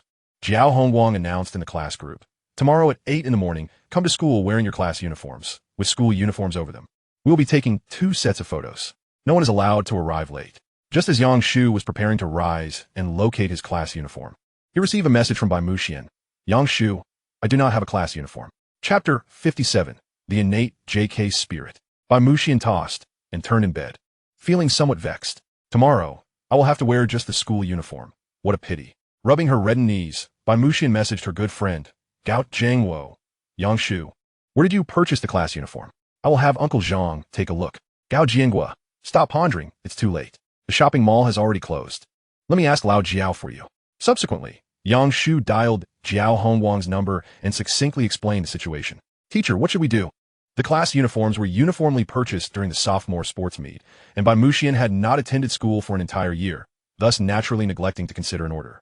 Well then, just wear the school uniform for the photos, or perhaps on an outfit similar to the class uniform, Jiao Hongwang pondered. The class can take their own pictures. It's not that particular. Thank you. Lao Jiao, you're truly kind-hearted. If there is something, I'll call you teacher. If not, it's just Lao Jiao, right? Jiao Hongwang chuckled. By the way, why did you call me on behalf of Bai Mushian? Teacher, you know me. I'm just naturally warm-hearted. After the college entrance examination, if you score above 630, I'll acknowledge your warm-heartedness. Below that, you're just a soft-hearted person. Lao Jiao, you devil. Only concerned with scores. After hanging up, Yang Shu relayed Lao Jiao's exact words to Bai Mushian. The little rich girl responded with a voice message. I feel a bit out of place. Is everything all right? But there were times when you fell out of place too. Don't worry. I'll lend you a set tomorrow. Our class uniform is identical to Class 4S. There are only 3 budget-friendly malls around the school, and even fewer shops capable of producing class uniforms in bulk, with popular styles being limited, making it inevitable to encounter similar outfits. Back in the day, Yang Shu had infiltrated Class 4's ranks as a class traitor, nearly inciting their cheerleaders to cheer for Du Yao. The next day, the senior students, no longer hurrying to early study sessions, entered the campus in groups, leisurely sharing cigarettes with the gatekeeper. The protection of animals was about to expire, and they decided to enjoy one last carefree moment. The location for the graduation photo shoot was set in front of the administrative building, where faculty members had already set up the steps and the photographer was adjusting the equipment. Director Liu from the Political Education Office briefed the 8 class teachers, then clapped his hands to conclude the topic. Make sure the students pay attention to safety and maintain order. Whichever class finishes gathering first can come over for the shoot. All right, Director, our class is all set. Let us get started. There were 8 classes in total. Classes 1 and 2 were elite science and liberal arts classes, while classes 3 to 6 were key classes, and classes 7 and 8 were parallel classes, also referred to as cultural and sports entertainment classes. Each class had 2 photos taken in succession. The process appeared simple, yet the pace was excruciatingly slow. There are always those who delayed for various reasons. Their excuses were bizarre and included, but were not limited to, sudden disappearances, bathroom breaks, shopping, standing in the wrong line, being dazed, and the most foolish of all, deliberately showing up last. Lu Guoqiang grumbled, damn it, class 1 has been up since 7:30, and we still haven't taken the first photo after 15 minutes. There's no remedy for this. There will always be special circumstances, Yang Shu replied. We can't have someone showing up with a soiled pair of pants for the photos, can we? Lu Guoqiang couldn't help but laugh. That is not what I meant. What I'm complaining about are those who know there are important matters but fail to prepare in advance, making others wait. Indeed, it's quite annoying, Yang Shu concurred. At that moment, a familiar sound of footsteps approached, accompanied by a voice that seemed to cool the summer breeze. Yang Shu, I'm here. Yang Shu turned to greet her. Today, the little rich girl sported a ponytail, her face still flawless, fair and smooth, with even the fine hairs appearing charmingly delicate. She wore a plain white shirt, with a green tie at the collar, and a pleated skirt that reached her knees, exuding an aura of vitality, reminiscent of a figurine come to life.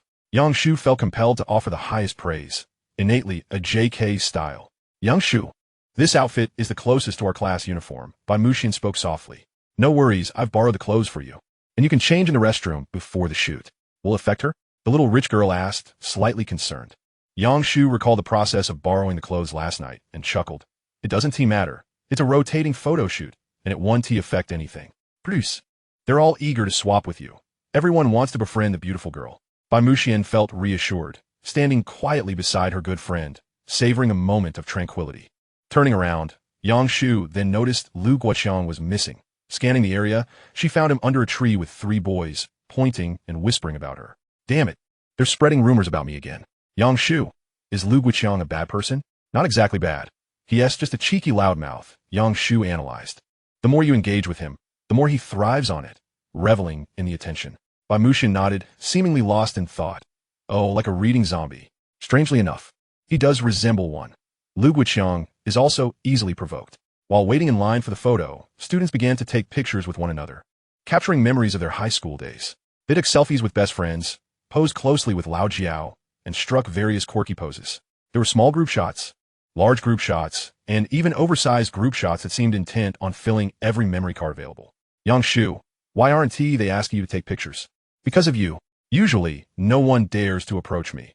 And today, with your innate JK style and strikingly cold demeanor, no one dares to come near. How about you, and I take a photo? Bai Muxian asked, shaking her phone. Sure. Thus, Yang Shu and the little rich girl captured their first campus photo together. Upon seeing the series of photos, Yang Shu became agitated. A group photo should at least show our faces. Why did it only capture the lower halves? It's the legs, Bai Muxian corrected. You like this? No. Are you planning to remember this for a lifetime? The little rich girl pouted softly. I didn't wear stockings today. Do you dislike it now? No, I like it. Can we please not keep talking about legs? Yang Shu insisted. I'm truly not a pervert. Just as they were about to retake a few shots, a distant commotion erupted, followed by a valiant declaration. Wang shouting. Please look at me.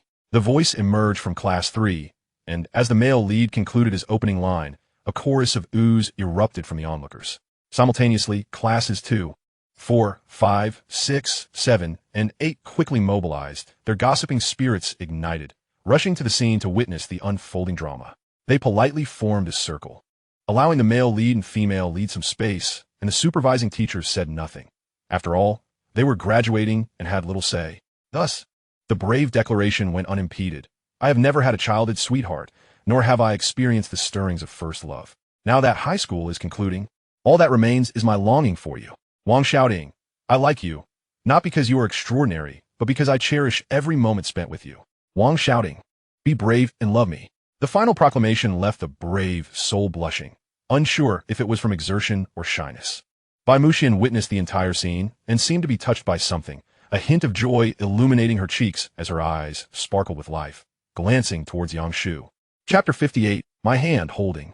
The brave declaration was fierce and direct, perfectly embodying the essence of bravery. So, did the female protagonist possess matching courage? The answer was affirmative. Wang shouting appeared, slightly flustered amidst the crowd's gaze, not quite accustomed to such a situation. Her response was to proactively step forward, embracing silently. In the next moment, the crowd erupted in cheers, celebrating the couple and resonating with the spirit of bravery. Even the photographer turned the camera to capture the fleeting moment of their youth, promising to deliver the photos alongside the graduation portraits. Lu Dashin chuckled lightly. Looks like I'm once again the villain in this scenario. Considering that other grades were still in class, and with a large gathering posing a potential risk, he ruthlessly dispersed the onlookers. Everyone, return to your respective lines. Don't make me repeat myself. On the other side, Bai Muxian tilted her little face up, gazing eagerly at Yang Shu. Say, classmate Yang, I have never had a childhood sweetheart. I've lost my chance at romance. As she spoke, Yang Shu swiftly covered her mouth with his hand, feeling a fleeting warmth, as if the little heiress had licked him. But that was inconsequential. Yang Shu, with a demeanor reminiscent of a husky pointing, declared, silence. No imitating what you see. Only when the little heiress nodded did he release his grip. However, Yang Shu pondered, their relationship was indeed quite strong and seemingly progressing further. Bai Muxian cast her gaze in that direction, where the successful couple was holding hands, embracing each other, stirring a flutter of emotions within her. Yang Shu remarked earnestly, have you forgotten about the cinema? Couples appear sweet on the surface, yet their bonds are often fragile. We are already good friends, are we not? Bai Muxian pouted and murmured, well, good friend can hold hands, can't they? That's acceptable. Come, I shall take you to buy some delicious treats. Yang Shu informed the class monitor before leading the little heiress towards the school supermarket. Bai Muxian followed with a series of light footsteps, then suddenly spoke up, classmate Yang. You forgot something. What? Turning around, he was met with the sight of the little heiress extending a delicate hand. My hand. Let us hold. Thus, Yang Shu brazenly took the little heiress's hand as they made their way to the supermarket, occasionally squeezing her hand gently, which felt soft and small, akin to a boneless chicken claw. Yang Shu glanced at the little heiress and inadvertently caught a glimpse of her inner thoughts. My handsome nut brother is so tall, and his hands are so warm. How do I resemble a nut? Speak clearly. Upon entering the supermarket, the little heiress dashed off to find spicy strips and returned with several bags of assorted snacks, including the dow meat, wei long, and shrimp chips. Classmate Yang, I bought your share too. Is this all you intend to eat? Yang Shu inquired. Won't you drink something? I'll drink as a good friend, she replied. Yang Shu settled the bill, urging, let us hurry back. Class 1 might finish their photo shoot soon. The order of taking pictures is determined by who is present first, and I don't want to be the one to cause a scene. The cashier, observing their playful banter, chuckled softly as she packed their snacks. Puzzled, Yang Shu activated his inner detective. Ah, high school students are so amusing. The girl buys only the snacks the boy loves, while she herself eats nothing. Such a pure and impoverished love. You are mistaken on all counts. First, there is no romance. Second, it's merely the girl's craving. Third, it is absolutely not poor. This naive romantic theorist was clearly misled by sweetness, appearing rather foolish. Yang Shu took by Muxian's hand, preparing to distance themselves from the prying eyes of others, lest the little heiress learn something inappropriate. Hey, wait a moment, classmates. The cashier suddenly called out. Yang Shu's heart raced, recalling the infatuated ticket seller at the cinema. Was this a world of risque fantasies? Why were there so many infatuated individuals? Today's purchases qualify for a lottery. All right, thank you for the reminder, Yang Shu said, turning back to seize the opportunity, resolving the matter in a minute. The cashier, smiling brightly, produced a box of lottery tickets and gestured invitingly. Shall it be the girlfriend or the male classmate? Yang Shu reached out confidently. I'll do it. Very self-assured, the cashier teased, oh, by the way, only a third of the tickets remain, and both the first and grand prizes are still available. Where are the prizes? Yang Shu inquired while already envisioning his possible winnings. The cashier replied, very suitable prizes for you too. The first prize is a pair of couple mugs worth $199, and the grand prize is a strawberry bear shoulder bag, perfect for a little beauty. As Yang Shu continued to sift through the tickets, he could sense the little heiress's thoughts flaring up again. Ignoring the trivial chatter, he focused on the task at hand. Classmate Yang, haven't you drawn yet? Bai Muxian asked. Just a moment. I'll hit the jackpot soon. I don't want a prize. I just want to hold hands. Yang Shu's hand trembled slightly, but he persisted in his search. What? Out of strength? Someone give me a push. The cashier stifled a giggle. Your boyfriend is really trying hard. Even if he doesn't win, there's a participation prize. In the next moment, Yang Shu paused, pulling out his arm, pinching a ticket between his middle and index fingers, and nonchalantly stated, fine, let us go with this one. It feels like I won win anyway. I'll scratch it for you, the cashier offered, taking the ticket. The participation prize includes tissues, gum, and chocolate. What do you want? The cashier exclaimed in surprise, scraping the coating clean, her astonishment growing as she realized. There really is a grand prize. I thought the boss was just teasing the students. Excuse me, is that polite? Yang Shu decided that in future recruitments, he would definitely avoid romantic theorists and love-struck individuals. Given them a brain, they could fish all day long and still slander the boss. Subsequently, the cashier fetched a clothes hanger and retrieved the strawberry bear shoulder bag from the highest shelf, reluctantly handing it to Yang Shu. Farewell, strawberry bear shopkeeper. I shall remember you. Hand it over. Yang Shu accepted the prize and handed it to Bai Muxian beside him. It's just right for holding snacks. Good person medal. Shining gold by Muxian's approval rating 10. Classmate Yang, you are truly clever, Bai Muxian remarked. Now we can continue holding hands. Huh, I hadn't thought of that. As they exited the supermarket, Bai Muxian playfully rubbed the strawberry bear's plump cheeks, retrieving the Dao meat to nibble on. And then her little hand stealthily slipped into Yang Shu's palm. Her face radiated joy. The two strolled past the junior high teaching building, crossed the basketball court, traversed the vast playground, and then gazed towards the administrative building in the distance. Yang Shu sighed. This is it. This encompasses my entire high school life. You are my entire high school life, Bai Muxian replied, her lips glistening red. Yang Shu squeezed her boneless little hand, appreciating its softness. Speak less. Just eat. As they approached their Class S lineup, Yang Shu nervously loosened his grip, feeling a twinge of guilt for deceiving an innocent girl. Damn, how could I do this? A pure friendship, and I'm afraid of being seen holding hands by acquaintances. How pathetic. Bai Muxian, oblivious to his turmoil, quietly circled behind their friend, munching on Wei Long while holding hands.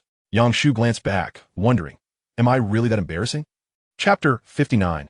Holding hands as good friends is quite normal. Isn't it? Yang Shu noticed that the atmosphere here was different from before. Some individuals appeared detached, sometimes lost in thought, occasionally frowning in hesitation, as if struggling to make a certain decision. Moreover, the exchanges of glances between boys and girls had noticeably increased. It seemed that the brave confession of a warrior had stirred hidden feelings buried deep within, yet they lacked the courage to pursue that love. Caught in a dilemma between action and inaction, high school represents the final blossoming of youthful innocence. Once one steps out of these gates, the opportunity for early romance is forever lost. Should one conclude this youthful chapter with a firm period or an exhilarating exclamation mark? Yang Shu believed it would be better for everyone to remain steady. After all, the little heiress possessed an exceptional learning ability and could easily be influenced in a blossoming environment. While lost in thought, a figure approached Yang Shu, striding confidently with a smirk on his face, possessing a rather ruddy complexion. "Hey, Shizzy, where have you been?" Lu Wuqiang grinned widely. "Did you see the public confession from Class 3 just now?" Yang Shu nodded.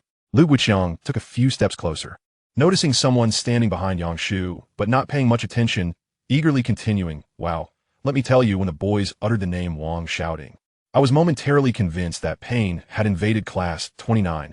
The Vanishing Heavens pull, aha, how incredibly cool. By the way, I harbor no envy. It merely strikes me as rather amusing. Indeed, you claim to feel no envy, yet your face betrays you." Yang Shu wore an expression of utter disbelief. "Stop. Don't come any closer. The scent of envy is overwhelming." Lu Guoqiang raised an eyebrow, his countenance reminiscent of a pumpkin about to spring to life, and smugly remarked, "Oh, I shan't.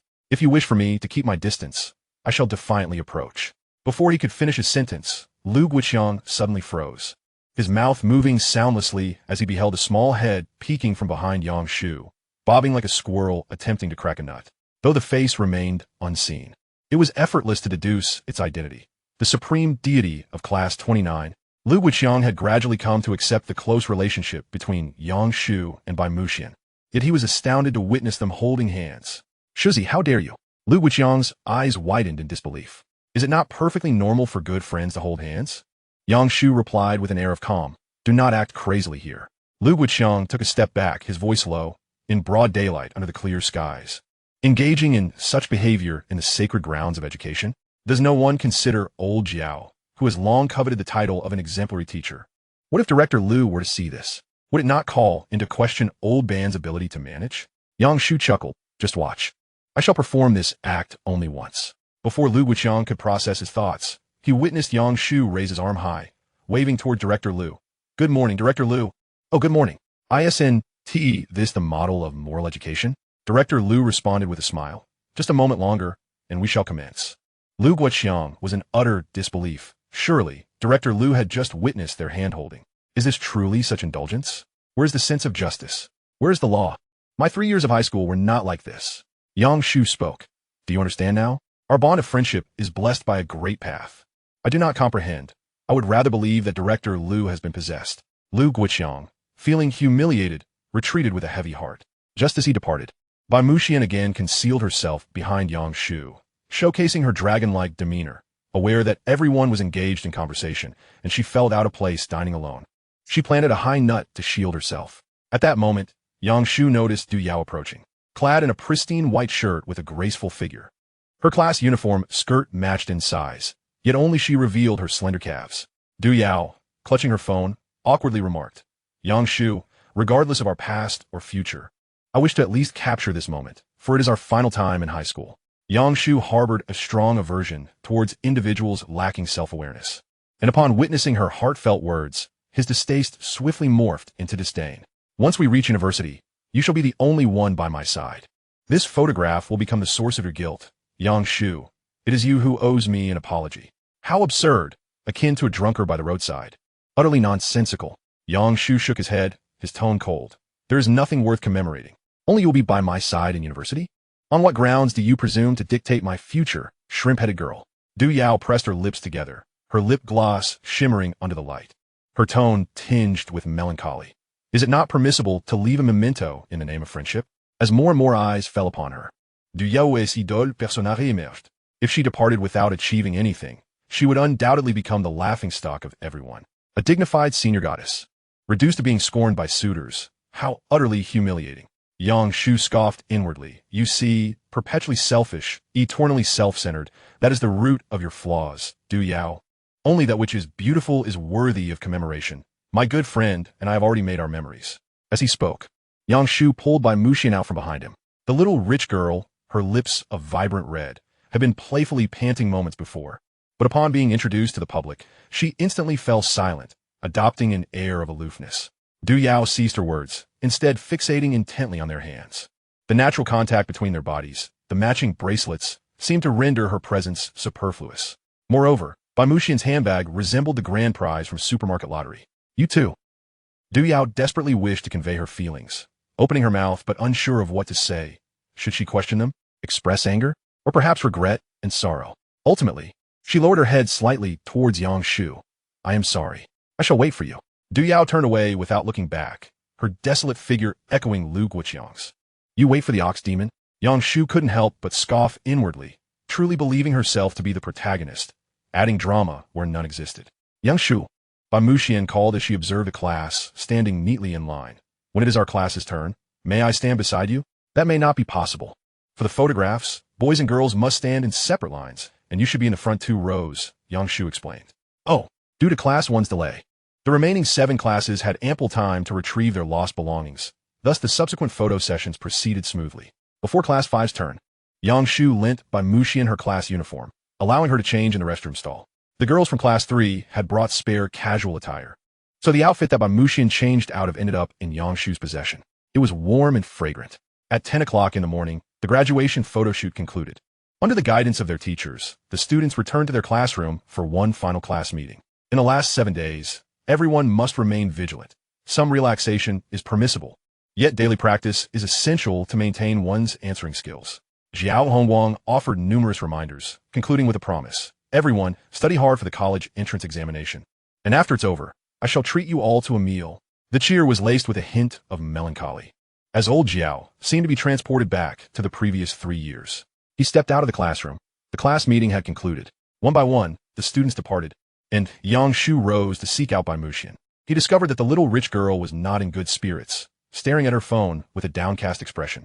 Chapter 60, The Little Mushroom Diary. Yang Shu could roughly understand the little rich girl. Despite her silliness, she recognized that parting was inevitable.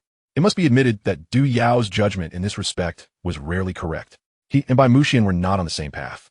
Their life trajectories might drift further apart, yet, even after graduation, we can still keep in touch, especially with an entire summer ahead of us. Bai Muxian slowly lifted her head, her gaze vacant and perplexed. Huh? I don't understand. Aren't you unhappy because you are graduating? Bai Muxian fervently shook her head. No, it is because of this. As she spoke, the little rich girl handed over her phone, the screen displaying an article titled The Little Mushroom Diary. Yang Shu took the phone and began to read. Little Mushroom. Brother, all my friends say the sunshine is beautiful. What is it like? You do not need sunshine. You need not know what it looks like. Little Mushroom. Oh, you are so nice, letting me occupy a slot every time because I'm so amazing. No, it is because you are free of charge. Little Mushroom. Then can I help you, brother? Little Mushroom. I like you the most, brother. Little Mushroom, brother. Why am I always in front? I want to be with Coward Mushroom in the back. You cannot reach that far. And besides, you are braver than Coward Mushroom. Little Mushroom. Thank you for the compliment, brother. Little Spore. Brother, there's so many zombies, I'm so scared. Me. Little Spore, brother. Can you help me? Plant a pumpkin for Big Brother. And can you plant a nut as well? Me. Little Spore, brother. Why'd you plant Big Nut behind me? Me. Little Spore. Brother, there's so many zombies. They've bitten me. Can you stay and talk to me? Little Spore has perished. In truth, brother might not care for me as much, after all. I am a burden that requires no sunlight. I am fully aware of that. I cannot shoot as far as Pea Shooter, nor can I bite as fiercely as Chili Bean. My only advantage is that I do not require sunlight and can shield brother from zombies, and I am conscious of it. I claim to have never seen the sun, but I was deceiving brother. Once I couldn't sleep during the day and saw brother feeding other mushrooms coffee beans while I was left out. I know I am unworthy. Even when I occasionally wake up during the day, I pretend to be asleep, fearing that brother might not take me along next time. But, brother, I wish to have coffee beans too. I wish for you to be a bit kinder to me, even if it's just moving me back a slot. I miss you. Yang Shu finished reading. Damn it, who wrote this pathetic piece? Using Plants vs. Zombies to depict a spoiled child is truly a corruption of youthful minds, a heinous crime. Bai Muxian pouted. I brought Little Spore along as a free nut during the day and never fed her coffee beans. It's just a game. Yang Shu reassured it's all right. Next time, let us put a pumpkin head on her and plant a tall nut in front. By the way, would you like to eat a nut? Mentioning snacks might divert her attention, right? Yang Shu, you big fool. Bai Muxian suddenly stood up, her gaze filled with longing. The sense of security brought by tall nuts is akin to being by your side. That is what a plant friend is. Yang Shu understood. So that is what she meant by nut. A protected tall nut indeed provide the sense of security. He slightly bent forward, speaking gently. Little rich girl, do you prefer nuts a little more or Little Spore a little more? Bai Muquan turned her head away, silent. Such a tone felt like teasing a child. Asking whom they loved more, their mother or father. It was quite disrespectful. If Yang Shu thinks I'm a fool, he might not want to play with me anymore. Seeing that most of the classmates had left, Yang Shu ceased teasing her. Let us go grab a bite to eat. Then engage in an exhilarating game of plants versus zombies, fiercely protecting little Spore. Good person medal, shining gold by Muquan recognition level 10. All right, hold my hand. Then, the two exited the school gate and enjoyed a bowl of pig trotter rice. Yang Shu led by Muquan down the street. Heading to the internet cafe they frequently visited with Lu Guoqiang. By the way, do you have your ID? I do. Bai Muquan nodded. Does everyone need to bring one? Not necessarily, but it's more convenient to use your own, Yang Shu explained. Their conversation stunned passersby, receiving countless envious and astonished glances. Yang Shu was filled with disdain. Using an ID is for renting a room? What nonsense! They arrived at the Netflowly Internet Cafe. Yang Shu led little rich girl inside, and the gaming attendant at the front desk looked up, momentarily taken aback. Oh, long time no see. Have you graduated? Being a long-time member of the cafe, the attendant was naturally warm in his reception. He then noticed the girl beside him and instinctively thought he had finally won overdue Yao, ready to congratulate him. But hold on. That girl isn't that pretty. A private room for good friends. Yang Shu handed over 2 IDs. Hurry it up. Oh. The attendant set down his phone and was taken aback. There's no such thing as a good friend room. It's the type with 2 computers and a couch. Yang Shu elaborated. Oh, a couple S room, the attendant chuckled. Why not just say so directly instead of beating around the bush? The youth today are truly strange. Clearly a couple, yet using all sorts of peculiar terms like brother, dad, stinky treasure, daughter, uncle, son. Now it's a good friend. How embarrassing. Once the machines were set up and the door to the room closed, the noise diminished considerably. The lobby is really loud, Yang Shu complained. This environment is indeed unsuitable for studying. Yang Shu, are we still reviewing? Yeah, we'll continue tomorrow. Now, let us play Plants vs. Zombies. That day marked by Muquan's first experience at an internet cafe. Outside, it was noisy and bustling, while inside, it felt like a tranquil sanctuary. With a good friend by her side, she played computer games all day long. The theme of the game was to protect little Spore. By around 8 in the evening, Bai Muquan stared at the computer screen, her weary eyes nearly closing. Little Spore was nestled in a corner of the endless mode, surrounded on all sides by tall nuts and pumpkin heads, with surrounding plants outputting damage as waves of zombies were repelled. Yang Shu noticed that highly intelligent individuals were equally gifted in gaming. This endless formation was formidable and nearly automated. The key was that, even with little Spore occupying one slot, they could still hold the line. Yang Shu. Hearing Bai Muquan call his name, Yang Shu turned to respond, only to find her eyes half closed, her delicate face serene and tranquil. She fell asleep while sitting. Add one more nut, brother. Yang Shu propped himself up, grabbed the mouse, and replaced the damaged nut with a brand new one. As he set the mouse down, he felt a gentle, soft touch on his right arm. Seeing little rich girl, so utterly exhausted that she didn't wake up even as she leaned against him, he decided to let her nap a little longer. The only issue was that his right arm was pinned under her weight, and any slight movement elicited a soft sound. It was quite pleasant to hear. Chapter 61. Help me put on my shoes. At 9:30 in the evening, Yang Shu woke little rich girl. Yang Shu, he fell asleep. It's time to go home. Bai Muquan glanced at the computer screen, relieved to see little Spore safe and sound. As she shifted her curled legs, a wave of tingling sensations washed over her. Yang Shu, my leg is numb. Help me put on my shoes. Upon hearing this, Yang Shu looked down at her delicate, fair feet. I really can't deal with you. Thus, Yang Shu reached out to remove her little boat socks, tore open a warming patch, placed it in the shoe's sole, and then slid the little leather shoes onto Bai Muquan's feet. Yang Shu, what about my socks? A warm sensation spread from her soles, causing Bai Muquan to curl her toes and squint her eyes in delight. What is wrong with the socks? The fabric reduces heat transfer, which is not conducive to alleviating numbness, Yang Shu stated seriously. Do you feel any better? Bai Muquan nodded dazedly. It seems so. Well, you can press on your calf a bit more. Yang Shu, I'm no longer numb. Bai Muquan returned to her usual cool tone. What about the other one? The other one, isn't numb. Yang Shu stated with utmost seriousness.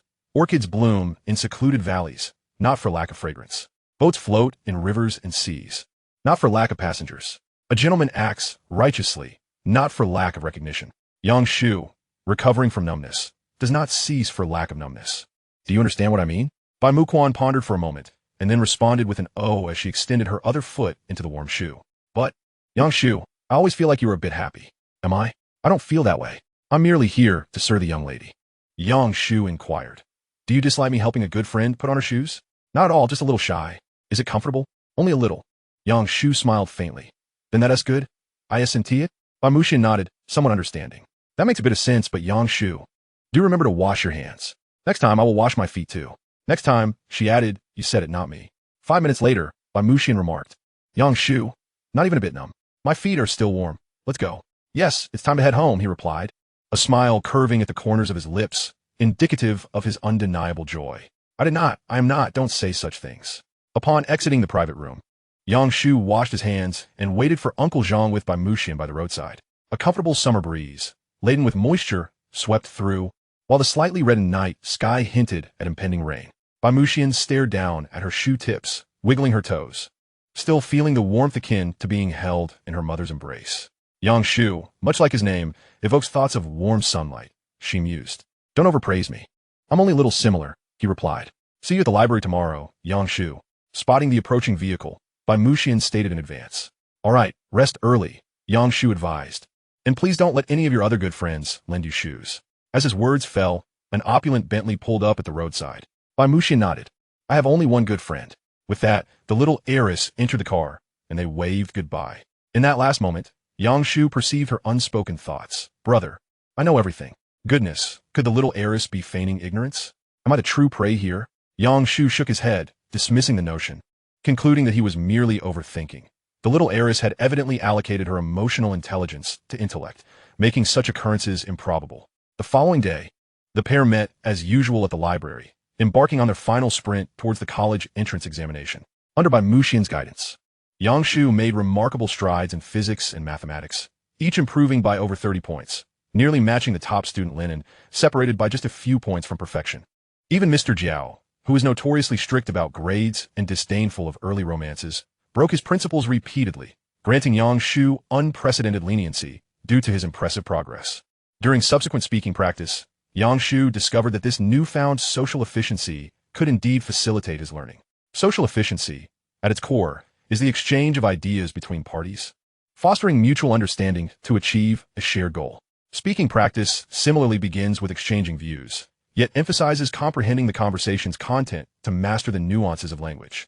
Yang Shu, complete an English paper intuitively, Bai Muxian instructed. Intuitively? He inquired. Yes, upon reading the questions, select your answers based solely on instinct, without revisions. Bai Muxian spoke with a seriousness that was both cool and earnest. Instinct leads to precise responses. All right, I shall give it a try. Half an hour later, Yang Shu finished the multiple choice section and compared his answers. To his astonishment, his accuracy rate stood at 60%. He had answered each question within 5 seconds of glancing at them, akin to mere guesswork. That's instinct, Bai Muxian explained, but as it's based on feeling, it cannot guarantee accuracy, so it should only be applied to questions you find challenging. Yang Shu understood this well and began to diligently cultivate his instinct further. 3 or 4 days passed, and Bai Muxian suddenly inquired, Yang Shu, it seems you seldom study Chinese, and you've not practiced writing. Chinese is my strong suit. I have no concerns, Yang Shu replied confidently. Unlike other subjects, Chinese heavily relies on accumulation and prioritizes technique over practice. Thus, Yang Shu invested less time in it, as raising scores seemed exceedingly difficult. Yet he possessed a trump card that made him unperturbed. The essay topic from 2017 required the selection of 3 keywords pertinent to our nation. The college entrance examination essay topics have always been the hot topic of June. While he may not recall each year's prompt, he certainly remembered his own. As for other examination topics, they were utterly forgotten. Bai Muxian chose to trust him. All right, impressive. Keep working on your exercises. On June 7th at 8:30 in the morning, candidates entered the examination hall in waves, their hearts filled with both anxiety and excitement, awaiting the start of the test. At exactly 9, the invigilator issued the command to begin, and the hall was filled with the rustling of pages. Yang Shu immediately checked the essay prompt, and a knowing smile spread across his face. It was indeed a matter of keywords. Now was the time for reckoning. After filling in his candidate information, Yang Shu read the prompt, gradually slipping into a focused state, with his cognitive efficiency soaring by 400%. While distractions faded into oblivion, the pen touched the pristine answer sheet, breaking its unblemished surface, inky stains spreading profusely, destined to yield gratifying scores in a month and a half. At that moment, Yang Shu's mind was clearer than ever, reaching an apex of clarity. as if the spirit of Confucius had descended upon him. Chapter 62. Son, I still wish to take the civil service exam. You must not do anything foolish. At 11:30, the examination concluded. Yang Shu was the first to exit the venue, smiling at the onlooking parents and media personnel. Son, how did you fare? You finished so early. Didn't you check your answer sheet? In response to his parents' concern, Yang Shu remained nonchalant. It was simple, lacking any challenge. I still had 40 minutes left after completing the essay to check. Impressive. Truly my son. His parents, initially worried about his mental state, had taken leave to accompany him. But now they saw he was indeed stable. Such arrogance. Nearby media personnel approached, eager to conduct an on-site interview with Yang Shu, although uncertain of his true academic prowess. His boastful demeanor made for enticing content. Excuse me, how do you perceive the essay topic? Simple. Your confidence is remarkable. Do you have any words to share regarding this life examination? Facing the camera, Yang Shu grinned slightly. Examination? Is this truly a test for students? Which student cannot withstand such a trial? The only ones capable of testing me are the party and the nation. With that, Yang Shu took his parents' hands and departed the scene, shrouded in humility and anonymity. The crowd lingered, reflecting on his words, still stunned. One arrogant high school student. Let's send him to the factory to experience a double shift. With his grades, can he even get into the factory? Upon returning home, Yang Shu enjoyed a hearty lunch and then indulged in a refreshing nap. After waking around 2, he practiced a set of local examination papers, then continued towards the examination hall. No need to send me. I can go myself. I have traversed this path for 3 years. That won't do. I must wish you good fortune, his mother insisted. Come, let us bring your father. Mother, you simply want to wear that cheapao, don't you? It cost a fortune. You can't just wear it for a morning. Soon, the family set off together for the examination hall. With Bai Muxian's help, Yang Shu had transformed mathematics into a strong suit, navigating the answering phase with remarkable ease. The next day, during the comprehensive science exam, he completed physics in record time, allowing ample opportunity for biology and chemistry, striving for excellence. In the final English exam, his strong speaking abilities rendered the listening section almost effortless. Finally, at 5 in the afternoon, the college entrance examination concluded. Yang Shu sauntered out of the school gates, devoid of elation or excitement, rather feeling an unparalleled lightness, as if time itself had slowed. Son, would you like to go on a trip and relax? His father inquired with a playful nudge. Your mother and I fully support it. Forget it. I want to get my driver's license. Isn't going out to play better? His mother remarked, somewhat surprised. You can get your license after entering university. Yang Shu gently shook his head. It's better to obtain it sooner. Riding a shared bike to conduct business is rather unseemly. The college entrance examination has concluded, and the entrepreneurial plan is set to be pre-launched. Although the funding has yet to materialize, we can certainly commence the preparation of the proposal. It matters little within the confines of the school. But should the need arise to venture out for collaboration discussions, a vehicle becomes the foremost representation. This is not merely for ostentation, but rather to prevent potential partners from underestimating one's capabilities due to age. Should prejudices arise before negotiations commence, both the process and the outcome are unlikely to be optimistic. Well, the holidays have begun, and one can do as one pleases. Yang's mother smiled and retrieved her phone. Take a look. Your phone has been buzzing incessantly. Someone has sent you messages. Yang Shu unlocked his phone and discovered that the class group chat was in a frenzy. Various animated GIFs, emoticons, and an abundance of red envelopes flooded the screen. Lu Guiqiang from Strong Nation. Let us not beat around the bush. I cordially invite ambitious youths to soar with their dreams. I will arrange comprehensive services for everyone. Heart emoji. Little white dragon. Is that for real, Big Brother Lu? Can we choose our desired dragon? Lu Guiqiang. Absolutely. DIY is encouraged. Xuan Yugilu Wang. Is the place reliable? I've heard that many prospective university students have faced admission restrictions because of this Lu Guiqiang. Rest assured, it is entirely trustworthy. The network administrator is an old friend of mine. Unlimited hot coffee will be provided tonight. Little white dragon. So it's a boarding arrangement? In that case, I'm out. Disappointment and tears. Yang Shu shook his head, expressing disdain. No ambition. He swiftly snatched a few red envelopes, exited the group chat, and then clicked on the pinned, unread messages from the little wealthy girl. Yang Shu, have you finished the exam? Yang Shu replied. I'm out of town for some errands, but will return shortly. The admission procedures have been completed, and I'm on my way back. Have you finished? Em somewhat cravenscuers. Congratulations on your graduation, Yang Shu. An image followed, showcasing a tantalizing thigh-high, sock-clad leg. What constitutes sincerity? This is sincerity, Lu Guiqiang. That ungrateful child is so shy about sending a suggestive picture, He hardly embodies the essence of masculinity. How generous is the little wealthy girl? Yang Shu decisively downloaded the original image and saved it in a hidden album named Jade. He then typed a response. Please refrain from sending such photos. They can easily be misinterpreted. No worries, my phone is only for good friends to see, came the reply. Bai Muxian replied almost instantaneously.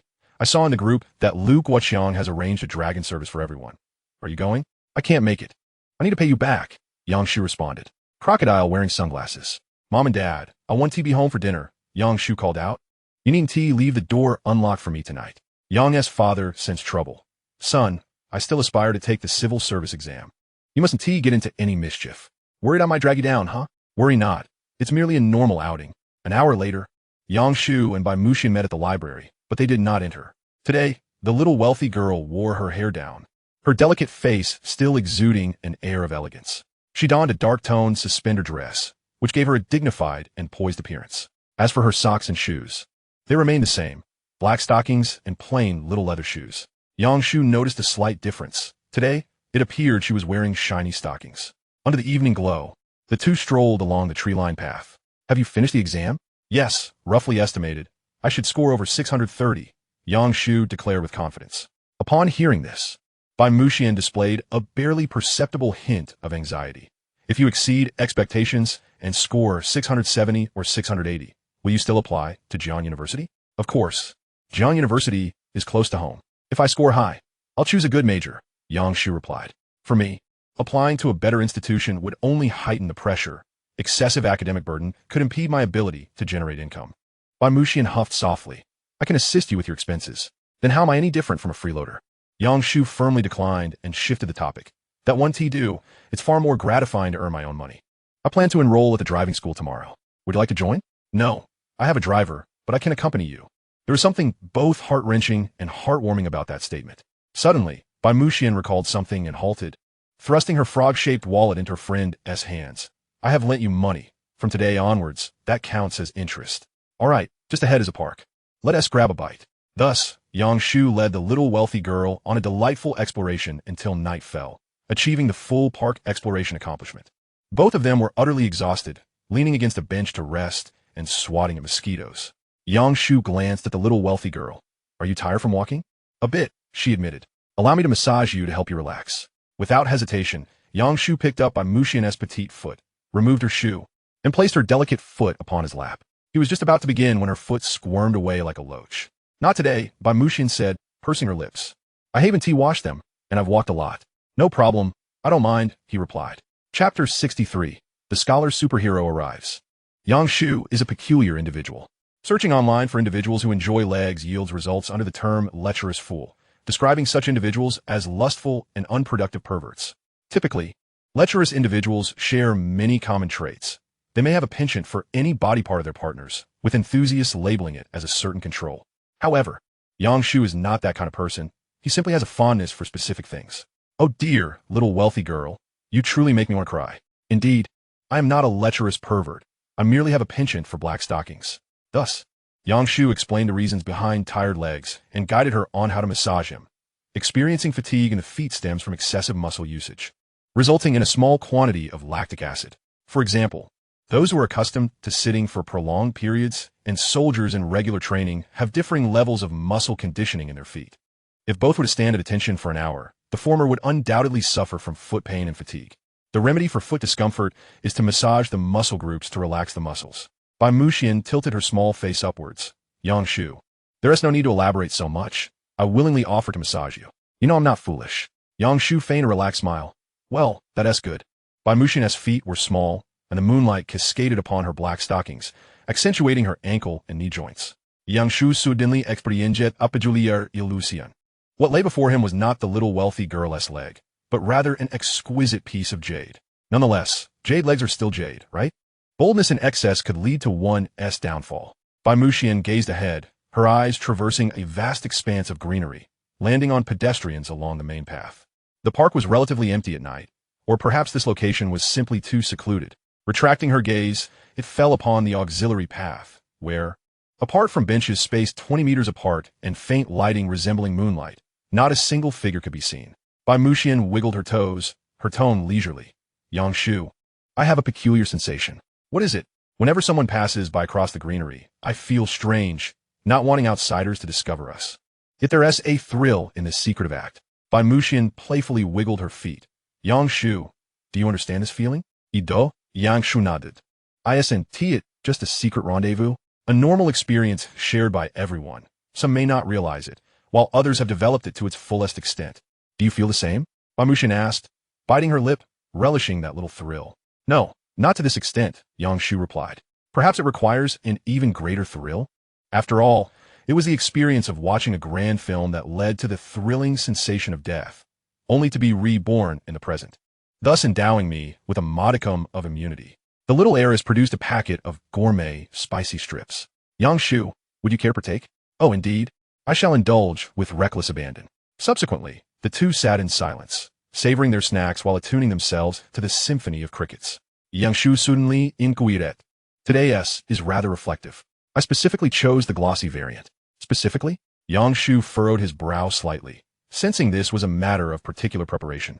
Akin to brushing one's teeth obsessively before a kiss, chewing gum, or sucking on a fruit drop to ensure a fresher breath, perhaps even with a hint of sweetness. At that moment, footsteps approached from the left, prompting the little heiress to hastily retract her feet and adjust her posture, feigning nonchalance. She then directed her gaze toward the sound. The lighting was less than optimal, with the illumination barely surpassing the moonlight. In such dim visibility, she discerned two figures, barely able to distinguish that one was male and the other female. Bai Muxian pursed her lips, wondering why these two had chosen to stray from the main path, eager for them to hasten their pace. Suddenly, they halted and settled onto a nearby bench. In that instant, Yang Shu glimpsed their faces, his eyebrows involuntarily arching. Goodness, is that the academic prodigy? He exclaimed. It's a familiar classmate, Bai Muxian replied softly, and an unfamiliar girl. The boy was Linen, the perennial top scholar of Class 5 in their senior year. The girl was a stranger. Their presence here, together, spoke volumes of their relationship. A supple smile gratted Yang Shu's lips. This fellow is quite adept at concealing his underground romance. In the past, he would have made an excellent informant. Observing her friend's keen interest, Bai Muxian also crouched down to observe intently. In a dim environment, Linen remained oblivious to the presence of acquaintances nearby, while the couple in the distance were presumably a pair of affectionate young lovers. After all, this secluded and remote spot, rife with mosquitoes, was a venue frequented only by those with nothing better to do. On bow, it seems there are people over there. Likely another couple.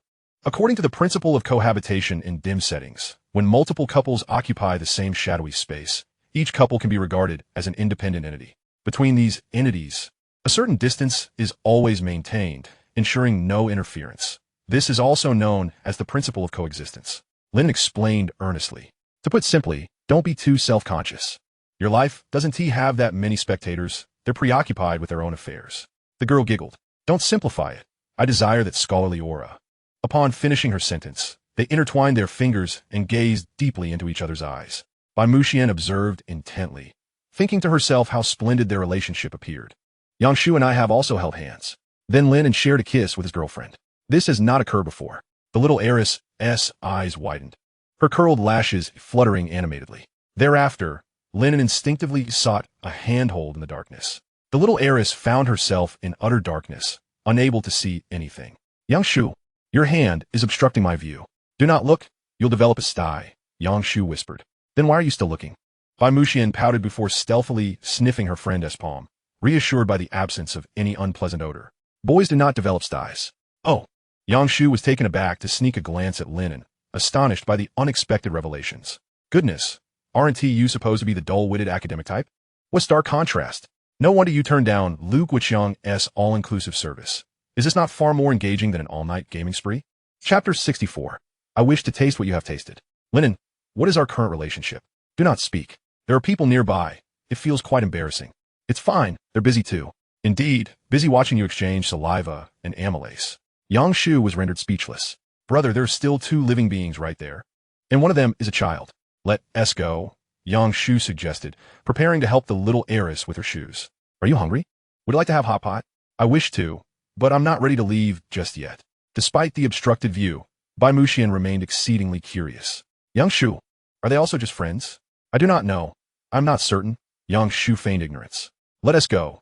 There is nothing worth seeing here. It's devoid of value. The little heiress remained seated on the bench, extending her foot towards her friend. Yang Shu, you certainly put me in a predicament. After all, it's a request from a good friend that cannot be dismissed. Thus, Yang Shu began to massage with one hand, while the other hand shielded the little heiress's eyes to prevent her from peeking. Yang Shu, I wish to see the scenery. It's pitch black. There's nothing to behold. Then I wish to see the moon. By Mu Xian, possessing a hint of cleverness, noticed Yang Shu's resistance and promptly opened her phone camera. Aiming the lens at Lin, even with her view obscured, she could still catch a glimpse of the scene through the screen like a periscope. Consequently, Yang Shu found it impossible to intervene. Unless he shielded her eyes with one hand and the camera with the other, he would be unable to continue the massage, a prospect he surely would not favor. However, in the next moment, the phone screen unexpectedly went dark. Yang Shu had seized the opportunity to press the lock screen button.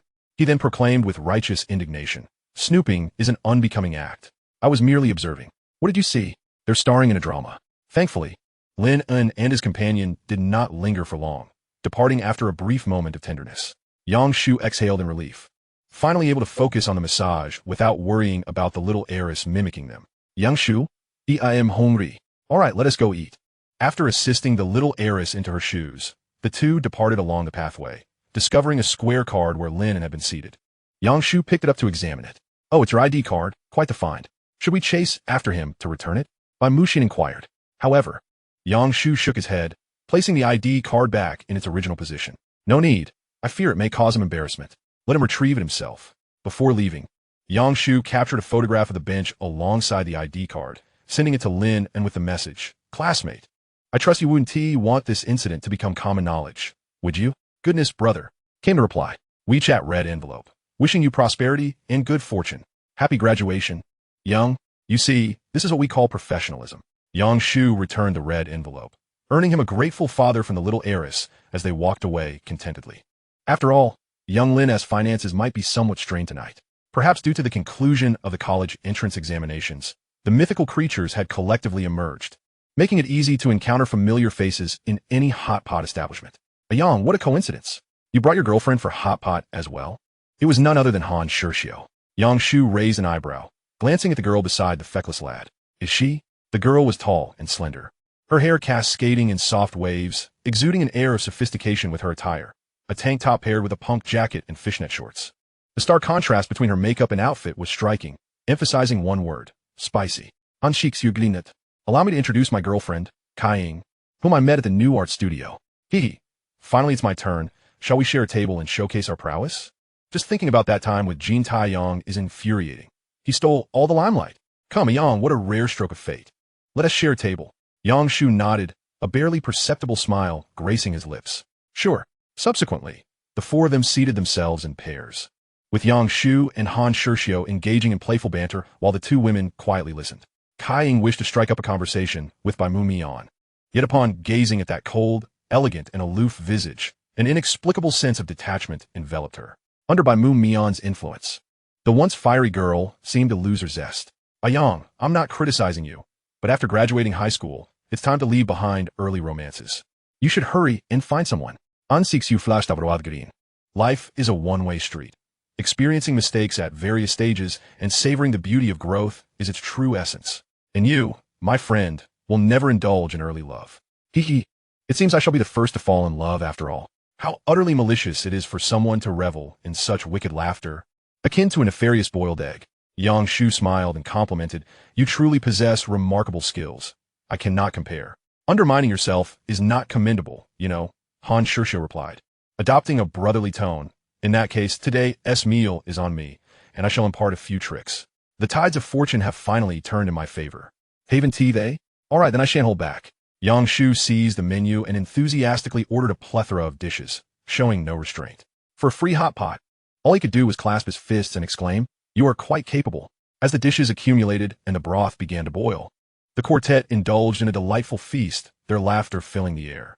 Han Shuxiu, with a sly smile, picked up a slice of meat and offered it to Kaiying, blowing on it lightly. "Here, let us celebrate graduation. Eat up."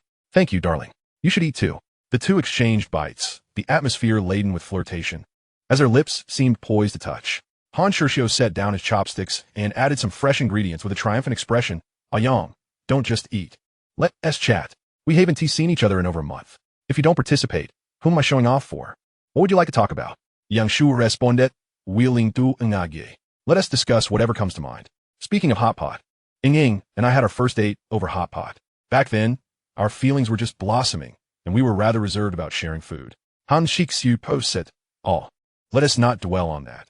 You two probably find it uninteresting, unable to fathom the unique sweetness between lovers." Indeed, Yang Shu nodded in agreement. At that moment, Bai Mu Mian raised her delicate face towards her good friend, her moist, ruby lips pursed. "Yang Shu, your mouth. I told you to eat less spicy," Yang Shu replied, pulling out a tissue to dab at the little rich girl's mouth, casually pinching her lip. "Stick to the clear broth. Be careful of your rear." Han Shixiu, sensing Yang Shu was concocting something significant, was unwilling to fall behind and took a tissue to pretend to wipe his girlfriend's mouth. "What are you doing?" "I have lipstick on." Kying strategically turned away. "You go ahead and eat." Han Shixiu awkwardly withdrew his hand. "Damn, miscalculated, I'll be mocked." "Yang Shu, I wish to taste your dipping sauce," Bai Mu Mian said with a playful gasp. Her own bowl of sauce had turned a fiery red from the peppers. Hence she set her sights on her friend S. Yang Shu discerned the little rich girl's intention. "I'll fetch you a new dish. Mine has a bit of spice too." "No need, I want to eat what you've had," Bai Mu Mian replied, her tone adorably naive. "Only those who truly relish food would use 2 bowls. I'm not one of them. After all, being a girl, one's appetite and weight are delicate matters." Han Shixiu's expression suddenly grew complex, as if pondering whether they were perhaps a bit fonder of each other. In the latter half of the meal, Han Shixiu noticeably spoke much less. It wasn't due to a lack of liquid in his bladder, but because he couldn't compete with Yang Shu. The more he pondered, the more perplexed he became. Why were they so intimate when they hadn't even defined their relationship? Was it possible they had established something but hadn't made it public? "Yang, since we graduated, just be honest with me. What is your relationship with her?" Yang Shu offered a slice of lamb to the little rich girl, retracted his chopsticks, and replied, "Just good friends." Han Shixiu raised an eyebrow, resembling a triumphant detective. "Are you certain? You know our bond is rather strong." Han Shixiu pressed further. "Having shared a meal, can still be called just good friends?" "Indeed, we cannot waste food. We are simply clear and innocent friends." Han Shixiu held his breath. Yet the next question remained unasked. Who feeds each other and wipes their mouths if they're merely good friends? Yang Shu explained with a smile. This is a new form of social relationship. For instance, the term comrade holds different meanings in various contexts, and so does good friend. Do you understand? This is a very new kind of friendship. Han Shixiu and his girlfriend exchanged bewildered glances, even resorting to a browser search, wondering where on earth such a notion originated. Bai Mu Mian, though equally confused, beamed with delight, her mouth curving like a crescent moon. Whenever Yang Shu introduced Bai Mu Mian to others as his good friend, the little rich girl would always display a radiant smile. Upon witnessing their shared joy, Han Shixiu suddenly realized, could it be that I'm also part of your little game? Just then, Yang Shu's phone unexpectedly rang, and upon answering, he heard Lu Guoqiang's voice. "Shuzi, where are you?" Hearing the rapid clacking of keyboard strokes, Yang Shu understood that the gaming session had commenced. "What is up with you and Han Shixiu eating hot pot?" "Nothing much, just that Du Yao came to the internet cafe, looking for you, asking where you were." Lu Guoqiang's tone was somewhat dismissive, clearly distracted by the game. Yang Shu's alertness heightened. "What does she want with me?" After a moment of hesitation, the voice on the other end replied, "She is dressed quite flamboyantly today, accompanied by a few girls, carrying flowers and gifts. You know what I mean, right?" "I comprehend." Yang Shu understood all too well. In a previous life, he had confessed to Du Yao multiple times. How could he not grasp her intentions? Yet now, roles had reversed, and she was the one making the declaration.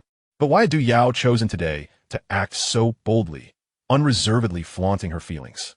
It could not merely be a simple confession. Rather, it seemed to carry the weight of a desperate gamble. "I'm done eating. The situation has escalated." Yang Shu swiftly rose, pulling out a tissue to wipe the little rich girl's mouth. "Let us go. Let us take a stroll after our meal." "Old Han, thanks. I'll treat you next time." Han Shixiu appeared bewildered. "Wait, there is still so much food left. You two have your little game, and I can join too. Don't waste the food. Damn it, the key point is that hot pot ingredients are difficult to pack. What did Lu Guoqiang say that has you in such a hurry?" Yang Shu replied earnestly. "It's Du Yao who has set the wheels in motion." Han Shixiu was even more baffled, hesitating. "Actually, Du Yao contacted me just now, asking where we were." This time, it was Yang Shu who was taken aback. "How did she know I was with you?" "Because I posted on Moments." Yang Shu clicked to check and saw that just 5 minutes prior, Han Shixiu had shared a photo of their hot pot gathering. "Are you showing off your prowess?" Han Shixiu pleaded, "Don't leave. I'm not that well acquainted with Du Yao. If you go, it'll be awkward for us." Then you'd better not eat. Let's make a run for it. But we haven't finished eating yet. Don't waste it. Han Shishio was torn. Fine, if you have business, go ahead. As the two of them departed, Han Shishio immediately messaged Du Yao to inform her that Yang Shu had already left, attempting to avert any subsequent awkwardness. Yet the wheel of fate had already begun to turn. 3 minutes later, Du Yao arrived at the hot pot restaurant, locking her eyes on the bewildered Han Shishio.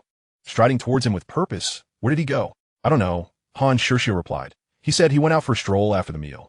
Du Yao appeared despondent, acutely aware that Yang Shu was avoiding her. Gazing at the two used bowls on the table, she became lost in thought. This must be the space they shared. So where do I fit in? Zheng Mingwan, witnessing her dear friend as heartache, wished fervently to bind Yang Shu and compel him to confront his affections. In the past, she had persistently pursued him, yet now he dallied with another while feigning indifference. It's all right, Yao Yao, Zheng Mingwan gently reassured. A woman pursuing a man is merely a veil away. Was Han Shishio's startled outburst an indication of a confession? Or was Du Yao the one in pursuit? Goodness, this world had become utterly insane, with mice enamored by cats. From the moment Han Shishio met Yang Shu, he had been ingratiating himself with Du Yao, disregarding his dignity in the pursuit of her affection. A pitiful romantic, more wretched than a dog. Now, everything had changed. Han Shishio found it incomprehensible. They were not friends. What gave him the right? The two most exquisite blossoms of the school were orbiting around him. Surely he must possess some hypnotic charm? The troubling aspect was that he was not even present, yet still managed to ensnare them. Du Yao suddenly spoke, pointing to an empty seat and inquiring, Han Shishio, what is their current relationship? Or rather new friendship? Was the reply. Du Yao said nothing more, leading her friend away as they continued their search for Yang Shu throughout the city. Meanwhile, Han Shishio leaned back, engulfed by a sense of profound emptiness. What is the significance of today? The meal was on me, but the pretense was his. Is there no justice left in this world? At that moment, Kaiying approached with a playful peck and a teasing laugh. Darling, do you have your ID with you? Instantly, Han Shishio felt his emptiness dissipate, discovering a renewed purpose, his eyes alight with excitement. Mais interest apologies, Yang Shu. But I too have donned the guise of 13-year-old. Scoundrel medal, Zheng Mingwan approval level 3.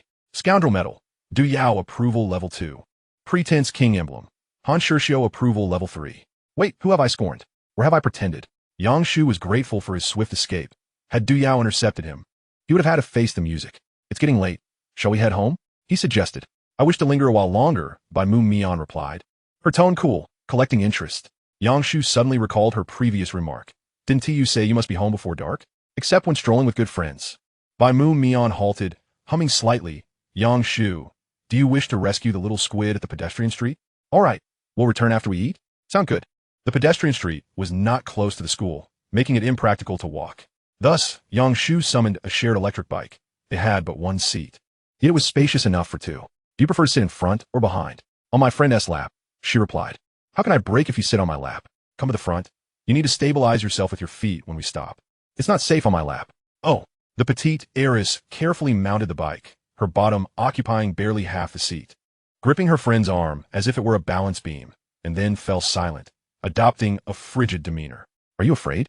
Yang Shu inquired. Not afraid. Just unaccustomed to riding a two-wheeled vehicle, Bai Mu Mian replied softly. Chapter 66, Soft-Boned Cotton. Indeed, the young lady was accustomed to being driven by a dedicated chauffeur. When had she ever ridden an electric bike? My sincerest apologies, Lady Bai Mu Mian, for failing to provide you with an exhilarating experience. Electric bike start. He twisted the throttle, and the vehicle moved forward slowly, Bai Mu Mian leaning back, pressed against him. Straighten your back. I dare not, she retorted, as if she might tumble off. Yang Shu could feel her grip tightening, prompting him to slow down. How about now? A little better. Bai Mu Mian squinted, her back still firmly against his body. The summer breeze enveloped the night's clamor, mingling it with tranquility. The beauty of life lay not in its grandiosity, but in these fleeting moments of serene happiness. Yang Shu sensed a familiar fragrance wafting through the air, reminiscent of their time in the library, yet devoid of the pungent scent of spicy snacks. Moreover, Bai Mu Mian truly felt as though she were boneless, soft, and pliable. Each acceleration of the bike caused her to lean back closer, accompanied by a delightful scent. As he slowed to a stop, she leaned forward uncontrollably, and when the space between them widened, she instinctively returned, bringing with her another wave of fragrance. Yang Shu, if only this could last forever. Yang Shu was momentarily taken aback, knowing such a notion was impossible. The electric bike will soon run out of power. We should swap it for another. I still want to sit in front. The next morning, the first thing Yang Shu did upon waking was to check the price of Bitcoin. It had yet to surpass $3,000, meaning it would likely do so the following day. Just as he was preparing to rise and wash up, he noticed several messages from the early hours of the morning. Feyue Wolf, Sunshine God, brother, last night was blissful again. Little White Dragon, Yang Shu, my superhero. Please start class. I'll listen while upside down. Lu Wuqiang from the Strong Nation. Everyone, do not believe rumors or spread them. Technology is advanced now. It must have been edited by a rival. Linen, what rival? That S called the kindred spirit. What was happening? Yang Shu furrowed his brow in confusion, scrolling through several pages of chat history until he finally located the source, a night scene photograph from midnight. The photo itself was innocuous enough, showcasing a clear night sky adorned with stars, swaying willow branches, and vibrant neon signs. The key issue lay with the individuals captured within. On the non-motorized lane, two people shared a single electric bike, both of whom were well known to everyone. It was none other than Yang Shu and Bai Mu Mian, the very duo who had been riding and enjoying the breeze last night. In the photograph, Bai Mu Mian had shed her usual aloof demeanor. Her eyes narrowed in delight as she nestled against Yang Shu, resembling a clingy little sprite. The contrast was striking, an astonishing deviation from her typical cool persona. Shocked, the usually taciturn and distant Bai Mu Mian, exhibiting such an expression. Below the photo, a plethora of trivial and sour remarks ensued. Comrade, I only consented to have my picture taken. I did not authorize you to share it. Kindly retract it. Retract what? Is that even you in the photo? Sunshine God, what are you up to? Everyone is waiting for you at the internet cafe. Photo editing, it must be photo edited. She has smiled at me before. It wasn't like this. Classic delusion. She smiled at me. The more Yang Shu scrutinized, the more his head throbbed. How could this have surfaced? Exiting the group chat, he was inundated with unread private messages. Yang Gu, there were too many people in the group earlier. I knelt before you. Could you offer me a few pointers? Honestly, is it photo editing? Or do you have some leverage over Bai Mu Mian? Wah, my secret crush has been publicly declared. You beast. Did you two kiss? Did you kiss? Did you? Yang, please be gentle when you kiss. It pains my heart. I thought that in this age, nothing would last a lifetime. Now, I retreat, and in this retreat, Yang Shu promptly closed WeChat, opening a hidden album to compose himself. What a madness. The little heiress has no friends. Where do all these secret admirers come from? Based on the private messages, Yang Shu categorized humanity into several groups. Those inquiring for details or expressing doubt were normal individuals. Those seeking advice were inept, introverted virgins. Those who immediately lamented were pure romantic fools, still in the throes of unrequited love, and those asking about kissing were outright lunatics. Feeling that his phone was tainted, he resolved to purchase a new one once he acquired enough wealth. Yang Shu believed it impolite to ignore messages, yet replying to each would be a cumbersome endeavor. Thus, he edited a post for his social media, a unified response stating, "We are not lovers, merely friends." The photo was taken from an angle, maliciously spread, and we must remain vigilant against insidious forces attempting to sow discord. Accompanying this was an image of a drooling Patrick Star, instantly dissuading any desire for further communication, thereby deterring the idle curiosity of onlookers. He then proceeded to block certain individuals, Family Elder 1 and Family Elder 2. As for his teachers, he chose not to block them, as they were all graduates now. When Yang Shu had finished his grooming and picked up his phone, he discovered dozens of replies on his post. Lu Guiqiang, it's simply impossible. I know how many folds Yang Shu has. How could he be so fortunate? Linen, and how many folds are there, pray tell? Foolie, not you two. Explaining yourself? Wang Chong, fake. Don't think you can fool me again. I've studied photography for 3 years, lost all my money, and my goddess ran off with someone else. How could that be just an angle? Han Shirshio, what is this new gossip? What photo? Show me, I'm curious. Regardless of the speculation, he had at least provided an explanation. Whether they believed it or not was of no consequence. Yang Shu then entered the living room. Mom, Dad, I'm planning to learn to drive. Go ahead, go ahead. I'll save you some lunch. His mother waved dismissively. It's better to get your license sooner. When you return home, you'll be the one driving on the highway. 2 minutes later, noticing his son standing motionless in the living room, Yang's father inquired, "What are you doing just standing there? Aren't you learning to drive?" Yang Shu responded with a weary expression, "Dad, with my looks, do you really think I could learn for free? Come on, driving schools need to make money too. What use is a pretty face? I do have to shell out some coins, otherwise would I just embarrass myself going in for nothing? Alright, I forgot. Look how much your attitude has changed before and after the college entrance exams." Upon exiting, Yang Shu met by Mu Xian at the library. The little rich girl was dressed in a light-colored long dress, having opted for sandals instead of her usual shoes due to the sweltering heat, complemented by frilly white socks that added to her playful charm.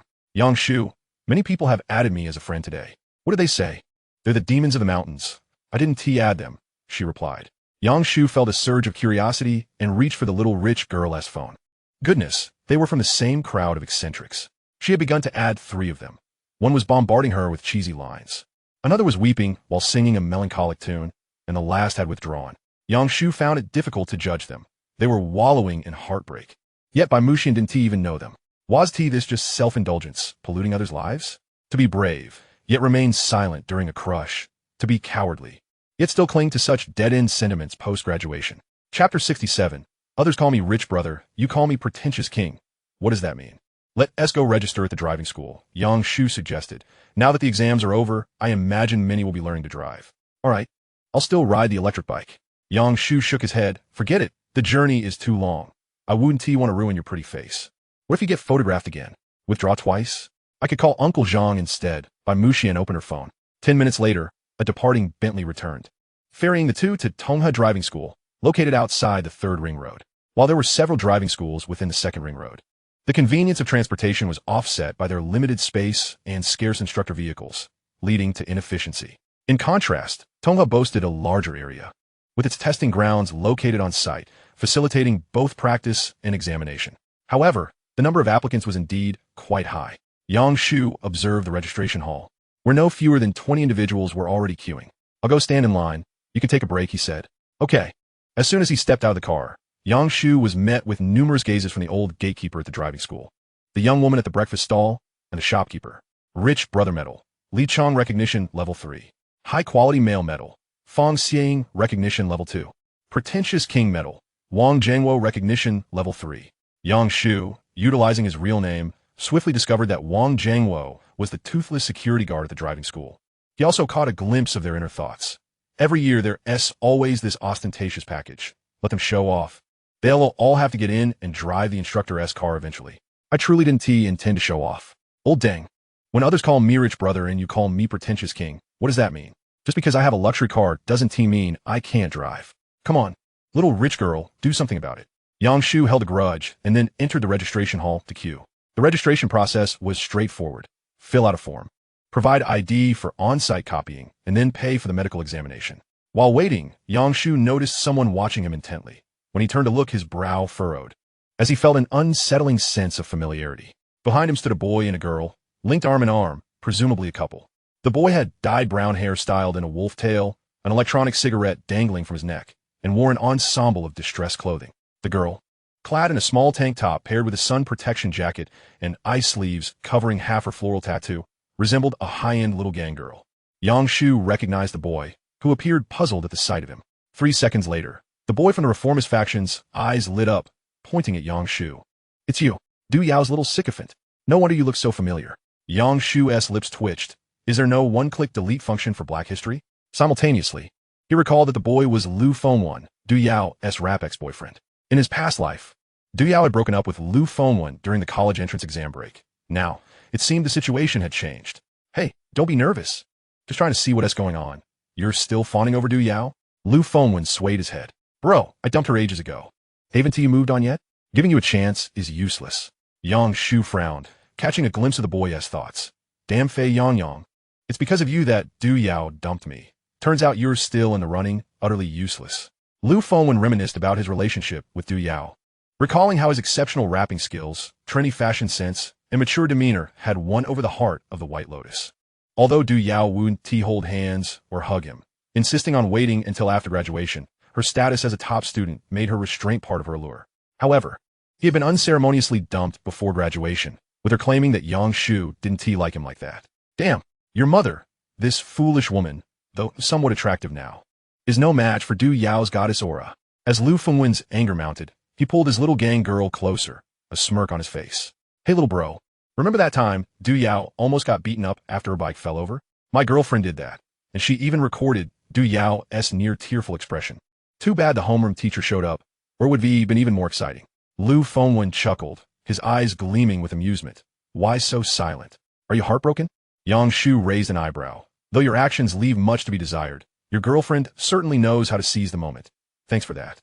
What a bizarre twist of fate to encounter Du Yao's adversary here. Lu Fengwen's brow furrowed at Yang Shu's words, sensing an unusual undertone. Your girlfriend knows how to seize the moment? This statement suggested that among the three, two shared a unique experience, a secret not meant for the third party to know. Consequently, the third party might harbor resentment, believing the first two had a closer bond, gradually alienating themselves from the group. But that is my girlfriend. What does that have to do with you? Do you two know each other? Lu Fengwen looked suspiciously at his girlfriend. Impossible. This is our first meeting today. Don't you trust me? Lu Fengwen let out a sigh of relief, realizing that she had no fondness for weak and ineffectual men. Even if there were genuine issues, they had nothing to do with the sycophant before him. Little brother, cease your attempts at sowing discord. Instead, dedicate your thoughts to wooing Du Yao. If all else fails, I can teach you a few lines of rap. Yang Shu smiled subtly, ignoring Lu Fengwen and fixating intently on his girlfriend. Li Rong, are you certain this is our first encounter? Alarm bells rang in Lu Fengwen's mind, and he raised his voice, denying her the chance to explain. He knows your name, and you claim not to recognize him. Once suspicion takes root, the charge is already established, a bitter truth particularly applicable in matters of the heart. His shout awakened everyone in the hall, drawing curious gazes toward the unfolding drama. Is this what they call a hellish scene? Two men vying for one woman? Or is it a woman juggling two men? The dynamics seem rather intricate. Fashionable youth, a spirited girl, and an earnest fellow. Yang Shu smiled faintly, content that his objective was achieved, and promptly exited the battlefield. He had indeed never met Li Rong. He had merely discerned her name through the truth behind the facade. Though morally dubious, the thrill was undeniable. Listening to their heated argument, Yang Shu felt a surge of delight. However, 5 minutes later, the quarrel abruptly ceased, and the two reconciled as if nothing had happened. Lu Fengwen whistled at Yang Shu, his tone relaxed. The little sycophant is quite crafty. You almost had me fooled. Do you understand what knowing her name signifies? Upon reflection, Lu Fengwen acknowledged that his girlfriend was somewhat renowned in that circle, and it was indeed difficult for a sycophant to gather such information. Damn it, I almost fell for his trick. Yang Shu smirked, unleashing his full force.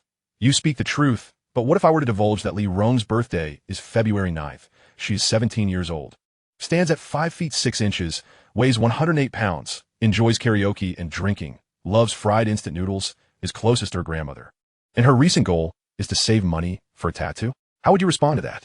A profound silence enveloped the room. Lu Fengwen and Li Rong locked eyes, their expressions a tumultuous mix of shock, anger, skepticism, and embarrassment. Undoubtedly, the sycophant knew Li Rong better than he did. Yang Shu's words seemed to taunt. Hey, I've seen right through your girlfriend's secrets. If only 3 people occupied the scene, Lu Fengwen would have undoubtedly erupted in fury, demanding an explanation from Li Rong. Yet, with so many witnesses, he could not afford to lose face.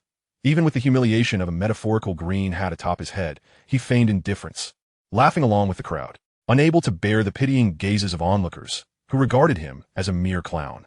He forced himself to maintain a facade of bravado. Anyone can spout nonsense. What is so impressive about that? What do I have to respond to? Li Rong glared at Yang Shu, filled with both anger and fear, questioning how he knew so much and whether he knew even more. The invasive sensation of exposure made her uneasy. Stop babbling. What have I not seen? Who do you think you're scaring with a few words? Oh, is this all a ploy to retaliate against me for that little incident? Lu Fengwen tightened his embrace around Li Rong, making them seem more intimate. Indeed, the onlookers' gazes shifted. Clearly, the couple's bond appeared strong, rendering any attempts at provocation ineffectual and instead casting the other party in a more foolish light. Oh, so this is what jealousy looks like? It's not uncommon to encounter such characters. Lu Fengwen feigned elegance, but suddenly his demeanor shifted as the spirit of rap surged within him. Yo, but it's all right, I'll show you generosity. Jealous of yourself, watching how you demean yourself as a sycophant. I'm here to teach you the proper way to handle such a situation. You think your flattery will earn you affection, but you've merely become the subject of my jest. The radiance you pursue only pales in comparison as you play the shadow of my brilliance. With no partner, you are merely a supporting character in someone else's story, and your jealousy has transformed you into my comedic relief. Upon concluding his impromptu rap, Lu Fengwen savored a puff from his e-cigarette, speaking leisurely. You may replicate my style, but what of your talent? Beside him, Li Rong gazed at him with starry eyes, brimming with admiration, reveling in the prestige of having a boyfriend who could rap.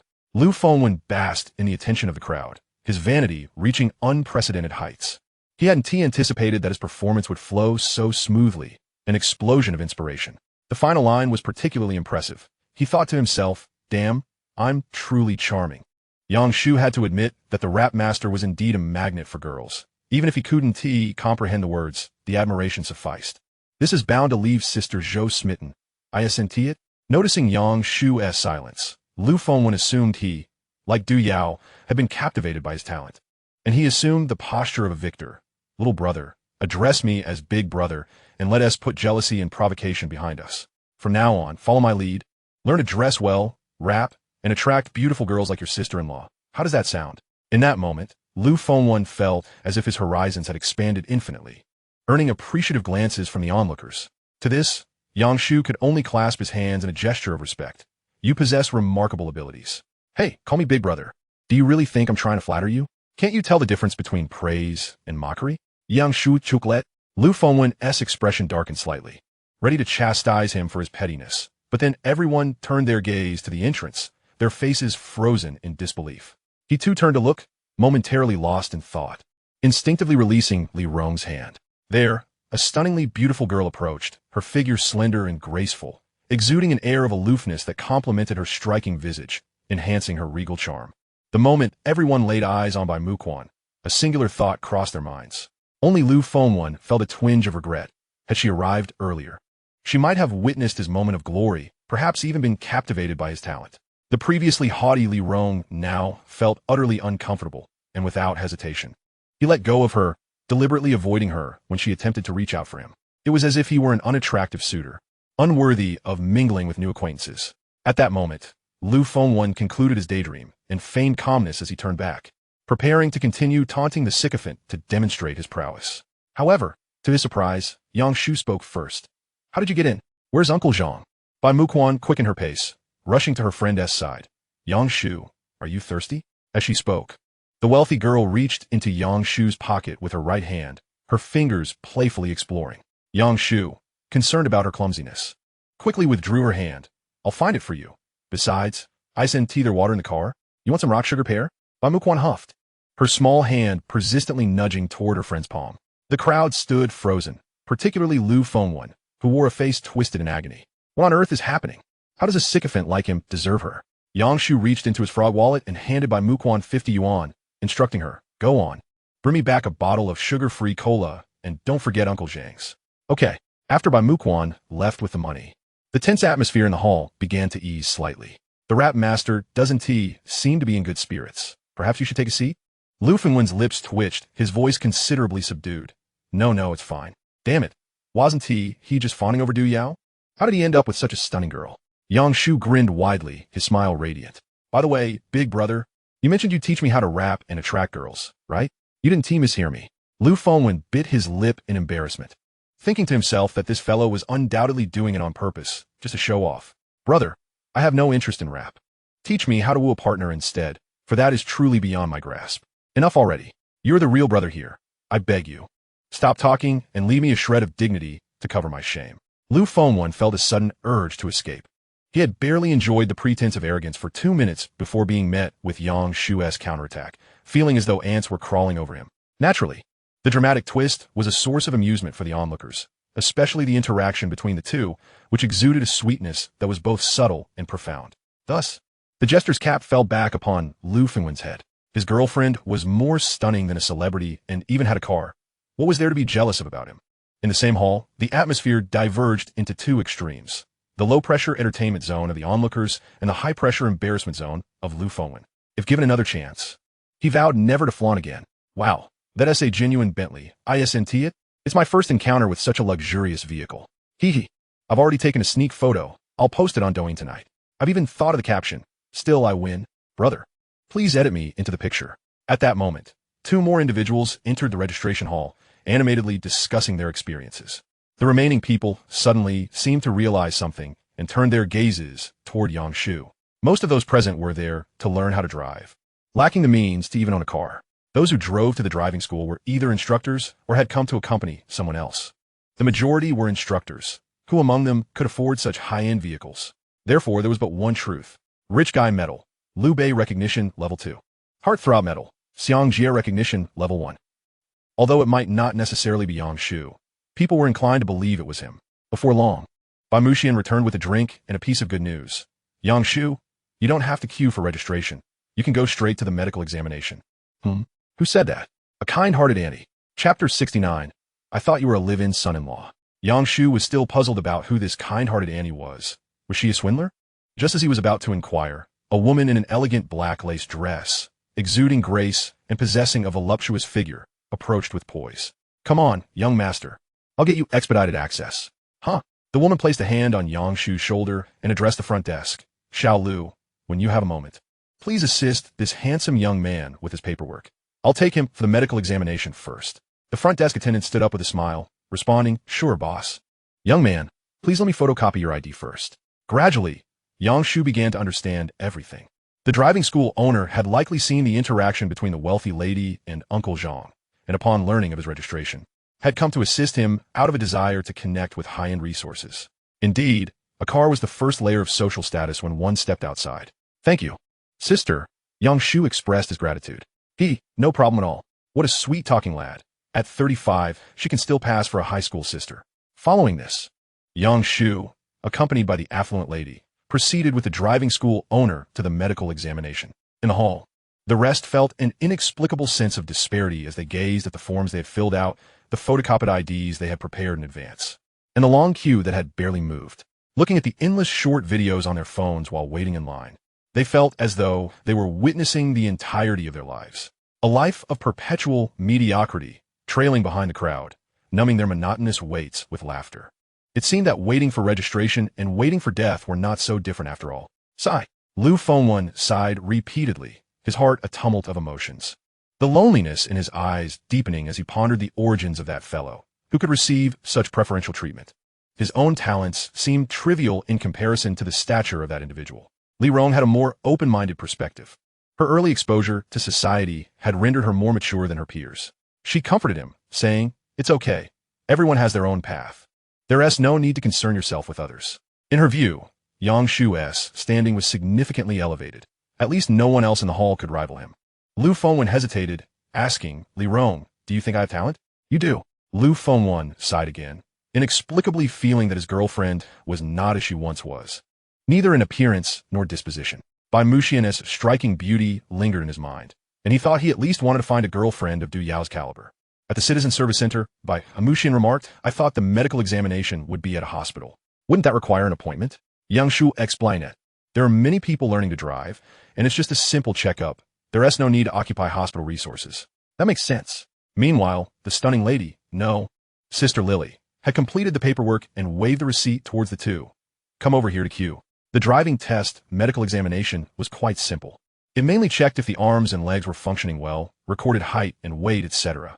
The primary focus was on the eyes, such as checking for color blindness, color weakness, any eye diseases, and whether vision was normal. Including the waiting time, the entire process took no more than 20 minutes. However, Yang Shu was taken aback by the unexpected news. I actually have a condition? Yes, a mild color weakness, but I can distinguish color spectrums. Yang Shu found it absurd. He had never had this issue in his previous life. Why was he reborn with a debuff? The ophthalmologist explained in the color recognition test chart.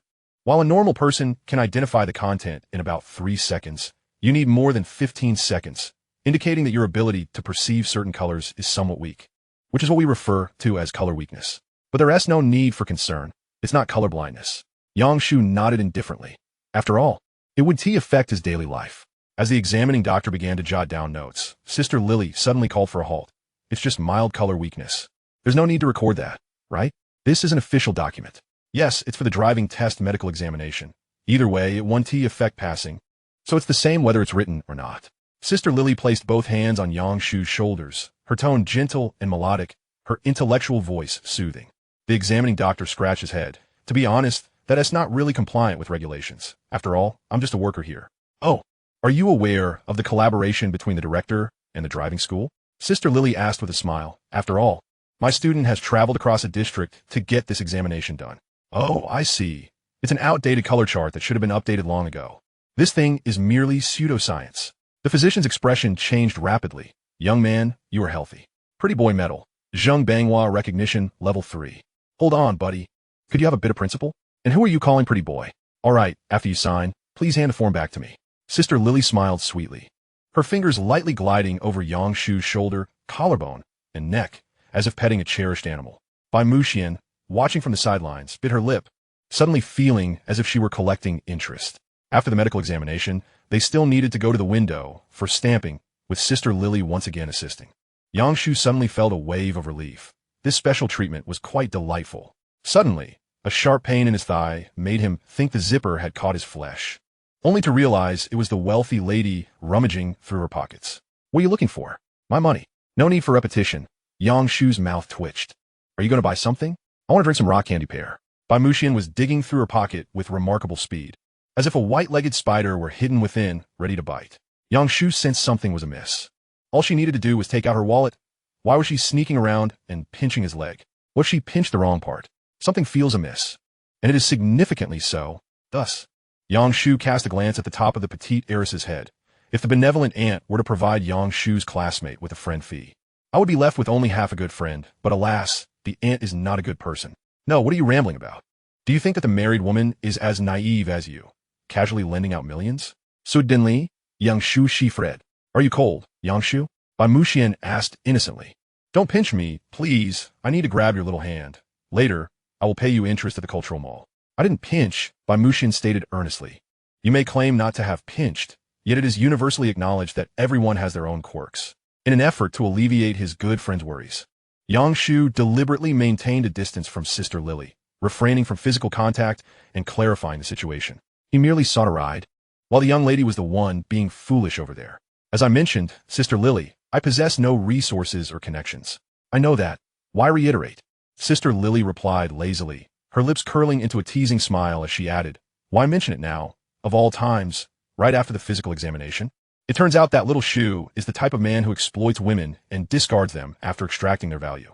Aunt, what on earth are you talking about? Yet, he felt a twinge of guilt.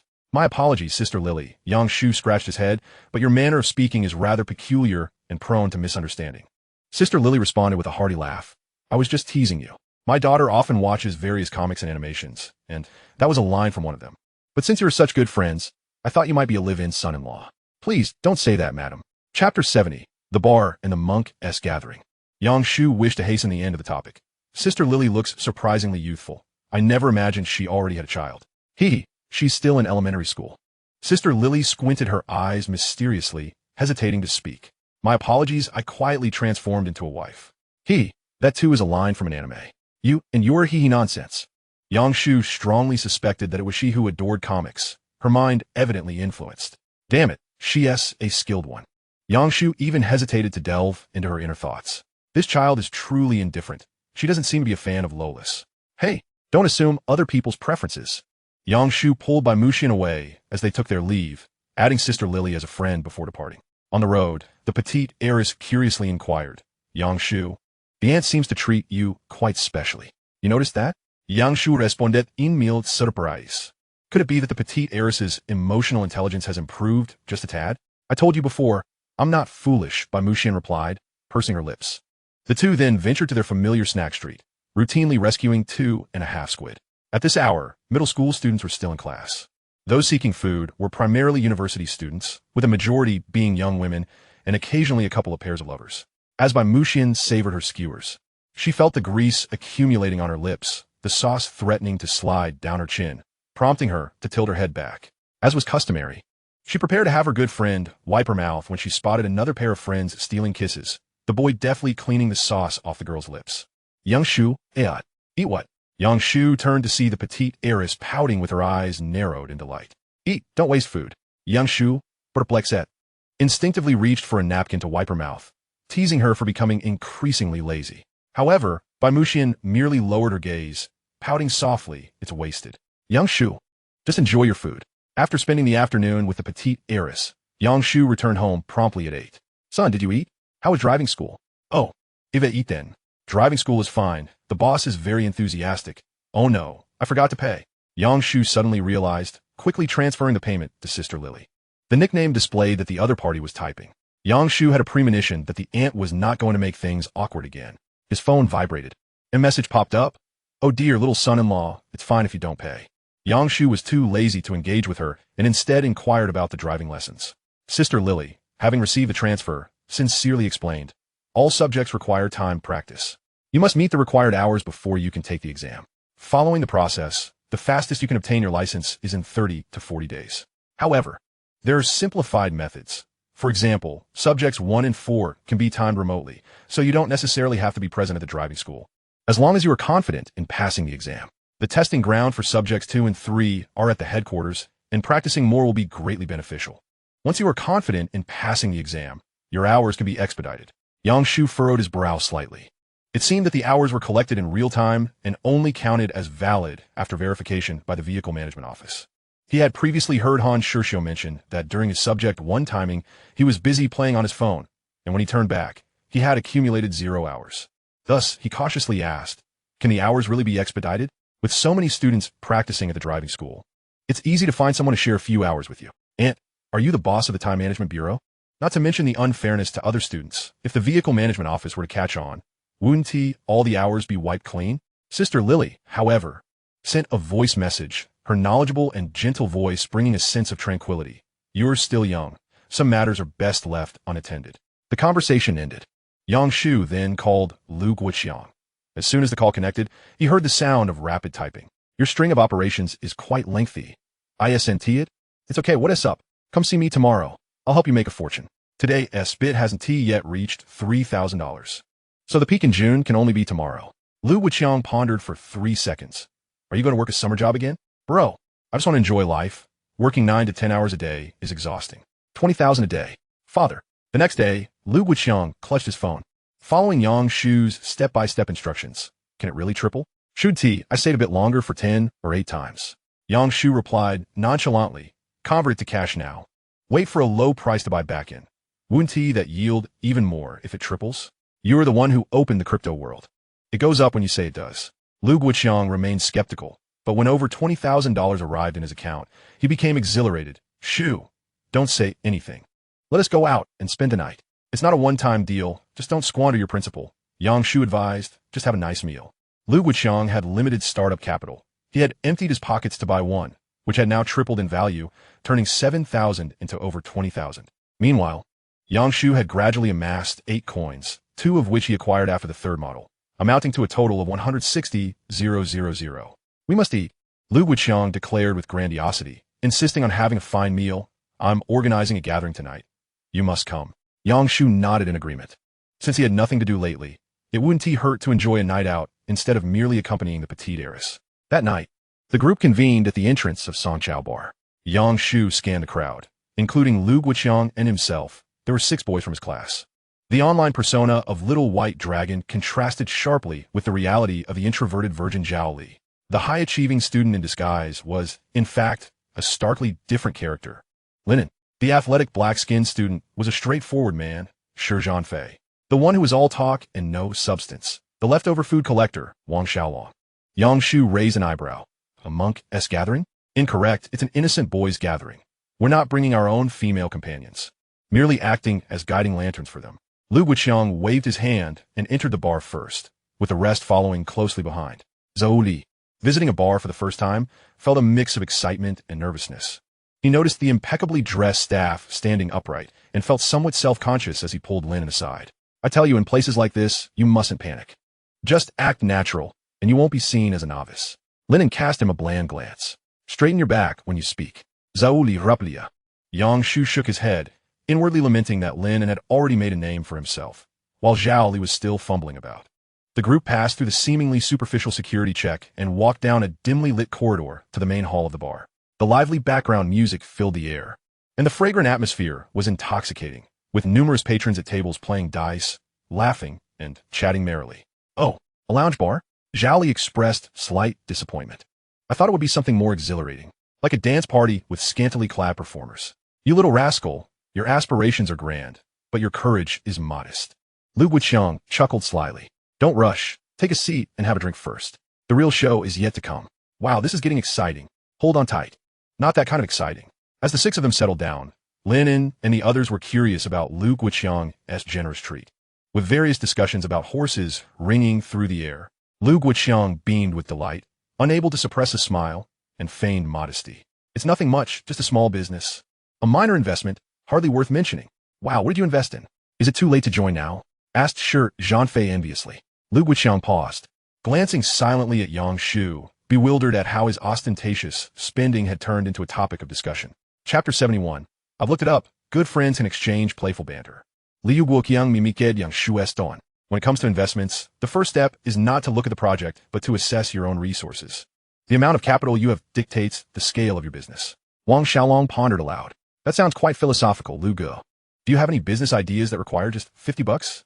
Lu Guiqiang looked at Yang Shu, thinking he could easily fabricate a few million-dollar projects, as boasting costs nothing. But $50?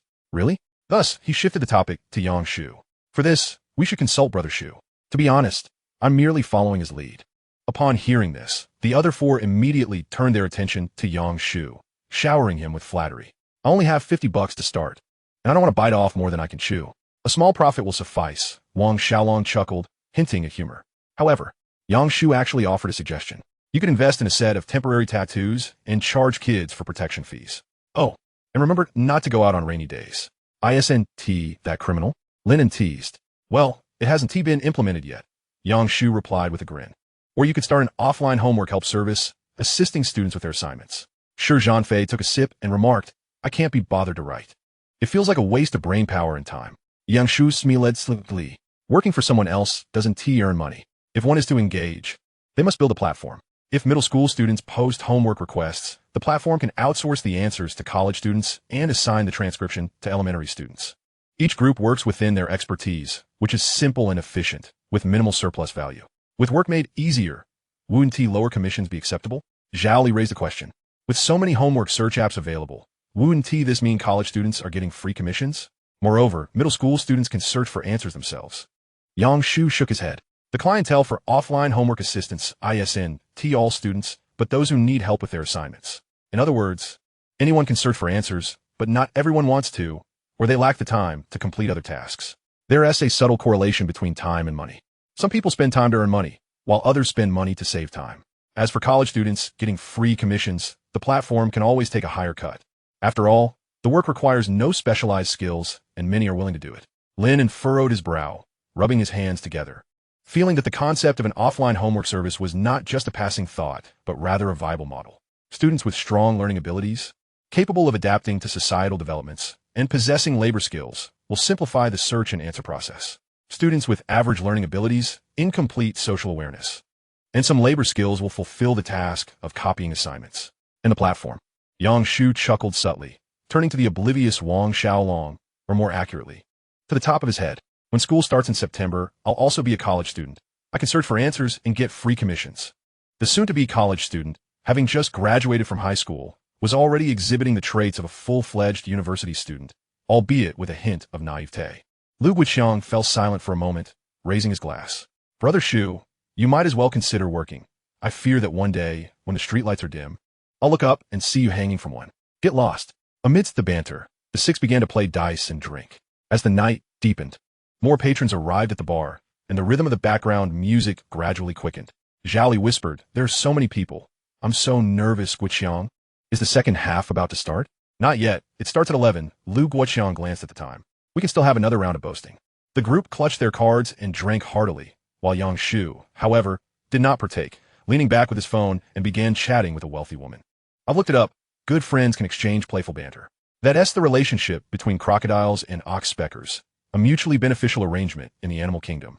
But we are humans. We also share mutual benefits. I lend you money, and you pay interest to support me. Just a glimpse at your legs and peck. Pictures. Just teasing you. It's getting late. Hurry up and sleep.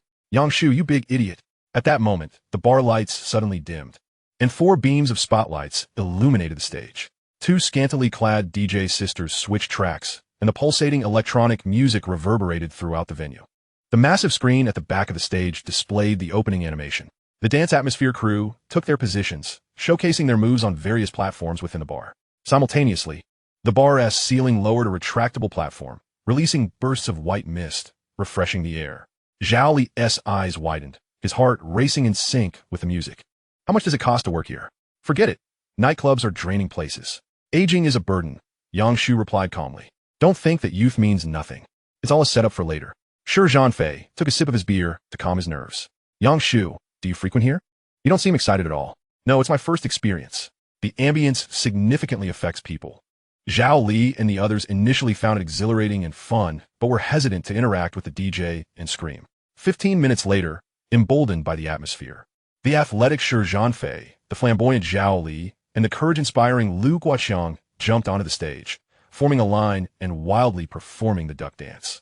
Indeed, it was the particularly popular dance this year, with a pronounced hip sway and hands flailing up and down in a captivating rhythm. Yang Shu found it utterly delightful. Whipping out his phone to capture the moment and encouraging Xiaolong, "You should join too. It's perfect for 4 to form a group. You always dance so well in class, don't you?" Wang Xiaolong vehemently shook his head. "I can't. It feels a bit shameful. What SA group anyway? A new unit of measurement?" Yang Shu did not respond, instead turning his gaze towards Linen. The latter shook his head repeatedly, saying, "I wouldn't dare." Yang Shu mused to himself about his audacity, and a knowing smile graced his lips, especially since they were in a park. Brother Yang is drinking. I'll treat you to some online fun later." Yang Shu maintained a smile, feeling exceptionally content during this leisurely time. Indulging in the company of a little rich lady and friends, sharing laughter, and earning a bit of pocket money, enough to support the elderly at home. Reflecting on his past life, he pondered the hardships of the mortal realm. After recording a segment, Yang Shu was about to snap a few pictures for memes when he suddenly spotted a familiar face. In a booth along the side of the walkway, a group of 8 or 9 young individuals was huddled together. The males outnumbered the females, with the men appearing to be in their mid-20s, while the youngest girl resembled a high school student. Yang Shu rechok mizet li rong. Strangely, there was no sign of Rap Guy among them. Could he be two-timing? Yang Shu's curiosity piqued, and he sought to gather more material, planning to confront Rap Guy at the driving school next time. However, as he glimpsed someone's inner thoughts, his expression gradually shifted to one of concern. "So naive, it's better to be naive. But I really don't want to resort to drugs. Dead fish are just too boring." Chapter 72. The Chicken Game. Yang Shu frowned in contemplation, his mind wavering. A few years ago, incidents of drugging in bars were rampant, often sparking discussions among those around him. Yet news coverage was scant. After all, it involved the reputation of women, and many preferred to settle matters quietly, accepting compensation rather than escalating issues. Yet, the young girl was too inexperienced to contend with this group of youths, even if they bore no responsibility afterward. A few kind words and an elusive promise could easily manipulate her. The outcome would be a painful entanglement, leaving her abandoned and empty-handed. Yang Shu hesitated. After all, this was not his concern, and he had no need to invite trouble. However, ignoring it would mean disregarding Du Yao, who belonged to the enemy of his enemy. Should he report it to the authorities? Unfortunately, the inner thoughts expressed in the barrage could not serve as evidence, even if the police arrived. Their actions would be limited without a victim present. While he pondered, Yang Shu noticed Lin and leaning closer, whispering in his ear, "Do you know them?" "Not well. Just seen them once," he replied. "Then let it be," Lin said earnestly. "We're just recent high school graduates. There's no need to involve ourselves." Yang Shu was momentarily taken aback, thinking to himself that it was no wonder Lin excelled academically. His insight was indeed sharp. In contrast, Wang Xiaolong continued to merrily munch on a platter of fruits, recording the antics of the duck dance trio. "Let us wait and see," Yang Shu remarked lightly, continuing to observe the inner thoughts of Li Rong's group. "How disgusting, always pretending to accidentally brush against my leg. Just hold on. I'm going to drink with other men. I'll post on moments to make that scumbag jealous." A couple's quarrel. The young girl felt neglected by Rap Guy, so she invited others to the nightlife, posting a few things on social media to provoke her boyfriend's jealousy. How lowbrow. Far too lowbrow. A fleeting glance caught his attention, focusing on a youth with a center-parted hairstyle. The skin of that vocational schoolgirl is quite smooth. However, I've heard she has a boyfriend. I wonder if she's been charged up. Hey, let us step it up. Are we really going to drag this out until dawn? The center-parted boy exchanged glances with 3 other young men, one of whom immediately understood, suggesting, "Let us play a game. The loser drinks." How does that sound? What game? Li Rong was waiting for this moment to take photos. Let us compare sizes? Just comparing sizes is dull. Let us boast, pick a train. Comparing sizes only considers points, while the latter tests card skills, and seasoned players would undoubtedly prefer the latter. Clearly, the drinking phase had begun. Meanwhile, Lu Guoqiang and his 2 companions returned to the booth, refreshed after their dance. "Feels great. No wonder the youth love nightlife. I'm starting to enjoy it too. Occasionally going wild is quite nice.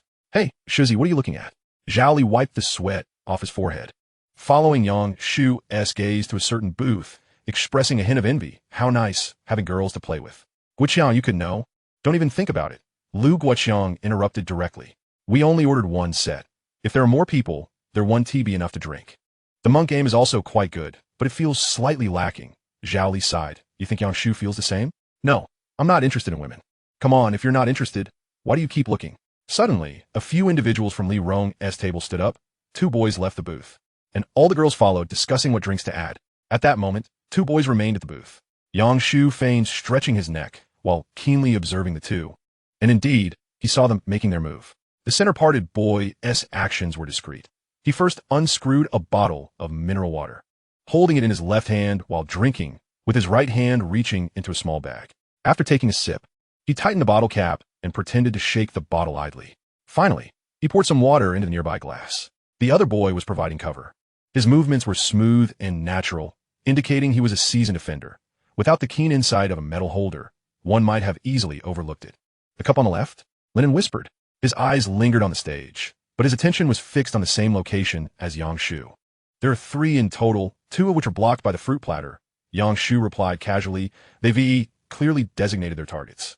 It was evident that the 3 scoundrels each had their sights set on someone, with potential victims extending beyond just Li Rong.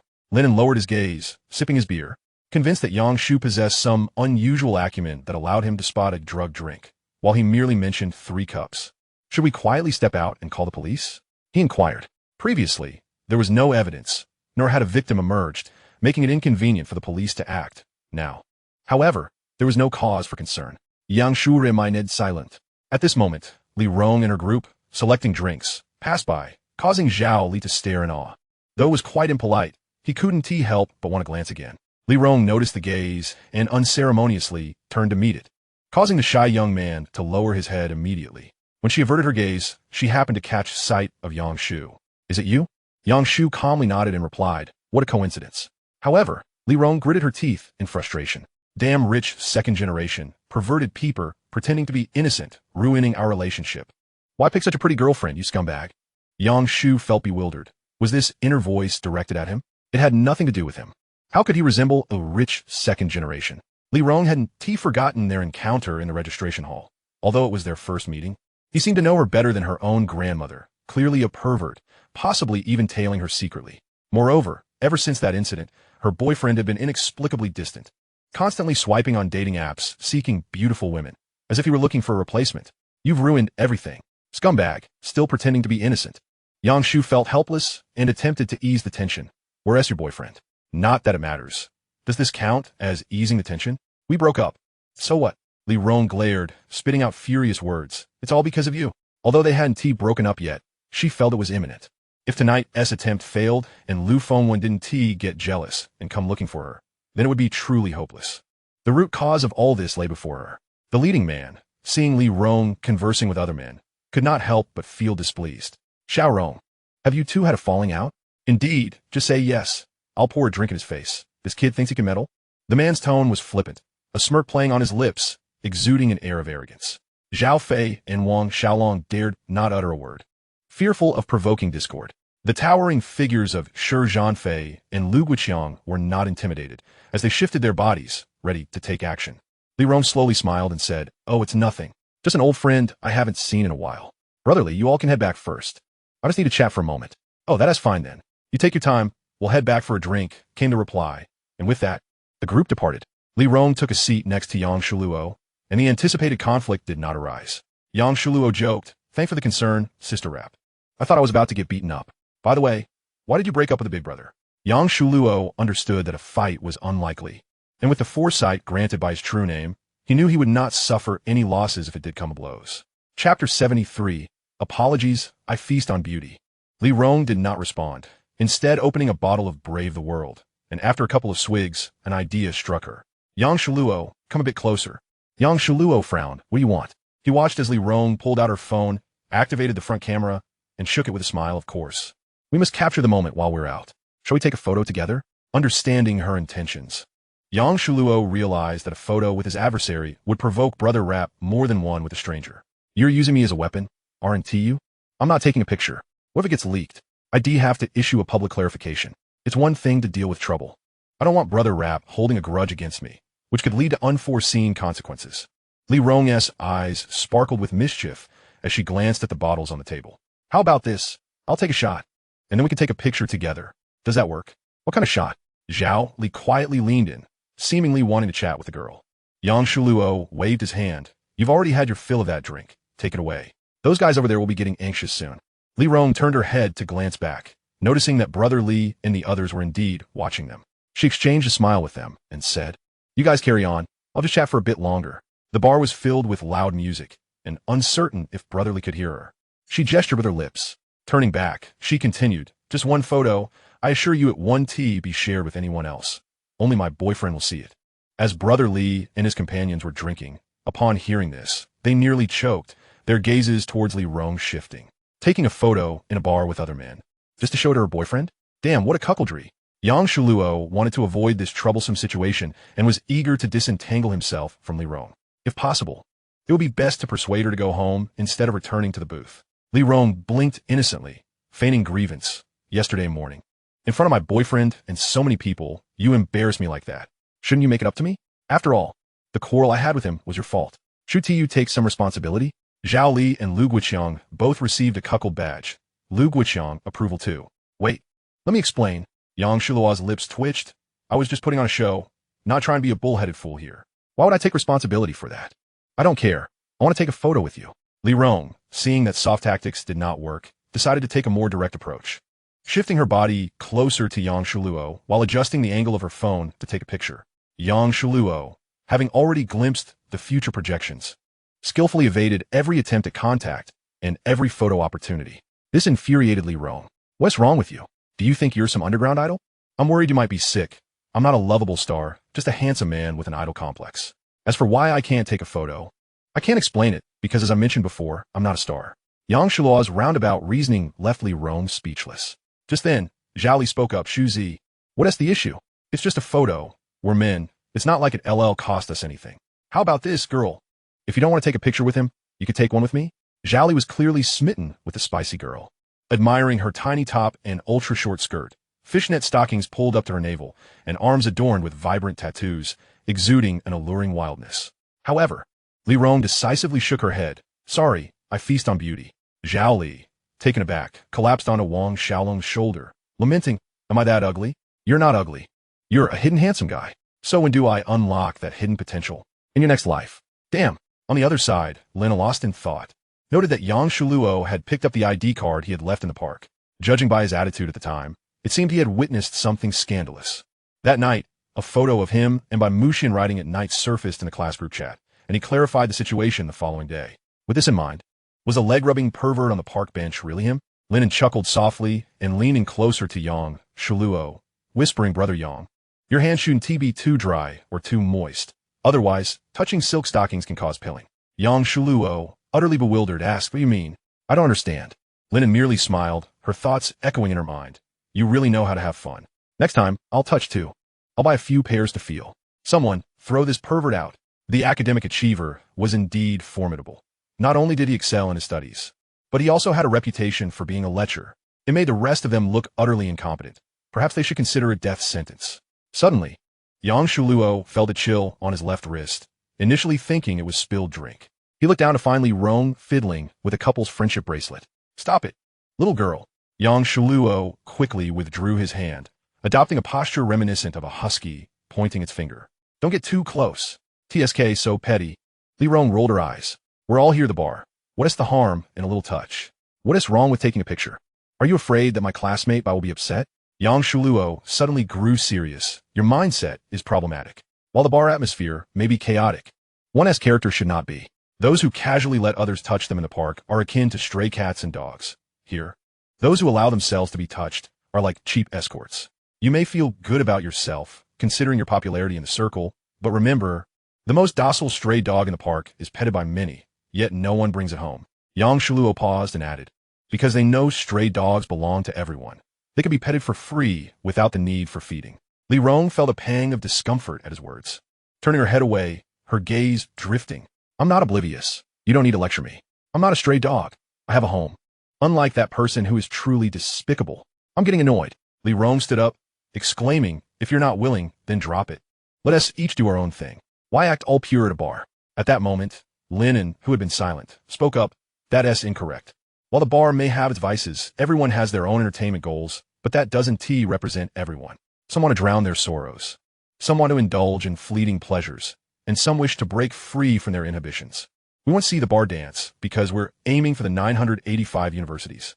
Understand? Li Rong's expression turned complex as she shook her head, clicking her tongue. A bunch of sick individuals. I've seen people praying for peace at temples, wishing for good grades at Confucius temples. But this is the first time I've seen someone come to a bar to pray for admission into a good university. Are these people out of their minds? Upon returning to the booth, Zhao Li quietly remarked, Linen, were you just calling me out? What? About the virginity thing. Linen maintained a calm demeanor and denied it. No, you were just too sensitive. Nonsense. My duration is around 5 minutes. Does that count as being sensitive? Zhao Li's face flushed red, as if the alcohol had gone to his head. Shut it. You're all sensitive. At this moment, Yang Shu rose and stifled a yawn. I need to visit the restroom. Shall I accompany you? Linen raised an eyebrow in inquiry. Thus, the two made their way to the restroom, one following the other. Just as Lin was about to inquire, they encountered a man with a center-part hairstyle. Oh, isn't that Li Rong's friend? What have you been discussing? Spill the beans. She returned in quite a foul mood and even refused to drink. Yang Shu sensed a tense atmosphere and caught a glimpse of the man's future projection. His fist already poised to strike. Chapter 74. What distinction lies between wielding power, yet not using it, and stealthily roaming in splendid attire? Duan Zixiong was in a foul mood. According to his original plans, he should have been en route to a hotel at this hour, but Li Rong had delayed him. No, to be precise, it was her unexpectedly materializing friend. This individual, appearing as a mere student, failed to greet him upon their encounter, further souring his mood. Bolstered by alcohol, his frustration erupted into fury. By the time he realized what he was doing, his fist had already been unleashed. Oh no, one cannot resort to violence in a bar. But it was too late. He could only hope that his opponent could withstand a beating and would refrain from disclosing the incident afterward. In the next moment, a sharp pain shot through his fist, his wrist twisting in agony. Duan Zixiong was bewildered. Had he just struck the wall? Indeed, that was the case. 3 seconds prior, Yang Shu had anticipated his punch and had deliberately positioned himself against the wall, ready to evade. In that fleeting moment, the future projection of Duan Zixiong's punch collided with the present-day version of him, now contorted in pain. The other patrons in the restroom cast bewildered glances, thinking to themselves that the evening's jester had finally made his appearance, drunkenly hammering the wall. Yang Shu added fuel to the fire. Come on, buddy. It's just a hat trick. Don't be so hard on yourself. You bastard. Duan Zixiong could hardly bear the humiliation, feeling that the embarrassment was already sufficient. But experiencing it in a restroom added a layer of inexplicable shame and discomfort. It was akin to tripping in a corridor, while onlookers might laugh. Some would rush to offer assistance. However, in a restroom, apart from the sounds of falling and flowing water, there was naught but silence. Even sympathy was mute. In a fit of rage to don the jester's red nose, Duan Zixiong raised his crimson fist. I'll smash you. He threw several punches, each striking only air. All effortlessly dod get by Yang Shu. Linen, who initially intended to assist, now stood dumbfounded. Wait, bro, have you trained? How can an art student not fall behind? Yang Shu smirked slightly. Not at all, just playing around with a child, merely dodging. You're dead meat. Duan Zixiong, consumed by anger, seized a nearby trash can, intending to hurl it. Yet he noticed that his opponent showed no inclination to evade, causing a flicker of apprehension in his mind. Is this lunatic reckless? At that critical moment, the bar security personnel arrived, swiftly subduing Duan Zixiong and delivering a couple of resounding slaps to him. The bar security, in essence, were henchmen employed by the owner, tasked with dealing with such troublemakers. Who is your boss? After restraining Duan Zixiong, the security captain cautiously inquired, wary of the possibility that this ruffian might have a formidable background. My brother, Duan Laohu. Oh, then it's nothing. Just give him a beating and toss him out. The security captain's expression was indifferent, thinking that society had grown more tolerant. Even the most insignificant figures could now lay claim to the title of tiger. In earlier times, one had to earn such titles through sheer force. Having dealt with the ruckus, he turned his attention to the other two parties involved. Are you high school students? Sophomores in college. All right, you two, exit and refrain from spreading rumors. Seeing that the two were uninjured and not overly distressed, the security captain considered dismissing them. However, Yang Shu boldly declared, someone's been drugging in the bar. After much deliberation, Yang Shu resolved to assist Li Rong. In his childhood, he had fantasized about being a hero who punished evil and rewarded good, yet adulthood had rendered him a cold bystander, avoiding risks. In the past, he had lacked the capacity to perform good deeds, but now he had the backing of his brother. What difference was there between possessing power, yet not utilizing it, and stealthily roaming in splendid attire? The actions he had once feared in his previous life were still unaddressed in this new one. Was his rebirth in vain? The security captain paused, his expression turning unusually grave. Are you certain? Repeat that. Venues like nightclubs, rife with chaos, still adhere to certain rules that should not jeopardize their business. Indulging in drinks to the point of unconsciousness and landing in a hospital was one thing, but engaging in fights, drugging, or trafficking were criminal acts. Such behaviors not only deterred clientele, but also attracted scrutiny from authorities, with fines being the least of their worries. The fear of being shut down lingered. A mere week of closure could lead to a total loss of patronage to competitors. Consequently, nightclubs maintained stringent regulations against such malevolent incidents, particularly those occurring without prior consent. Yang Shu glanced at Duan Zixiong and said, "It's their crew. There are 7 or 8 more of them." The security captain reacted swiftly, delivering a kick and smashing the trash can, sending the onlookers scattering in fright, with those in the midst of their business hastily pulling up their pants and making a swift exit. After delivering the blows, he questioned, "Is it true? You've already beaten me, and now you ask?" Duan Zixiong grimaced, his face twisted in discomfort. "What the hell? You disregard societal norms. How can one strike first and ask questions later?" Yang Shu chuckled lightly. "No need to inquire further. I witnessed his friend slipping powder into the drink." Duan Zixiong, "Why didn't you say that earlier? You wait until after the beating to speak up?" The security captain eyed him with a peculiar expression. "Did you see it and not report it?" It was indeed surprising to find such youthful exuberance in this age group, typically characterized by unbridled passion and fervor. Yang Shu replied calmly, "There are better ways to resolve this. There's no need to burden social resources." The security captain nodded slightly, finding Yang Shu's approach commendable, then pulled out his walkie-talkie to call for reinforcements. Soon, under Yang Shu's direction, over 10 security personnel swiftly surrounded Li Ji's booth, pouring in from both sides of the corridor. "What is going on?" Li Gu appeared utterly flustered, his mind racing with confusion. "What do you mean, what is going on?" The security captain's gaze sharpened as he noticed 2 girls unconscious and another teetering on the brink of collapse. "What era are we living in, still using drugs? Take them to the back office." Li Gu felt a jolt of panic, hastily retorting, "What nonsense! Who is drugging anyone? My friend is just tired and taking a nap. What is the problem?" As he spoke, the other accomplices chimed in to defend themselves. The back office of a nightclub served as a storage area for goods, a resting place for security, and a notorious spot for administering justice, often referred to as the beating room. Whoever entered would surely suffer. The security captain sneered, pointing to a bottle of mineral water. "Finish this, and I'll believe you."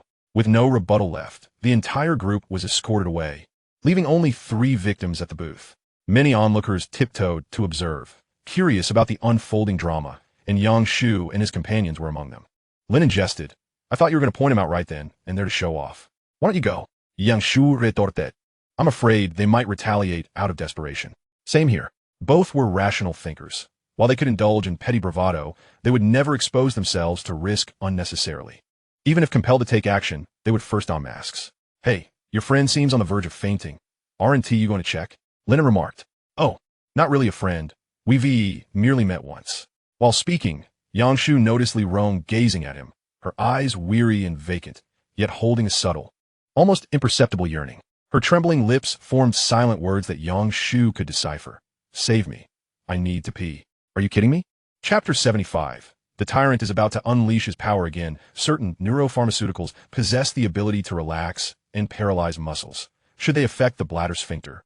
The likelihood of incontinence becomes significant. Yang Shu resolved to disregard the young delinquent, lest he find himself in a truly regrettable predicament. Upon returning to the booth, Zhao Li and the others promptly gathered around to whisper, "What transpired? I noticed those men were all taken away. Could they be selling counterfeit liquor?" Yang Shu shrugged. "I have no idea. Perhaps they were drinking without paying." The music was excessively loud, and the other patrons in the bar were aware that a disturbance had occurred, yet they remained oblivious to the particulars. Lu Guiqiang observed the booth where the incident unfolded. The 3 women, including Li Rong, appeared to be inebriated, while 2 staff members stood guard at the periphery. He expressed his confusion. "It's strange. They were just chatting with us, and now they're down for the count so quickly?" Yang Shu exchanged a glance with Linen, both of them recognizing the oddity that Lu Guiqiang had noted. Others likely sensed it too. The night had only just begun, and who could possibly succumb to intoxication so rapidly? It was quite unreasonable, especially considering the group that had been escorted away. Surely someone could connect the dots. Perhaps someone would call the authorities. Yang Shu, disinterested in further contemplation, reasoned that it was not his establishment, and, as long as no one was harmed, it was of little concern. At that moment, the reserved Zhao Li suddenly straightened his posture, elegantly took a sip from his glass, and in a lowered voice proclaimed, "Ladies and gentlemen, your drinking abilities seem somewhat lacking." The five stared at him in bewilderment. What was he up to now? Suddenly putting on airs? To flaunt oneself requires an audience, and thus there must be a recipient nearby. Yang Shu scanned the surroundings, curious to discover whom Zhao Li had set his sights on. "Hey there, boys." A stunning woman in a low-cut top and shorts approached, smiling, swaying her hips, and winking playfully. It was the DJ from the stage. She was substantial in presence, generous in spirit, and exuded an aura befitting a bar goddess. It was no wonder Zhao Li had stood at attention. Zhao Li discreetly gave Lu Guoqiang a thumbs up. "Good brother, you've got some guts. Calling the DJ must cost a pretty penny, right?" "Huh, I didn't call anyone. Doesn't a package over 1,000 come with this kind of entertainment?" The DJ, quite at ease, hopped into the booth, poured herself a drink, and sat beside Yang Shu. "What's going on?" "Just relax," DJ's sister said with a wink. "Let us pretend to be friends for now, and we'll talk later." Yang Shu understood. This was likely related to Li Rong and the others. 5 minutes later, the DJ cupped her hands around her mouth and whispered her objective. "Hey, could you possibly change your position? We need you to pretend to be friends with those 3 unconscious girls to prevent other patrons from speculating. One of the girls had shared a drink with you, so in the eyes of others, you all are considered friends. Please." Clearly, the bar had taken note of the absurdity and feared that someone might report the incident, jeopardizing their business. The DJ clasped her hands together, smiling. "What do you say? Your drinks are on the house tonight, and once this is resolved, you can enjoy the VIP booth?" "Sure," Yang Shu readily agreed, relishing the prospect of free drinks. The DJ beamed, leaning in closer to ensure Yang Shu could hear her. "You can pretend to whisper to the unconscious girls, making it appear to other customers that they are merely tipsy." "Thanks a lot." Yang Shu nodded in understanding. Wang Xiaolong and Zhao Li exchanged puzzled glances, their gazes shifting between Yang Shu and the DJ. Why is this happening? They wondered. This isn't thrilling. Only Yang Shu is enjoying himself. The two leaned closer to whisper, shielded by the music, unafraid of being overheard. Zhao Li, with a hint of envy, remarked, "Honestly, I feel like Yang Shu must have applied something to himself to attract the opposite sex. That makes sense. He is only slightly more handsome than I am. Why does he know so many beautiful women?" Lu Zi, do you know what is going on? Lu Guoqiang, who had been watching the atmosphere unfold, turned to see the duo animatedly discussing Yang Shu. Realization dawned upon him, and he replied with a blank expression, "No worries. Just give it some time. You two will get used to it." They turned their attention to Lin, curious about the scholar's reaction. To their surprise, Lin remained unfazed. "What is the big deal? It's just a minor affair. Yang Shu and Bai Muxian have been through all sorts. What is a DJ on the house to him?" At that moment, having concluded his conversation with the DJ, Yang Shu rose and waved to his classmates. "Let us move. We need to change positions." Subsequently, the 6 of them relocated to the booth where Li Rong was seated, and the server cleared away the previous drinks and fruit platters, presenting a more lavish package. Lu Guoqiang was no longer calm. "What is happening here? What the heck? This package is over 3,000. Are they trying to fleece me? I'm a student. Can't I get it for free?" "No charge. They cleared out this table, and we inherited the booth," Yang Shu explained. "Is that even possible?" Zhao Li was astonished. "You didn't engage in some shady dealings with the DJ, did you?" "There is no such thing as inheriting a booth." Lu Guoqiang suddenly realized, his eyes widening. "Yang Shu, don't sell yourself short. I promised a treat tonight, so let me handle the bill." "You wish." Yang Shu thought it unnecessary to disabuse him. "I simply lent a hand. This is a token of gratitude from the bar." "Oh." Lu Guoqiang's expression softened considerably. A good brother doesn't always flaunt his worth, and tonight he certainly should not. Yet, the envy simmered beneath the surface. "Dude, how many times has this happened? You've done this how many times? When I'm not showing off, you are. When I am, you still are. You flaunt yourself everywhere. What gives you that right?" The tyrant's emblem, Lu Guoqiang's approval rating, 2. Yang Shu sighed. "I assure you, I'm not showing off. This is simply normal." After some time spent eating and drinking, a man in formal attire, appearing to be in his 30s, entered the booth. He politely shook Yang Shu's hand and introduced himself. "Hello, young man, I'm the manager here. Thank you for your assistance with today's situation." With little more to say, he raised a bottle, albeit it was beer, yet as the bar manager, it was a gesture of respect. "Come on, young man. Tonight you're the honored guest of Song Chao." The manager placed a friendly hand on Yang Shu's shoulder. exuding warmth and hospitality. If we were to face a shutdown, it would be disastrous. We could even be forced to close our doors. Thankfully, no one called the police. Wang Xiaolong and the others were once again at a loss, gazing at Lu Guoqiang in confusion. Don't look at me. I don't know anything. Lu Guoqiang's expression was one of resignation. He sensed that the tyrant was once again preparing to unleash his power. As expected, Yang Shu led the group to change their seating arrangement again. This time, however, it was to the VIP section boasting the best view in the entire venue. The highest position and the most spacious booth. Directly facing the DJ stage, the lighting was bright, yet not blinding, and there was even a dedicated DJ companion. Zhao Li was utterly captivated, gazing at Yang Shu as if separated by an impenetrable barrier. Oh, esteemed one, may you be blessed. Chapter 76. How did it become Yang Shu's delightful gathering? Oh, esteemed one, what a marvel. Is this the nightlife of the elite? Why must you refer to me as esteemed? We're here to have fun. Why the humility? Zhao Li felt a mix of joy and sorrow. He was undeniably experiencing the treatment of the wealthy, yet he struggled to reconcile the disparity within himself. During their school days, he had deemed Yang Shu pitiful, devoid of dignity in his pursuit of Du Yao. After graduation, Yang Shu unexpectedly became involved with the aloof academic Bai Muxian. Who could accept such a twist of fate? The most terrifying aspect was today. The vibrant young woman requested a photograph, while the DJ, emboldened, made an advance by touching his thigh. The manager, in a manner reminiscent of a prince, appeared to lavish attention upon Yang Shu, with everyone surrounding him as if he were a benefactor. Zhao Li could not help but voice his incredulity. What on earth gives you the right? Heavens above, could Yang Shu possibly be the protagonist of an adult comic? I am not. And is there a system that enhances one's power through lewdness? I do not possess such a thing. Am I merely a tragic side character, subjected to a narrative of betrayal? Do not say such nonsense. Yang Shu felt a headache coming on. Zhao Li was indeed quite the character, possessing a vivid imagination. Come now, my young brother, let's drink.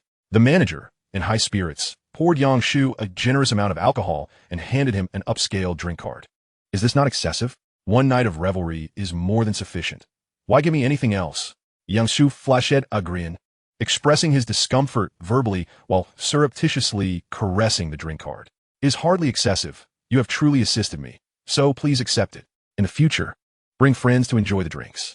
As a manager attended to Yang Shu, the treatment received by Lu Guoqiang and Lin and was equally lavish, each receiving a top sales representative. After all, being professional drink promoters, their conversational skills were impeccable, entertaining the group of students immensely. At 2 a.m, the hall's lights suddenly dimmed, and the music came to an abrupt halt. 3 seconds later, an even more electrifying melody surged forth, with strobe lights flashing more frequently. And a new DJ took the stage. The second half of the festivities commenced. The departing DJ, instead of resting, made her way to the VIP section. Under Zhao Li's eager gaze, she settled beside Yang Shu. Stop staring. Yang Shu is a lord, and you, my friend, are merely a servant, Wang Xiaolong teased. Get lost. Can I just look? Zhao Li retorted, slightly embarrassed. Am I a servant, and you are not? Wang Xiaolong shrugged nonchalantly, munching on chilled hawthorn. Well, I am too. While the Lord conducts his business, I feast. When he woos the ladies, I feast as well. I'm just here to eat. A dreamless glutton. Is clubbing merely a display of fruit platters? Can't you aspire for something greater? Meanwhile, in a secluded booth, Li Rong was roused by a friend, bewilderedly surveying her surroundings. What happened? Sister Rong, please wake up. I was worried sick. Should we splash some water on your face? Goodness, tonight I almost became a victim. Li Rong, realizing her situation, quickly adjusted her skirt, sighing in relief that she hadn't lost control, or it would have been quite embarrassing. But what transpired afterward? Li Rong asked, still dazed. Upon realizing she had been drugged, the others had been escorted away by the staff. Thus she need not worry about being victimized. The last figure she recalled was Yang Shu. Gazing towards Yang Shu's booth, she found it empty, all the bottles and fruit trays cleared away. He had likely gone home. Hey, Sister Rong, we just woke up too, and we know we're safe here in the bar. Rong, what is the background of your friend? He seems quite impressive. Which one? The one on the elevated platform, the one you spoke with. Li Rong looked up and was momentarily stunned. There sat Yang Shu at the center of the elevated booth. To his left was the slightly inebriated manager, and to his right, the charming DJ giggling behind her hand. The former spoke eloquently, while the latter swirled her drink. He hadn't left. Rather, he had ascended to a more exclusive booth. Sister Rong, your friend must be a rich second generation, right? Can you introduce us? Upon hearing this, Li Rong recalled a girl from the registration hall who had wanted a sweet pear drink. No way, She has already taken. Ah, but what is the harm in trying? Do rich second generations shy away from having multiple lovers?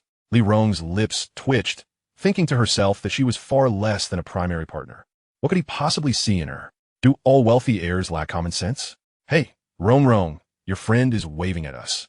Is he beckoning us over? At the manager's behest, Yang Shu invited Li Rong and her friends to join him on stage, solidifying their friendship and dispelling any doubts among the other patrons. Shall we go? If you don't, I might just head up there. Let us go, Sister Rong. I don't dare go alone. Ultimately, Li Rong accepted the invitation and led her friends to the upper-tier seating, greeting Yang Shu with a simple, "Thank you. Please, make yourselves at home." The manager smiled. "Feel free to eat and drink, and don't be too anxious." Li Rong nodded, guiding her friends to the edge of the booth, but she dared not drink anything further, contenting herself with a few pieces of fruit while stealing glances at Yang Shu. For reasons unknown, she felt a peculiar discomfort, a strange sense of awkwardness. Observing Yang Shu's composed demeanor as he engaged in easy banter with the manager, a man several years his senior, unfazed by the opulence surrounding him, Li Rong could not help but feel an admiration for strength. Male God Medal, bronze. Li Rong's recognition level 6. Just as her admiration began to flourish, Li Rong chastised herself, realizing how similar her situation was to that of Lu Fengwan, that scoundrel. Meanwhile, her two friends, equally captivated by Yang Shu, had their eyes gleaming with excitement. Zhao Li could no longer contain himself. Honestly, can a country not implement a secret love tax? For instance, if someone is liked by more than 3 people simultaneously, they must pay a tax for each additional affection. Shi Zhanji was perplexed. Why? How does that benefit you? Well, a tier taxation system is designed to bridge the gap between the rich and the poor, while a secret love tax would help balance the uneven distribution of partners, thereby increasing birth rates. It's a policy beneficial to both the nation and its citizens. Zhao Li struggled to comprehend. It had started as a harmless gathering, but had morphed into Yang Shu's lavish soiree. Are you luring us in just to keep us entertained? Finally, at 3:30 in the morning, the revelry drew to a close. Upon exiting the bar, Lu Guiqiang pondered, feeling quite satisfied but not entirely so. Why was that? He recalled that today was ostensibly his treat, yet Yang Shu had somehow taken charge. What power does he wield? Are we heading to an internet cafe? Zhao Li suggested. It's rather late. Heading home wouldn't he be prudent? Agreed. Lu Guiqiang and Shi Zhanji, both seasoned internet cafe patrons, nodded in unison. Wang Xiaolong was indifferent, willing to go anywhere, while Lin expressed a desire to return home. Thus, the four of them turned to Yang Shu. What about you? I'll take a nap. I need to practice driving tomorrow. Hey, you can nap at the internet cafe, too. Lu Guiqiang chuckled. Cram 2 chairs together, cover your head with your jacket, and you'll sleep soundly without a peep. Zhao Li chimed in. Right, it's inconvenient to hail a cab now. And I'd disturb my parents if I went home. Yang Shu waved his hand dismissively. No need. I have a car waiting, and I don't need to go home to sleep. Lu Guiqiang frowned, sensing an unpleasant familiarity. He feared that Yang Shu was about to show off. The next moment, an Audi A6 pulled up to the curb, the window rolling down to reveal the manager's smiling face. Let us go. I'll take you to rest. Yang Shu bid farewell to his friends and, once in the car, felt an overwhelming drowsiness wash over him. After a brief stop, Yang Shu assumed they had arrived at a hotel. However, upon glancing up, he was greeted by the conspicuous sign of a club. Wait, is this a legitimate place to rest? Of course, it's a proper place to unwind. What could be more relaxing than this? The manager grinned enigmatically. You really have no idea. Yang Shu retorted, I appreciate your kindness, but I have matters to attend to tomorrow. I merely wish for a simple rest. Oh, feeling tired? You can opt for an automatic. It's effortless and quite pleasant. I'll treat you. The manager wore a cryptic smile, revving the engine and honking the horn. Clearly an experienced driver. Yang Shu insisted, I just graduated from high school. Now that you're here, are you certain? I wish to sleep. Very well then. Observing Yang Shu's resolute demeanor, the manager decided not to press further, and they each retreated to their respective rooms to rest. The following morning at 9:30, as Yang Shu arose, he fortuitously encountered the manager returning to his room with breakfast. Good morning. Have you just woken up? No, I was just about to sleep. Impressive. To be frank, if he continued this nocturnal lifestyle, ruthlessly exhausting his body, he might very well jeopardize his fertility. Would he not be subject to lifelong admonishments? After leaving the club, Yang Shu took a taxi to meet the affluent young lady, and together they proceeded to the Tonghe driving school. There's really no need for you to accompany me, or you could enroll and learn alongside me. Yang Shu, I'm here to collect interest. Bai Muxian replied with a serious expression, though her inner thoughts betrayed her. I wish to ride in my friend's 4-wheeled vehicle. See, the electric vehicle is indeed uncomfortable. Isn't it?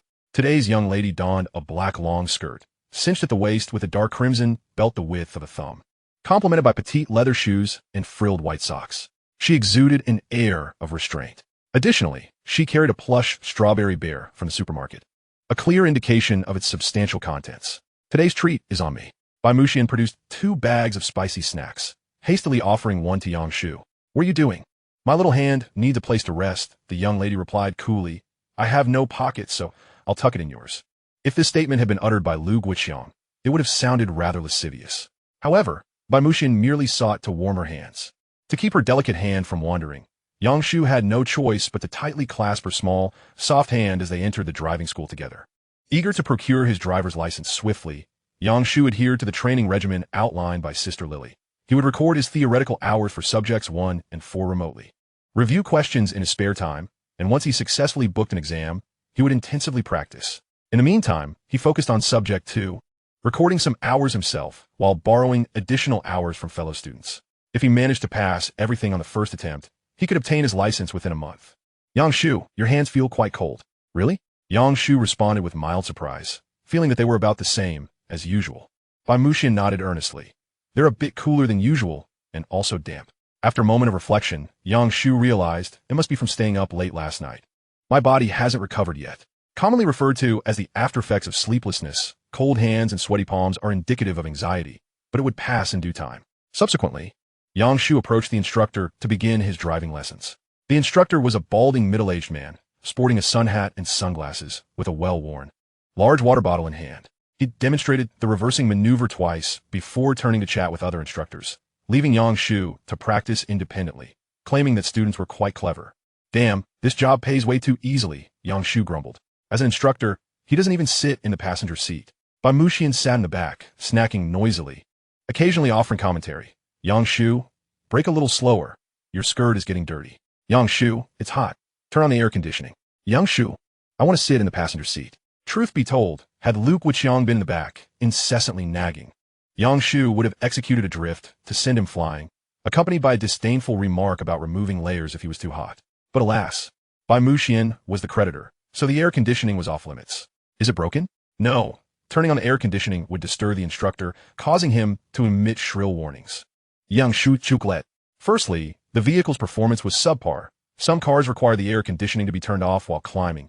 Secondly, the instructor was miserly and forbade its use.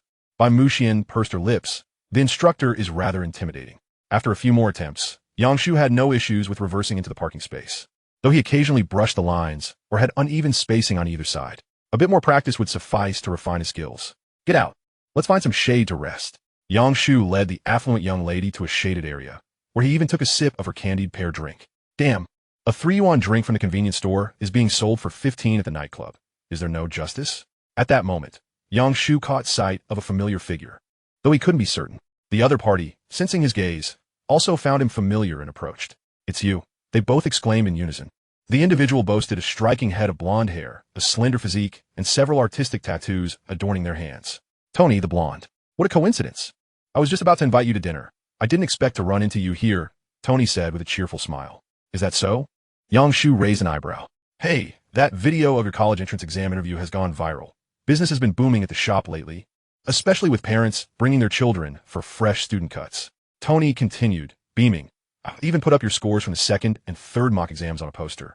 And now, even more students are coming in for buzz cuts. Wait, where did you get those score sheets? From a momentary slip you posted on social media. Yang Shu recalled that not long ago, Lu Guiqiang had proudly shared his improved scores on social media, and in order to temper his exuberance, Yang Shu had also posted a message, humorously stating it was a mere accident. This had irked Lu Guiqiang considerably. Yang Shu lamented. The persona of a top student has been established. It seems the burden of being a school idol must now be shouldered. At this moment, the petite young lady behind him emerged, her small hand deftly slipping into her friend's pocket. Yang Shu, I want a popsicle. Holy cow. Tony was taken aback. He had known someone was standing behind Yang Shu, but had not anticipated such breathtaking beauty. Hey, no fo language, Yang Shu remarked, as he gestured with his hand in surprise, particularly when using expletives as exclamations. Oh my bad. Tony awkwardly rubbed his hands together, his gaze frequently darting toward Bai Muxian, wondering who could remain unfazed by such a stunning maiden? The key was that her beauty transcended mere description of a pretty girl. She was a true paragon of exquisite beauty, as if crafted by the heavens themselves. Is it your friend? Yes, a good friend, Yang Shu nodded. After much hesitation, Tony grasped Yang Shu's hands earnestly. Brother, could I ask you for a favor? There will be compensation involved. I'd like to do a promotional photo shoot for your friend and create a standee to display at the entrance of my shop. Would that be all right? As the most skilled barber in the district of the 29th Middle School, he had seen countless faces, yet none compared to the one before him. Truly, she was a transcendent beauty, a divine creation. Chapter 78. Little Yang, are you sweating profusely? In any profession pursued for a prolonged period, one inevitably masters a certain level of technical skill. For instance, a decade-long mechanic can instantly discern the quality of a part upon handling it.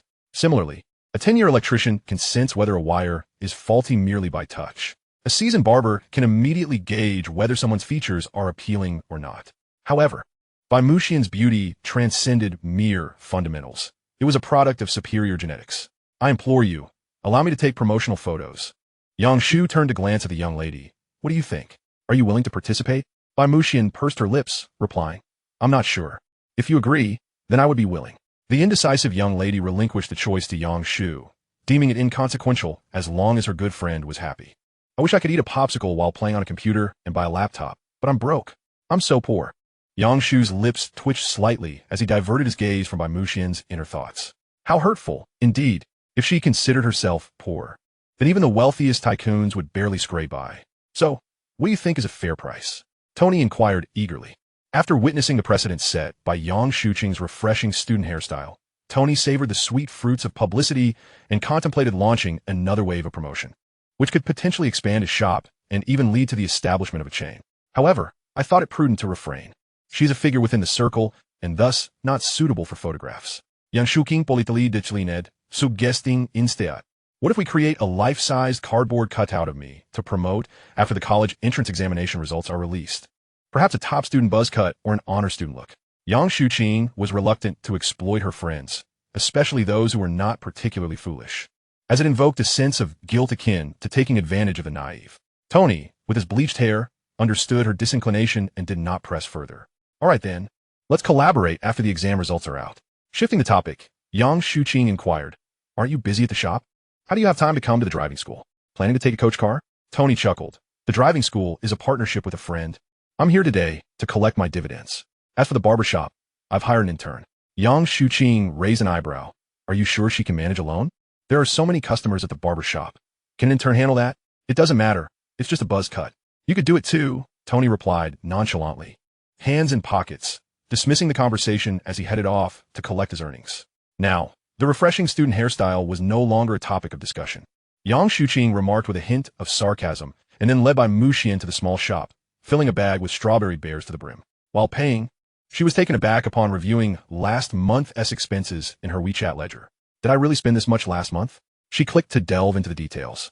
Each expenditure not exceeding 100 yuan, but the frequency was staggering. Ah, it's all interest payments to the little rich lady. Yang Shuqing realized belatedly as she opened the system's metal wall. Gazing at the now downgraded sycophant metal which read, sycophant metal, golden increases the chance of receiving disdain from the same sex by 20, accelerates capital outflow by 30. Contemplating the second debuff, Yang Shuqing fell into deep thought. Why can't I choose which negative trait to remove when the metal is downgraded? No wonder I've been spending money like water. It feels like such a waste. Yang Shuqing, you're so oblivious, Bai Muxian commented softly. I'm just pondering, not oblivious. Yang Shuqing replied. As she finished paying and was about to return to practice driving, a familiar female voice called from the direction of the shelves. Yang Shuqing? Both Yang Shuqing and Bai Muxian turned simultaneously to meet the surprised gaze of Zheng Mengwan. What a coincidence! If that scoundrel Shuqing, how could I run into him here? Yang Shuqing's first annoyance was directed at Du Yao, followed closely by this sycophant, a quintessential opportunist, a traitorous figure during wartime, a nefarious minister of feudal times, a debauched antagonist in a fantasy world, and a vindictive female supporting character in novels. How fortunate! Zheng Mengwan awkwardly greeted. Are you two here for driving lessons as well? Yang Shuqing nodded coolly, refusing further interaction as she pulled Bai Muxian away. According to Chekhov's dramatic theory, if a gun appears in the first act, it will surely fire in the third act. Yang Shuqing sensed that this encounter with Zheng Mengwan was merely the beginning. Indeed, during the afternoon driving session, Du Yao also arrived at the Tonghe driving school. She dismissed the gatekeeper's inquiries and the school's promotional services, skillfully locating the coach car where Yang Shu was. Opening the rear door, she effortlessly took a seat. The occupants of the car, including Yang Shu Bai Muxian, and the instructor, were perplexed by the current youth's social bravado. Ah, little Yang, is this also a friend of yours? The instructor inquired. Before Yang Shu could respond, Du Yao interjected, yes, we're childhood sweethearts. Yang Shu raised an eyebrow. What? Why are you labeling yourself? What about your dignity? All right, little Yang, start practicing. The boss instructed me to teach you well. The instructor said, unable to voice any objections. We can't just chase away a friend who is a student, can we? Please do exactly that. However, given Du Yao's demeanor, it seemed challenging to drive her away. Cursing her would only provide her with the satisfaction and an opportunity to create further entanglements. Thus, Yang Shu chose to ignore her, knowing that a lack of feedback would prompt her to leave voluntarily. Consequently, Yang Shu took control of the vehicle from the driver's seat, while the instructor occupied the passenger seat, engrossed in his phone and sipping tea, and Bai Muxian and Du Yao remained silently in the back seat. Occasionally glancing at the rearview mirror, the instructor quickly averted his gaze, marveling at how fortunate this young man was, practicing driving with two beautiful companions. Both were exceptionally attractive, yet distinctly different in style. The girl on the left exuded a notably colder and more refined aura. In reality, Bai Muxian currently felt quite timid. With 4 people cramped in a small car, and apart from Yang Shu she was unfamiliar with the others, falling into a standby mode. Holding a piece of meat, she hesitated to eat, as there were only 2 pieces remaining, insufficient for sharing among 4, and eating alone would appear selfish. Meanwhile, Du Yao wore a cold expression, recalling the key points from their physical training class, striving to cultivate an imposing presence, attempting to overshadow Bai Muxian. Yet, it proved to be a formidable task. Bai Muxian not only exuded an air of aloofness, but also possessed an indefinable elegance. Du Yao, feeling dejected, realized that despite her arduous study of expensive courses, she still could not surpass Bai Muxian. Stabilize the clutch a bit, reduce your speed, the instructor instructed. The lower the speed, the more time you have for fine adjustments. Yang Shu nodded in acknowledgement. The instructor stole another glance at the rearview mirror and smiled inexplicably. Having lived a long life, he could easily discern the atmosphere. The suffocating tension in the car was what they called a battlefield of emotions. Wasn't it? The instructor cleared his throat twice and teased little Yang. Are you sweating profusely? You need to keep a steady mindset while driving. Don't be too tense. You can chat with your friends. Hey, which one of you is the main character? You, of course. Don't speak. I prefer to focus on my tasks. Yang Shu retorted, his lips twitching. Just teach the driving. Why all these questions? Is that what a mere instructor should concern himself with? An hour later, Yang Shu stepped out to stretch his legs, having pressed the clutch for too long, making it difficult to walk. Yang Shu, have you forgotten me? Du Yao couldn't contain herself and spoke first. Indeed. Du Yao's face stiffened with anger. Can you at least speak properly? I can. Yang Shu replied expressionlessly. Fine. I admit that I'm frustrated. Are you satisfied now? Indeed. Yang Shu answered flatly. Du Yao, stomping her feet in frustration, prompted the instructor to chuckle, while Bai Muxian behind Yang Shu displayed her piece of meat proudly. Yang Shu, I don't want ambiguous answers. Let me ask you one last time. What do you want from me? In the next chapter, upon receiving news from Zheng Mengwan, Du Yao immediately concluded her ongoing tasks, meticulously applying her makeup, donning the most figure-flattering long dress, and even spritzing on her mother's exquisite perfume. Despite her thorough preparations to create a fresh impression for Yang Shu, Du Yao admitted at this moment she felt vulnerable. This man didn't even speak a complete sentence.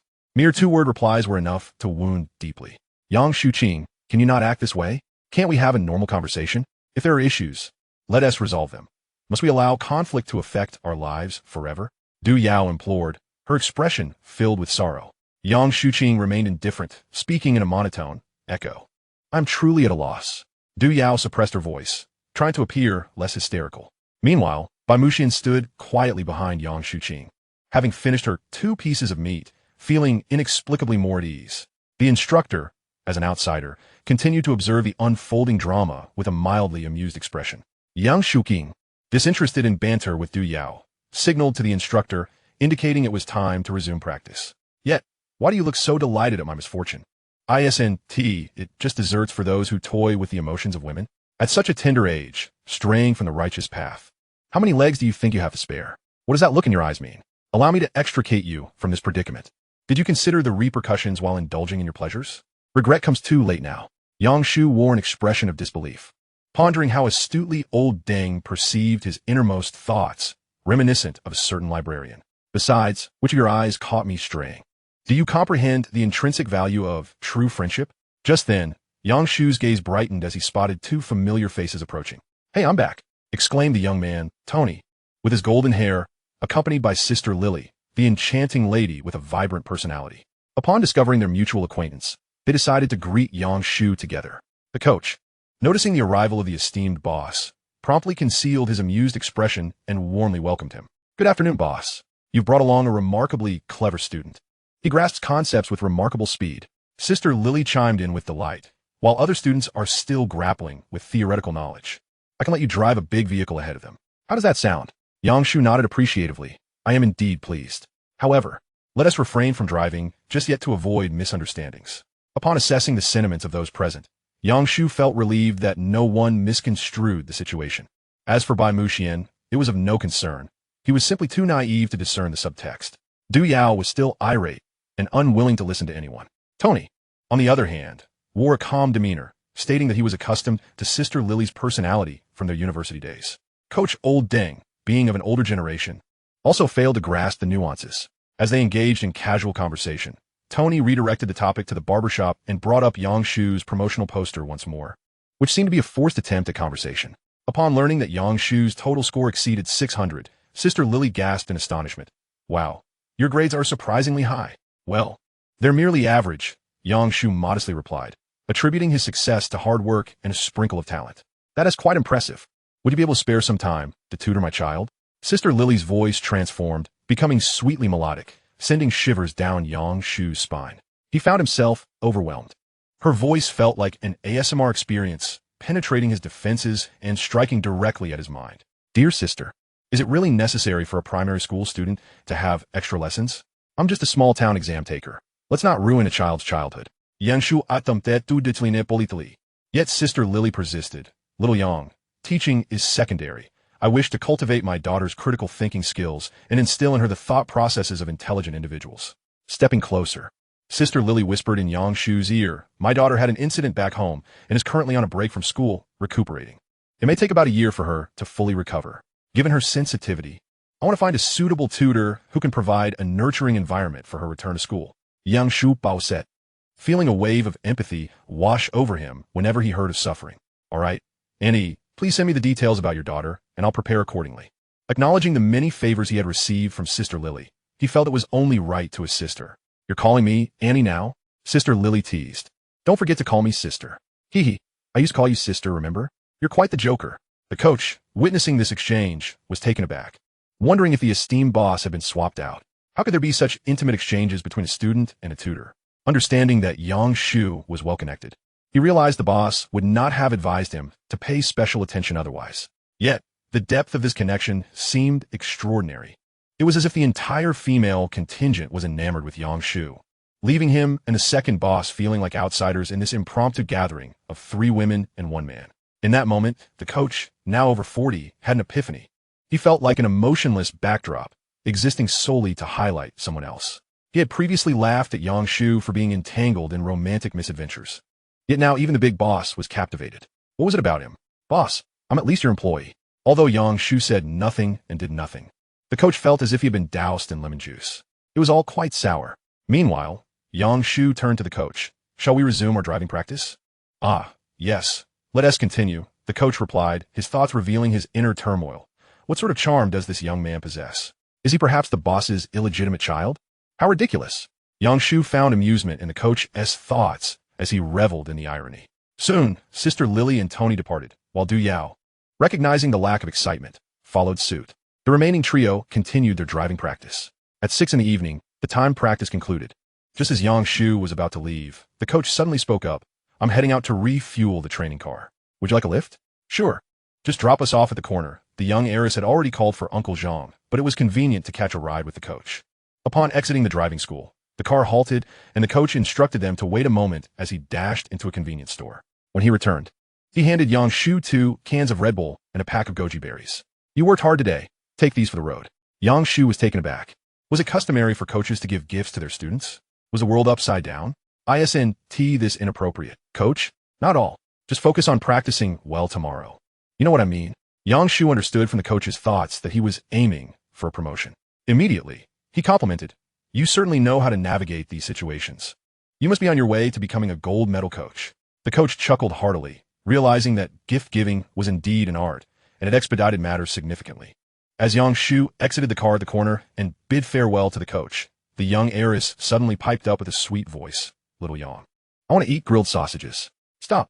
Don't get too carried away." Yang Shu interrupted. "You shouldn't imitate everything." Bai Muxian pouted, stifling a laugh.